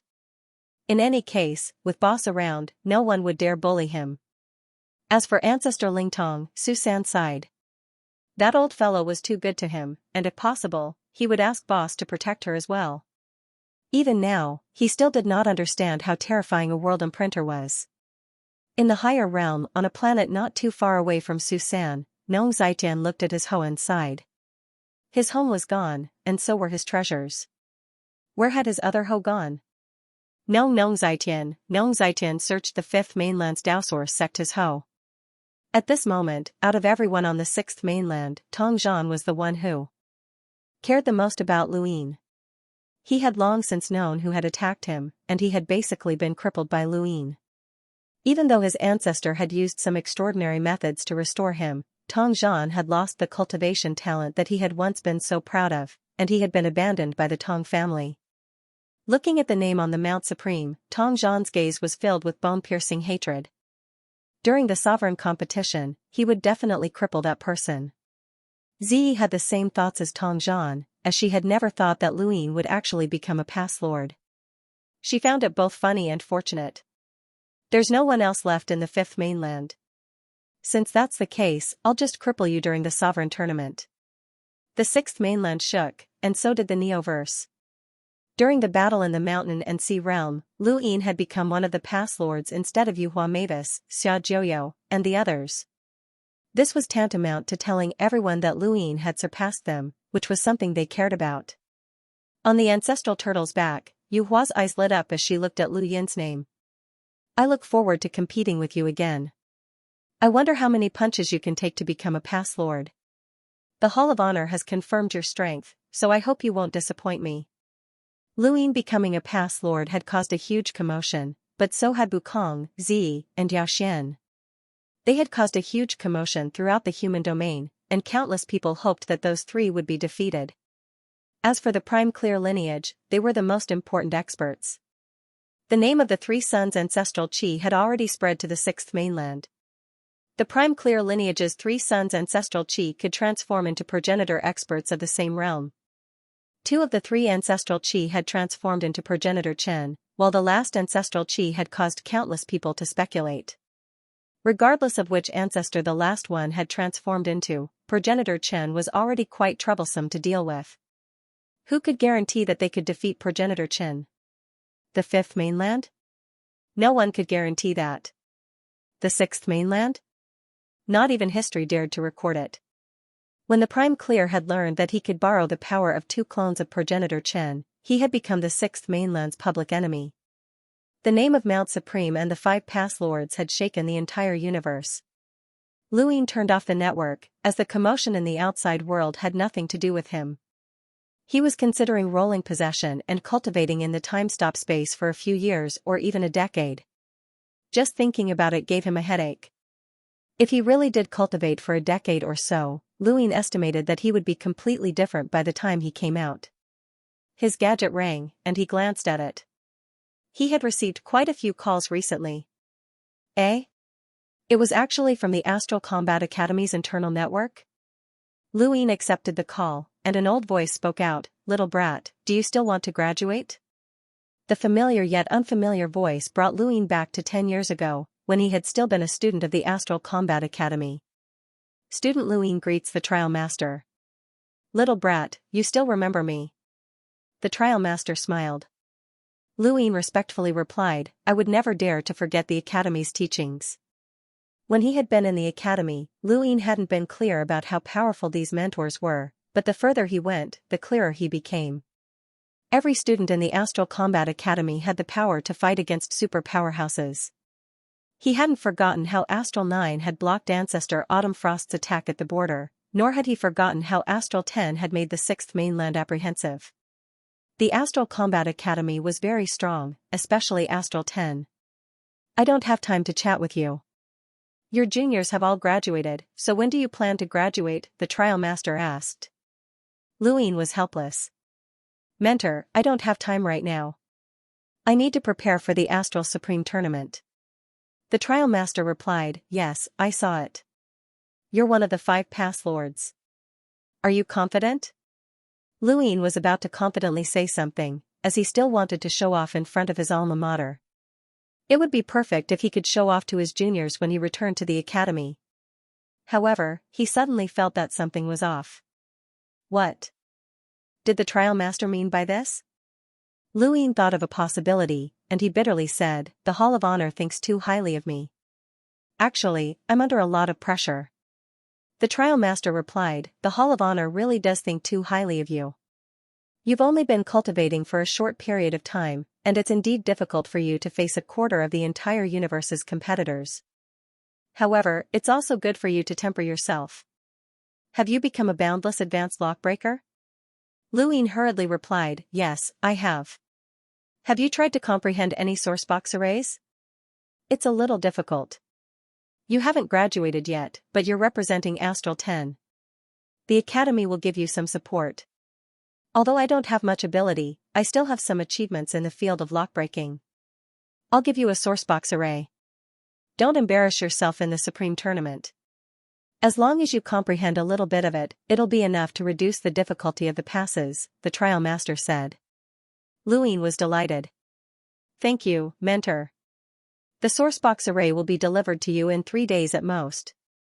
Try to comprehend it as much as you can. I don't expect you to completely comprehend it, but even a little bit is still a little bit. Hurry back and graduate." The trial master then hung up. Lu Yin looked at the disconnected call, and the ecstasy in his eyes did not fade away. What was this? Was this some unexpected fortune? He had never thought that his alma mater would be able to give him such a huge surprise. This was a sourcebox array, not an ordinary battle technique. Sourcebox arrays were extremely precious, or else Saul would not have spent so much effort to obtain a single page of true insight.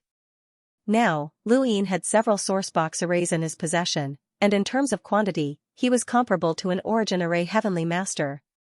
Ever since he had been captured by the Neo-Human Alliance, Luin had discovered that his luck had been unbelievably good.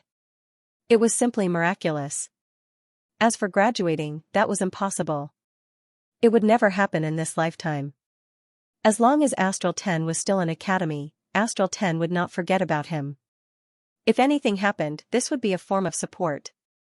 Luin had always felt that Astral 10 was somewhat unpredictable, and he was most concerned about the crazy director. He did not know how strong the crazy director was, as he had no idea in the past. However, as his cultivation deepened, he gradually understood. The crazy director had actually been able to deduce the Sirius technique. That was the Sirius technique, Progenitor Chen's technique. Even if it was only the first level, the crazy director had already surpassed the limits of an ordinary person's imagination. Usually, this kind of madman was very powerful. The Astral Supreme Tournament had shaken the entire universe, and it had sped up the actions of certain people, such as searching for opportunities and fighting for resources. It had also caused many sects to pour all their resources into nurturing their most outstanding disciples. Even if they knew that it was impossible for any of their disciples to reach the top 10, as long as they could leave their names on Mount Supreme for a longer period of time, it would be enough. This was Mount Supreme, the first tournament in the entire universe, including the sixth mainland. It was open to the entire universe, and anyone whose name appeared on it for a longer period of time was enough to shake an entire region. The most realistic way to describe it was through advertising. Mount Supreme was equivalent to an advertising platform for the entire universe, and the name was the slogan. The longer one's name was on it, the louder the advertisement would be and the greater the benefits it would bring. Under such circumstances, even the Outerverse, which was considered the weakest, had countless people signing up to leave their names on Mount Supreme. Even if it was just for a moment, it was enough for them to brag to their juniors that their names would appear on Mount Supreme. Of course, signing up and not participating in the tournament was also an option. Many names appeared on Mount Supreme at every moment, and there were all kinds of strange ones. Some people's names were just a string of numbers, some people's names were just a claw mark, and so on. Many people were dumbfounded by the sight. In just a few days, a large number of names had emerged from the crowd and were listed on the top 100 venerables list. There were also some who were regarded as the top 10 seeds. The 5 past lords were naturally among them. In addition to the Neoverse Levitation Mavis, Xianxia, the Astral Beast Domain Star Devourer, and Wu Tai of the 6th Mainland's Dowsource 3 Skies, these were the current top 10 seeds of the venerables. Of course, this was only the list of people who had signed up. There were still many people who hadn't signed up, and there wasn't only one list. There were many, many lists for different people, and each list was different. Today is the Dragon Boat Festival. Thank you for your support. The Supreme Tournament is about to begin. I hope you can help Xiaoqi soar into the sky and become a Supreme. Some lists included all of the 10 arbiters and were called the top 10. Others included the Tearing Girl, Quiet Weep, and Autumn Sure. There were even some lists that kicked Luin out, with the reason being that no matter how talented a hunter was, it was impossible for him to stand out among so many enlightened geniuses. They believed that Luin had only been able to defeat the 10 arbiters because none of them had broken through. The Supreme Tournament was about to begin, and anyone who could break through would do so. Luin had just become a hunter, so it was obviously impossible for him to break through to the enlightened realm. It had to be said that many people believed this explanation. Of course, Luin was not the only one who had been kicked out. Almost all of the 10 arbiters had been kicked out of that list. Even Neoverse Quiet Weep and Feather Mavis had been kicked out, leaving only the Prime Clear and Xiaojiao. One had 3 Yang's ancestral chi, while the other had 9 clones technique. There was also someone who had unexpectedly been named one of the top 10 seeds, Starsabil, who had also cultivated the 9 clones technique. There were all sorts of lists, and it was possible to find hundreds or even thousands of rankings at once. However, no matter which list it was, Lu Yin's ranking was not high because he was only a hunter. Even though his battle results were brilliant and he had been recognized as the past master by the Hall of Honor, his realm was still his shortcoming.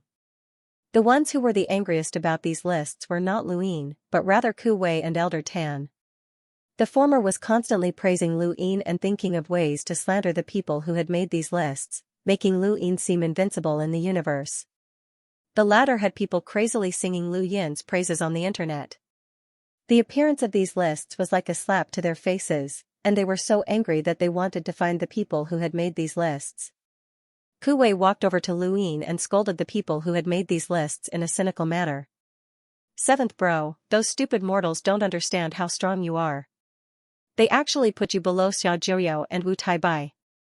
What a joke. How can a beast like the Stardivore be ranked above you? It's an insult to the Great Eastern Alliance." Ku Wei roared. Lu Yin flipped through the different lists. Indeed, although he was listed as one of the top 10 seeds in most of the lists, he was not one of the top seeds. Almost all of the prime clears were the strongest seeds. Next to the prime clears were Wu Taibai, Bukong, Ji, Xiaojiu, and the others. Every name list was different, but they all provided sufficient evidence. Being able to become one of the top 10 seeds amongst the countless geniuses of the same generation in the universe was already a great achievement, and even the 10 arbiters would find it difficult to achieve such a feat. However, this was not an exaggeration based on Lu Yin's battle records. It was a pity that his public image had always been based on external factors. The only glorious battle records that he could bring out were his victories over Lan Si and Knight King Jinwu, but these two achievements were not enough for him to be recognized by everyone. At the very least, he had only been a spectator in the battle at the Sinew Eternal Mountain and Sea Realm. With seventh brother strength, even if you don't take first place, you'll definitely be in the top 10. Seventh brother, Little Wei, I've already mobilized a lot of our people to bet that you'll definitely enter the top 10. The odds are 1 to 2, which is quite high. Don't worry, Little Wei will definitely support you, Ku Wei said resolutely. Lu Yin had been looking at the list, but when he heard Ku Wei's words, he was stunned. An idea flashed through his mind, and he looked at Ku Wei with a burning gaze. Let me see the odds. Ku Wei was put in a difficult position. Seventh bro, don't look at it. I'm angry. Cut the crap. Give it to me, Lu Yin said. Ku Wei opened the network, and there was a dense list of names that corresponded to various regions. Just the outerverse alone had 72 regions, which corresponded to 72 weaves, as well as the innerverse, cosmic sea, neoverse, and so on. This banker has listed almost all of the famous powerhouses of the younger generation. For example, seventh bro, you're listed there. The odds are 1 to 2 if you enter the top 10, 1 to 5 if you enter the top 5, 1 to 10 if you enter the top 3, and 1 to 20 if you take first place. Right, this is Lan Si. Ku Wei introduced Lan Si to Lu Yin. Lu Yin was shocked. To be able to list so many names and even open up the betting odds, this person must be quite powerful. Do you know who the banker is? Lu Yin asked. Ku Wei shook his head. I don't know. Nobody knows. I've heard that it's an important figure in the cosmic sea, and some say that it's run by the Mavis family. Otherwise, how could there be such a large betting pool? Anyway, there are many theories. Lu Yin's eyes burned with passion. How much money would it take to include the innerverse and outerverse bets? Even with his current wealth, he couldn't afford it. Just who was behind this? After thinking about it for a while, Lu Yin shook his head. He didn't care who it was. Since this person was able to place bets and look down on Lu Yin, then he might as well play. Lu Yin then asked Ku Wei, do you want to make some money? Ku Wei was stunned and a little confused, but he subconsciously nodded. This was something that Lu Yin had said, and it had already become a habit for him. Lu Yin's lips curled up. Let's place a bet as well. Make it a bit bigger and bet that I'll enter the top 3.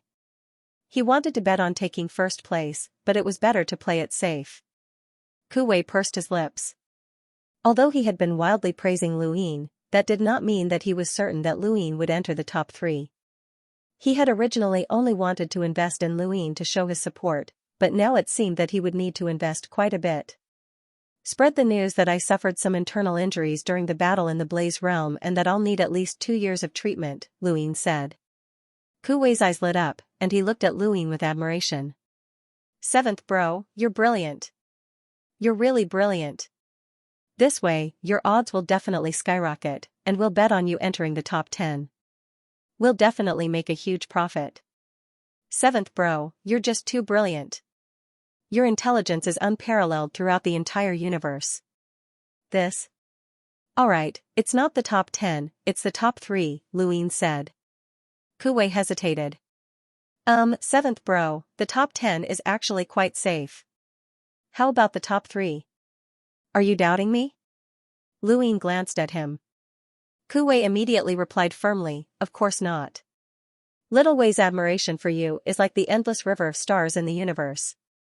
It's also like an overflowing black hole that can't be stopped. Little Wei will spread the news right now and definitely raise your odds to the highest. Spreading the news was a technical job, and one could not let others know that they were intentionally spreading the news. Ku Wei had some experience in this aspect, as he had often done this when he had been roaming the universe alone. Not long after, a secret piece of news regarding Lu Yin's injuries spread through a very special channel that was extremely accurate. Of course, not many people actually believed it, especially the bankers behind the scenes. None of them were stupid. In order to cooperate with Ku Wei, Lu Yin had specially left the Blaze Realm and headed to the Outerverse Southern Weave to look for Master Yuan. His journey was a secret, as he had previously announced that he was going into seclusion to cultivate. When Lu Yin's itinerary was leaked again, many people believed it and assumed that he was going to seek Master Yuan's help. Ku Wei kept an eye on the biggest bets, hoping to see if the odds would change. Unfortunately, he was disappointed, as the biggest bets remained unchanged. The odds were the same as before. Lu Yin felt rather helpless when he heard the news, as the bankers behind the scenes had definitely not only set up bets this once, and they had long since seen through all sorts of schemes. Even if Lu Yin was faking it, and even if it was true, they would not change the odds. The risk was too great, unless Lu Yin had been injured by them. Seventh bro, these fellows are too cowardly. The odds for you entering the top 3 are still 1 to 10, Ku Wei said helplessly. Lu Yin replied, if it's 1 to 10, then so be it. Place your bets in batches and at different times. The total amount of bets is 100 million star essence. Ku Wei was speechless, as this was basically forcing Lu Yin into a dead end. Seventh bro was doing this because he was very confident in entering the top 3. If he succeeded, then Lu Yin would have to compensate him with 1 billion star essence, which made his scalp go numb. However, if they were able to set up such a large bet, then they should be able to take out 1 billion star essence. Which of the great powers in the Innerverse did not have 1 billion star essence? Although they would definitely suffer some losses, Lu Yin did not care. Lu Yin's background made it so that even the great powers of the Neoverse could not renege on their bets. It was as if Lu Yin could see the scene of 1 billion star essence covering the sky. It was not that Lu Yin did not want to invest all of his resources, but there was still some time before the Sovereign Tournament. Even if the time was short, he still wanted to save some resources just in case. Within the spacecraft, Lu Yin looked at his star chart and soon arrived at the Southern Weave. Although he was just playing along with Ku Wei's act, since he was already in the Southern Weave, it was better to greet Master Yuan. The Southern Weave was a border weave that was completely sealed off, and ordinary people could not enter. As the commander of the Outerverse Allied Forces in name, Lu Yin naturally had the qualifications to enter and even patrol the area. The moment Lu Yin entered the Southern Weave, Elder Big Drum immediately knew about it and felt a little uncomfortable. However, when he thought about the rumors he had heard about Lu Yin some time ago, he felt some anticipation and hurriedly went to find Lu Yin. Long time no see, Elder. Lu Yin smiled. Elder Big Drum smiled. Isn't Alliance Master Lu in seclusion? Why are you in the mood to come to my border area?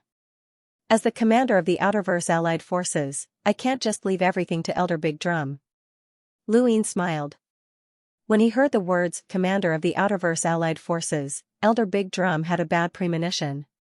Right, Elder, I've been the commander of the Outerverse Allied Forces for so long, but I don't think the Allied Forces have given me a salary. Lu Yin smiled. Elder Big Drum pursed his lips and laughed dryly.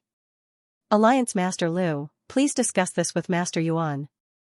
You're my superior, and the salary of a superior is not something a subordinate can decide.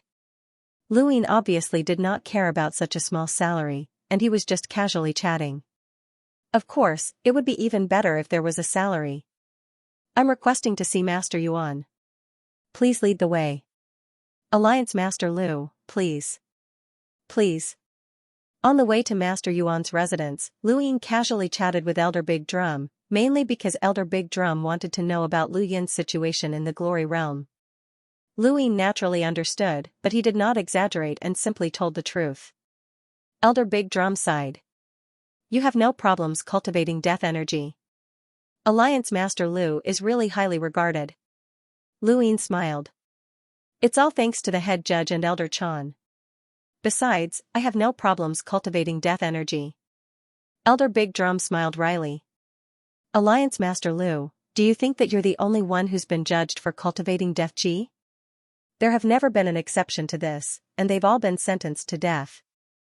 Alliance Master Lu, you're the first to be sentenced to freedom, and even Elder Chan has stepped forward to prove it. Luin did not know about this, but it was no wonder that the old man had been so confident in using his authority to imprison him. If Elder Chan had not stepped forward and the head judge had not been involved, then Luin might have been in trouble. Of course, with Eternal Sky Island and Master Yuan around, it was unlikely that he would be imprisoned, but he would definitely be monitored. Elder Chan really takes care of Alliance Master Lu. I'm envious. Alliance Master Lu, do you still remember what happened at the border warehouse? Elder Big Drum looked at Luin fervently. Luin smiled. Don't worry, Elder. As long as there's a chance, I'll transfer you to the Glory Realm. Elder Big Drum hurriedly expressed his gratitude. Thank you, Alliance Master Lu. When he saw Master Yuan again, Luin felt different. In the past, he had not been able to understand anything, but now, he felt as if Master Yuan did not belong to this universe. There was a dreamy and ethereal feeling to him. Master Yuancher was equally shocked when he saw Luin. Over the countless years, Master Yuancher had taught many gifted students. Even though he had only casually taught many of them, he had probably seen the most elite geniuses out of all the cultivators. Even so, he had never seen a genius like Luin. It's no wonder why the Hall of Honor chose you as the Pass Lord. Throughout history, there are probably only a few people who could rival you. Those people have left behind the most resplendent pages in history, Master Yuan praised. Luin respectfully replied, Senior, there are too many outstanding people in this generation. Even with my current strength, I'm still not confident that I can win the Sovereign Tournament. Master Yuan smiled. Are you not confident that you can win the championship? Luin did not try to hide anything, as there was nothing to hide in front of a respectable senior like Master Yuan. I do want to win the championship. Master Yuan nodded. It's normal for young people to be competitive. I don't know what kind of geniuses your generation has, but they all have elders who can guide them. This is all I can give you. He then took out a power vessel and tossed it to Luin. Luin was delighted, as this was a power vessel with walnuts. He hurriedly accepted it. Thank you, Master Yuan. You're in deep trouble, and I can't help you much from my standpoint. I can only give you some external items as compensation. If you go astray in the future, I will personally judge you. You must remember this. Luin knew that Master Yuan was referring to the Neo-Human Alliance. The head Inquisitor and Elder Chan had both proven that Luin could not be controlled by the death aura, but this was common knowledge. Even Master Yuan could not break free from it. At Lu Yin's level, the head Inquisitor and Elder Chan were merely cultivators who were slightly stronger than him, so he could not blindly trust them. Don't worry, Master Yuan. I, Luin, will definitely not go astray, Luin said firmly.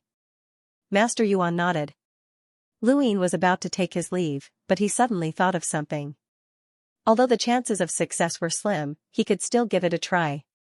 Master Yuan, this junior has something that I need your help with. Master Yuan asked. What is it? Luin organized his thoughts and then said, this junior almost died at the hands of Knight King Zhenwu because of the general appointment platform. In reality, the general appointment platform was taken back by this junior. This junior would like to ask Master Yuan to step in and help this junior obtain the general appointment platform. What do you need the general appointment platform for? Master Yuan asked curiously. Although his expression was normal, there was a trace of scrutiny and confusion in the depths of his eyes, as well as an indescribable mix of emotions. Luin did not notice, and he only respectfully answered, "That was the first time this junior faced death, and I almost died. This junior wants to keep a memento to remind myself at all times." Master Yuan looked at Luin seriously, and Luin lowered his head. Heizage Wudi had not been able to help him obtain the general appointment platform, and he had even warned Luin not to bribe the general appointment platform. This proved that the Hall of Honor placed great importance on the general appointment platform, but Luin had no other choice. His innate gift was the general appointment platform, and he desperately wanted to study it. Perhaps he would be able to find some clues about his past. Master Yuan thought about it for a moment. The general appointment platform is not as unimportant as you think. It is not only a symbol, but it also has other meanings. Otherwise, the 5 scions of the Stardust would not have been given the opportunity to directly receive their inheritance just because the general appointment platform was taken back. Lu Yin's heart sank. Was it still not enough? However, the general appointment platform has been in the Hall of Honor's possession for many years, and no one has been able to discover anything about it. If you want it, you can take it as a loan from the Hall of Honor. Luin was delighted. Thank you, Master Yuan. Go back first. I'll help you borrow the general appointment platform, Master Yuan said. Luin respectfully excused himself. As expected, if he wanted to obtain something from the Hall of Honor, he would have to find someone from the Hall of Honor. Although it was a loan, Master Yuan had not mentioned when he would return it, so Luin did not ask. After Luin left, Master Yuan opened his gadget. He rarely used it, but it was very convenient at times. That kid wants to obtain the general appointment platform? What's the reason? An old voice sounded from the gadget. Master Yuan replied, he said it's to remind himself. Haha, that kid never does such things. There must be a reason. Anyway, the general appointment platform has been there for many years, and none of us have been able to unravel its mysteries. Let's give it to that kid. Perhaps he'll be able to unravel something. All right. Luin was in a good mood after leaving Master Yuan's place. His reason for borrowing the general appointment platform was far-fetched, but he had no other choice. He could not find any other reason besides this one. If he wanted to wait until he was qualified to take the platform from the Hall of Honor, who knew how long that would take? The general appointment platform was related to his past, and Luin could not wait to study it. He did not return to Xinyu Star, but instead continued to the Blaze Realm. The Sovereign Tournament was about to begin, and it would be closer to the Chaos Flow Zone from there. When Luin returned to the Blaze Realm, the sourcebox array that the Trial Master had sent over had arrived. Flow Diversion Diagram? Luin looked at the sourcebox array's name. It was a very ordinary name. He thought about it for a moment before seriously studying the sourcebox array. A day later, Luin raised his head and let out a long sigh. He muttered to himself, no wonder the Trial Master said that this would help me guard a trial. The so-called flow diversion diagram used the sourcebox array's danger zones as a passageway, or rather, as a connection point to transmit the array's power to form a world of star energy. Lu Yin's control of star energy had reached the level of a world realm cultivator, which gave him a huge advantage against those at the same level as him. He could suppress and dissolve an opponent's star energy, but that was based on his control of star energy. The flow diversion diagram could transform that control into space. In a world of star energy, the more danger zones there were within the source box, the larger the world would become. Luin would be able to sense every single movement within the world, and he would be able to disregard space and transmit his own power through the sourcebox array's danger zones. A single person could fight against 10 million people. It seemed similar to a domain, but a domain was a unique type of power. The flow diversion diagram, on the other hand, could even transmit battle force through the sourcebox's danger zones. In other words, the number of sourcebox arrays that were set up was the same as the number of arrays danger zones that were set up. Luin was excited. He had understood the flow diversion diagram, but it would not be easy to set it up. The trial master had already analyzed the flow diversion diagram very clearly, but it would take at least several months for him to fully comprehend it. Those with weaker comprehension abilities might even take several years. Luin put down the flow diversion diagram and decided to roll his die. He then entered the time-stop space to comprehend it. Just as he was about to raise his hand, his surroundings quickly turned gray. He was in a secret room, but when the gray color covered everything, he could still see the outside. He could see into the distance, and everything he saw was gray. The heavens, the scorching sun, the flames, the earth, everything was gray. In outer space, the spacecraft was still, and on land, the ocean currents were still. It was as if time had been frozen. Luin was shocked. Through the walls of the secret room, he saw a figure standing quietly in the distance with his back to him. It was Mr. Mu. Luin hurriedly walked out of the secret room and bowed behind Mr. Mu. "Master." Mr. Mu replied, "It's been a long time since we last met. You've improved a lot." Luin replied, "This disciple dares not slack off." Mr. Mu turned around and looked at Luin, his gaze lingering on Luyin's heart. His eyes narrowed. "You've actually cultivated such a power." Luin looked at his heart and respectfully replied, "This disciple had no choice. I was captured by the Neo-Human Alliance and could only cultivate death energy." "Don't worry, Master, this disciple will not be controlled by death energy." Mr. Mu looked at Luin. "There are thousands of paths to cultivation, but there is only one end point. You've simply changed your cultivation method." Luin relaxed. He wasn't worried about the others, but he was afraid that Mr. Mu would blame him. Even though he had met Master Yuan, the head inquisitor, the witch spirit god, the high sage heavenly master, and Elder Chan, Luin still felt that Mr. Mu was the most mysterious of them all.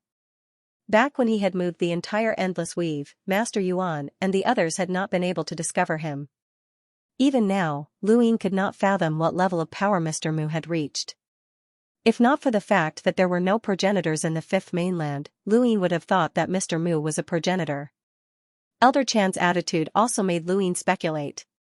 "Since you've cultivated such a power, my request for you in this sovereign tournament is to become the champion.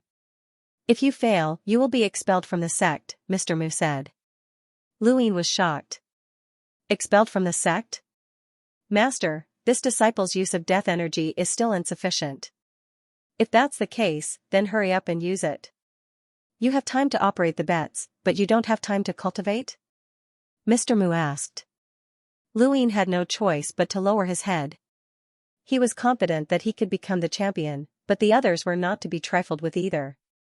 The Prime clears 3 young ancestral Qi, the Astral Beast Domain Star Devourer, the Celestial Beast Empire's Crown Prince Xianxia, and the 6th Mainland's Tao Source 3 Skies. None of them were easy to deal with, and they were all Enlighters. Luin could not use the time-stop space to break through to the Enlighter realm. If he did, the others would definitely suspect something. You have to look at the long term. What you see might not be all of your enemies, and your opponents might not be what you can see right now. Mr. Mu said something that Luin did not understand. He then pressed a hand against Lu Yin's chest and rotated his other hand to the right. Before Luin could react, he felt a burning sensation in his chest, and his heart felt like it was on fire.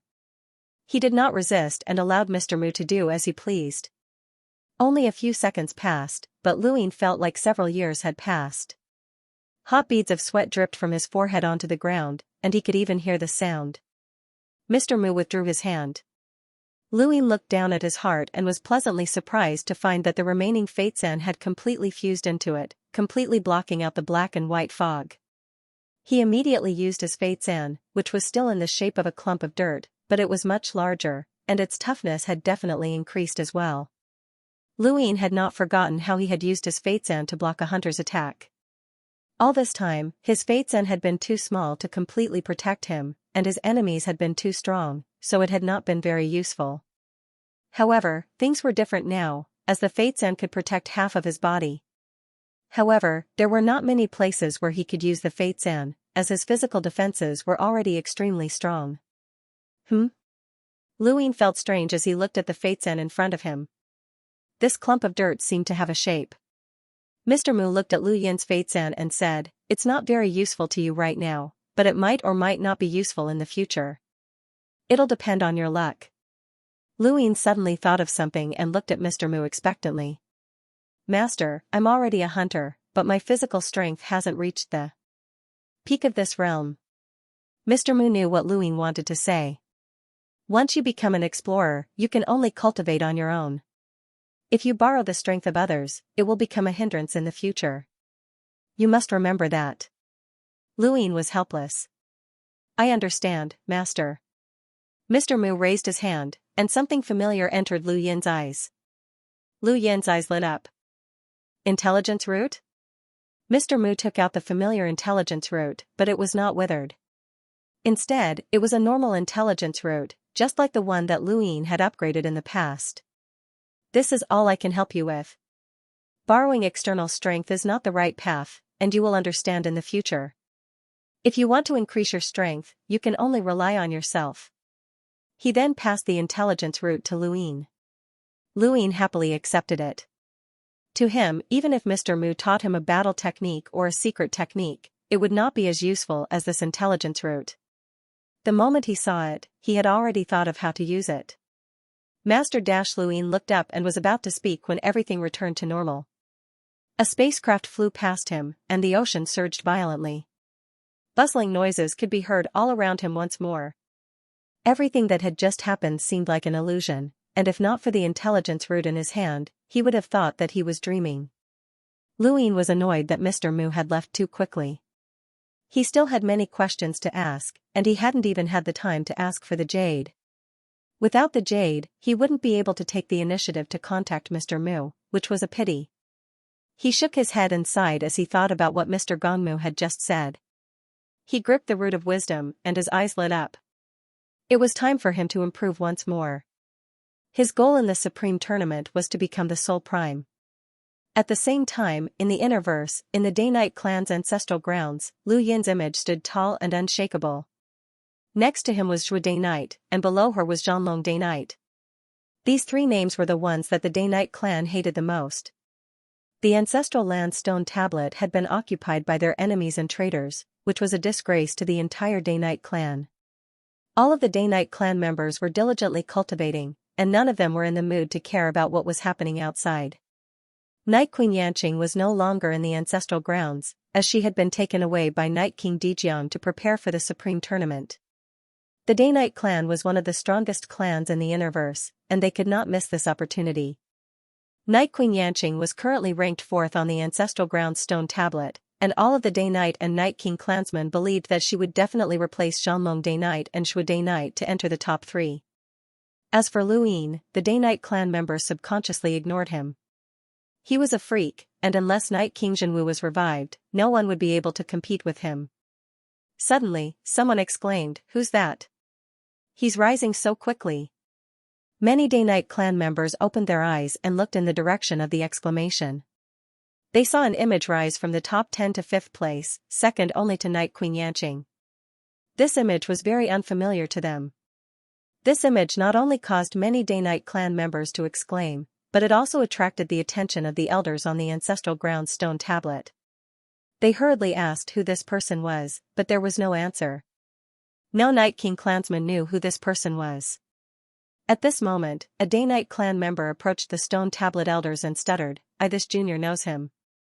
One of the stone tablet elders, switching Day-Night, widened his eyes. "Who is it?" Lu Xiaoga, the younger member answered in fear. Switching Day-Night and another stone tablet elder, Duan Day-Night, exchanged glances. Lu Xiaoga? Why does this name sound so familiar? Duan Day-Night's gaze turned cold as he looked at the inheritance stones. There are 3 inheritance stones. One was left behind by Zhenwu and was never returned. The other one mysteriously disappeared after that battle. At the time, we speculated that the person who could have taken it was Night King Qingyu, but he's long since gone missing. The last person to meet him was Lu Xiaoga, switching Day-Night blurted out. Duan Day-Night nodded, and his gaze turned solemn as he looked at the top of the stone tablet. This person is Lu Xiaoga. I've investigated him, and it turns out that he was brought back from the Outerverse by Night King Qingyu. There's nothing special about him, and no one paid much attention to him back then. Who would have thought that such a nobody would be able to steal our Day-Night clan's inheritance stone? How detestable. Lu Xiaoge's image appeared on the stone tablet, and it was obvious that he had an inheritance stone by his side. This explained why the other inheritance stone had gone missing back then. But how could a junior like him steal an inheritance stone from our hands? He's not even a member of our Day-Night clan, so how could he enter the inheritance corridor? Switching Day-Night did not understand. Duan Day-Night answered, perhaps Night King Qingyu worked together with this person. Switching Day-Night nodded. That's right. If Night King Qingyu can steal an inheritance stone once, then he can do it again. However, his image has long since disappeared, and he's no longer on the stone tablet. He should be dead. Duan Day-Night did not understand either. If he's dead, then how could Lu Xiaoge steal an inheritance stone from under our noses? Even Lu Ying can't do that. Unless... Switching Day-Night seemed to have thought of something. Duan Day-Night answered seriously, unless this person has an innate gift as mysterious as Night King Qingyu's, which allows him to ignore space. Switching Day-Night answered, Lu Xiaoge should be in East San Dios in the Outerverse. I'll immediately send someone to capture him. Duan Day-Night nodded. There was irrefutable evidence that Lu Xiaoge had stolen the Day-Night clan's inheritance stone, so how could they just let the matter rest? When the inheritance stone had been stolen by Night King Qingyu, the Day-Night clan had not been worried at all. They had been confident that no one in the universe would dare to covet their inheritance stone. Now, however, they needed to send someone to search for it, and they could not do it in the name of Zhang Yang. The Outerverse had already closed its doors to the Day-Night clan, and they knew that if news of them sending someone into the Outerverse spread, the Great Eastern Alliance would definitely interfere. That Lu Ying had long since become their mortal enemy. The two did not bring this up, and they both pretended not to know anything. They did not want to admit that the Day-Night clan had completely declined. In the Blaze Realm, after Mr. Mu disappeared, Lu Ying began his final seclusion before the Sovereign Tournament. This time, he was really going into seclusion, as the Sovereign Tournament was approaching. Although he did not pay attention to the Sovereign Tournament, he knew that the outside world was in an uproar. The Sovereign Tournament had shaken both the 5th and 6th mainlands, and he did not know how many experts would be drawn out. He still needed to continue improving himself. Mr. Mu's words were still echoing in his ears. Invisible enemies and invisible opponents? Would they appear in this Sovereign Tournament? Lu Ying looked up and saw his die appear. He took a deep breath and tapped it, causing it to slowly spin before finally stopping. 5 pips, borrowing an innate gift. This was meaningless, as he would not be able to find anyone with an innate gift within 10 seconds. Lu Ying thought about it and rolled the die again. 4 pips, time stop space. After entering, Lu Yin's heart settled down. With his current wealth, he could stay here for a long time. He raised the time limit to 240 days and then took out the Heaven Flame Stone. Although he could not break through to the Enlighter realm, the Heaven Flame Stone could absorb high temperatures from the flames, and the star essence on his body would allow him to upgrade it a few times. Currently, the Heaven Flame Stone had absorbed the Dark Phoenix clan's 16th level of Black Flames, Eccentric Chi's Great Fire God, Madame Lan's Scorching Sun, and Crimson Lord's Great Fire God. The rest of the flames had already been consumed. Lu Ying gripped the Heaven Flame Stone, and as the high temperature imprinted itself onto his arm, the burning pain of his flesh assaulted him once more. In front of him, the burning star essence quickly transformed into a red barrier that enveloped him. Master Hong's Fire God was here, and this was the highest temperature that the Heaven Flame Stone could absorb, which was about the same as the 16th layer of black flames. The two types of flames that could rival the power of an emissary burned at high temperatures, and Lu Yin's skin began to crack. The rate at which he absorbed star energy increased as well. Even though he had mastered a shortcut, not everyone could use it.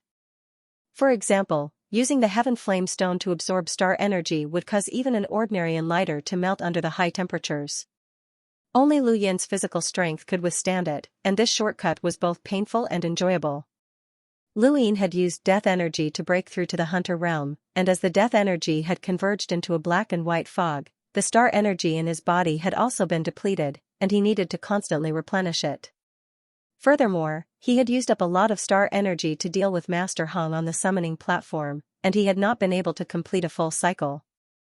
To complete a full cycle, he would need about 2 million star essence. Now that he had broken through to the hunter realm, his star energy replenishment speed was much faster. The Heaven Flame Stone, the Sirius technique, and his control of star energy had reached the level of a world realm cultivator, which allowed him to absorb star energy extremely quickly. In just a few days, he had completely replenished the star energy he needed to break through to the hunter realm. The next step was to complete the 11th cycle, which required about 45 million star essence. This was much more than other cultivators, but it was just enough to suit his own innate gift of the summoning platform. After several days of burning, Luin had already gotten used to the high temperatures. He had even become numb. After an unknown amount of time, he opened his eyes once more. The 11th cycle had been completed, and Luin had become a hunter with 11 cycles. He only needed to complete 8 more cycles before he could reach the peak of the hunter realm. The 9th cycle would allow him to break through to the Enlighter realm. Breaking through from the hunter realm to the Enlighter realm seemed to be a hurdle, but Luin was still very far from that step. As he thought about it, Luin continued to absorb star energy from the Heaven Flame Stone. Thank you, brothers, for your support. Follow the Wind will continue to write. Thank you, brothers, for your support. There were less than 5 days left in the time-stop space. Luin opened his eyes and exhaled, causing the air to distort. The temperature was simply too high. His skin had already been burned into tatters by the high temperature, and he could no longer feel any pain. The Heaven Fire Stone's high temperature cooled down, and Luin put it away. It was useless now, and he couldn't increase his strength even if he wanted to. The flames had only allowed him to reach the hunter realm with 13 cycles, which meant that he was still 6 cycles away from becoming an Enlighter. He would be able to break through on the 7th cycle, so he wasn't too far away. As for the star essence, he had used up about 7 million, which was a ridiculous amount. Fortunately, he had plenty of money. After resting for half a day, Luin raised his hand, and his die appeared. He tapped it, and the die spun before finally stopping. Roll 1 was useless. Luin wasn't in a hurry, and he looked up at the time. There were still 4 days left, which was too short. He had originally wanted to extend the time, but it wasn't worth it. Extending the time by 10 days would cost him double the amount of star essence, which was a little ridiculous. Since he wasn't in a hurry, Luin silently recited the Stonewall Scriptures. He had already formed a habit of reciting the Stonewall Scriptures whenever he had nothing to do.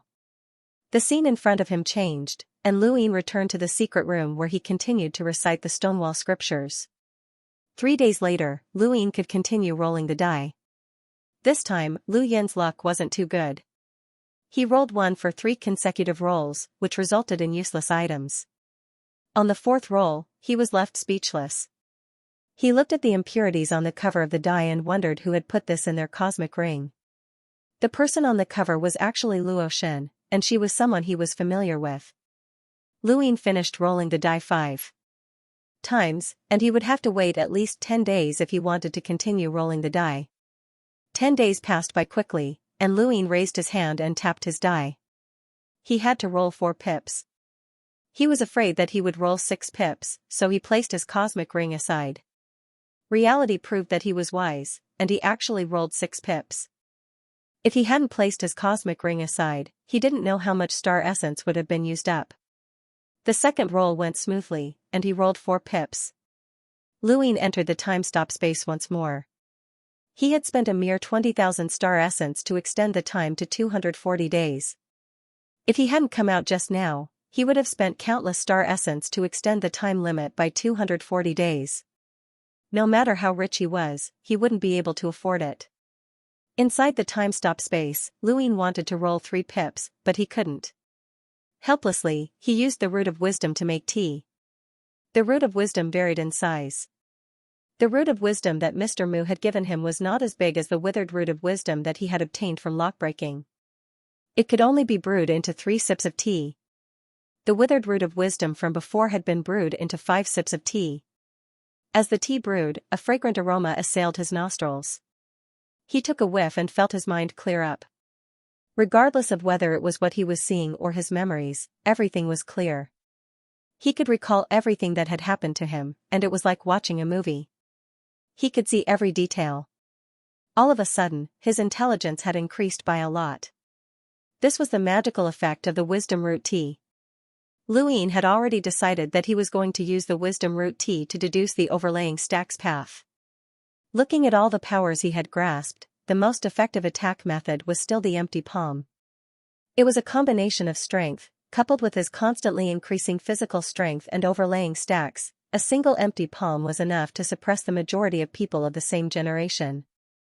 And with his current physical strength, the empty palm was enough to threaten the peak successors of Ascension Mavis. Actually, if he had more wisdom root tea, he would have wanted to comprehend the Day-Night's tribute, sourcebox array, and so on. Unfortunately, he only had 3 sips. After the first sip, Luin felt as if he was floating. He raised a hand and struck out with his palm, causing the void to distort and transform into layers of ripples that spread out. He stared at the ripples and struck out with palm after palm. During his battle with Night King Jinwu, he had deduced overlaying stacks up to 170 stacks. Now, he easily reached 180 stacks and then 190 stacks. Overlaying stacks was based on physical strength, and after breaking through to the hunter realm, Lu Yin's physical strength had increased by a lot. The increase was a little exaggerated, and he only stopped after deducing overlaying stacks up to 220 stacks. With a single palm strike, there were 220 stacks. Even if Lan Si were to clash with him, he would be directly crippled. According to Lu Yin's estimates, even if Lan Si broke through to the Enlighter realm, his overlaying stacks would only be able to reach 200 stacks at most. As for Ascension Mavis, his strength would not surpass 200 stacks by much, but it was definitely not enough.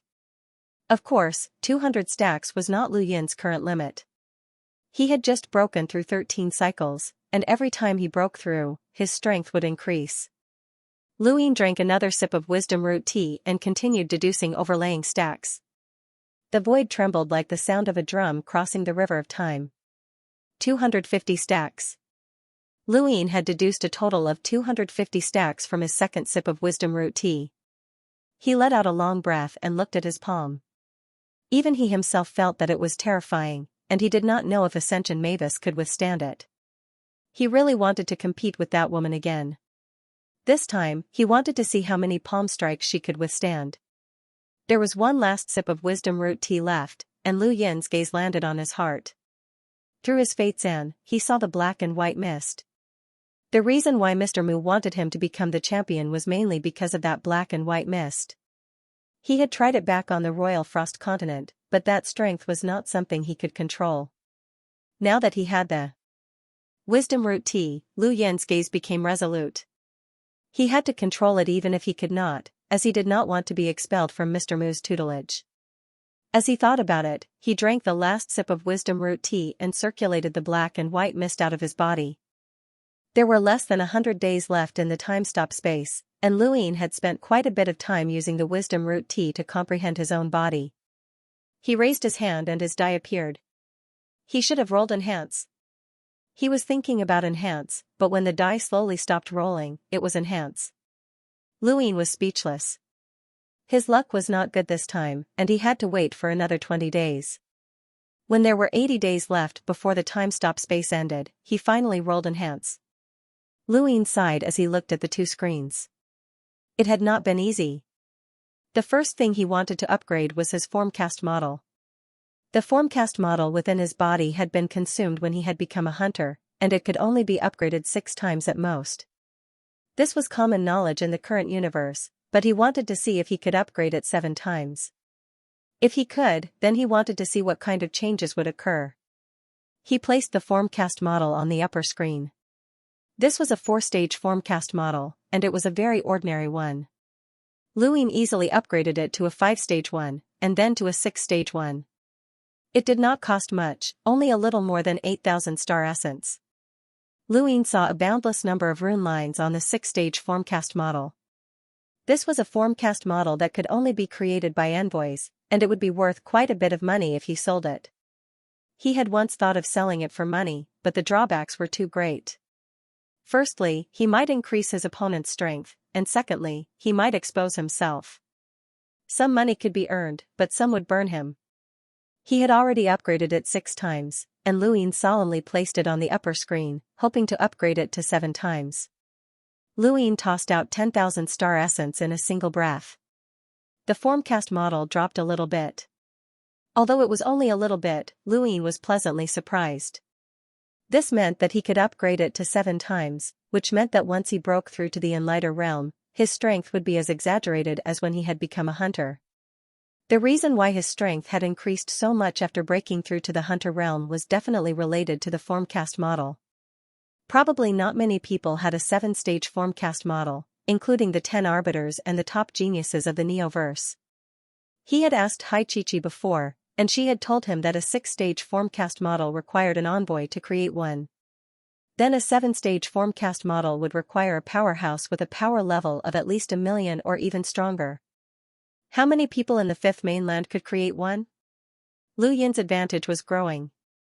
As he thought about it, Lu Yin decided to upgrade the formcast model to 7 times. He looked at the formcast model and blinked.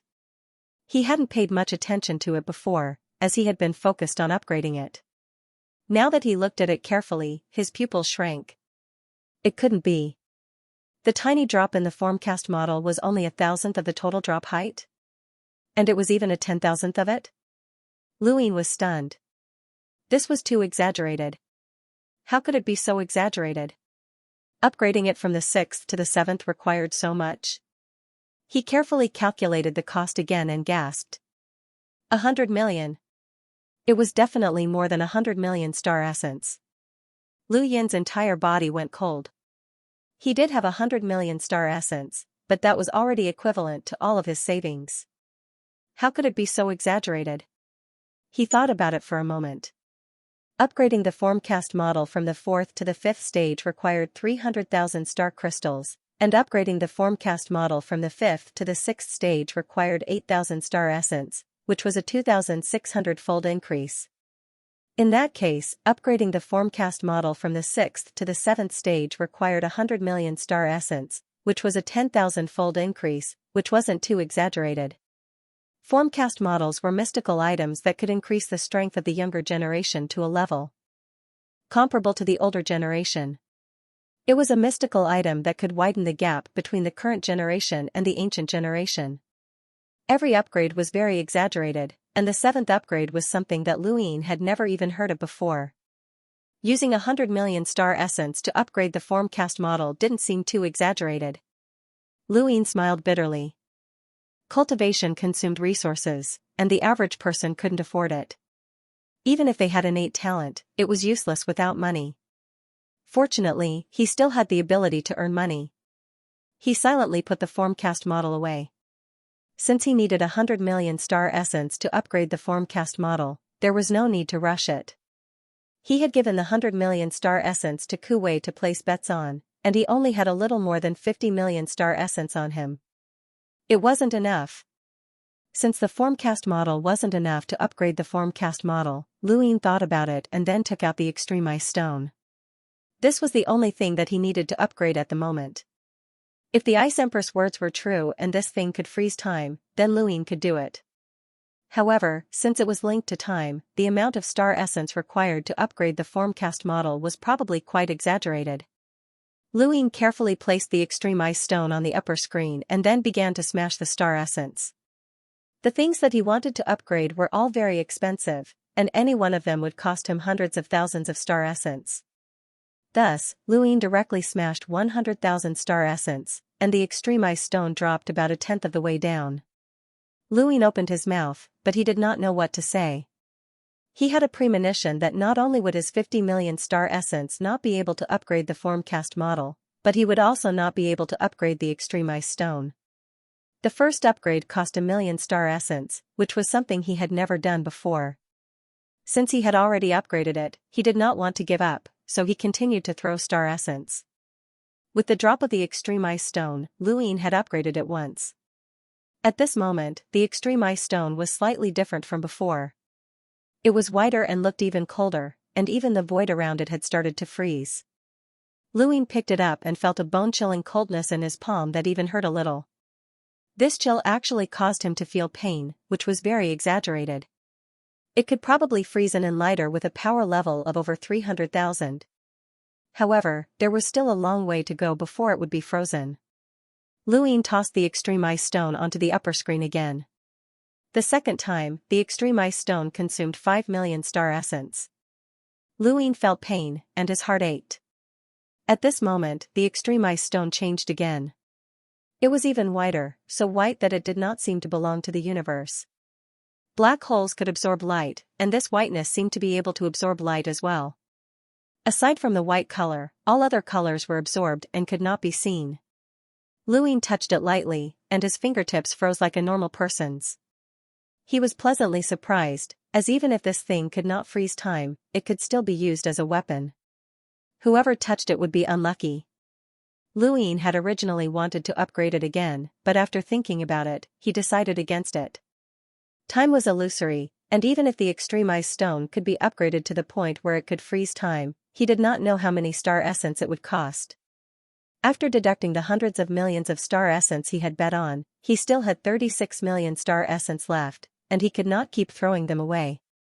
He put the extreme ice stone away and looked at all the external items he had on him. The most suitable item for upgrading would always be his universal armor. He did not know what the limits of this universal armor were, but with the synthetic materials from the technocracy, Luin estimated that even if it did not reach the technocracy's standards, it should be able to deal with Huikong's mechanical monsters, but it should not be too far off. He tossed the universal armor onto the upper screen and then started throwing star essence at it. The universal armor had already been upgraded 9 times, and the 9th upgrade had cost him more than 6 million star essence. Luin guessed that this upgrade would cost him more than 10 million. Who would have thought that this single upgrade would consume a total of 14 million star essence? Lu Yin's heart ached as he looked at his upgraded universal armor. The further he progressed, the more star essence he would need to consume. Based on the ratio, Lu Yin's current income was severely insufficient. He wanted to upgrade his universal armor again, but after thinking about it, he decided against it.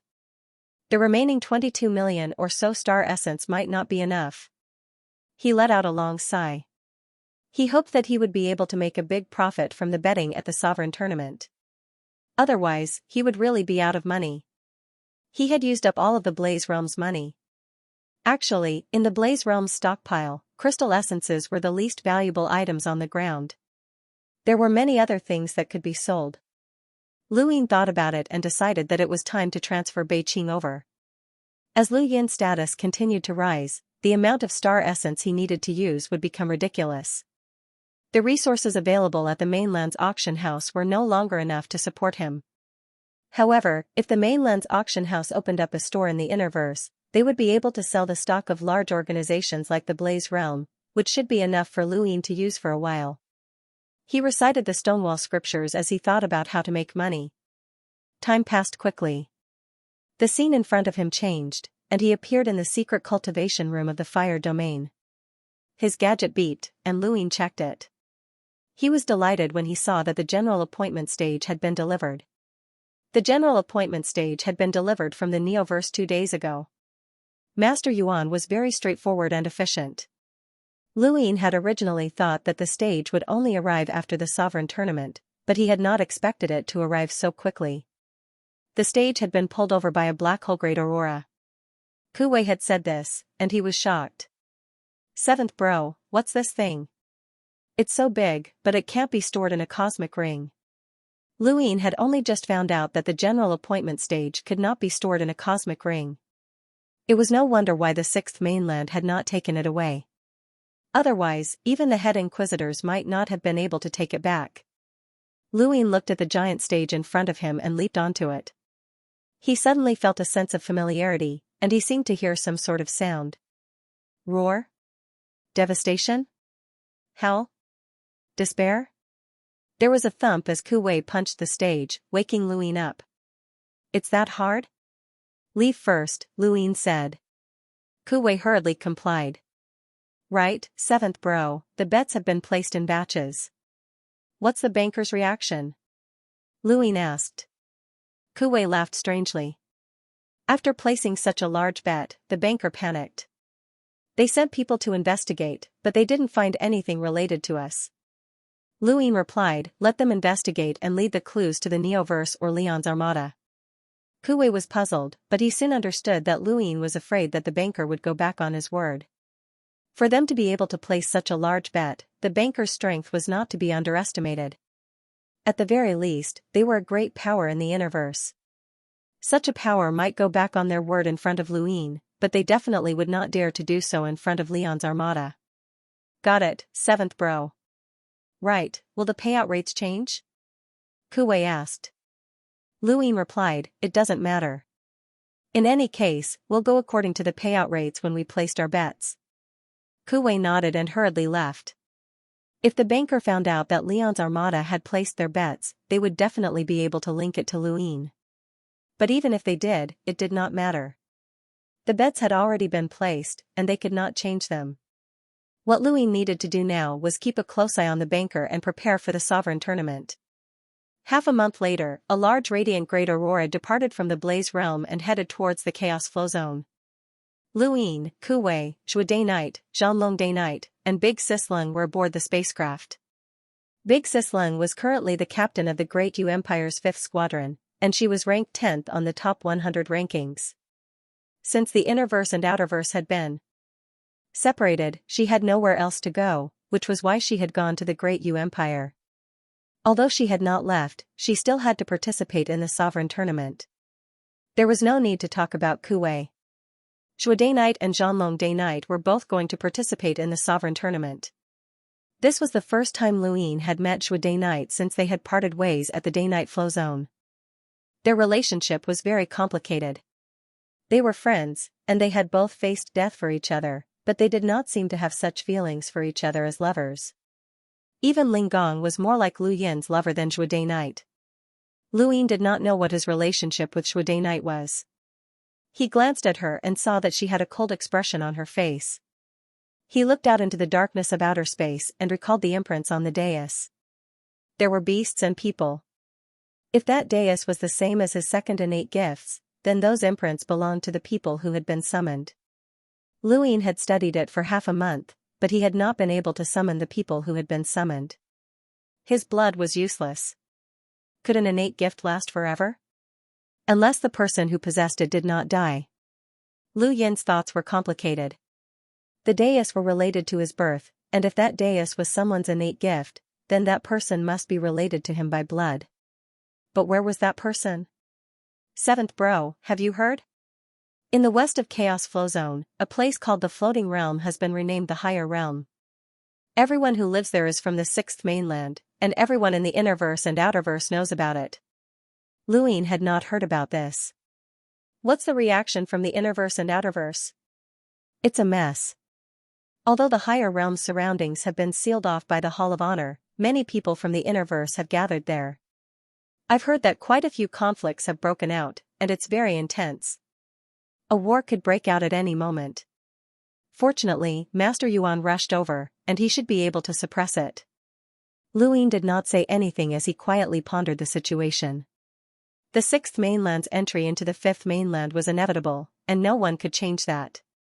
Their future lay in the Outerverse, and the Outerverse was his territory. He would clash with the 6th mainland sooner or later, or perhaps even after the Autarka's competition. He did not know how many experts there were in the 6th mainland, and any random imprinter could deal with him. No matter how powerful his background was, it could not compare to the entire 6th mainland. Master Yuan had protected the Outerverse for his entire life, but he had been powerless. The 6th mainland was not like the Innerverse powers, nor was it part of the portal plan. It would be impossible for Luin to resist the 6th mainland. The only way was to gradually move the Great Eastern Alliance to the Innerverse. This was also one of the reasons why he had been so eager to conquer the Blaze Realm. He needed a backup plan for Frostwave Weave. But if he did not have to leave, he did not want to leave the Outerverse. Actually, if there was a place for the 6th mainland to settle down, then they might not have to go to the Outerverse. Luin thought about it and opened his star chart, but then he shook his head. Settling down the 6th mainland was easier said than done. Luin inexplicably looked towards the technocracy, and the scene of 6 pips possessing a mechanical ant flashed through his mind. Even now, when he thought back to it, he felt a chill run down his spine. Where were those endless mechanical ants? Who had created them? Humans were always fearful of the unknown. Luin actually hoped that the sixth mainland would explore the waters of the technocracy, and it would be even better if they could dig out those mechanical ants. After thinking about it, Luin sent a message to Wang Wen, explaining his thoughts in hopes that Wang Wen would be able to think of a way to send the sixth mainland to the technocracy. This would allow them to explore the technocracy and protect the outerverse at the same time. The Sovereign Tournament would begin in 2 months, and Lu Yin's group would reach the Chaos Flow Zone in at most half a month. At the same time, videos began to appear on the network, attracting the attention of countless people. These videos were all highlights of the battles of the young experts, and the one who had released them was Starlink Network. Starlink Network controlled the entire Fifth Mainland's network, and as long as they recorded something, they would be able to find it. At the same time as these videos appeared, a list of the top 10 most recognized by the public had appeared. Next to the list were highlights of each person's battles. Preposterous. This is infuriating. Ku Wei cursed loudly, his voice echoing throughout the spacecraft. Zhanlong Day Night and the rest looked at him. Ku Wei took out a screen and looked at Luin. Seventh bro, these people have gone too far. They actually ranked you 13th. They don't even respect you at all. Luin looked at the screen, and so did Shui Day Night and the rest. This was a list of the top 10 predictions, but there were not just 10 people on it. There were 15 of them. Thank you. Administrator of the Jungle Missing Link only Wind controls brothers, I'll add more chapters as a reward. Wind will write as much as possible. Thank you for your support, brothers. In first place was the Prime Clear, and the description of him was very simple: 3 young ancestral chi, invincible. There was also a video attached to the list, but it was not a video of the battle in the mountain and sea realm. Instead, it was a video of the Prime Clear fighting against Xu Jing, who was also from the same realm as him. In the video, the Prime Clear was like a deity, surrounded by 2 strands of ancestral chi. Xu Jing tried his best to get close, but he could not. In the end, he was defeated by a strand of ancestral chi. During the battle in the mountain and sea realm, the Prime Clear's reputation for being invincible had started with 3 streams of ancestral chi. At that time, no one had been able to force out the true 3 young ancestral chi. It was only when the Ghoul Corpse appeared and suppressed everyone that the Prime Clear revealed his true strength. 3 young ancestral chi could transform into 3 progenitors, and it was indeed unfathomable.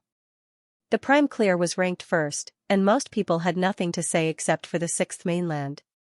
In second place was Bukong, one of the Sixth Mainland's Daosource 3 skies. There was not much information about him, as he was from the Sixth Mainland, and it focused on what the Daosource 3 skies were. It also focused on Bukong's innate gift and how he had become a boundless advanced lockbreaker. It also listed that he had mastered a sourcebox array, which was why he was ranked second. Bukong's cultivation had reached the Daosource 3 skies, and he was almost invincible. He had also mastered a sourcebox array, so he was indeed qualified to be ranked second. Bukong's battle video was of the battle in the Cosmic Sea, and the scene where Bukong had used a sourcebox array to knock everyone off the stage was especially memorable. In third place was the Astral Beast Domain's Celestial Beast Empire's Crown Prince, Xianxia. There was almost no information about him, and there was only an introduction to the Celestial Beast bloodline. The Astral Beast Domain's Celestial Beast bloodline was ranked first on the Celestial Beast list, and it was unshakable. Any Celestial Beast was born as a hunter, and their food was spiritual force. Once their spiritual force was consumed, they would never recover. There were no battle videos of him, and even the Starlink network could not find any. It was said that this Crown Prince had been asleep for many years and had only awakened because of the Supreme Astral Tournament. In other words, he had only come for the tournament. No one knew how strong he was, but since he could represent the Astral Beast domain and was the Crown Prince of the Celestial Beast Empire, it was reasonable for him to be ranked third. After all, the Astral Beast domain was an existence that had fought against the human domain for countless years, and they had even resisted the Sixth Mainland's invasion. Their foundations were unfathomable. Back then, everyone had been hunters, and she had used her origin as she had been able to keep everyone else. At that time everyone had been hunters. Back then, Back then, everyone had. Back then, had, Clear. Lu. The sixth mainland had always suppressed the cultivators of the fifth mainland at the same cultivation level. Coupled with their imprints, bloodlines, secret techniques, and martial seals, it was simply too difficult for the cultivators of the fifth mainland to defeat them. On the other hand, the Daosor's three skies had long since become enlighters, and their realms had already surpassed many others. Perhaps even Yuhua Mavis and the others had not broken through to the enlighter realm before them. The fact that the sixth mainland had dared to invade the fifth mainland and even replace the fifth mainland sky was a testament to their strength. The Daosor's three skies were truly invincible in the sixth mainland. If not for the Prime Clear's three sons' ancestral qi being too famous and Yao Xian being too mysterious, then Zi might have taken first and second place. There were not many battle videos of Zi. The most classic was her battle with Lu Tianmu, which reminded many people of the Sword Sect's successor and one of the 10 arbiters. Unfortunately, Lu Tianmu was only ranked 11th and did not make it into the top 10. Although the 13 swords were powerful, the battle in the mountain and sea realm had proven Lu Tianmu's bottom line. He was much weaker than the Prime Clear. Because of this, Lu Tianmu's ranking had dropped. In 5th place was Xia Jiuyou. There was only one reason why he was in 5th place, the 9 clones technique, an invincible technique of Patriarch Qin. Back in the mountain and sea realm, Xia Jiuyou's power was comparable to that of Yuhua, Mavis, and the others. At that time, he had only merged with 1 or 2 clones. In the upcoming Starry Sky Paragon competition, everyone believed that Xia Jiuyou would be able to merge with even more clones. When the 9 clones technique came together, he would be invincible. Others might not believe it, but no one dared to underestimate Progenitor Qin. Just this alone was enough to place Xia Jiuyou in 5th place. There were slightly more battle videos of Xia Jiuyou. Excluding the battle in the mountain and sea realm, he had fought with many people, winning and losing. Just looking at the battle videos did not make him qualified to be in 5th place. It was all because of the 9 clones technique. In 6th place was Yuhua Mavis. The Mavis surname was not unfamiliar to the 5th mainland or even the 6th mainland. This surname represented not only money but also power. Mavis had unparalleled power among humans, and this clan had the innate ability to control others. Regardless of the era, even during the era of Progenitor Qin and Symbol Progenitor, Mavis was an existence that could not be ignored. There were no battle videos of Yuhua Mavis. This successor of the tree heart of the Mavis clan had never left the mountain and sea realm. Even so, no one objected to her being placed in 6th place. Many people even felt that her ranking was too low. In 7th place was Wu Taibai, one of the 6th mainland's Daosor's 3 skies. There was only one line of introduction for this person: he liked to play. It could not even be considered a line of introduction. Even the cultivators of the 6th mainland did not know much about Wu Taibai. No one knew what his battle skills, cultivation techniques, or innate talents were. Even so, he was still placed in 7th place because he was from one of the Daosor's 3 skies. There was no other reason other than these 2 words. Naturally, there were no battle videos of him. In 8th place was the Astral Beast Domain's 100 lineages, from the Death Insect lineage. There was no introduction for the 100 lineages, only the Death Insect lineage. It was rumored that these life forms were born from the bodies of ancient progenitors, and many people regarded them as parasites. The word parasite was somewhat derogatory, but no one dared to underestimate the Death Insect lineage. Not every life form had the ability to parasitize the bodies of progenitors. Back in Progenitor Qin's great tomb, even the Tomb Guardian giant could not enter the tomb, and the insects that were thousands of meters tall could not do so either. It was clear how tough a progenitor's body was. The Death Insect lineage's ability to parasitize progenitors was absolutely terrifying. Many people said that the Death Insect lineage could ignore physical defenses. Although this was an exaggeration, many people believed it. Whether or not a progenitor specialized in physical strength, their physical bodies were unimaginable. Because of their association with progenitors, the Death Insect lineage was ranked 2nd on the Astral Beast Domain's Heavenly Beast list, second only to the heavenly beast lineage. If not for the fact that they had so few members and had not appeared for hundreds of thousands of years, they might have surpassed the heavenly beast lineage and become the first on the heavenly beast list. Similarly, although there was no information about the 100 lineages, the death insect lineage was still ranked 8th because of its association with progenitors. Ranked 9th was Xianxia, the eldest senior sister of the Sirius sect. She was also known as the 4 Ultimate Heavenly Maiden, and there was more information about her. She was an enlighter, and she had the Sirius sect's secret technique, Stellar Shift. She was also a boundless advanced lockbreaker and had mastered sourcebox arrays. Just these 3 points alone were enough to shock people. She was very similar to Wukong, but it was a pity that she came from the 5th mainland. If she had come from the 6th mainland and cultivated an imprint like Wukong, then her ranking would not have been so low. After all, she was the one who had exiled Wukong, Luyin, and the general appointment platform, which had prevented the 6th mainland from snatching it away. During the battle in the mountain and sea realm, she had used a sourcebox array, the Great Transfer Array, to exile Xianxia. She had fought against both Xianxia and Star Sibyl by herself, and her strength was not any weaker than Heaven's Emergence Mavis. The reason why she was ranked lower than Heaven's Emergence Mavis was because she was a normal person and not a Mavis. However, there was one thing about Xianxia that made people look forward to her 4th ultimate technique. It should be an innate gift, but no one knew exactly what it was. Her title as the 4 Ultimate Heavenly Maiden had been bestowed upon her by her sex elders, and she was known as one of the 4 ultimate techniques along with her realm, lockbreaking, and secret techniques. Her innate gift might be terrifying, and it made people's imaginations run wild. There were also many battle videos of Xianxia, but what attracted people's attention the most was not her battle prowess, but rather the grandeur of her chest. Many people maliciously guessed that her 4th ultimate technique was that grandeur. After all, she was also known as the Ball Queen. The person ranked 10th was someone called Wang Yi. Lu Yin's expression changed when he saw this name. Wang? A primeval surname. It was not just Lu Yin, as many people had also discovered that Wang was a rare surname in the universe.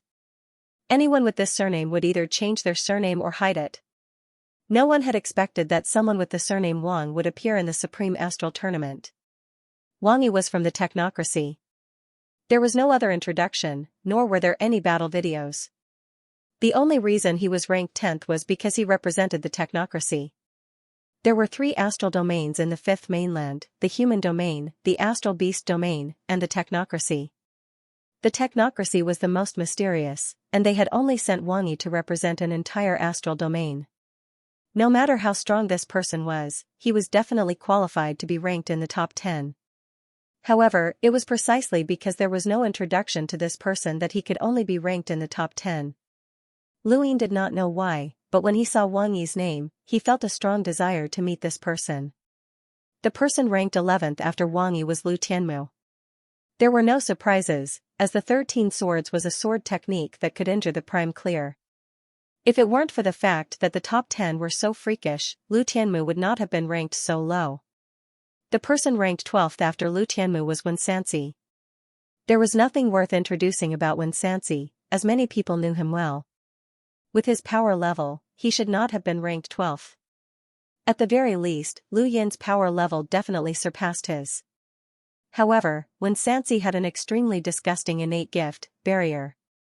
Even Xianxia and the others had not been able to break through this innate gift, and it had even helped the prime clear block an attack. It was precisely because of this innate gift that Xianxia was ranked 12th. The people who had made the rankings believed that there were no more than 12 people who could break through this innate gift. Lu Yin was ranked 13th, and there were far too many introductions about him. There was a long list of titles, and there were so many battle videos that it was impossible to count them all. Lu Yin had been recognized as one of the 5 past masters by the Hall of Honor, and logically speaking, he should have been able to rank in the top 10. However, his realm was his weakness, and the top 10 all had publicly acknowledged strength. Lu Yin had consecutively defeated the 10 arbiters, and he had also performed brilliantly in the mountain and sea realm. He had even been recognized by the Hall of Honor, but there were still many people in the universe who did not recognize him. In particular, the 6th mainland, the Astral Beast Domain, and the technocracy would not easily acknowledge him. Due to many reasons, Luin was only ranked 13th. Even if the list's creator felt that he could rank in the top 10, or even the top 5, he would still only be ranked 13th. After all, for a list to be recognized, it had to be recognized by the majority. Only the Innerverse and Outerverse acknowledged Lu Yin's strength, and even many people in the Neoverse did not.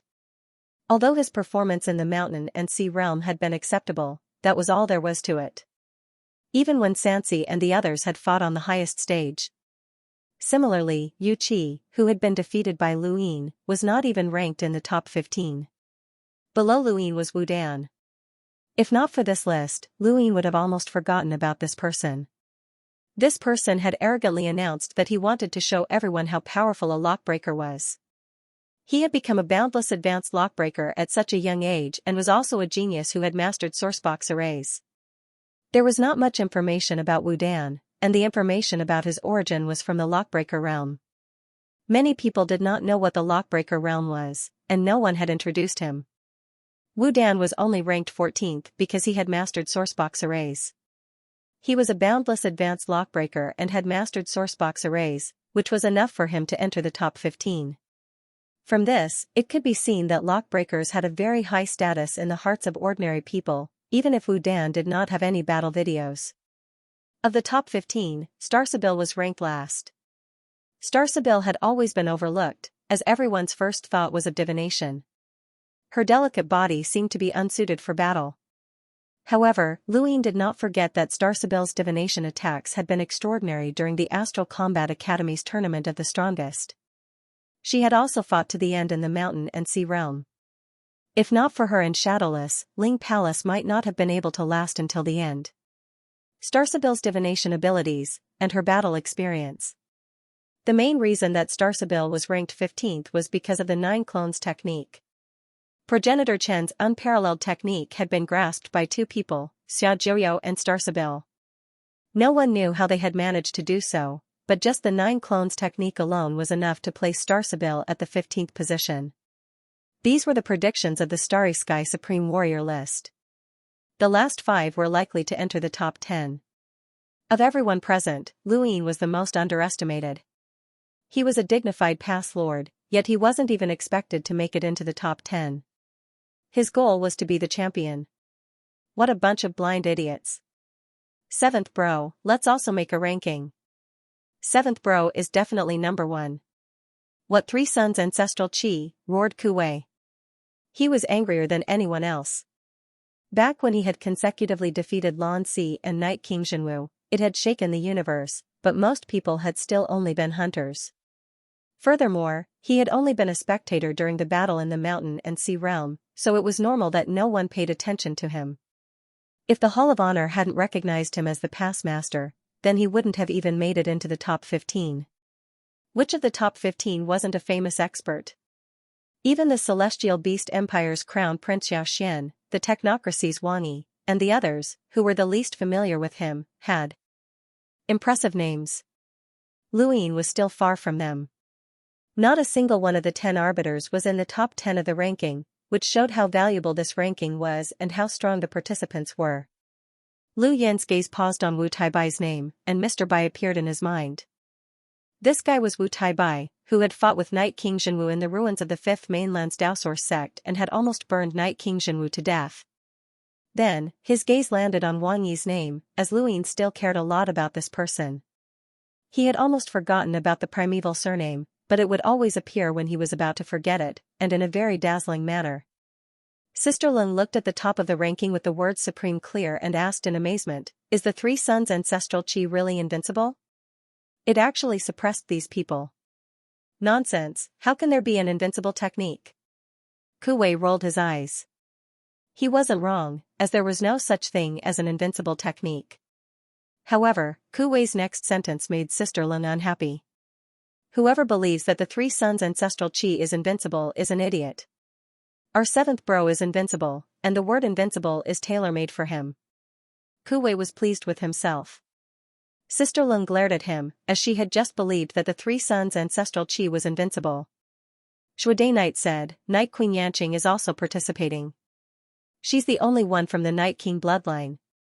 Luin looked over and saw that Zhuo Day Knight and Zhanlong Day Knight were both looking at their screens.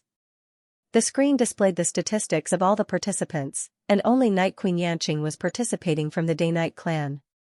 Their opponent was only Night Queen Yanqing. "Leave her to me," Zhanlong Day Knight said in a low voice. Zhuo Day Knight shook her head. "Night King Dijiang has awakened, and now, the entire Day Knight clan only has Night Queen Yanqing as their representative. They'll definitely pour all the resources they used to nurture Night King Jinwu into Night Queen Yanqing. This woman is different." Zhanlong Day Knight's eyes narrowed with a hint of fear. Only someone from the Day Knight clan could truly understand how terrifying that clan's resources were. Even the average person knew the importance of the Supreme Astral Tournament, and the Day Knight clan would definitely not let it slip by. However, they had only sent Night Queen Yanqing to participate. Either they had given up, or they were staking everything on this. Night Queen Yanqing had definitely transformed. The ranking list that he had just seen was the most widely recognized ranking list. Aside from that ranking list, there were countless other lists that had been compiled by busybodies on the internet, and every single one of them had Lu Yin's name on it. Since he was able to be ranked on the list as a hunter, and everyone acknowledged that he had to be ranked on the list, he was not being underestimated. It was just that there were too many competitors, which made him too terrifying. Ku Wei browsed the internet, and the more he read, the angrier he became. "Seventh bro, someone actually said that the Hall of Honor chose you as the pass master in order to hide even more powerhouses. They also said that you couldn't even stay on the highest stage of the mountain and sea realm, and that you're far inferior to some crying girl. Someone even said that you got in through the back door." Luin was also looking at the internet, but he did not look at the rankings. They were meaningless, and had these people really revealed their true strength? Not necessarily, as he was not interested in the rankings. What he was interested in were some of the battle videos that had been released on the Interstellar Network. There were not only the experts on the rankings, but also many unfamiliar experts. For example, there was Feng Lu of the Celestial Ice Phoenix clan, who had entered Skymander's list as a substitute from the Astral Beast domain. She was a hunter, and her power level was not weak. There was also a woman from the Jade realm called Luo Yu, who had killed an enlighter with a single needle. There was also someone called Child of Light from the Radiance realm. Luin had met this person before, and Muin had even interacted with the Radiance realm's master. Child of Light was one of the top geniuses of that realm. These were just the names that Luin had casually browsed through. From what he knew, the Sixth Mainland had Little Qing, as well as the Brahma realm's realmling, who he had never seen before. There were just too many hidden experts. "Your Highness, a Northline Flowzone spacecraft has been spotted ahead." Luin looked ahead and saw a large spacecraft flying in the same direction as them towards the Chaos Flowzone. It was also a radiant great aurora, but it seemed to be deliberately slowing down. It had the insignia of the Northline Flowzone and the Barthshock family on it. The Northline Flowzone shared a common border with the Blazing Mist Flowzone, so it was not surprising that they would encounter a Northline Flowzone spacecraft. Northline Flowzone's relationship with the Northline Flowzone was very complicated. During the battle on planet Pyrolite, Luin had used the Northline Flowzone's help to sneak into the Chaos Flowzone, and he had even received their help. Logically speaking, they should have been friends, but because he had consecutively killed enlighters, Granny Chan from the Lily family had become wary of him and had betrayed him, which had almost cost him his life. This enmity had ended with Granny Chan's death, and recently, when the Blaze realm had been occupied by him, the Northline Flowzone had immediately jumped out to oppose him. It was not wrong to stand on their side, as they shared a common border, and they were worried that the Great Eastern Alliance's next target would be the Northline Flowzone. However, it was wrong to stand on Lu Yin's side. At least for now, it seemed that the two sides were enemies and not friends. "Your Highness, the Northline Flowzone spacecraft has sent an invitation. They invite Your Highness to their spacecraft for a chat," someone reported from the spacecraft. Luin had originally wanted to surpass the Northline Flowzone spacecraft and not get involved with them, but when he heard the report, he thought about it for a moment. "Got it." Ku Wei scooted over and asked, "Seventh bro, should we destroy them? After occupying the Blaze realm, they've been the most aggressive." Luin glared at him. "You stay here." He was just about to leave when he turned around to look at Ku Wei. "Come with me." Ku Wei's eyes lit up. Yes, seventh bro, the Northline Flowzone spacecraft came from the Barthshock family. This family was very rich, and they were the ones who supported the Northline Flowzone's economy. Although the Barthshock family did not have many powerhouses, money was their weapon. They had used their money to hire the Enlighter Tai Sa and the entire Scarlet mercenary group. They were on par with the Lily family and the Northgate family. Looking at the surrounding large and small flow zones, the Barthshock family was the representative of wealth. When Luin boarded the Northline Flowzone spacecraft, he was greeted by Northgate Taisui, whom he had met before. As a powerhouse with a power level of over 400,000, the Northgate family had the strongest foundation. It was normal for him to be escorting Luin during this supreme tournament. Northgate Taisui was the first powerhouse that Luin had ever met who had a power level of over 400,000. Back then, Lu Yin's impression of Northgate Taisui had been that he was terrifying, unimaginably terrifying. Northgate Taisui had been able to stir up the heavens and prevent Luin from escaping. At that time, Luin had indeed been forcefully dragged back by Northgate Taisui, and it did not matter where he escaped to. It could be said that Northgate Taisui had opened Lu Yin's eyes. However, only 10 years had passed since then, and Lu Yin's impression of Northgate Taisui had completely changed. This old man was not as terrifying as he had once been, and he was just ordinary. Northgate Taisui watched Luin board the spacecraft with an indescribably complex expression. He still remembered the first time he had met this kid. Back then, this kid had been nothing more than an ant that he could crush at will.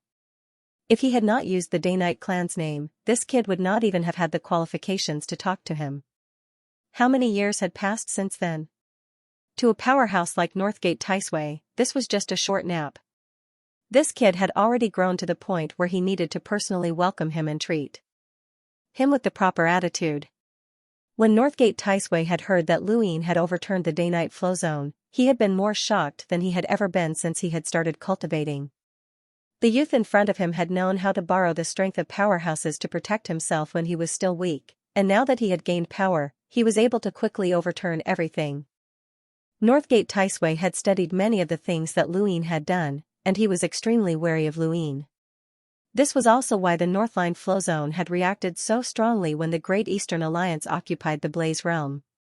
Northgate Taisui, a powerhouse with a power level of over 400,000, was afraid. Junior Luin greets Senior.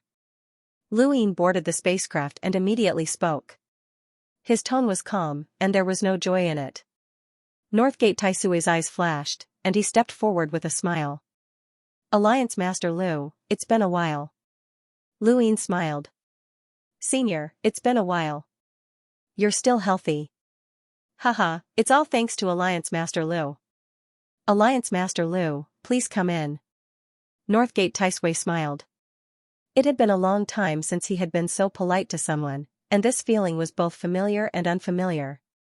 Northgate Taisui was followed by the current head of the Northgate family, Northgate Kong, the young heads of the Northgate family, Northgate Lai, Northgate Gang, the Enlighter Elder Northgate, the Lily family's head, Lily Liana, and the young heads, Lily and Lily Shuer, as well as the Barthshock family's head, Hoba, and his successors, Harrow, Benicio, and Tai Sa.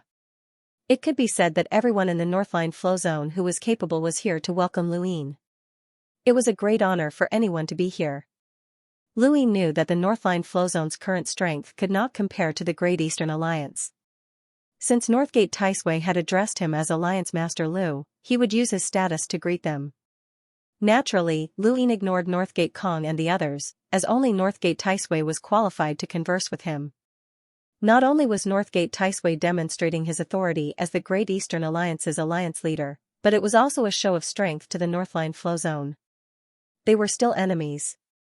Northgate Kong and the others did not show any dissatisfaction, and they quietly stood to the side as they watched Luin follow Northgate Taisui into the spacecraft. Ku Wei followed beside Luin with his head held high, and of course, he was a lackey. Lily and watched Luin pass by with a complicated expression. In less than 10 years, this person had actually reached such a level. If she had been able to predict this back then, she would have given everything to follow him. After the innerverse and outerverse had been connected, they had found out about Granny Chan's situation. Lily and was furious, as she had initially advocated for the Outerverse to be on friendly terms with Luin. Now, however, she had become the most hostile of the three great clans against Luin. Within Northline Flowzone's spacecraft's guest room, Northgate Ticeway was like a businessman as he faced Luin. He didn't have the demeanor of an expert, and the people standing behind him were not the heads of the three great families, but rather Lily Ann. Alliance Master Lu, it's been nearly 10 years since we last met, Northgate Ticeway said with a smile. Luin replied, yeah, about 10 years. It's neither long nor short.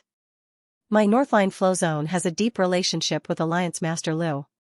I remember that Alliance Master Lu is in charge of my Northline Flowzone's Youth Council, and you have the authority to supervise trials. You personally witnessed the Northgate platform competition back then, haha. Northgate Ticeway laughed as he tried to play the emotional card. Luin smiled. That's right. During the Planet Pyrolite competition, I also borrowed the Northline Flowzone's path. He paused and picked up the teacup on the table and swirled it around. But I don't know why the Northline Flowzone has been so hostile towards me recently. Northgate Ticeway's eyes flashed. Hostile? Who did you hear that from, Alliance Master Lu? Lily and also looked at Luin. Kuwei, this chapter is not finished. Please turn the page. He shouted from behind Luin, old man, you're just playing dumb. Does Our Highness need anyone to tell him? As long as His Highness wills it, nothing in the universe can be hidden from him. Northgate Ticeway frowned, and his sharp gaze swept over Kuwei as an enormous pressure descended upon him. Kuwei's face turned red, and he snorted coldly, but he still held his head high. Northgate Ticeway was shocked. He had originally thought that this person was just a follower, but he had never expected Kuwei to be able to withstand Northgate Ticeway's pressure. Even Northgate Lai, the most elite of the Northline Flowzone, could not do so. Northgate Ticeway carefully sized up Kuwei and was shocked. Little brother, where are you from? Kuwei sneered with a look of disdain. Luin scolded, Kuwei, don't be rude to Senior Northgate. Northgate Ticeway's brows rose when he heard Kuwei's name. This surname was not simple. He sized up Kuwei again, but he did not say anything. Instead, he looked at Luin. Alliance Master Lu, many things are just misunderstandings. You should understand the Northline Flowzone's position. The Great Eastern Alliance's occupation of the Blaze Realm is indeed unsettling, and it will also bring about chaos. Luin put down his teacup. So Senior wants the Great Eastern Alliance to withdraw from the Interverse? Northgate Ticeway hurriedly replied, of course not, I'm just trying to clear up some misunderstandings. The Northline Flowzone wishes to maintain good relations with Alliance Master Lu. Lily Ann spoke up from behind Northgate Ticeway with a smile on her face. Alliance Master Lu, please believe in the Northline Flowzone's sincerity. She then walked forward and respectfully handed a cosmic ring to Luin. No one in the entire Northline Flowzone understood Luin better than Lily Ann. She was well aware of Lu Yin's desire for money. Luin did not touch it, so Kuwei took it and glanced at it before casually tossing it to Lily Ann. He spoke in a strange tone, pretty lady, you're from a small place like the Northline Flowzone. Our Highness doesn't blame you for your lack of knowledge. You want to settle your grudges with a mere million-star essence? Hee hee. Luin looked at Lily Ann and smiled. Miss Ann, we're old friends. There's no need for this. The Great Eastern Alliance will not initiate a war, so the Northline Flowzone can rest assured. Lily Ann bowed to Luin. I was rude. Please don't take offense, Alliance Master Lu. She then looked at Northgate Ticeway. Northgate Ticeway gave her a look. Lily Ann walked out, followed by Lily Shure. She had a sweet smile on her face. She and Lily Ann were two completely different types. Lily Ann was quiet and elegant, and her entire body was filled with a scholarly aura. Lily Shure, on the other hand, was lively and energetic. After she entered, she carefully took out 10 cosmic rings and placed them on the table. She smiled at Luin, stuck out her tongue, and then jogged out of the room. Luin looked at Northgate Ticeway in confusion. Northgate Ticeway looked at Luin. Alliance Master Lu, the grudge between you and the Northline Flowzone isn't that great. These are just a small token of appreciation from the Northline Flowzone, so please accept them. If the Northline flow zone has offended you in the past, please forgive us. Lu Yin's gaze swept across the cosmic rings on the table. These are just to resolve our grudges? Northgate Taisui answered seriously, just to resolve our grudges. There's no other reason. Lu Yin did not move. Ku Wei stepped forward from behind him and collected the 10 cosmic rings. He did not say anything and just stood there. Senior Northgate, how many people did the Northline flow zone send to participate in the Supreme Tournament? Lu Yin asked. Northgate Taisui smiled bitterly. Only 3, Lily and Lily Shuer, and Northgate Gang. The rest are too disappointing. This chapter is not finished. Please turn the page. Lu Yin smiled. There are 4 of them. Northgate Taisui was puzzled. Lu Yin answered, Ah Fan, a graduate of the Northline flow zone's Shangwu Academy. He's from the Outerverse East San Dios, and he's currently serving the Great Eastern Alliance. Northgate Taisui did not know this person, but when he heard that this person was serving the Great Eastern Alliance, he smiled. So there's another elite. Thank you for taking care of him, Alliance Master Lu. Lu Yin replied, it's nothing. By the way, this spacecraft doesn't seem to be very fast. Northgate Taisui replied, I don't plan on going fast. Mount Supreme has been turned upside down, and everyone in the universe wants to leave their name there. Those who are hostile to each other and were once enemies have all gone. My Northline flow zone doesn't have much ability, so I don't want to arrive so early. Furthermore, there are many geniuses participating in the Supreme Tournament, and I don't want Lily and the others to be affected. Lu Yin understood that with Lily and the others' strength, they would not be able to cause much of a stir at Mount Supreme. If they went too early, it would be easy for others to figure out their strength, and it would also attract the attention of their enemies. After the matter was settled, Lu Yin left the Northline flow zone spacecraft with Ku Wei. His grudge with the Northline flow zone had been resolved, but that was only in the beginning. He had not agreed to not touch the Northline flow zone, and it was only a matter of time before the Great Eastern Alliance expanded. When they returned to the spacecraft, Ku Wei handed the 10 cosmic rings to Lu Yin. 7th bro, did they really just want to resolve their grudges? That's a bit too much. 10 million star essence is already a tenth of the Blaze Realm's stockpile. Lu Yin put away the star essence. The old man wants me to take care of the Northline flow zone's people during the Supreme Tournament. How? Ku Wei was stunned, but he quickly reacted. Let them pass? Lu Yin nodded. This is a tournament that's open to the entire universe. No matter how many people sign up, as long as they pass the checkpoint, their name will remain on Mount Supreme for one more day. That's one more glory. Northgate Taisui keeps saying that there's no hope, but who wouldn't want their juniors to walk a longer path at Mount Supreme? That's true. 7th bro, as long as you go easy on them during the Supreme Tournament and don't target them, they might be able to pass. This was only one of the reasons. The other reason was that the Lily family had to compensate him for the incident with Granny Chan. This money might not be split equally between the 3 families, and the Lily family should be paying the majority. No matter what, he was still very happy that he had obtained 10 million star essence for free. It seemed like this was also a source of income. Lu Yin looked up into outer space. Once he was strong enough, he did not need to fight for things, they would naturally appear. In the Chaos Flow Zone, following the appearance of Mount Supreme, stars began to appear around the mountain one after another. There were also strange buildings that came from various powers, and many older generation experts appeared as well. Some had heard of them before, while others had never heard of them before. More and more people gathered at Mount Supreme, the Innerverse, the Outerverse, the Cosmic Sea, the Neoverse, and even the 6th mainland. There were all sorts of spacecraft, and some of them could not even be recognized as spacecraft. The more people there were, the more conflicts there were. There were no less than 100 battles taking place every day, and there were many who sought revenge or fought over benefits. There were just too many verbal conflicts.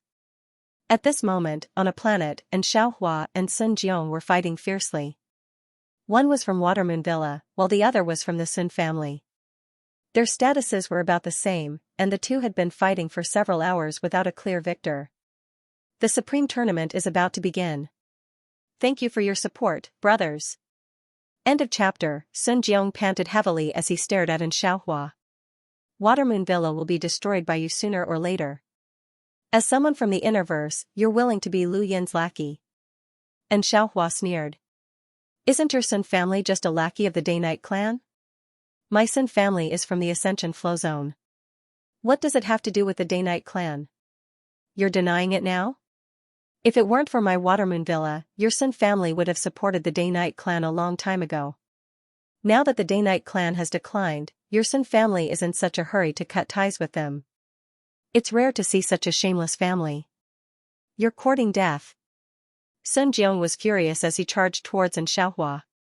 Xianxia sneered as he rushed towards Sun Jiong. Driven to desperation, he said. His name was Wu De, and he was from the Astral Combat Academy. He was the founder of the Astral Combat Academy's newspaper, and he had reported on Lu Yin's battles several times. He was determined to become the greatest reporter under the heavens, and he had been preparing for this supreme tournament for a long time. He was certain that he would interview the most powerful person. Although Sun Jiong and Xianxia were not famous people, the reason for their fight was enough to attract Wu Da's attention. Currently, the greatest conflict between the Innerverse and Outerverse was the existence of the Great Eastern Alliance. Wu Da's senses were very sharp, and he had been keeping an eye on this matter for a long time. Moreover, the founder of the Great Eastern Alliance was his former classmate, Lu Yin, which made him even more interested. The battle between Sun Jiong and Xianxia was equivalent to the intensification of the conflict between the Innerverse and the Great Eastern Alliance. Lu Yin would not miss this opportunity. In another direction, there was another person who had been recording the entire battle. She was Yun Yun, the girl who had once interviewed the 10 arbiters at the border between the Innerverse and the Cosmic Sea. Back then, she had been inexperienced, and the 10 arbiters had scared her to death. Now that she had gained a lot of experience, she was determined to interview the Supreme Astral Tournament. She wanted to make a name for herself and shake off her reputation as a pretty face. Although Sun Jiong and Xianxia were not strong compared to most people, their battle was filmed from all angles. The Sun family and Watermoon Villa both had seniors protecting them, but Mount Supreme was right next to them. This was a battlefield for the younger generation, and it wasn't suitable for them to interfere. Many battles were not suitable for the older generation to intervene, unless there was a life-threatening situation. The battle continued for another 2 hours. The two fighters' strengths were too similar, and it was impossible to determine a victor. Sun Jiong grew impatient and immediately called for reinforcements. These reinforcements were disciples from organizations in the Innerverse that were on good terms with the Heaven Ascension Flow Zone. The Sun family's mechanism techniques had many uses, and they had many friends. Xianxia wasn't good at making friends, so it wasn't easy for him to find a helper. Fortunately, he was a member of the Great Eastern Alliance. When Xianxia saw that Sun Jiong had summoned reinforcements, he immediately called for reinforcements. Yu Xianxia, Ah Fan, and even Lily Rose, who were nearby, appeared. More than 30 people appeared all of a sudden, and the battle escalated. Both sides faced off against each other, with one side representing the Innerverse and the other representing the Great Eastern Alliance. The Great Eastern Alliance represented the Outerverse, and this was a battle between the Innerverse and the Outerverse. Since when did trash from the Outerverse dare to make an enemy out of the Innerverse? Is the sky falling? A woman beside Sun Jiong mocked. The person behind Yu Xianxia didn't back down either. If the sky collapses, it'll crush the tall ones first. Woman, I can see that you're very tall. You can't find a man, can you? The woman angrily rebuked, how shameless. How can your Great Eastern Alliance produce such people? No wonder you were gifted to the 6th mainland. Yu Xianxi's tone was icy. The 6th mainland is our common enemy. Are you siding with them? Sun Jiong spoke up. Yu Xianxia, you're still the young master of the Frost Moon sect and represent the Innerverse. When did you stoop so low as to join Xianxia in becoming Lu Yin's lackey? It's no wonder that the Day-Night clan might have destroyed the Frost Moon sect when you sealed your sect. You should worry about your Sun family first. The 6th mainland invaded the Innerverse, and I heard that your Sun family fled faster than anyone else, and Xianxia mocked. Sun Jiong sneered. Your Watermoon Villa isn't slow either. Dozens of people mocked each other, creating a rather spectacular scene. Both sides were roughly equal in strength, and neither side had the upper hand when it came to fighting. However, the situation was definitely not in the Great Eastern Alliance's favor. There were too many people from the Innerverse, and most of them didn't have a good impression of the Great Eastern Alliance. Of the people from the Great Eastern Alliance who had stepped forward, almost all of the leaders were from the Innerverse. The Outerverse was much weaker than the Innerverse. In the distance, many spectators were watching with interest. There were even people from the Cosmic Sea and Neoverse who were watching the battle between the Innerverse and the Outerverse with disdain. As more and more experts appeared in the Innerverse, an important figure finally arrived. Avery was an absolute genius from the Dire Barbarian clan and ranked 4th on the top 100 rankings. During the ported battles, he had been called the Second War King, and he was a ruthless person. Among the Great Eastern Alliance's people, Lily Rose was the closest to Avery, but she was only ranked 31st, which was more than one rank lower than Avery. Avery's appearance caused the scene to quiet down, and even some people from the Neoverse became cautious when they saw Avery. Although the Innerverse and Outerverse did not have as many absolute experts as the Neoverse, there were still many top experts among the younger generation. There were also quite a few who were close to the top, especially since they had broken through to the Hunter realm. Avery's appearance was ugly, and he glared fiercely at the Great Eastern Alliance. Who gave you the guts to provoke the Innerverse? Do you really think that you can resist just by joining forces? He then swept his cold gaze across Xianxia, Xianxia, and the others. You're from the Innerverse, yet you follow someone from the Outerverse. You don't deserve to be from the Innerverse. Lily Rose stepped forward. She had changed a lot compared to before. The Blaze Realm had been defeated, Crimson Lord had died, and her mother's death had been a huge blow to her. She had once indulged herself because of her mother, but now, she had completely changed. You don't have the right to talk about us, Avery. Your Dire Barbarian clan is only one of the branches of the Lingling clan. Avery stared at Lily Rose and sneered. So, you're a slut who betrayed your own sect. Lily Rose's expression changed. The Great Eastern Alliance's people all had ugly expressions. You even betrayed your own sect and surrendered to Luin. It seems like he's been playing you very well, Avery said coldly. How dare you, Avery? Afan bellowed as he leaped forward. And Xiaohua and the others could not stop him in time. Avery raised his head, as he did not plan on attacking the Great Eastern Alliance. After all, Lu Yin's reputation was still there. He had defeated the 10 arbiters consecutively and had even been recognized as the Pass Lord by the Hall of Honor. No matter how much Avery hated the Great Eastern Alliance, he would not dare to directly confront Luin. Attacking the Great Eastern Alliance would only give Luin an excuse to cause trouble for him. However, if the Great Eastern Alliance took the initiative to attack, things would be different. When he saw Afan charge forward, Avery opened his mouth and roared. A huge sound wave distorted the void, and Afan's expression changed. The space in front of him had cracked, and he could not withstand it at all. At that moment, a figure walked out and blocked in front of Afan, dispersing Avery's attack. The surrounding people all retreated to neutralize the shockwaves. The person who blocked Afan's attack was Yigui, an enlighter who had once tried to ambush Luin and had been captured by Luin to protect Xinyu Star. This time, he had followed some people from the Great Eastern Alliance here. With Yigui's appearance, the Dire Barbarian clan's enlighter naturally appeared as well. Both sides looked at each other with hostility, but they did not attack. Afan panted heavily as he fearfully stared at Avery. Avery sneered. What? Can the Great Eastern Alliance only rely on the support of old fogies? Yigui did not want to fight to the death with the Dire Barbarian clan, as he did not want to become enemies with the Innerverse. He thought about it and looked at the enlighter from the Dire Barbarian clan. It's fine for the younger generation to exchange pointers, but there's no need to go all out. The enlighter from the Dire Barbarian clan looked at Avery with a warning look in his eyes. The Great Eastern Alliance had just defeated the Blaze Realm, and the Dire Barbarian clan had to admit that they could not compare to the Blaze Realm. At this juncture, only an idiot would clash with the Great Eastern Alliance. Even the leading powers of the 8 Great Flow Zones had not made a move, so the Dire Barbarian clan could not be the first to do so. Avery was not stupid, and he did not continue to attack off Fan and the others. At this moment, another important person walked out. This person could not be considered an important person, as he was just a round rock that floated in the air. However, many of the surrounding people were apprehensive when they saw this rock.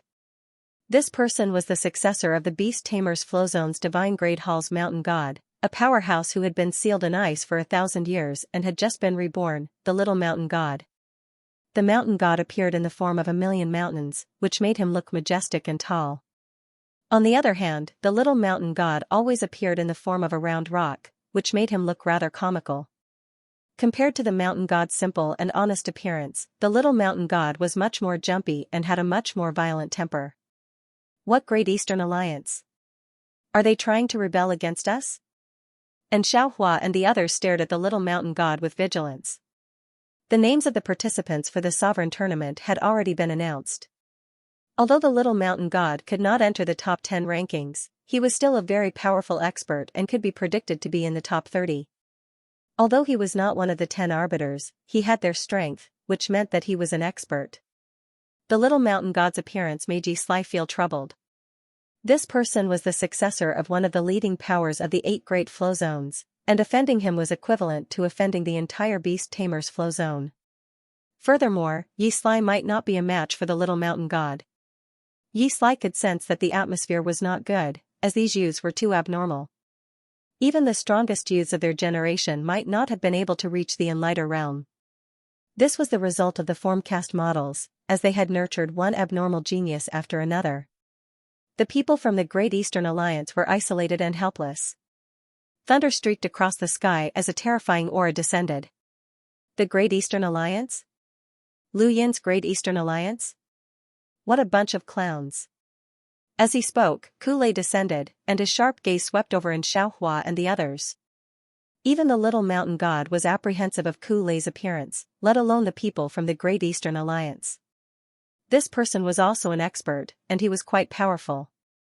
Avery's expression turned solemn, as this person's aura was terrifying. Kulei was arrogant. As the successor of the Neoverse 7 Quartz, he could do whatever he wanted in the Innerverse and Outerverse. The spectators retreated further and further away, as the Great Eastern Alliance had offended many people. No, it should be said that Lu Yin had offended many people, and this debt had to be settled on the Great Eastern Alliance. Beads of sweat dripped down Xianxia's forehead, as he was certain that he was not Kulei's opponent. It would be difficult for him to even protect himself, so how had the Alliance Master offended so many people? Kulei stared at Xianxia. Where's Lu Yin? Xianxia braced himself and replied, the Alliance Master hasn't arrived yet. Kulei sneered. I heard that he was heavily injured while dealing with the Blaze Realm. Tell him not to meet me in the Sovereign Tournament, or else I, Kulei, will be the first to deal with him. The crowd gasped. Kulei? That surname isn't from the 7 Quartz, right? He's one of the 3 Dark Hands, and he actually dares to appear in broad daylight. Does the Hall of Honor not care? I heard that the 7 Quartz can appear as they please in the Neoverse, and the Hall of Honor doesn't care. He's actually a descendant of the 7 Quartz. Lu Yin is in trouble. He's offended too many people. The Little Mountain God spoke up. I'd like to meet this Lu Yin. He actually dares to threaten the Innerverse. He's just a hunter. Kulei glanced at the Little Mountain God and was surprised by his appearance, but he did not say anything. Instead, he berated Xianxia and the others, did you hear that? Answer me. As soon as he finished speaking, lightning exploded, shattering the void. Yigui's eyelids twitched.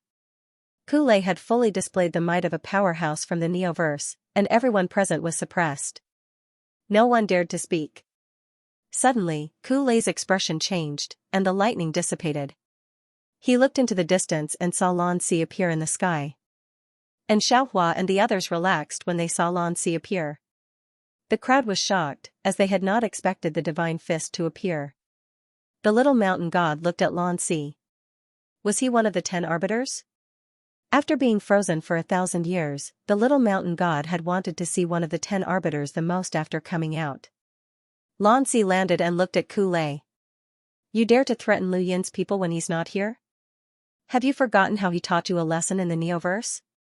Kulei's gaze turned vicious. Lan Si, this has nothing to do with you. Get lost. If you want to play, I can play with you. When Luin makes his move, you won't even have the chance to kneel and beg for mercy, Lan Si said. The crowd looked at Kulei strangely. They had thought that he was a king, but it turned out that he had already been taught a lesson by Luin. Kulei snorted. It's not worth it to waste my time with you. You're the weakest of the 10 arbiters, and Luin is using you as a stepping stone. Yet, you keep protecting him. How foolish. He then turned into a bolt of lightning and left. The little mountain god looked at Lan Si. I'll see you at the sovereign tournament. I'll help you do what you can't. He then flew away. Lan Si looked at Avery, but Avery didn't say anything and just left. The onlookers sighed in amazement. The 10 arbiters were still as powerful as ever. Lan Si had been defeated by Luin, and there had not been any spectacular battles in the mountain and sea realm. However, the 10 arbiters were still the 10 arbiters. Aside from the 10 arbiters of the same generation, no one dared to say that they could definitely defeat them. Lan Si was not weak, but his opponent was just too strong. In the distance, Wu De put away his gadget with an excited look on his face. As long as he followed these people, there would be a good show to watch. The Great Eastern Alliance's enemies were not limited to the ones they had just encountered, and Lu Yin's enemies were not limited to just a few as well. These people from the Great Eastern Alliance were practically news machines. On the other hand, Yun Yin was thinking the same thing. She had already thought of a title for what had just happened. What happened just now only happened on one of the planets around Mount Supreme. There was a piece of land in the other direction, and the environment was very beautiful. This piece of land was even bigger than a planet. At this moment, at a corner of the continent, Xiao Luo fell out of the void. He looked back and quickly dodged. A saber light flashed and cut open the void. Xiao Jiuyo walked out with a calm expression. Xiao Luo, you won't be able to escape. You and I are one, so why are you resisting? Xiao Jiuyo barked as he stared at Xiao Luo, raising his saber as he spoke. Xiao Luo smiled bitterly. I already have my own personality. Who would be willing to fuse with me? Today, it's not up to you. Only by fusing with you can I reach the peak and easily enter the top 10. I can then challenge the Prime Clear lineage. The 9 clones technique is invincible, and I will suppress the ancestral chi of the 3 sons. Don't you want that? Xiao Jiuyo said as he slashed out with his saber. Xiao Luo watched as the saber light approached him. He raised a hand and tapped out lightly with a finger, deflecting the saber light. However, he was sent flying by a tremendous force, and half of his body went numb. Xiao Jiuyo approached Xiao Luo step by step, and he sighed in amazement. I never thought that you would be able to reach this step. If I hadn't fused with a few people in the mountain and sea realm, then I might not have been able to take you down in a one-on-one fight. Of the 9 clones, aside from the main body, you are the strongest. Cooperate with me and we can reach the peak together. Xiao Luo shook his head. Fusing with me means death. Xiao Jiuyo, what's invincible is never a technique. You believe too much in the 9 clones technique. So what? Xiao Jiuyo raised his saber again, his gaze sharp. He was very anxious, as the experts who had appeared in the Sovereign Tournament were giving him a lot of pressure. Even after revealing his 9 clones technique, he was still only 5th on the top 10 rankings. There were too many experts, especially Luin. Although he was ranked 13th, Xiao Jiuyo had come into close contact with this person in Progenitor Chen's tomb. This person's strength was unfathomable, and it was not something that could be explained by the rankings. Xiao Jiuyo trusted the Hall of Honor's judgment more. For Luin to become the Pass Lord, this person had to be one of the most terrifying opponents in this Sovereign Tournament. With so many powerhouses here, how could Xiao Jiuyo not be anxious? He had to fuse with Xiao Luo and reach the peak. Xiao Luo had nowhere to go, so he could only fly out into the universe. However, Xiao Jiuyo's saber slashed through the sky. Not only did this cut off Xiao Luo's escape route, but it also broke apart a spacecraft that happened to be carrying people from Windrift Hall, including Coco and Zora. Xiao Jiuyo's saber cut apart Windrift Hall's spacecraft. Even though there were hunters protecting it, they were still unable to withstand Xiaojio's saber. Coco, Zora, and several other Windrift Hall disciples all fell to the ground. Xiaojio didn't care about Windrift Hall at all. He raised his saber and slashed at Xiao Luo. Xiao Luo's eyes narrowed, and his hands quickly danced as he disintegrated Xiaojio's saber light. This was a lock-breaking technique, and it was no ordinary one at that. To be able to unlock Xiaojio's saber light meant that Xiao Luo's control of star energy had reached the level of a world deity. Xiaojio was shocked. He raised his saber again and slashed down, followed by dozens of slashes. Dozens of saber lights covered not only Xiao Luo, but also everyone from Windrift Hall. Coco cried out in shock. Xiao Luo turned around and saw Coco. He was shocked, and he tore through the void to block in front of her, deflecting the saber light. However, half of his body had gone numb, and he was unable to completely dodge the attack. He was struck by the saber light, and blood flowed down his arm as he fell to the ground with Coco in his arms. Zora was relatively lucky and wasn't affected. There were more than 10 people from Windrift Hall, but half of them had died to the saber light. Xiao Luo? Coco stared at the person who had saved her in disbelief. What a coincidence. Xiao Luo's face paled, and he let go. I'm sorry for dragging you into this. Zora fell to the ground and hurried to Coco's side. She saw Xiao Luo as well and was shocked. Xiao Luo? What are you doing here? Xiao Luo struggled to his feet, blood flowing down his arm and dripping onto the grass, dyeing the ground red. He didn't have time to reminisce with the two girls, so he turned to Xiaojio. An elder from Windrift Hall barked at Xiaojio, "Who are you?" "We are from Windrift Hall, and we will not forget this grudge." Xiaojio arrogantly raised his saber and slashed at Xiao Luo. Xiao Luo's eyes narrowed, and he grabbed Coco and Zora before tossing them away. Run. At that moment, a girl behind Xiaojio quickly closed in and punched him. Xiaojio frowned and shook his saber slightly, causing star energy to overflow and transform into a saber light that swept out in all directions. The girl's fist landed, but she couldn't break through the saber light's blockade. Her arms and clothes were torn apart, and Xiaojio's saber slashed down again, still targeting Xiao Luo. All of a sudden, the blade changed direction and slashed towards the sky. There, another lady appeared. She was flying in the air and landed with one foot.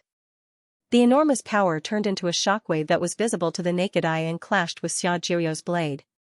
There was a boom, and the void was torn apart. The entire continent trembled, and countless creatures and beasts fled in panic. A crack appeared in the center of the continent. Many people were shocked, and they looked over. Xiaojio solemnly looked up at the sky. This is an internal matter of the Xiao family. It has nothing to do with you, Emergence Mavis. The one fighting Xiaojio in the sky was Emergence Mavis, and the girl who had ambushed Xiaojio was Lulu Mavis. Lulu couldn't even get close to Xiaojio. If not for Emergence Mavis, she would have been in danger. Emergence Mavis calmly replied. I have no intention of interfering with the Xiao family's matters. I just want to save Lulu. Xiaojio turned around and looked at Lulu. Lulu was panting heavily, and there were many wounds on her arms. She stared at Xiaojio. They're my classmates. Xiaojio frowned. The Mavis family has no right to interfere with the Xiao family's matters. Lulu stubbornly leapt to Xiao Luo's side. Xiao Luo hadn't expected to be saved by his classmates from Astral 10. To him, Astral 10 was nothing more than a formality, and the only people he cared about were Lu Yin and Silver. He had never expected that these students, whom he didn't care about, would save him. Coco stared at Xiaojio warily, gritting her teeth as she hugged the huge syringe to her chest. She was no longer as timid as she had been when she first entered the academy. Zora stood beside Coco and watched nervously. She recognized Xiaojio. He was a top expert in the Neoverse and the successor of the Seven Quartz Xia family. He was ranked 5th on the predicted top 10 and was said to be an absolute powerhouse who would definitely enter the top 10. She hadn't expected to meet someone like him as soon as she arrived at Mount Supreme. How could they fight against someone like him? Even Windrift Hall was meaningless to the Xiao family and could be easily destroyed. Xiaojio didn't care about Lulu and the others, he only cared about Emergence Mavis. He raised his head and looked at Emergence Mavis. I won't touch your Mavis family, and don't interfere with the Xia family's matters. Emergence Mavis calmly replied, all right. Lulu hurriedly begged, Sister Emergence, they're all my classmates from Astral 10. We're like brothers, you can't just ignore them. Please save them. Xia Jiuyo's eyes flashed coldly, I only want to take Xiao Luo away. Lulu begged, Sister Emergence, please save them. I'm begging you. Xia Jiuyo's eyes widened and he struck out with his palm. He was using his battle technique, the Netherforge palm, which meant that he was serious. The Netherforge palm struck towards Xiao Luo, but it was blocked by a green fist. Emergence Mavis stood in front of Xia Jiuyo and said, I won't interfere with the Xia family's matters, but as long as Lulu is with that person, you can't touch her. Xia Jiuyo's gaze turned sharp, Emergence Mavis, this is my family's matter. Do you want to start a war in the Neoverse? Emergence Mavis calmly replied, the Mavis family is not afraid of trouble. Xia Jiuyo stared at her, unwilling to give up. Ascension Mavis also looked at him. Both of them were in the top 10, one ranked 5th and the other 6th. It would be difficult to determine a winner. Lulu was pleased, thank you, Sister Feather. Xiao Luo was grateful as well, thank you. Coco sighed in relief. Zora sighed in relief as well. Xia Jiuyo sheathed his blade and looked at Xiao Luo, the sovereign tournament is about to begin. I don't believe that you'll be protected forever. Xiao Luo's hand was still bleeding, and his eyes flickered. No one knew what he was thinking. She turned back to look at Xiao Luo, a rebellious personality, a flaw in the 9 clones technique. Xiao Luo replied, the more invincible a technique is, the greater the flaw. It's a flaw, but it's also a motivation. If he can fuse with you, you can fuse with him as well, she said casually. Xiao Luo smiled, thank you. Very few people could see what was happening here, and even if they did, they could only watch from afar. They had no idea what was happening. In the distance, a woman muttered with interest, the flaw in the 9 clones technique. Interesting. Back then, Progenitor Chen's main body was invincible enough to fuse with the other 8 clones, but this Xia Jiuyo doesn't have that ability. On the other hand, this Xiao Luo. She was Zijing from the Neoverse Starlink world. Countless people had been attracted to Mount Supreme from all directions, and the younger generation had the protection of their elders. The western side of the mountain was filled with people from the 6th mainland. The 6th mainland's invasion of the Innerverse had resulted in too many bloodshed. Everyone in the Innerverse hated them, and the 6th mainland's cultivators looked down on the 5th mainland's cultivators. Now that both sides had gathered at Mount Supreme, the conflict between them grew increasingly intense. Following the escalating curses, an intense battle began. Hundreds of people were fighting, and in just a few moments, there were deaths and serious injuries. If this situation continued, there would be no need for the Sovereign Tournament. This place would become a graveyard for both sides as more and more experts were attracted. Countless gazes focused on this place, and the network began to broadcast the battle live, treating it as a war. However, it didn't last long before it was stopped. The 5th mainland's Prime and the 6th mainland's Zi stepped in to separate the cultivators from both sides. With this planet as the boundary, the 6th mainland's east, south, and north belonged to the 5th mainland, the Prime said calmly. What right do you have to face 3 sides? Someone from the 6th mainland shouted. Genesis Chi erupted from Zi's body, sweeping across the planet and suppressing all the cultivators on the 6th mainland. In the name of the Tao Source 3 skies, no one is allowed to act rashly. The cultivators of the 6th mainland were all silent. No one dared to refute him. The Tao Source 3 skies were truly the heavens of the 6th mainland, and this had been the case for countless years. It was common knowledge that anyone who could become one of the Tao Source 3 skies was invincible. Just like how the 10 arbiters could judge the younger generation of the Innerverse and Outerverse, the Tao Source 3 skies also had the right to judge the younger generation of the 6th mainland. Zi suppressed the cultivators of the 6th mainland. She looked at Xianxia with a fearful expression. Sure. Xianxia looked at Zi seriously. This was the first time he had seen the Tao Source 3 skies. Although he was the #1 disciple of the Hall of Honor, his suppression of the 5th mainland's younger generation was far from Zi's level. This was the 6th mainland. What Xianxia cared about was Ziyi's prestige towards her peers, while what Ziyi cared about was Xianxia's strength. When she had separated the cultivators on both sides, she had purposely moved her Genesis Chi closer to the Three Suns' ancestral Chi to test it out. However, the results made her scalp go numb. The Three Suns' ancestral Chi had actually ignored her Genesis Chi. Logically speaking, her Genesis Chi should have been able to isolate the Three Suns' ancestral Chi, but it had been ineffective. This reminded her of Luyin, who had also ignored her Genesis Chi. With just one contact, she understood why Xianxia was listed as the only candidate for sovereign by the Fifth Mainland. According to the legends of the Fifth Mainland, the Three Suns' ancestral Chi was invincible. This person had not participated in the war, or else she would have been able to learn more about him. The Daosor's Three Skies. I've wanted to experience them for a long time, Xianxia said to Ziyi. Ziyi indifferently replied, I also want to experience the legendary invincible Three Suns' ancestral Chi. You'll see, Xianxia said indifferently. He then turned around and left calmly, as if he did not care about Ziyi's strength. Ziyi's eyes narrowed with a strong sense of fear. The Three Suns' ancestral Chi was unfathomable. After Xianxia left, Ziyi turned around and looked at the many cultivators of the Sixth Mainland. She could see the unwillingness in their eyes. Did you hear what the three ancestors said? Our Sixth Mainland's calamity is only temporary, and we'll have to return sooner or later. The Supreme Tournament is being held by the Fifth Mainland, but so what? So what if we only occupy one direction? So what if everyone thinks that Xianxia is the only sovereign? Everything will be revealed in the Supreme Tournament. I hope that you can suppress the Fifth Mainland and turn the Supreme Tournament into a civil war for the Sixth Mainland. Don't worry, Zhitian. The Fifth Mainland can't beat us. It'll definitely become a civil war for the Sixth Mainland. The only sovereign can be the Daosor's Three Skies. The conflicts surrounding Mount Supreme were not limited to just these few. There were all sorts of news on the internet every day, and the conflicts between the Sixth and Fifth Mainlands and between the Innerverse and the Great Eastern Alliance were the most common. There were also some personal grudges mixed in.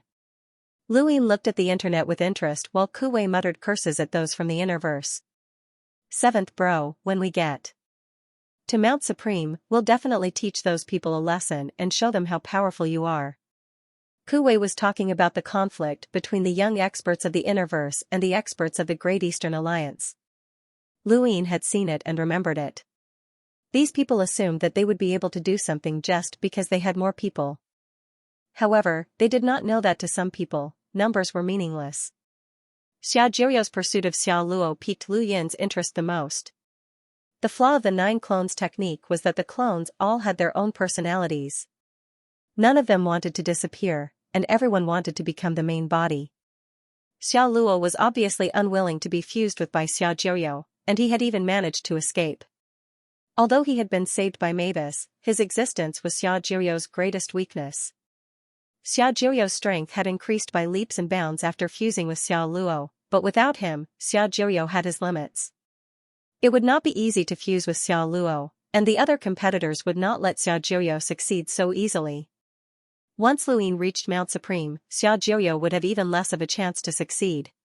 Whether it was because of the competition or because Xiao Luo was his classmate, Luyin would not let Xiao Luo disappear. Luyin wondered if Silver was hiding among the competitors. Wendy should be reaching Mount Supreme soon, Lingjie said. She wasn't too far away from Luyin. Lu Yin's eyes twitched. What's her current realm? Lingjie replied, she's still a cruiser, but her strength is a little unpredictable. I can't see through her. Luyin looked at Lingjie. Do you still remember when we fought? You used a technique that even I couldn't understand. Lingjie didn't say anything else and just looked into outer space. Suddenly, she saw a ball of light pass by, and Lu Yin's expression changed.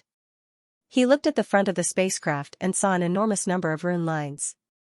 It was definitely not any weaker than Northgate Taisui's, and it might even be slightly stronger. A powerhouse with a power level of more than 400,000 had appeared. The spacecraft stopped, and an alarm sounded.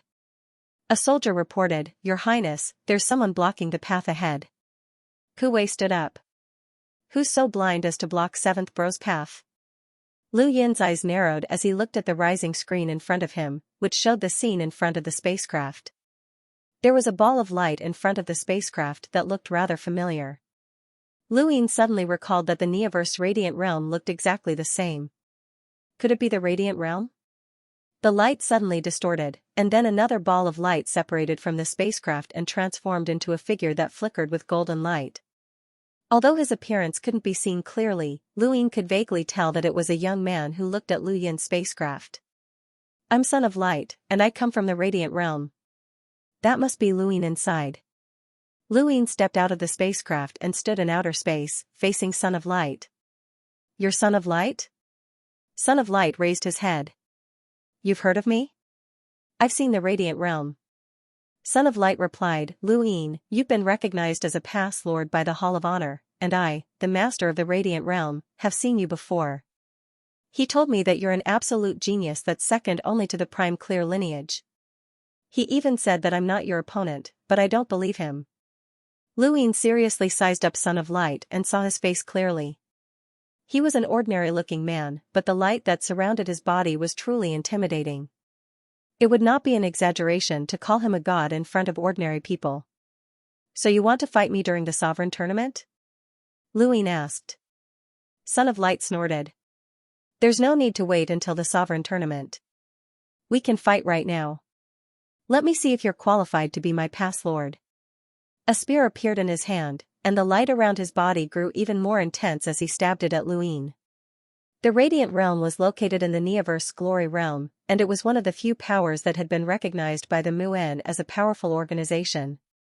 It did not need the Hall of Honor's protection. Son of Light was the Radiant Realm's most powerful descendant, and he naturally had his own pride.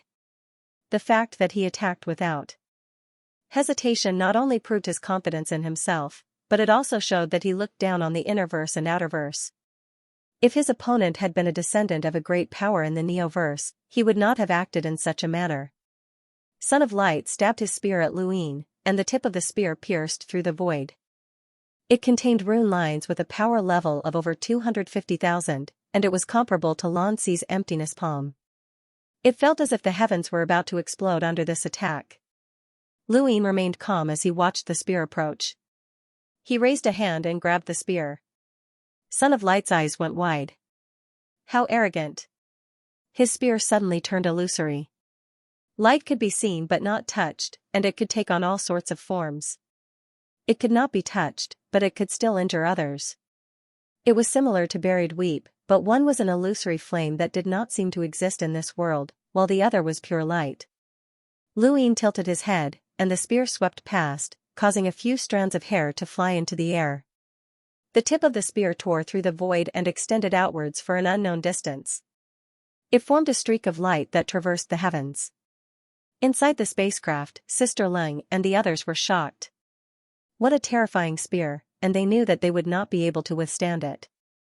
Kuwei was speechless. Even a ball of light is so arrogant. The Son of Light pressed his spear down, and the light from the spear transformed into countless spear tips that shot out in all directions. Since it was light, the Son of Light's attack would not be limited to distance. He had always believed that his strength was not inferior to the Hall of Honor's Fatsi, and he was not inferior to the heirs of those great powers. Lu Yin was surprised by the Scion of Light's attack, but he was only surprised by the form of the attack. No matter how hard it was to capture the light, it was still powered by star energy. Since it was star energy, it couldn't escape Lu Yin's suppression. Lu Yin's control over star energy had already reached the level of a world deity. The Son of Light pressed down with his spear, but he suddenly stopped just as it was about to reach Lu Yin's shoulder. His expression changed as he realized that he could no longer hold on to his spear. The light around his spear started to distort and dissipate. "You can't even hold your own weapon properly, so what right do you have to challenge me?" He then raised a hand and slowly approached the Child of Light. As his hand approached, the light on the Child of Light's body became unstable and his entire body dimmed. The Son of Light's pupils shrank, and his star energy began to boil uncontrollably. This person's realm was not as high as his, but he was able to counter the Son of Light's star energy. The Son of Light suddenly recalled that this person seemed to be a boundless advanced lockbreaker. Lockbreakers had an advantage over their opponent's star energy when fighting against opponents of the same realm. Lu Yin's palm strike was very slow. Although this child of light was not weak, he did not pose much of a threat to Lu Yin. At most, this child of light's strength was equivalent to Lu Yin's when he had fought against Xianxia in the Outerverse. Lu Yin could not compare to the 10 arbiters of the same generation. Lu Yin wanted to see if this child of light had any other tricks up his sleeve. The Son of Light's star energy had been suppressed, which caused his innate gift of battle technique to become unstable. He could only watch as Lu Yin's palm neared him. If he was hit, then he would lose. The Son of Light had challenged Lu Yin not because he was hot-headed, but because the most common perception of Lu Yin was that his physical body was extremely powerful. His attacks were light, which could suppress physical powerhouses. However, no one had expected Lu Yin's control of star energy to be so formidable. Helpless, the Son of Light gritted his teeth, and a ball of light appeared on the surface of his body once more. It shot out from his body and met Lu Yin's attack head-on. Lu Yin's palm struck the light, and he was shocked. Fate-san? The Son of Light's face turned red, and he used his Fate-san to block Lu Yin's attack. His body glowed brightly as he shouted, "Light, rupture!" His entire body seemed to explode. In Lu Yin's eyes, he saw countless rays of light flowing in reverse. It was like time and space, but then he couldn't see anything. His vision had been stolen. Humans could see the outside world by relying on light. Once the light was taken away, they would become blind. The Son of Light took the opportunity to raise his spear once more and thrust it at Lu Yin. A person would panic the moment they lost their sight, and this was his chance. However, the spear missed once again, and Lu Yin's voice rang out, "Is this your final move? I'm a little disappointed." The Child of Light looked at Lu Yin in astonishment, and when he saw Lu Yin's bright eyes, he asked, You weren't deprived of your vision?" Lu Yin smiled. "Vision? It doesn't matter." After saying that, Lu Yin's palm moved slightly, and the Son of Light's Fate-san was instantly shattered. The wind from his palm pierced through the void and slammed into the Son of Light's body, sending him flying backwards. The Son of Light spat out a mouthful of blood, and the light around his body dissipated, turning him into an ordinary person. A middle-aged man tore through the void and appeared behind the Son of Light to support him. He stared at Lu Yin in shock. The young master had not been able to retaliate at all? Child of Light had been struck by the emptiness palm. Fortunately, Lu Yin had not been too heavy-handed in this attack, which was equivalent to the power he had displayed during his battle with Xianxia. Otherwise, if Lu Yin had been too heavy-handed, Child of Light would have died. The Fate-san returned to the Son of Light. This chapter is not finished. Please turn the page. Inside his body, the Son of Light had blood at the corner of his mouth, and the middle-aged man hurriedly fed him a pill. "Young master, how are you feeling?" The Son of Light's face was pale, and he panted heavily. He looked at Lu Yin in shock, as he had underestimated this person. The Son of Light truly deserved to be recognized as a past lord by the Hall of Honor. The Son of Light had not been able to resist at all, and all of his methods had been like child's play. The difference between them was too great. I am fine," the Son of Light said with great difficulty. He then turned to Lu Yin and said, "Thank you for showing mercy." Lu Yin nodded. "Your attack form is very special. Is that the attack form of the Radiance Realm?"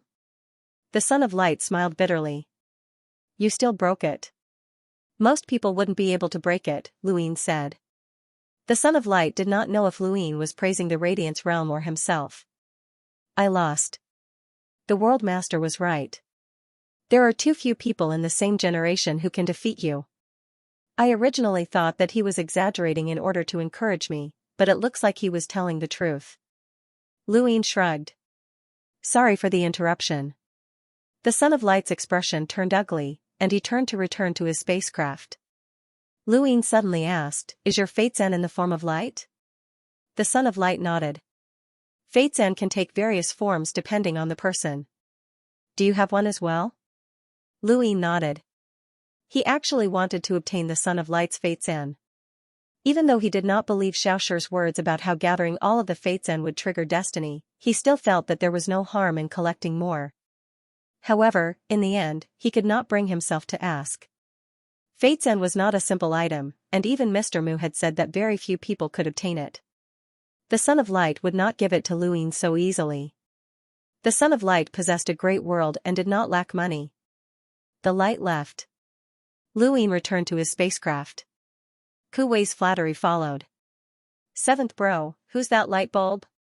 He overestimated himself and actually dared to challenge you, seventh bro. He should take a look at himself first. Even if he came again, he wouldn't be able to defeat seventh bro, Luin asked. "Have you heard of the Radiance Realm?" Kuwei was stunned. "The Radiance Realm? I think I've heard of it. It's one of the Glory Realm's great worlds, and it seems to be rather famous. It's one of the more powerful great worlds." Luin asked, "Aside from the Radiance Realm, what other great worlds are there in the Glory Realm?" Kuwei thought about it and then shook his head. "I'm not sure. As long as they hide in a great world, they don't qualify to be noticed by the seven courts. As long as these great worlds have some strength, they won't hide." Should he hide? Luin did not think so. Muan had shown him quite a few great worlds, and aside from the normal ones, Muan had also mentioned that there were some great worlds that even the Hall of Honor had not recorded. For example, the card world that had almost cut off Lu Yin's finger. At the end of the microscopic world was the macroscopic world. At that time, Luin had thought that perhaps in some corner of the Glory Realm, there was an unimaginable great world whose strength was unknown even to the Hall of Honor. If the Hall of Honor could observe these great worlds, then there might be other terrifying great worlds observing the Hall of Honor as well. He would never forget the first time he had gone to the border of the Innerverse erudite flow zone. Just a single step away, one civilization was being monitored by another. No matter how close they were, they could not see each other, as if they were ants. Was the universe they were in also being monitored by a higher civilization? Lu Yin's thoughts were all over the place as he continued to fly towards the chaos flow zone. He was already very close. A few days later, Lu Yin's spacecraft passed through the Astral River tributary and officially entered the chaos flow zone. In the chaos flow zone, autark, this chapter is not finished. Please turn the page. South of Shandong, the participants from the Astral Beast domain had arrived. The Astral Beast domain did not need a spacecraft, so all of the participants and the powerful astral beasts that protected them were seated on an enormous white skeleton. The skeleton was enormous, and its white spikes extended outwards. Each spike had an astral beast attached to it. The astral beasts came in all shapes and sizes. Some were incomparably large, while others were smaller than a finger. Even though the human domain and the astral beast domain had been at war for countless years, it was impossible to recognize all of the astral beasts because they could evolve. When the white skeleton arrived, everyone around Mount Supreme looked over. They saw an incomparably large snake that meandered through space. They saw a worm that was tens of thousands of meters long and emitted a terrifying sound. They also saw the beautiful snow lady who could summon the wind and rain. West of Mount Supreme, many cultivators from the Sixth Mainland looked at the white skeleton in astonishment. What's that? There are so many beasts gathered together, and we're going to compete with them? The Fifth Mainland is really useless. My Sixth Mainland also has powerful astral beasts, but they've already been tamed by the Daosaur sect and turned into a suicide squad to fight against those monsters. The Fifth Mainland can't even tame a few beasts. Don't underestimate those astral beasts. They're different from our Sixth Mainland's astral beasts. They're very powerful and intelligent. When the Blood Homage realm attacked the astral beast domain, they suffered great losses. That's because the astral beast domain is too barbaric and worthless. One of the 5 past masters is from the astral beast domain, and even the 3 ancestors have acknowledged this fact. Do you still want to underestimate them? Neither the astral beast domain nor the technocracy can be underestimated. The technocracy is participating as well? Doesn't that mean they're on our side? Not necessarily. We only have half the authority over the technocracy's mainframe, and the other half is unknown. North of Mount Supreme, Xiao Luo and the others were together. He couldn't be separated from Lulu right now, or else Xiao Jiuyo would definitely fuse with him. Those astral beasts are so fierce. Are we going to fight them? Coco was worried. She looked at the incomparably large snake coiled around the white skeleton with some fear. She then looked at the worms, her heart filled with fear. Zora said, "It has nothing to do with us. The Astral Beast domain must have sent out top experts to participate in this competition. They should be the powerhouses on Skymander's list. Just leave these astral beasts to Luine and the others." Lulu was confused. "Where's Luine? Why isn't he here yet?" Xiao Luo smiled. "He'll be here soon.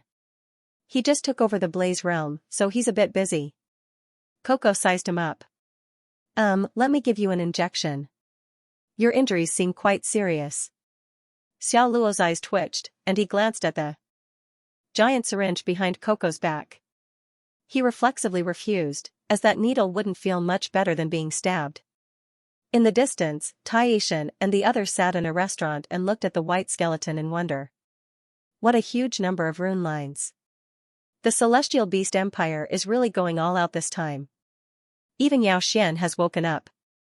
Xiao Bai's eyes lit up as he looked at the skeleton. He then turned to Taishan. "Based on the number of rune lines, the Astral Beast domain's people aren't that strong. They're definitely hiding their strength." "Nonsense." Qing Guangshan rolled his eyes. Someone nearby whispered, "It's those lunatics from the home of the gods. Stay away." "Yeah, stay away. They're a bunch of lunatics." End of chapter. Gu Shao'er had arrived at the eastern side of the Honorable State, and he was very pleased with himself. This was the Innerverse, and as a Neoverse expert, he naturally felt a sense of superiority. Not long after, a fortune teller appeared in front of him. He was dressed in plain gray robes, and there was a seal on his back. He held a picture of the starry sky in his hand and carried a wooden flag with the words Star Sibyl's Grandpa Gio engraved on the front and fortune teller, believe it or not. This fortune teller was Xianxia, and he had also rushed over. Gu Shao'er looked at Xianxia in amazement, especially when he saw the words on the flag. He walked over and blocked Xianxia's path. "Are you Star Sibyl's Grandpa Gio?" Xianxia looked at Gu Shao'er in astonishment. "Based on my calculations, kid, you're not from the Innerverse or Outerverse." Gu Shao'er was surprised. "You divined it?" The corner of Xianxia's mouth curled up as he pretended to be unfathomable. "Naturally." Gu Shao'er was surprised. What else can he calculate? Do the math. Xianxia snorted coldly, "My fortune telling has revealed the secrets of the heavens. You think you can just do as you please?" Just as Gu Shao'er was about to speak, a shout came from above his head. "Xianxia, you're ruining the reputation of the sect. Come back with me." The one who spoke was Star Sibyl, and she had chased after Xianxia. Xianxia cursed inwardly, "Granddaughter, this brat is here to propose marriage. Grandpa Gio will help you find a suitable man." Star Sibyl raised an eyebrow and pressed down with her hand. A boundless amount of star energy surged forth, as if the heavens were collapsing and the earth was collapsing. "Hey, what are you trying to do?" "I'm innocent. Jackals of the same tribe." Star Sibyl's tone was icy as she mercilessly attacked. Xianxia slipped away quickly. Star Sibyl immediately chased after him. Gu Shao'er had been beaten up for no reason at all. Although he was not injured, he still felt aggrieved. His entire body had been pressed into the ground by Star Sibyl's star energy. When she finally crawled out, she heard Tio Kai's voice in the distance. "Little girl, look. This two-legged beast is sick. It likes to bury itself in the ground." Gu Shao'er was enraged. He turned around and saw a woman walking over. She had a hungry sign on her head. What the hell was that? Fish? With a fish on his head?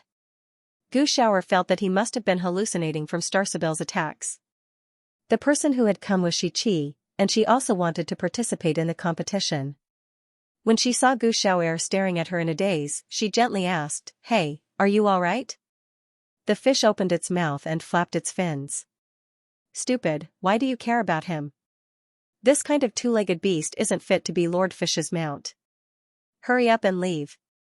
Lord Fish will give you special training, and I guarantee that you'll be able to become a sovereign." Shi-Chi felt wronged. "Back then, you said that you could teach me sourcebox arrays, but you still haven't taught me anything." "Stupid. Lord Fish's knowledge of sourcebox arrays is vast and unfathomable. He just needs to casually teach you a little bit, and you'll definitely benefit from it. I guarantee that you'll leave that Xiaoming in the dust. Shoo, don't talk nonsense. Master Xiao Tian will hear you. What's there to be afraid of? Lord Fish still wants to take him as a mount. The girl and Fish's conversation drifted further and further away. Gu Xiaoer listened in a daze and rubbed his eyes. He had been beaten up as soon as he had arrived in the inner verse, and now, he had heard a fish say that it wanted to take him as a mount. He felt that his entire life was not good. In the distance, Tian Ho walked out from the white skeleton of the astral beast domain and gazed at Mount Supreme. It had been 10 years since he had last been here, and he wondered if he would meet that person again. As he thought about it, Lu Yin's figure appeared in his mind. Even though there were many powerhouses participating in the competition, Tian Ho was most concerned about Lu Yin. One of the 5 past lords? He was on the same level as Crown Prince Xiaoxian, and the gap between them was huge. However, Tian Ho's existence was strange, and even powerhouses who far surpassed him might not be able to defeat him. And in the astral beast domain, there was more than one strange existence like Tian Ho. The Supreme Tournament in outer space gathered the younger generation's true experts from the 5th and 6th mainlands. Thousands of streams would eventually flow into the sea, and the only sovereign would eventually be born. One powerhouse after another approached Mount Supreme. A day later, Lu Yin's spacecraft arrived outside Mount Supreme. Looking at the majestic Mount Supreme in the distance that almost split the universe apart, everyone was shocked. Lu Yin had seen the glory realm before, but Mount Supreme still shocked him. It had nothing to do with its size or location, but rather its significance. Mount Supreme represented the peak of the current generation. He looked at the highest point of Mount Supreme. Only by standing there could one be considered invincible among their peers. Shaking off Ku Wei and the others, Lu Yin disguised himself and left by himself. He didn't want to be followed everywhere he went. There were many planets surrounding Mount Supreme, and on one of them, Lu Yin was quietly drinking wine while listening to the discussions around him. All sorts of rankings had been made. Aside from the most famous predicted top 10, there was also a genius ranking, a beauty ranking, a most difficult opponent ranking, and so on. Lu Yin heard all sorts of rankings. His name often appeared on these rankings, as he was just too famous. The people of the Neoverse didn't recognize the powerhouses of the Outerverse, and the people of the Outerverse didn't recognize the powerhouses of the Neoverse. However, these people all recognized Lu Yin. Lu Yin sighed. It wasn't good to be too famous. With a bang, an argument broke out not far away, and a fight broke out nearby. The disciples of the Sword Sect and Sirius Sect were fighting, and neither side was willing to back down. The Sword Sect wasn't afraid of the behemoths of the Neoverse, but the Sirius Sect's disciples always felt superior to those of the Innerverse. Xiaoshir's ranking on the predicted top 10 had surpassed Lu Tianmu's, which made them even more proud. The restaurant was quickly destroyed by the disciples from both sides. Lu Yin didn't interfere, as he would go somewhere else if this place was gone. He hadn't gone far when he saw 2 figures, one black and one white, flash by. It was rather funny. They were Xiao Bai and Little Black, and the 2 girls were laughing as they ran away. Behind Xiao Bai was Qian Zhou, whom Lu Yin had met a few times. Lu Yin hadn't expected this person to be involved with Xiao Bai and Little Black again, and it seemed like he wasn't too willing. Little ancestor, let's return the item. That person isn't to be trifled with. He's a ruthless person on the predicted top 10, Qian Zhou wailed as he chased after Xiao Bai. Haha, idiot, you'll get beaten up if you give it to him. Isn't that fun? Let's run, the bad guy's coming. Xiao Bai laughed. Xiao He was very serious. Stop laughing, Xiao Bai. We're going to get beaten up. Xiao Bai smiled slyly. That's right, we can't get beaten up. Let's speed up. The 2 girls then sped up once more. Qian Zhou wanted to cry, but no tears came out. This had nothing to do with him, but he had been implicated. The one who had vomited blood was the one who had taken the item, not him. Not far behind the 3, Wu Dan was furious. Damn brats, hand it over. Just a few days ago, the 2 brats had colluded with a bastard who deserved a beating to steal his pills. Those were healing pills that he had obtained from Master Xiao Tianshi, and he had prepared them specifically for this year's sovereign tournament. How preposterous! Luin was speechless. This was the case in the mountain and sea realm, and now it was the same in the sovereign tournament. Xiao He and Xiao Bai were too good at causing trouble, and they had even implicated this bastard. Luin did not make a move and allowed Wu Dan to chase after the three. In any case, nothing would happen. The fact that the two brats were here meant that someone from Everlasting Island had delivered the pills. Either that person was a Heizage, Shenwei, or an unrivaled Heizage. Either way, nothing would happen. The older powerhouses had all distanced themselves from Mount Supreme as much as possible, creating a relatively fair environment for the competition. Luin strolled around the mountain alone and saw many things, many of which were related to him. The Great Eastern Alliance's invasion of the Innerverse interests had caused many Innerverse experts to view them with hostility, which had led to many conflicts. There were also some familiar faces who had run into trouble. For example, he had seen Ku Wei provoking Ku Lei and being chased down. He had also seen Starsabil chasing after Xianxia, but he did not care about any of these things. The sovereign tournament was right around the corner, and everyone would restrain themselves and conserve all of their energy for the tournament. No one would act without thinking about the consequences. Furthermore, when he looked up at the sky, he saw an unimaginably large number of rune lines covering the area around Mount Supreme. These rune lines came from powerhouses who had surpassed the emissary level, and their existence ensured that the sovereign tournament would proceed normally. The sovereign tournament was different from the competition between the mountain and sea realm's 5 astral scions. This was a true competition, and no one knew how many experts the Hall of Honor had sent. Even Master Yuan was not far from the west. Unless the Neo-Human Alliance wanted to start a war with both continents, they would not cause any trouble. More importantly, Mount Supreme was not far from the Starfall Sea, and the 3 progenitors were there. The might of a progenitor was unfathomable, and with the 3 progenitors by their side, even the 7 sky gods would be useless. A few days later, Luin ran into a familiar face who was also strolling around, Mr. Bai. On a certain planet, the two stood facing each other atop a waterfall. Mr. Bai was still as carefree as ever, as if nothing had anything to do with him. Brother Deafmute, no, Brother Lu, long time no see. Luin smiled. Mr. Bai, no, Brother Wu, long time no see. There's a saying that a scholar who has been away for 3 days must be looked at with new eyes. Brother Lu, you're not just looking at me with new eyes. Mr. Bai smiled. Luin shrugged. There's also a saying that goes like this.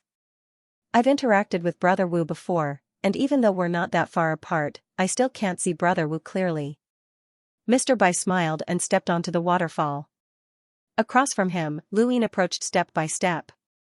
The two were separated by a meter at the center of the waterfall, and an invisible force collided between them. There was clearly no shocking scene, nor was there any intense confrontation, but the waterfall split apart. Following that, the ground, mountains, rivers, and even the planet's cities all split apart.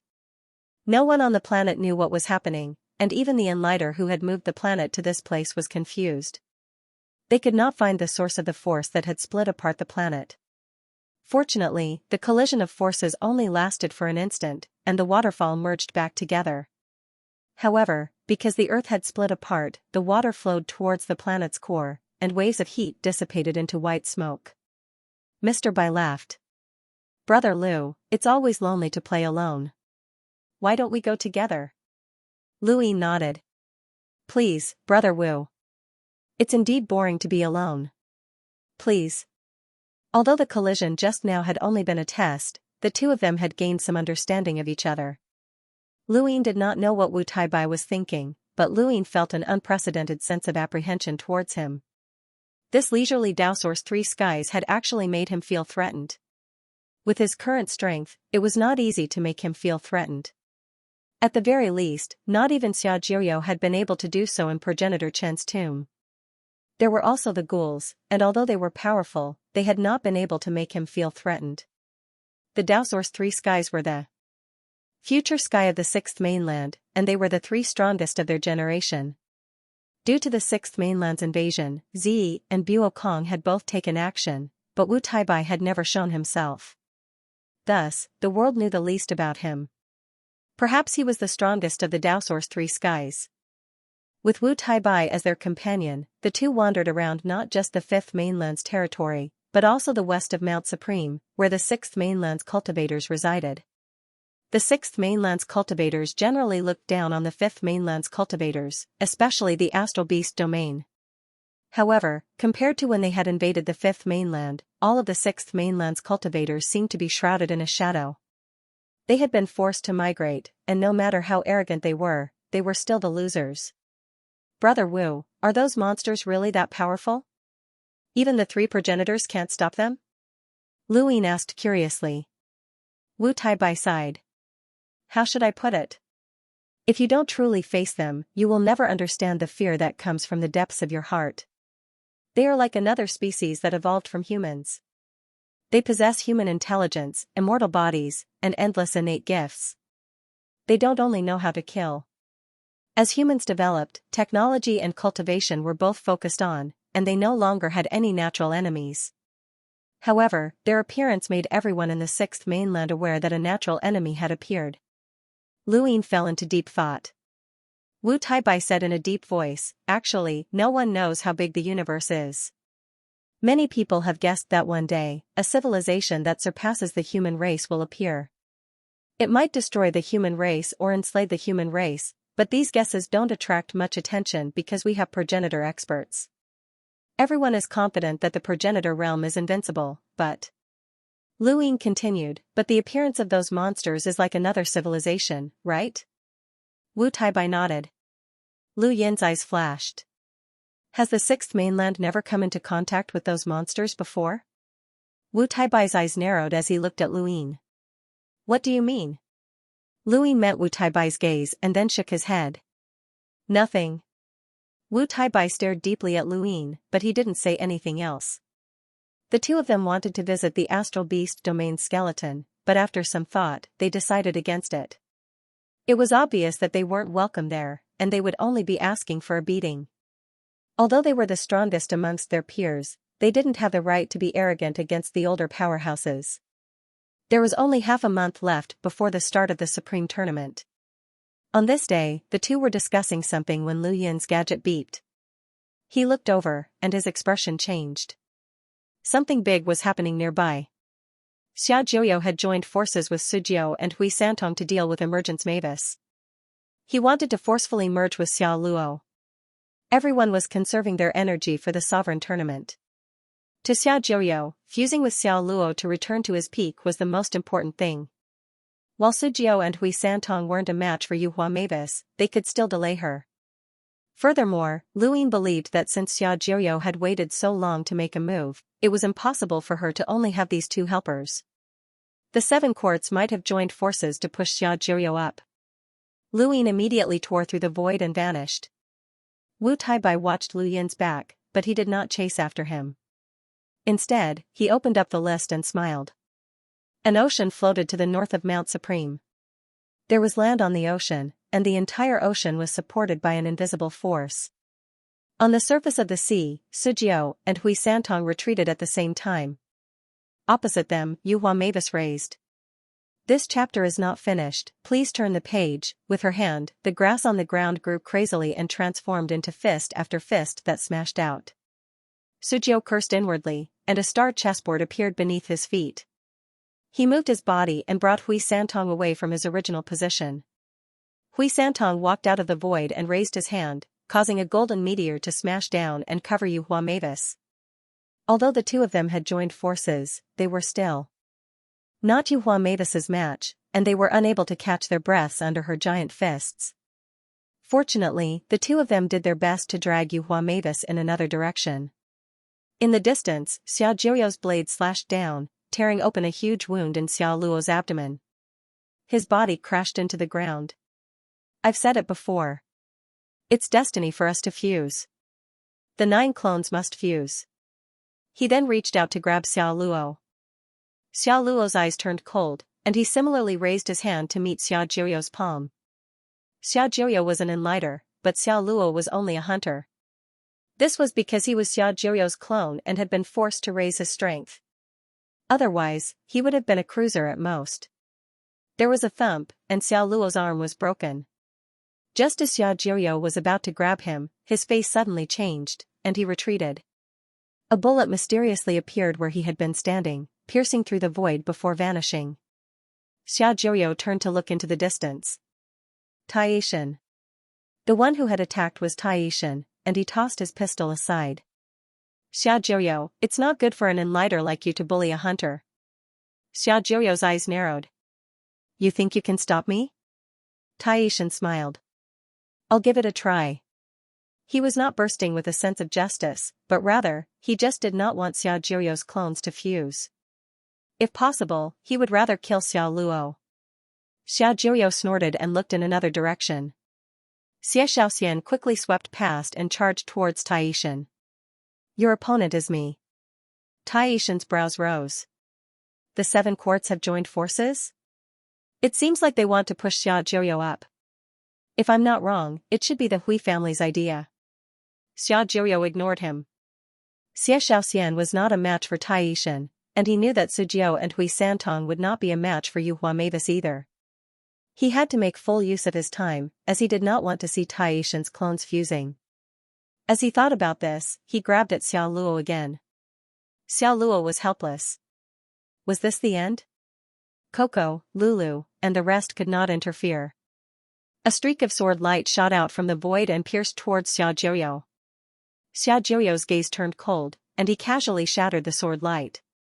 Wendy Yushan walked out of the void, and the 10,000 streaks of sword light merged into one. Xiao snorted. You're just a cruiser.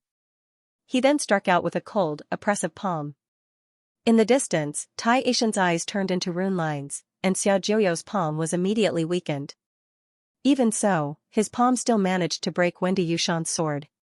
Fortunately, she had used the Yu secret art to divert the cold energy from Xiao's palm. Otherwise, this attack would have taken her life. At the same time, a collision occurred in the sky as 2 elders appeared. One had black and white hair, and he was a descendant of the Day King bloodline who had escaped from the Day Knight clan. His name was Day Knight Ing, and he had escorted Wendy Yushan to Mount Supreme. The other was from the Xia family. The elder from the Xia family coldly said, when the younger generation takes action, the elders should not participate. Don't you know the rules? The Day Knight clan. Day Knight Ing frowned. It was not that he did not understand the rules. The 7 courts had hidden experts and had not participated in the battle just now. The Mavis family also had experts who had not participated. However, he had not been able to control himself. Wendy Yushan had almost been killed, and he knew how important this woman was to Luin. If he had allowed her to be killed, he would have committed a great sin. This chapter is not finished. Please turn the page. Wendy Yushan looked up. Senior, please stop. Day Knight Ing helplessly replied, don't interfere. Wendy Yushan looked at Xiao and then squatted down to look at Xiao Luo. She pressed a hand against his abdomen, and Xiao Luo's injuries rapidly healed. Many gasped, this was an innate gift of healing. Xiao raised a brow. You're courting death. He then raised his sword. Wendy Yushan whispered to Xiao Luo, this is all I can do. Why are you helping me? Xiao Luo was puzzled. Wendy Yushan calmly replied, you were classmates with Luin. Xiao Luo nodded. Thank you. He then stood up and faced Xiao. She won't interfere anymore. I'm the one you want to deal with. Xiao's gaze was icy. I don't have time to talk nonsense with you. It's over. His figure then vanished as his sword slashed down. This was the first of the Xia family's 3 styles of blade intent. Xiao Luo's eyes went wide, and his fingers trembled. Just as he was about to attack, a figure appeared in front of him. The figure raised a hand, and Xiao suddenly held his sword horizontally in front of him. His body was sent flying 100 meters away by a tremendous force. No one had expected this to happen. Xiao had actually been forced back. Everyone was stunned as they looked at the person in front of Xiao Luo. Luin? Brother Lu? Brother Lu? The person who had appeared was naturally Luin. His expression was indifferent as he had used an empty palm strike to force Xiao back. In the distance, Wu De was excited, a ruthless character had arrived. Yun Yun was excited as well. Big news, big news. The top 10 are facing each other. Sujiu, Hui Santong, and the rest stopped. Yuhua Mavis looked at Luin in shock. That palm strike had been very powerful. Tai Yishan looked at Luin in shock. How could this guy's rune lines be so exaggerated? Xiao Jiuyou stabilized himself and looked up at Luin with clenched fists. This is a matter of my Xiao family. It has nothing to do with you. Luin calmly replied, Xiao Luo is my classmate.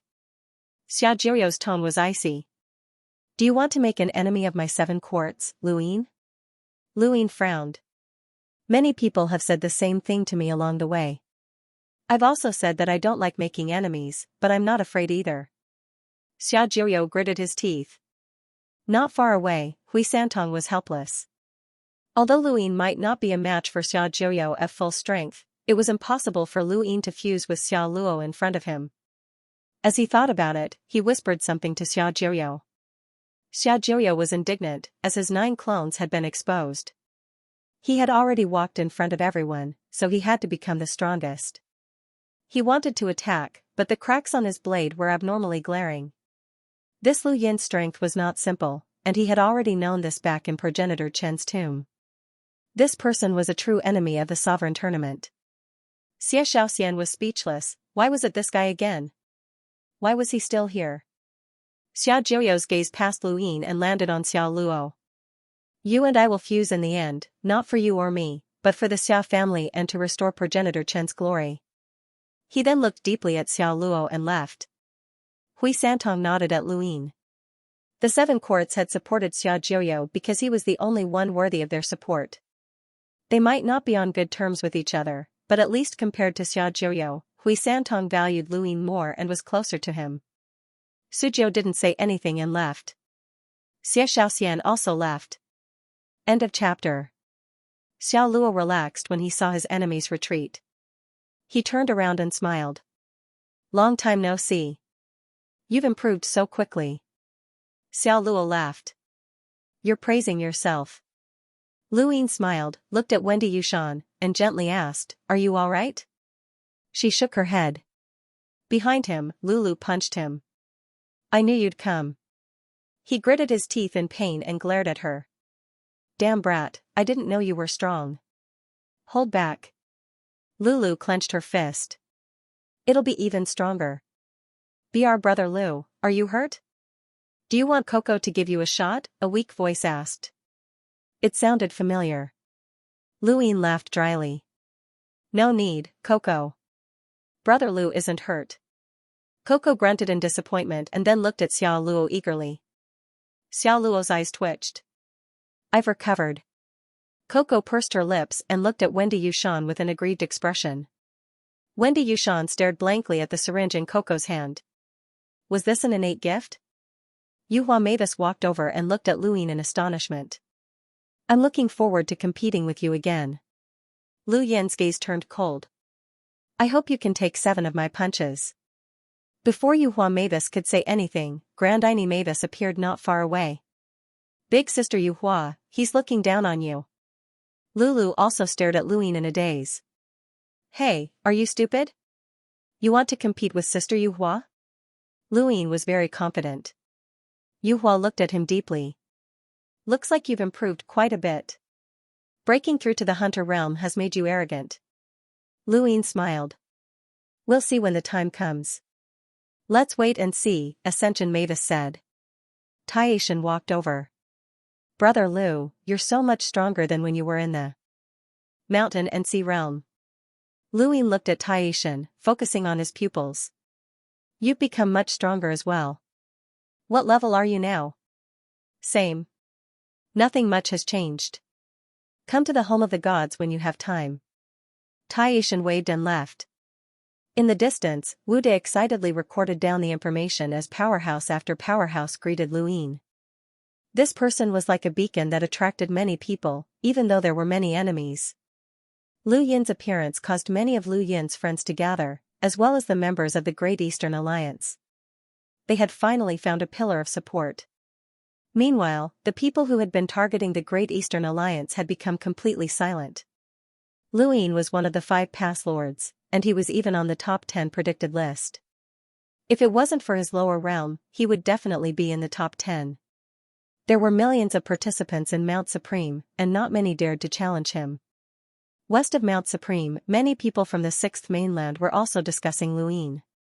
Xiaojuo's battle was the most intense one before the start of the Sovereign Tournament.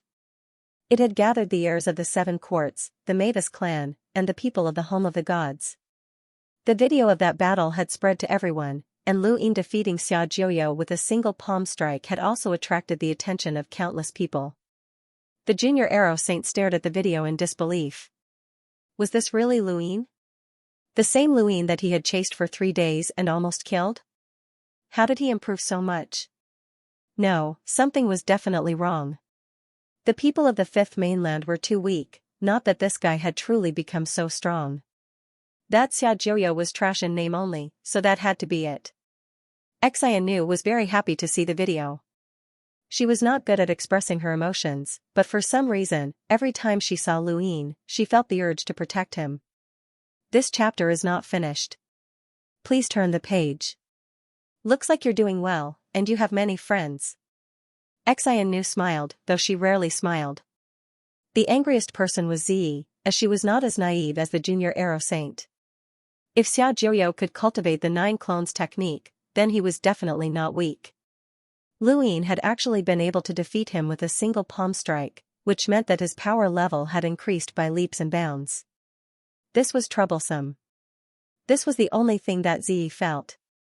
She had never given up on capturing Luin, but this person was actually able to ignore her own source energy, which meant that she had to capture him. But now, there was a problem. This guy was not that easy to deal with. There were too many people from the 6th mainland who were related to Luin, such as Autumnfrost Qing, Tong Zhan, Hong Ying, Old 16, and so on. Everyone was watching the video, and they all felt a toothache. How had this guy improved so quickly?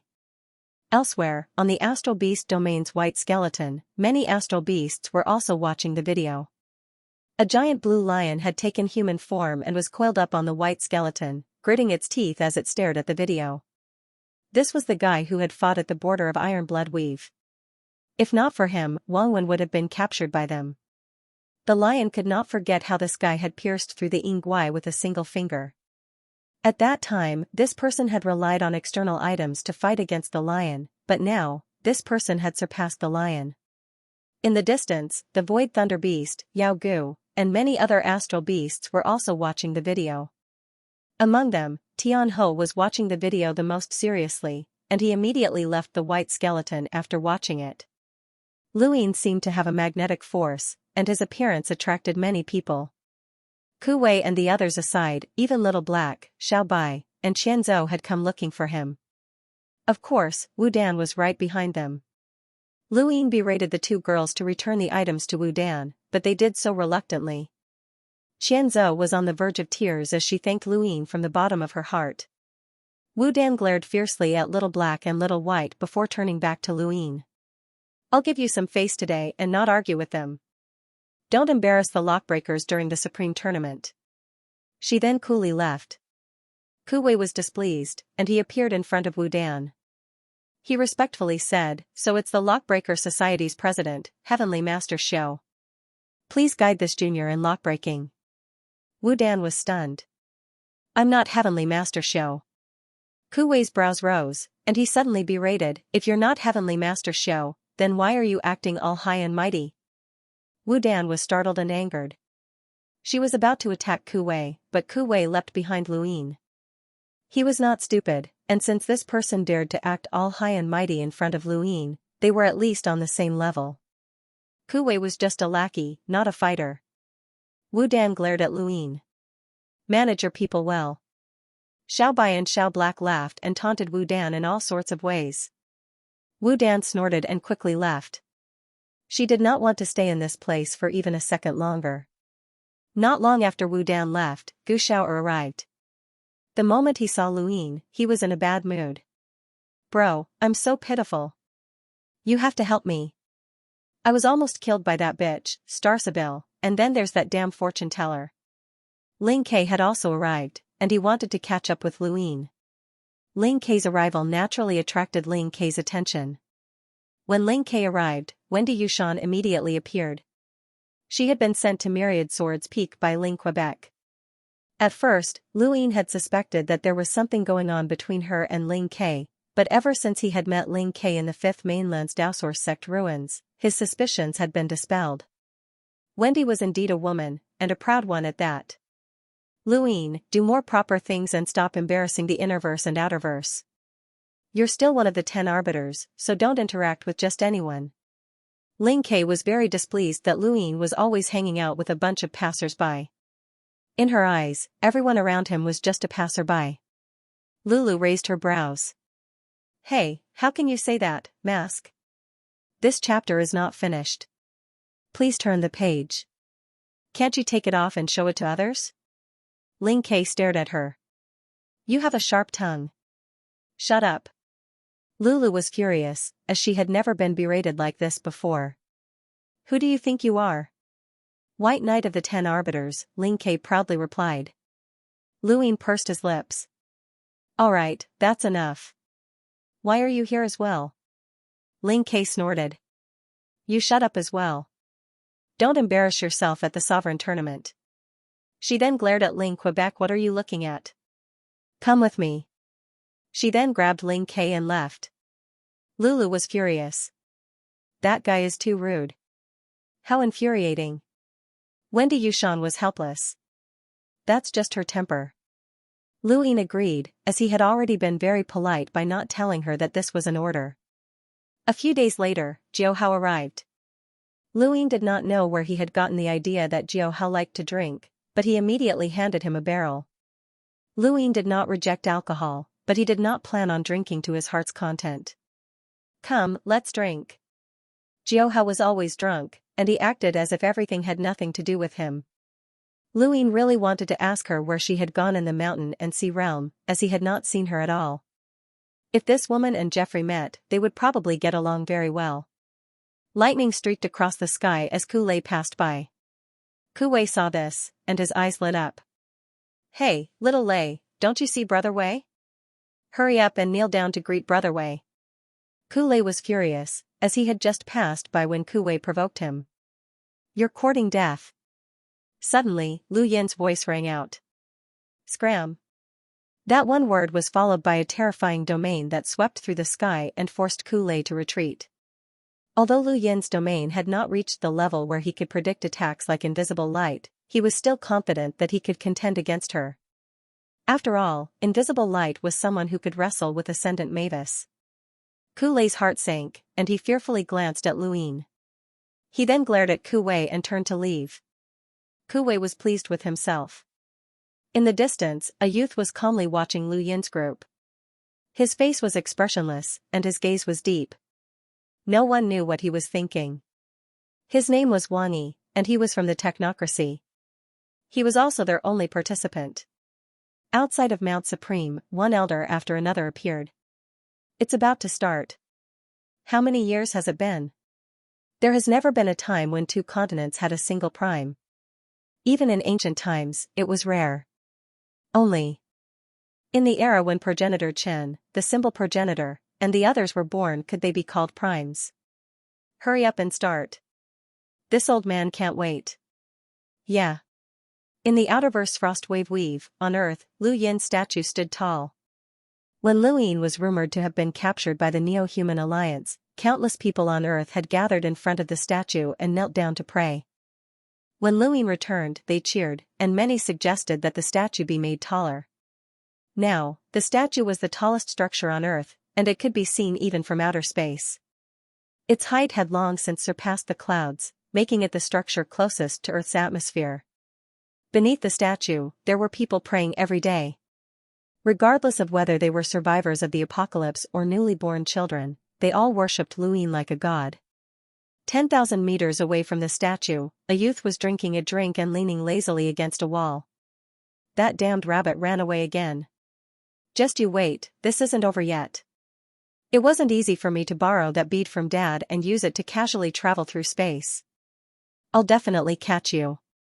He choked on his drink and coughed a few times before throwing the bottle away. End of chapter. End of chapter 1257. Don't forget to subscribe, like, and share the video to support the channel.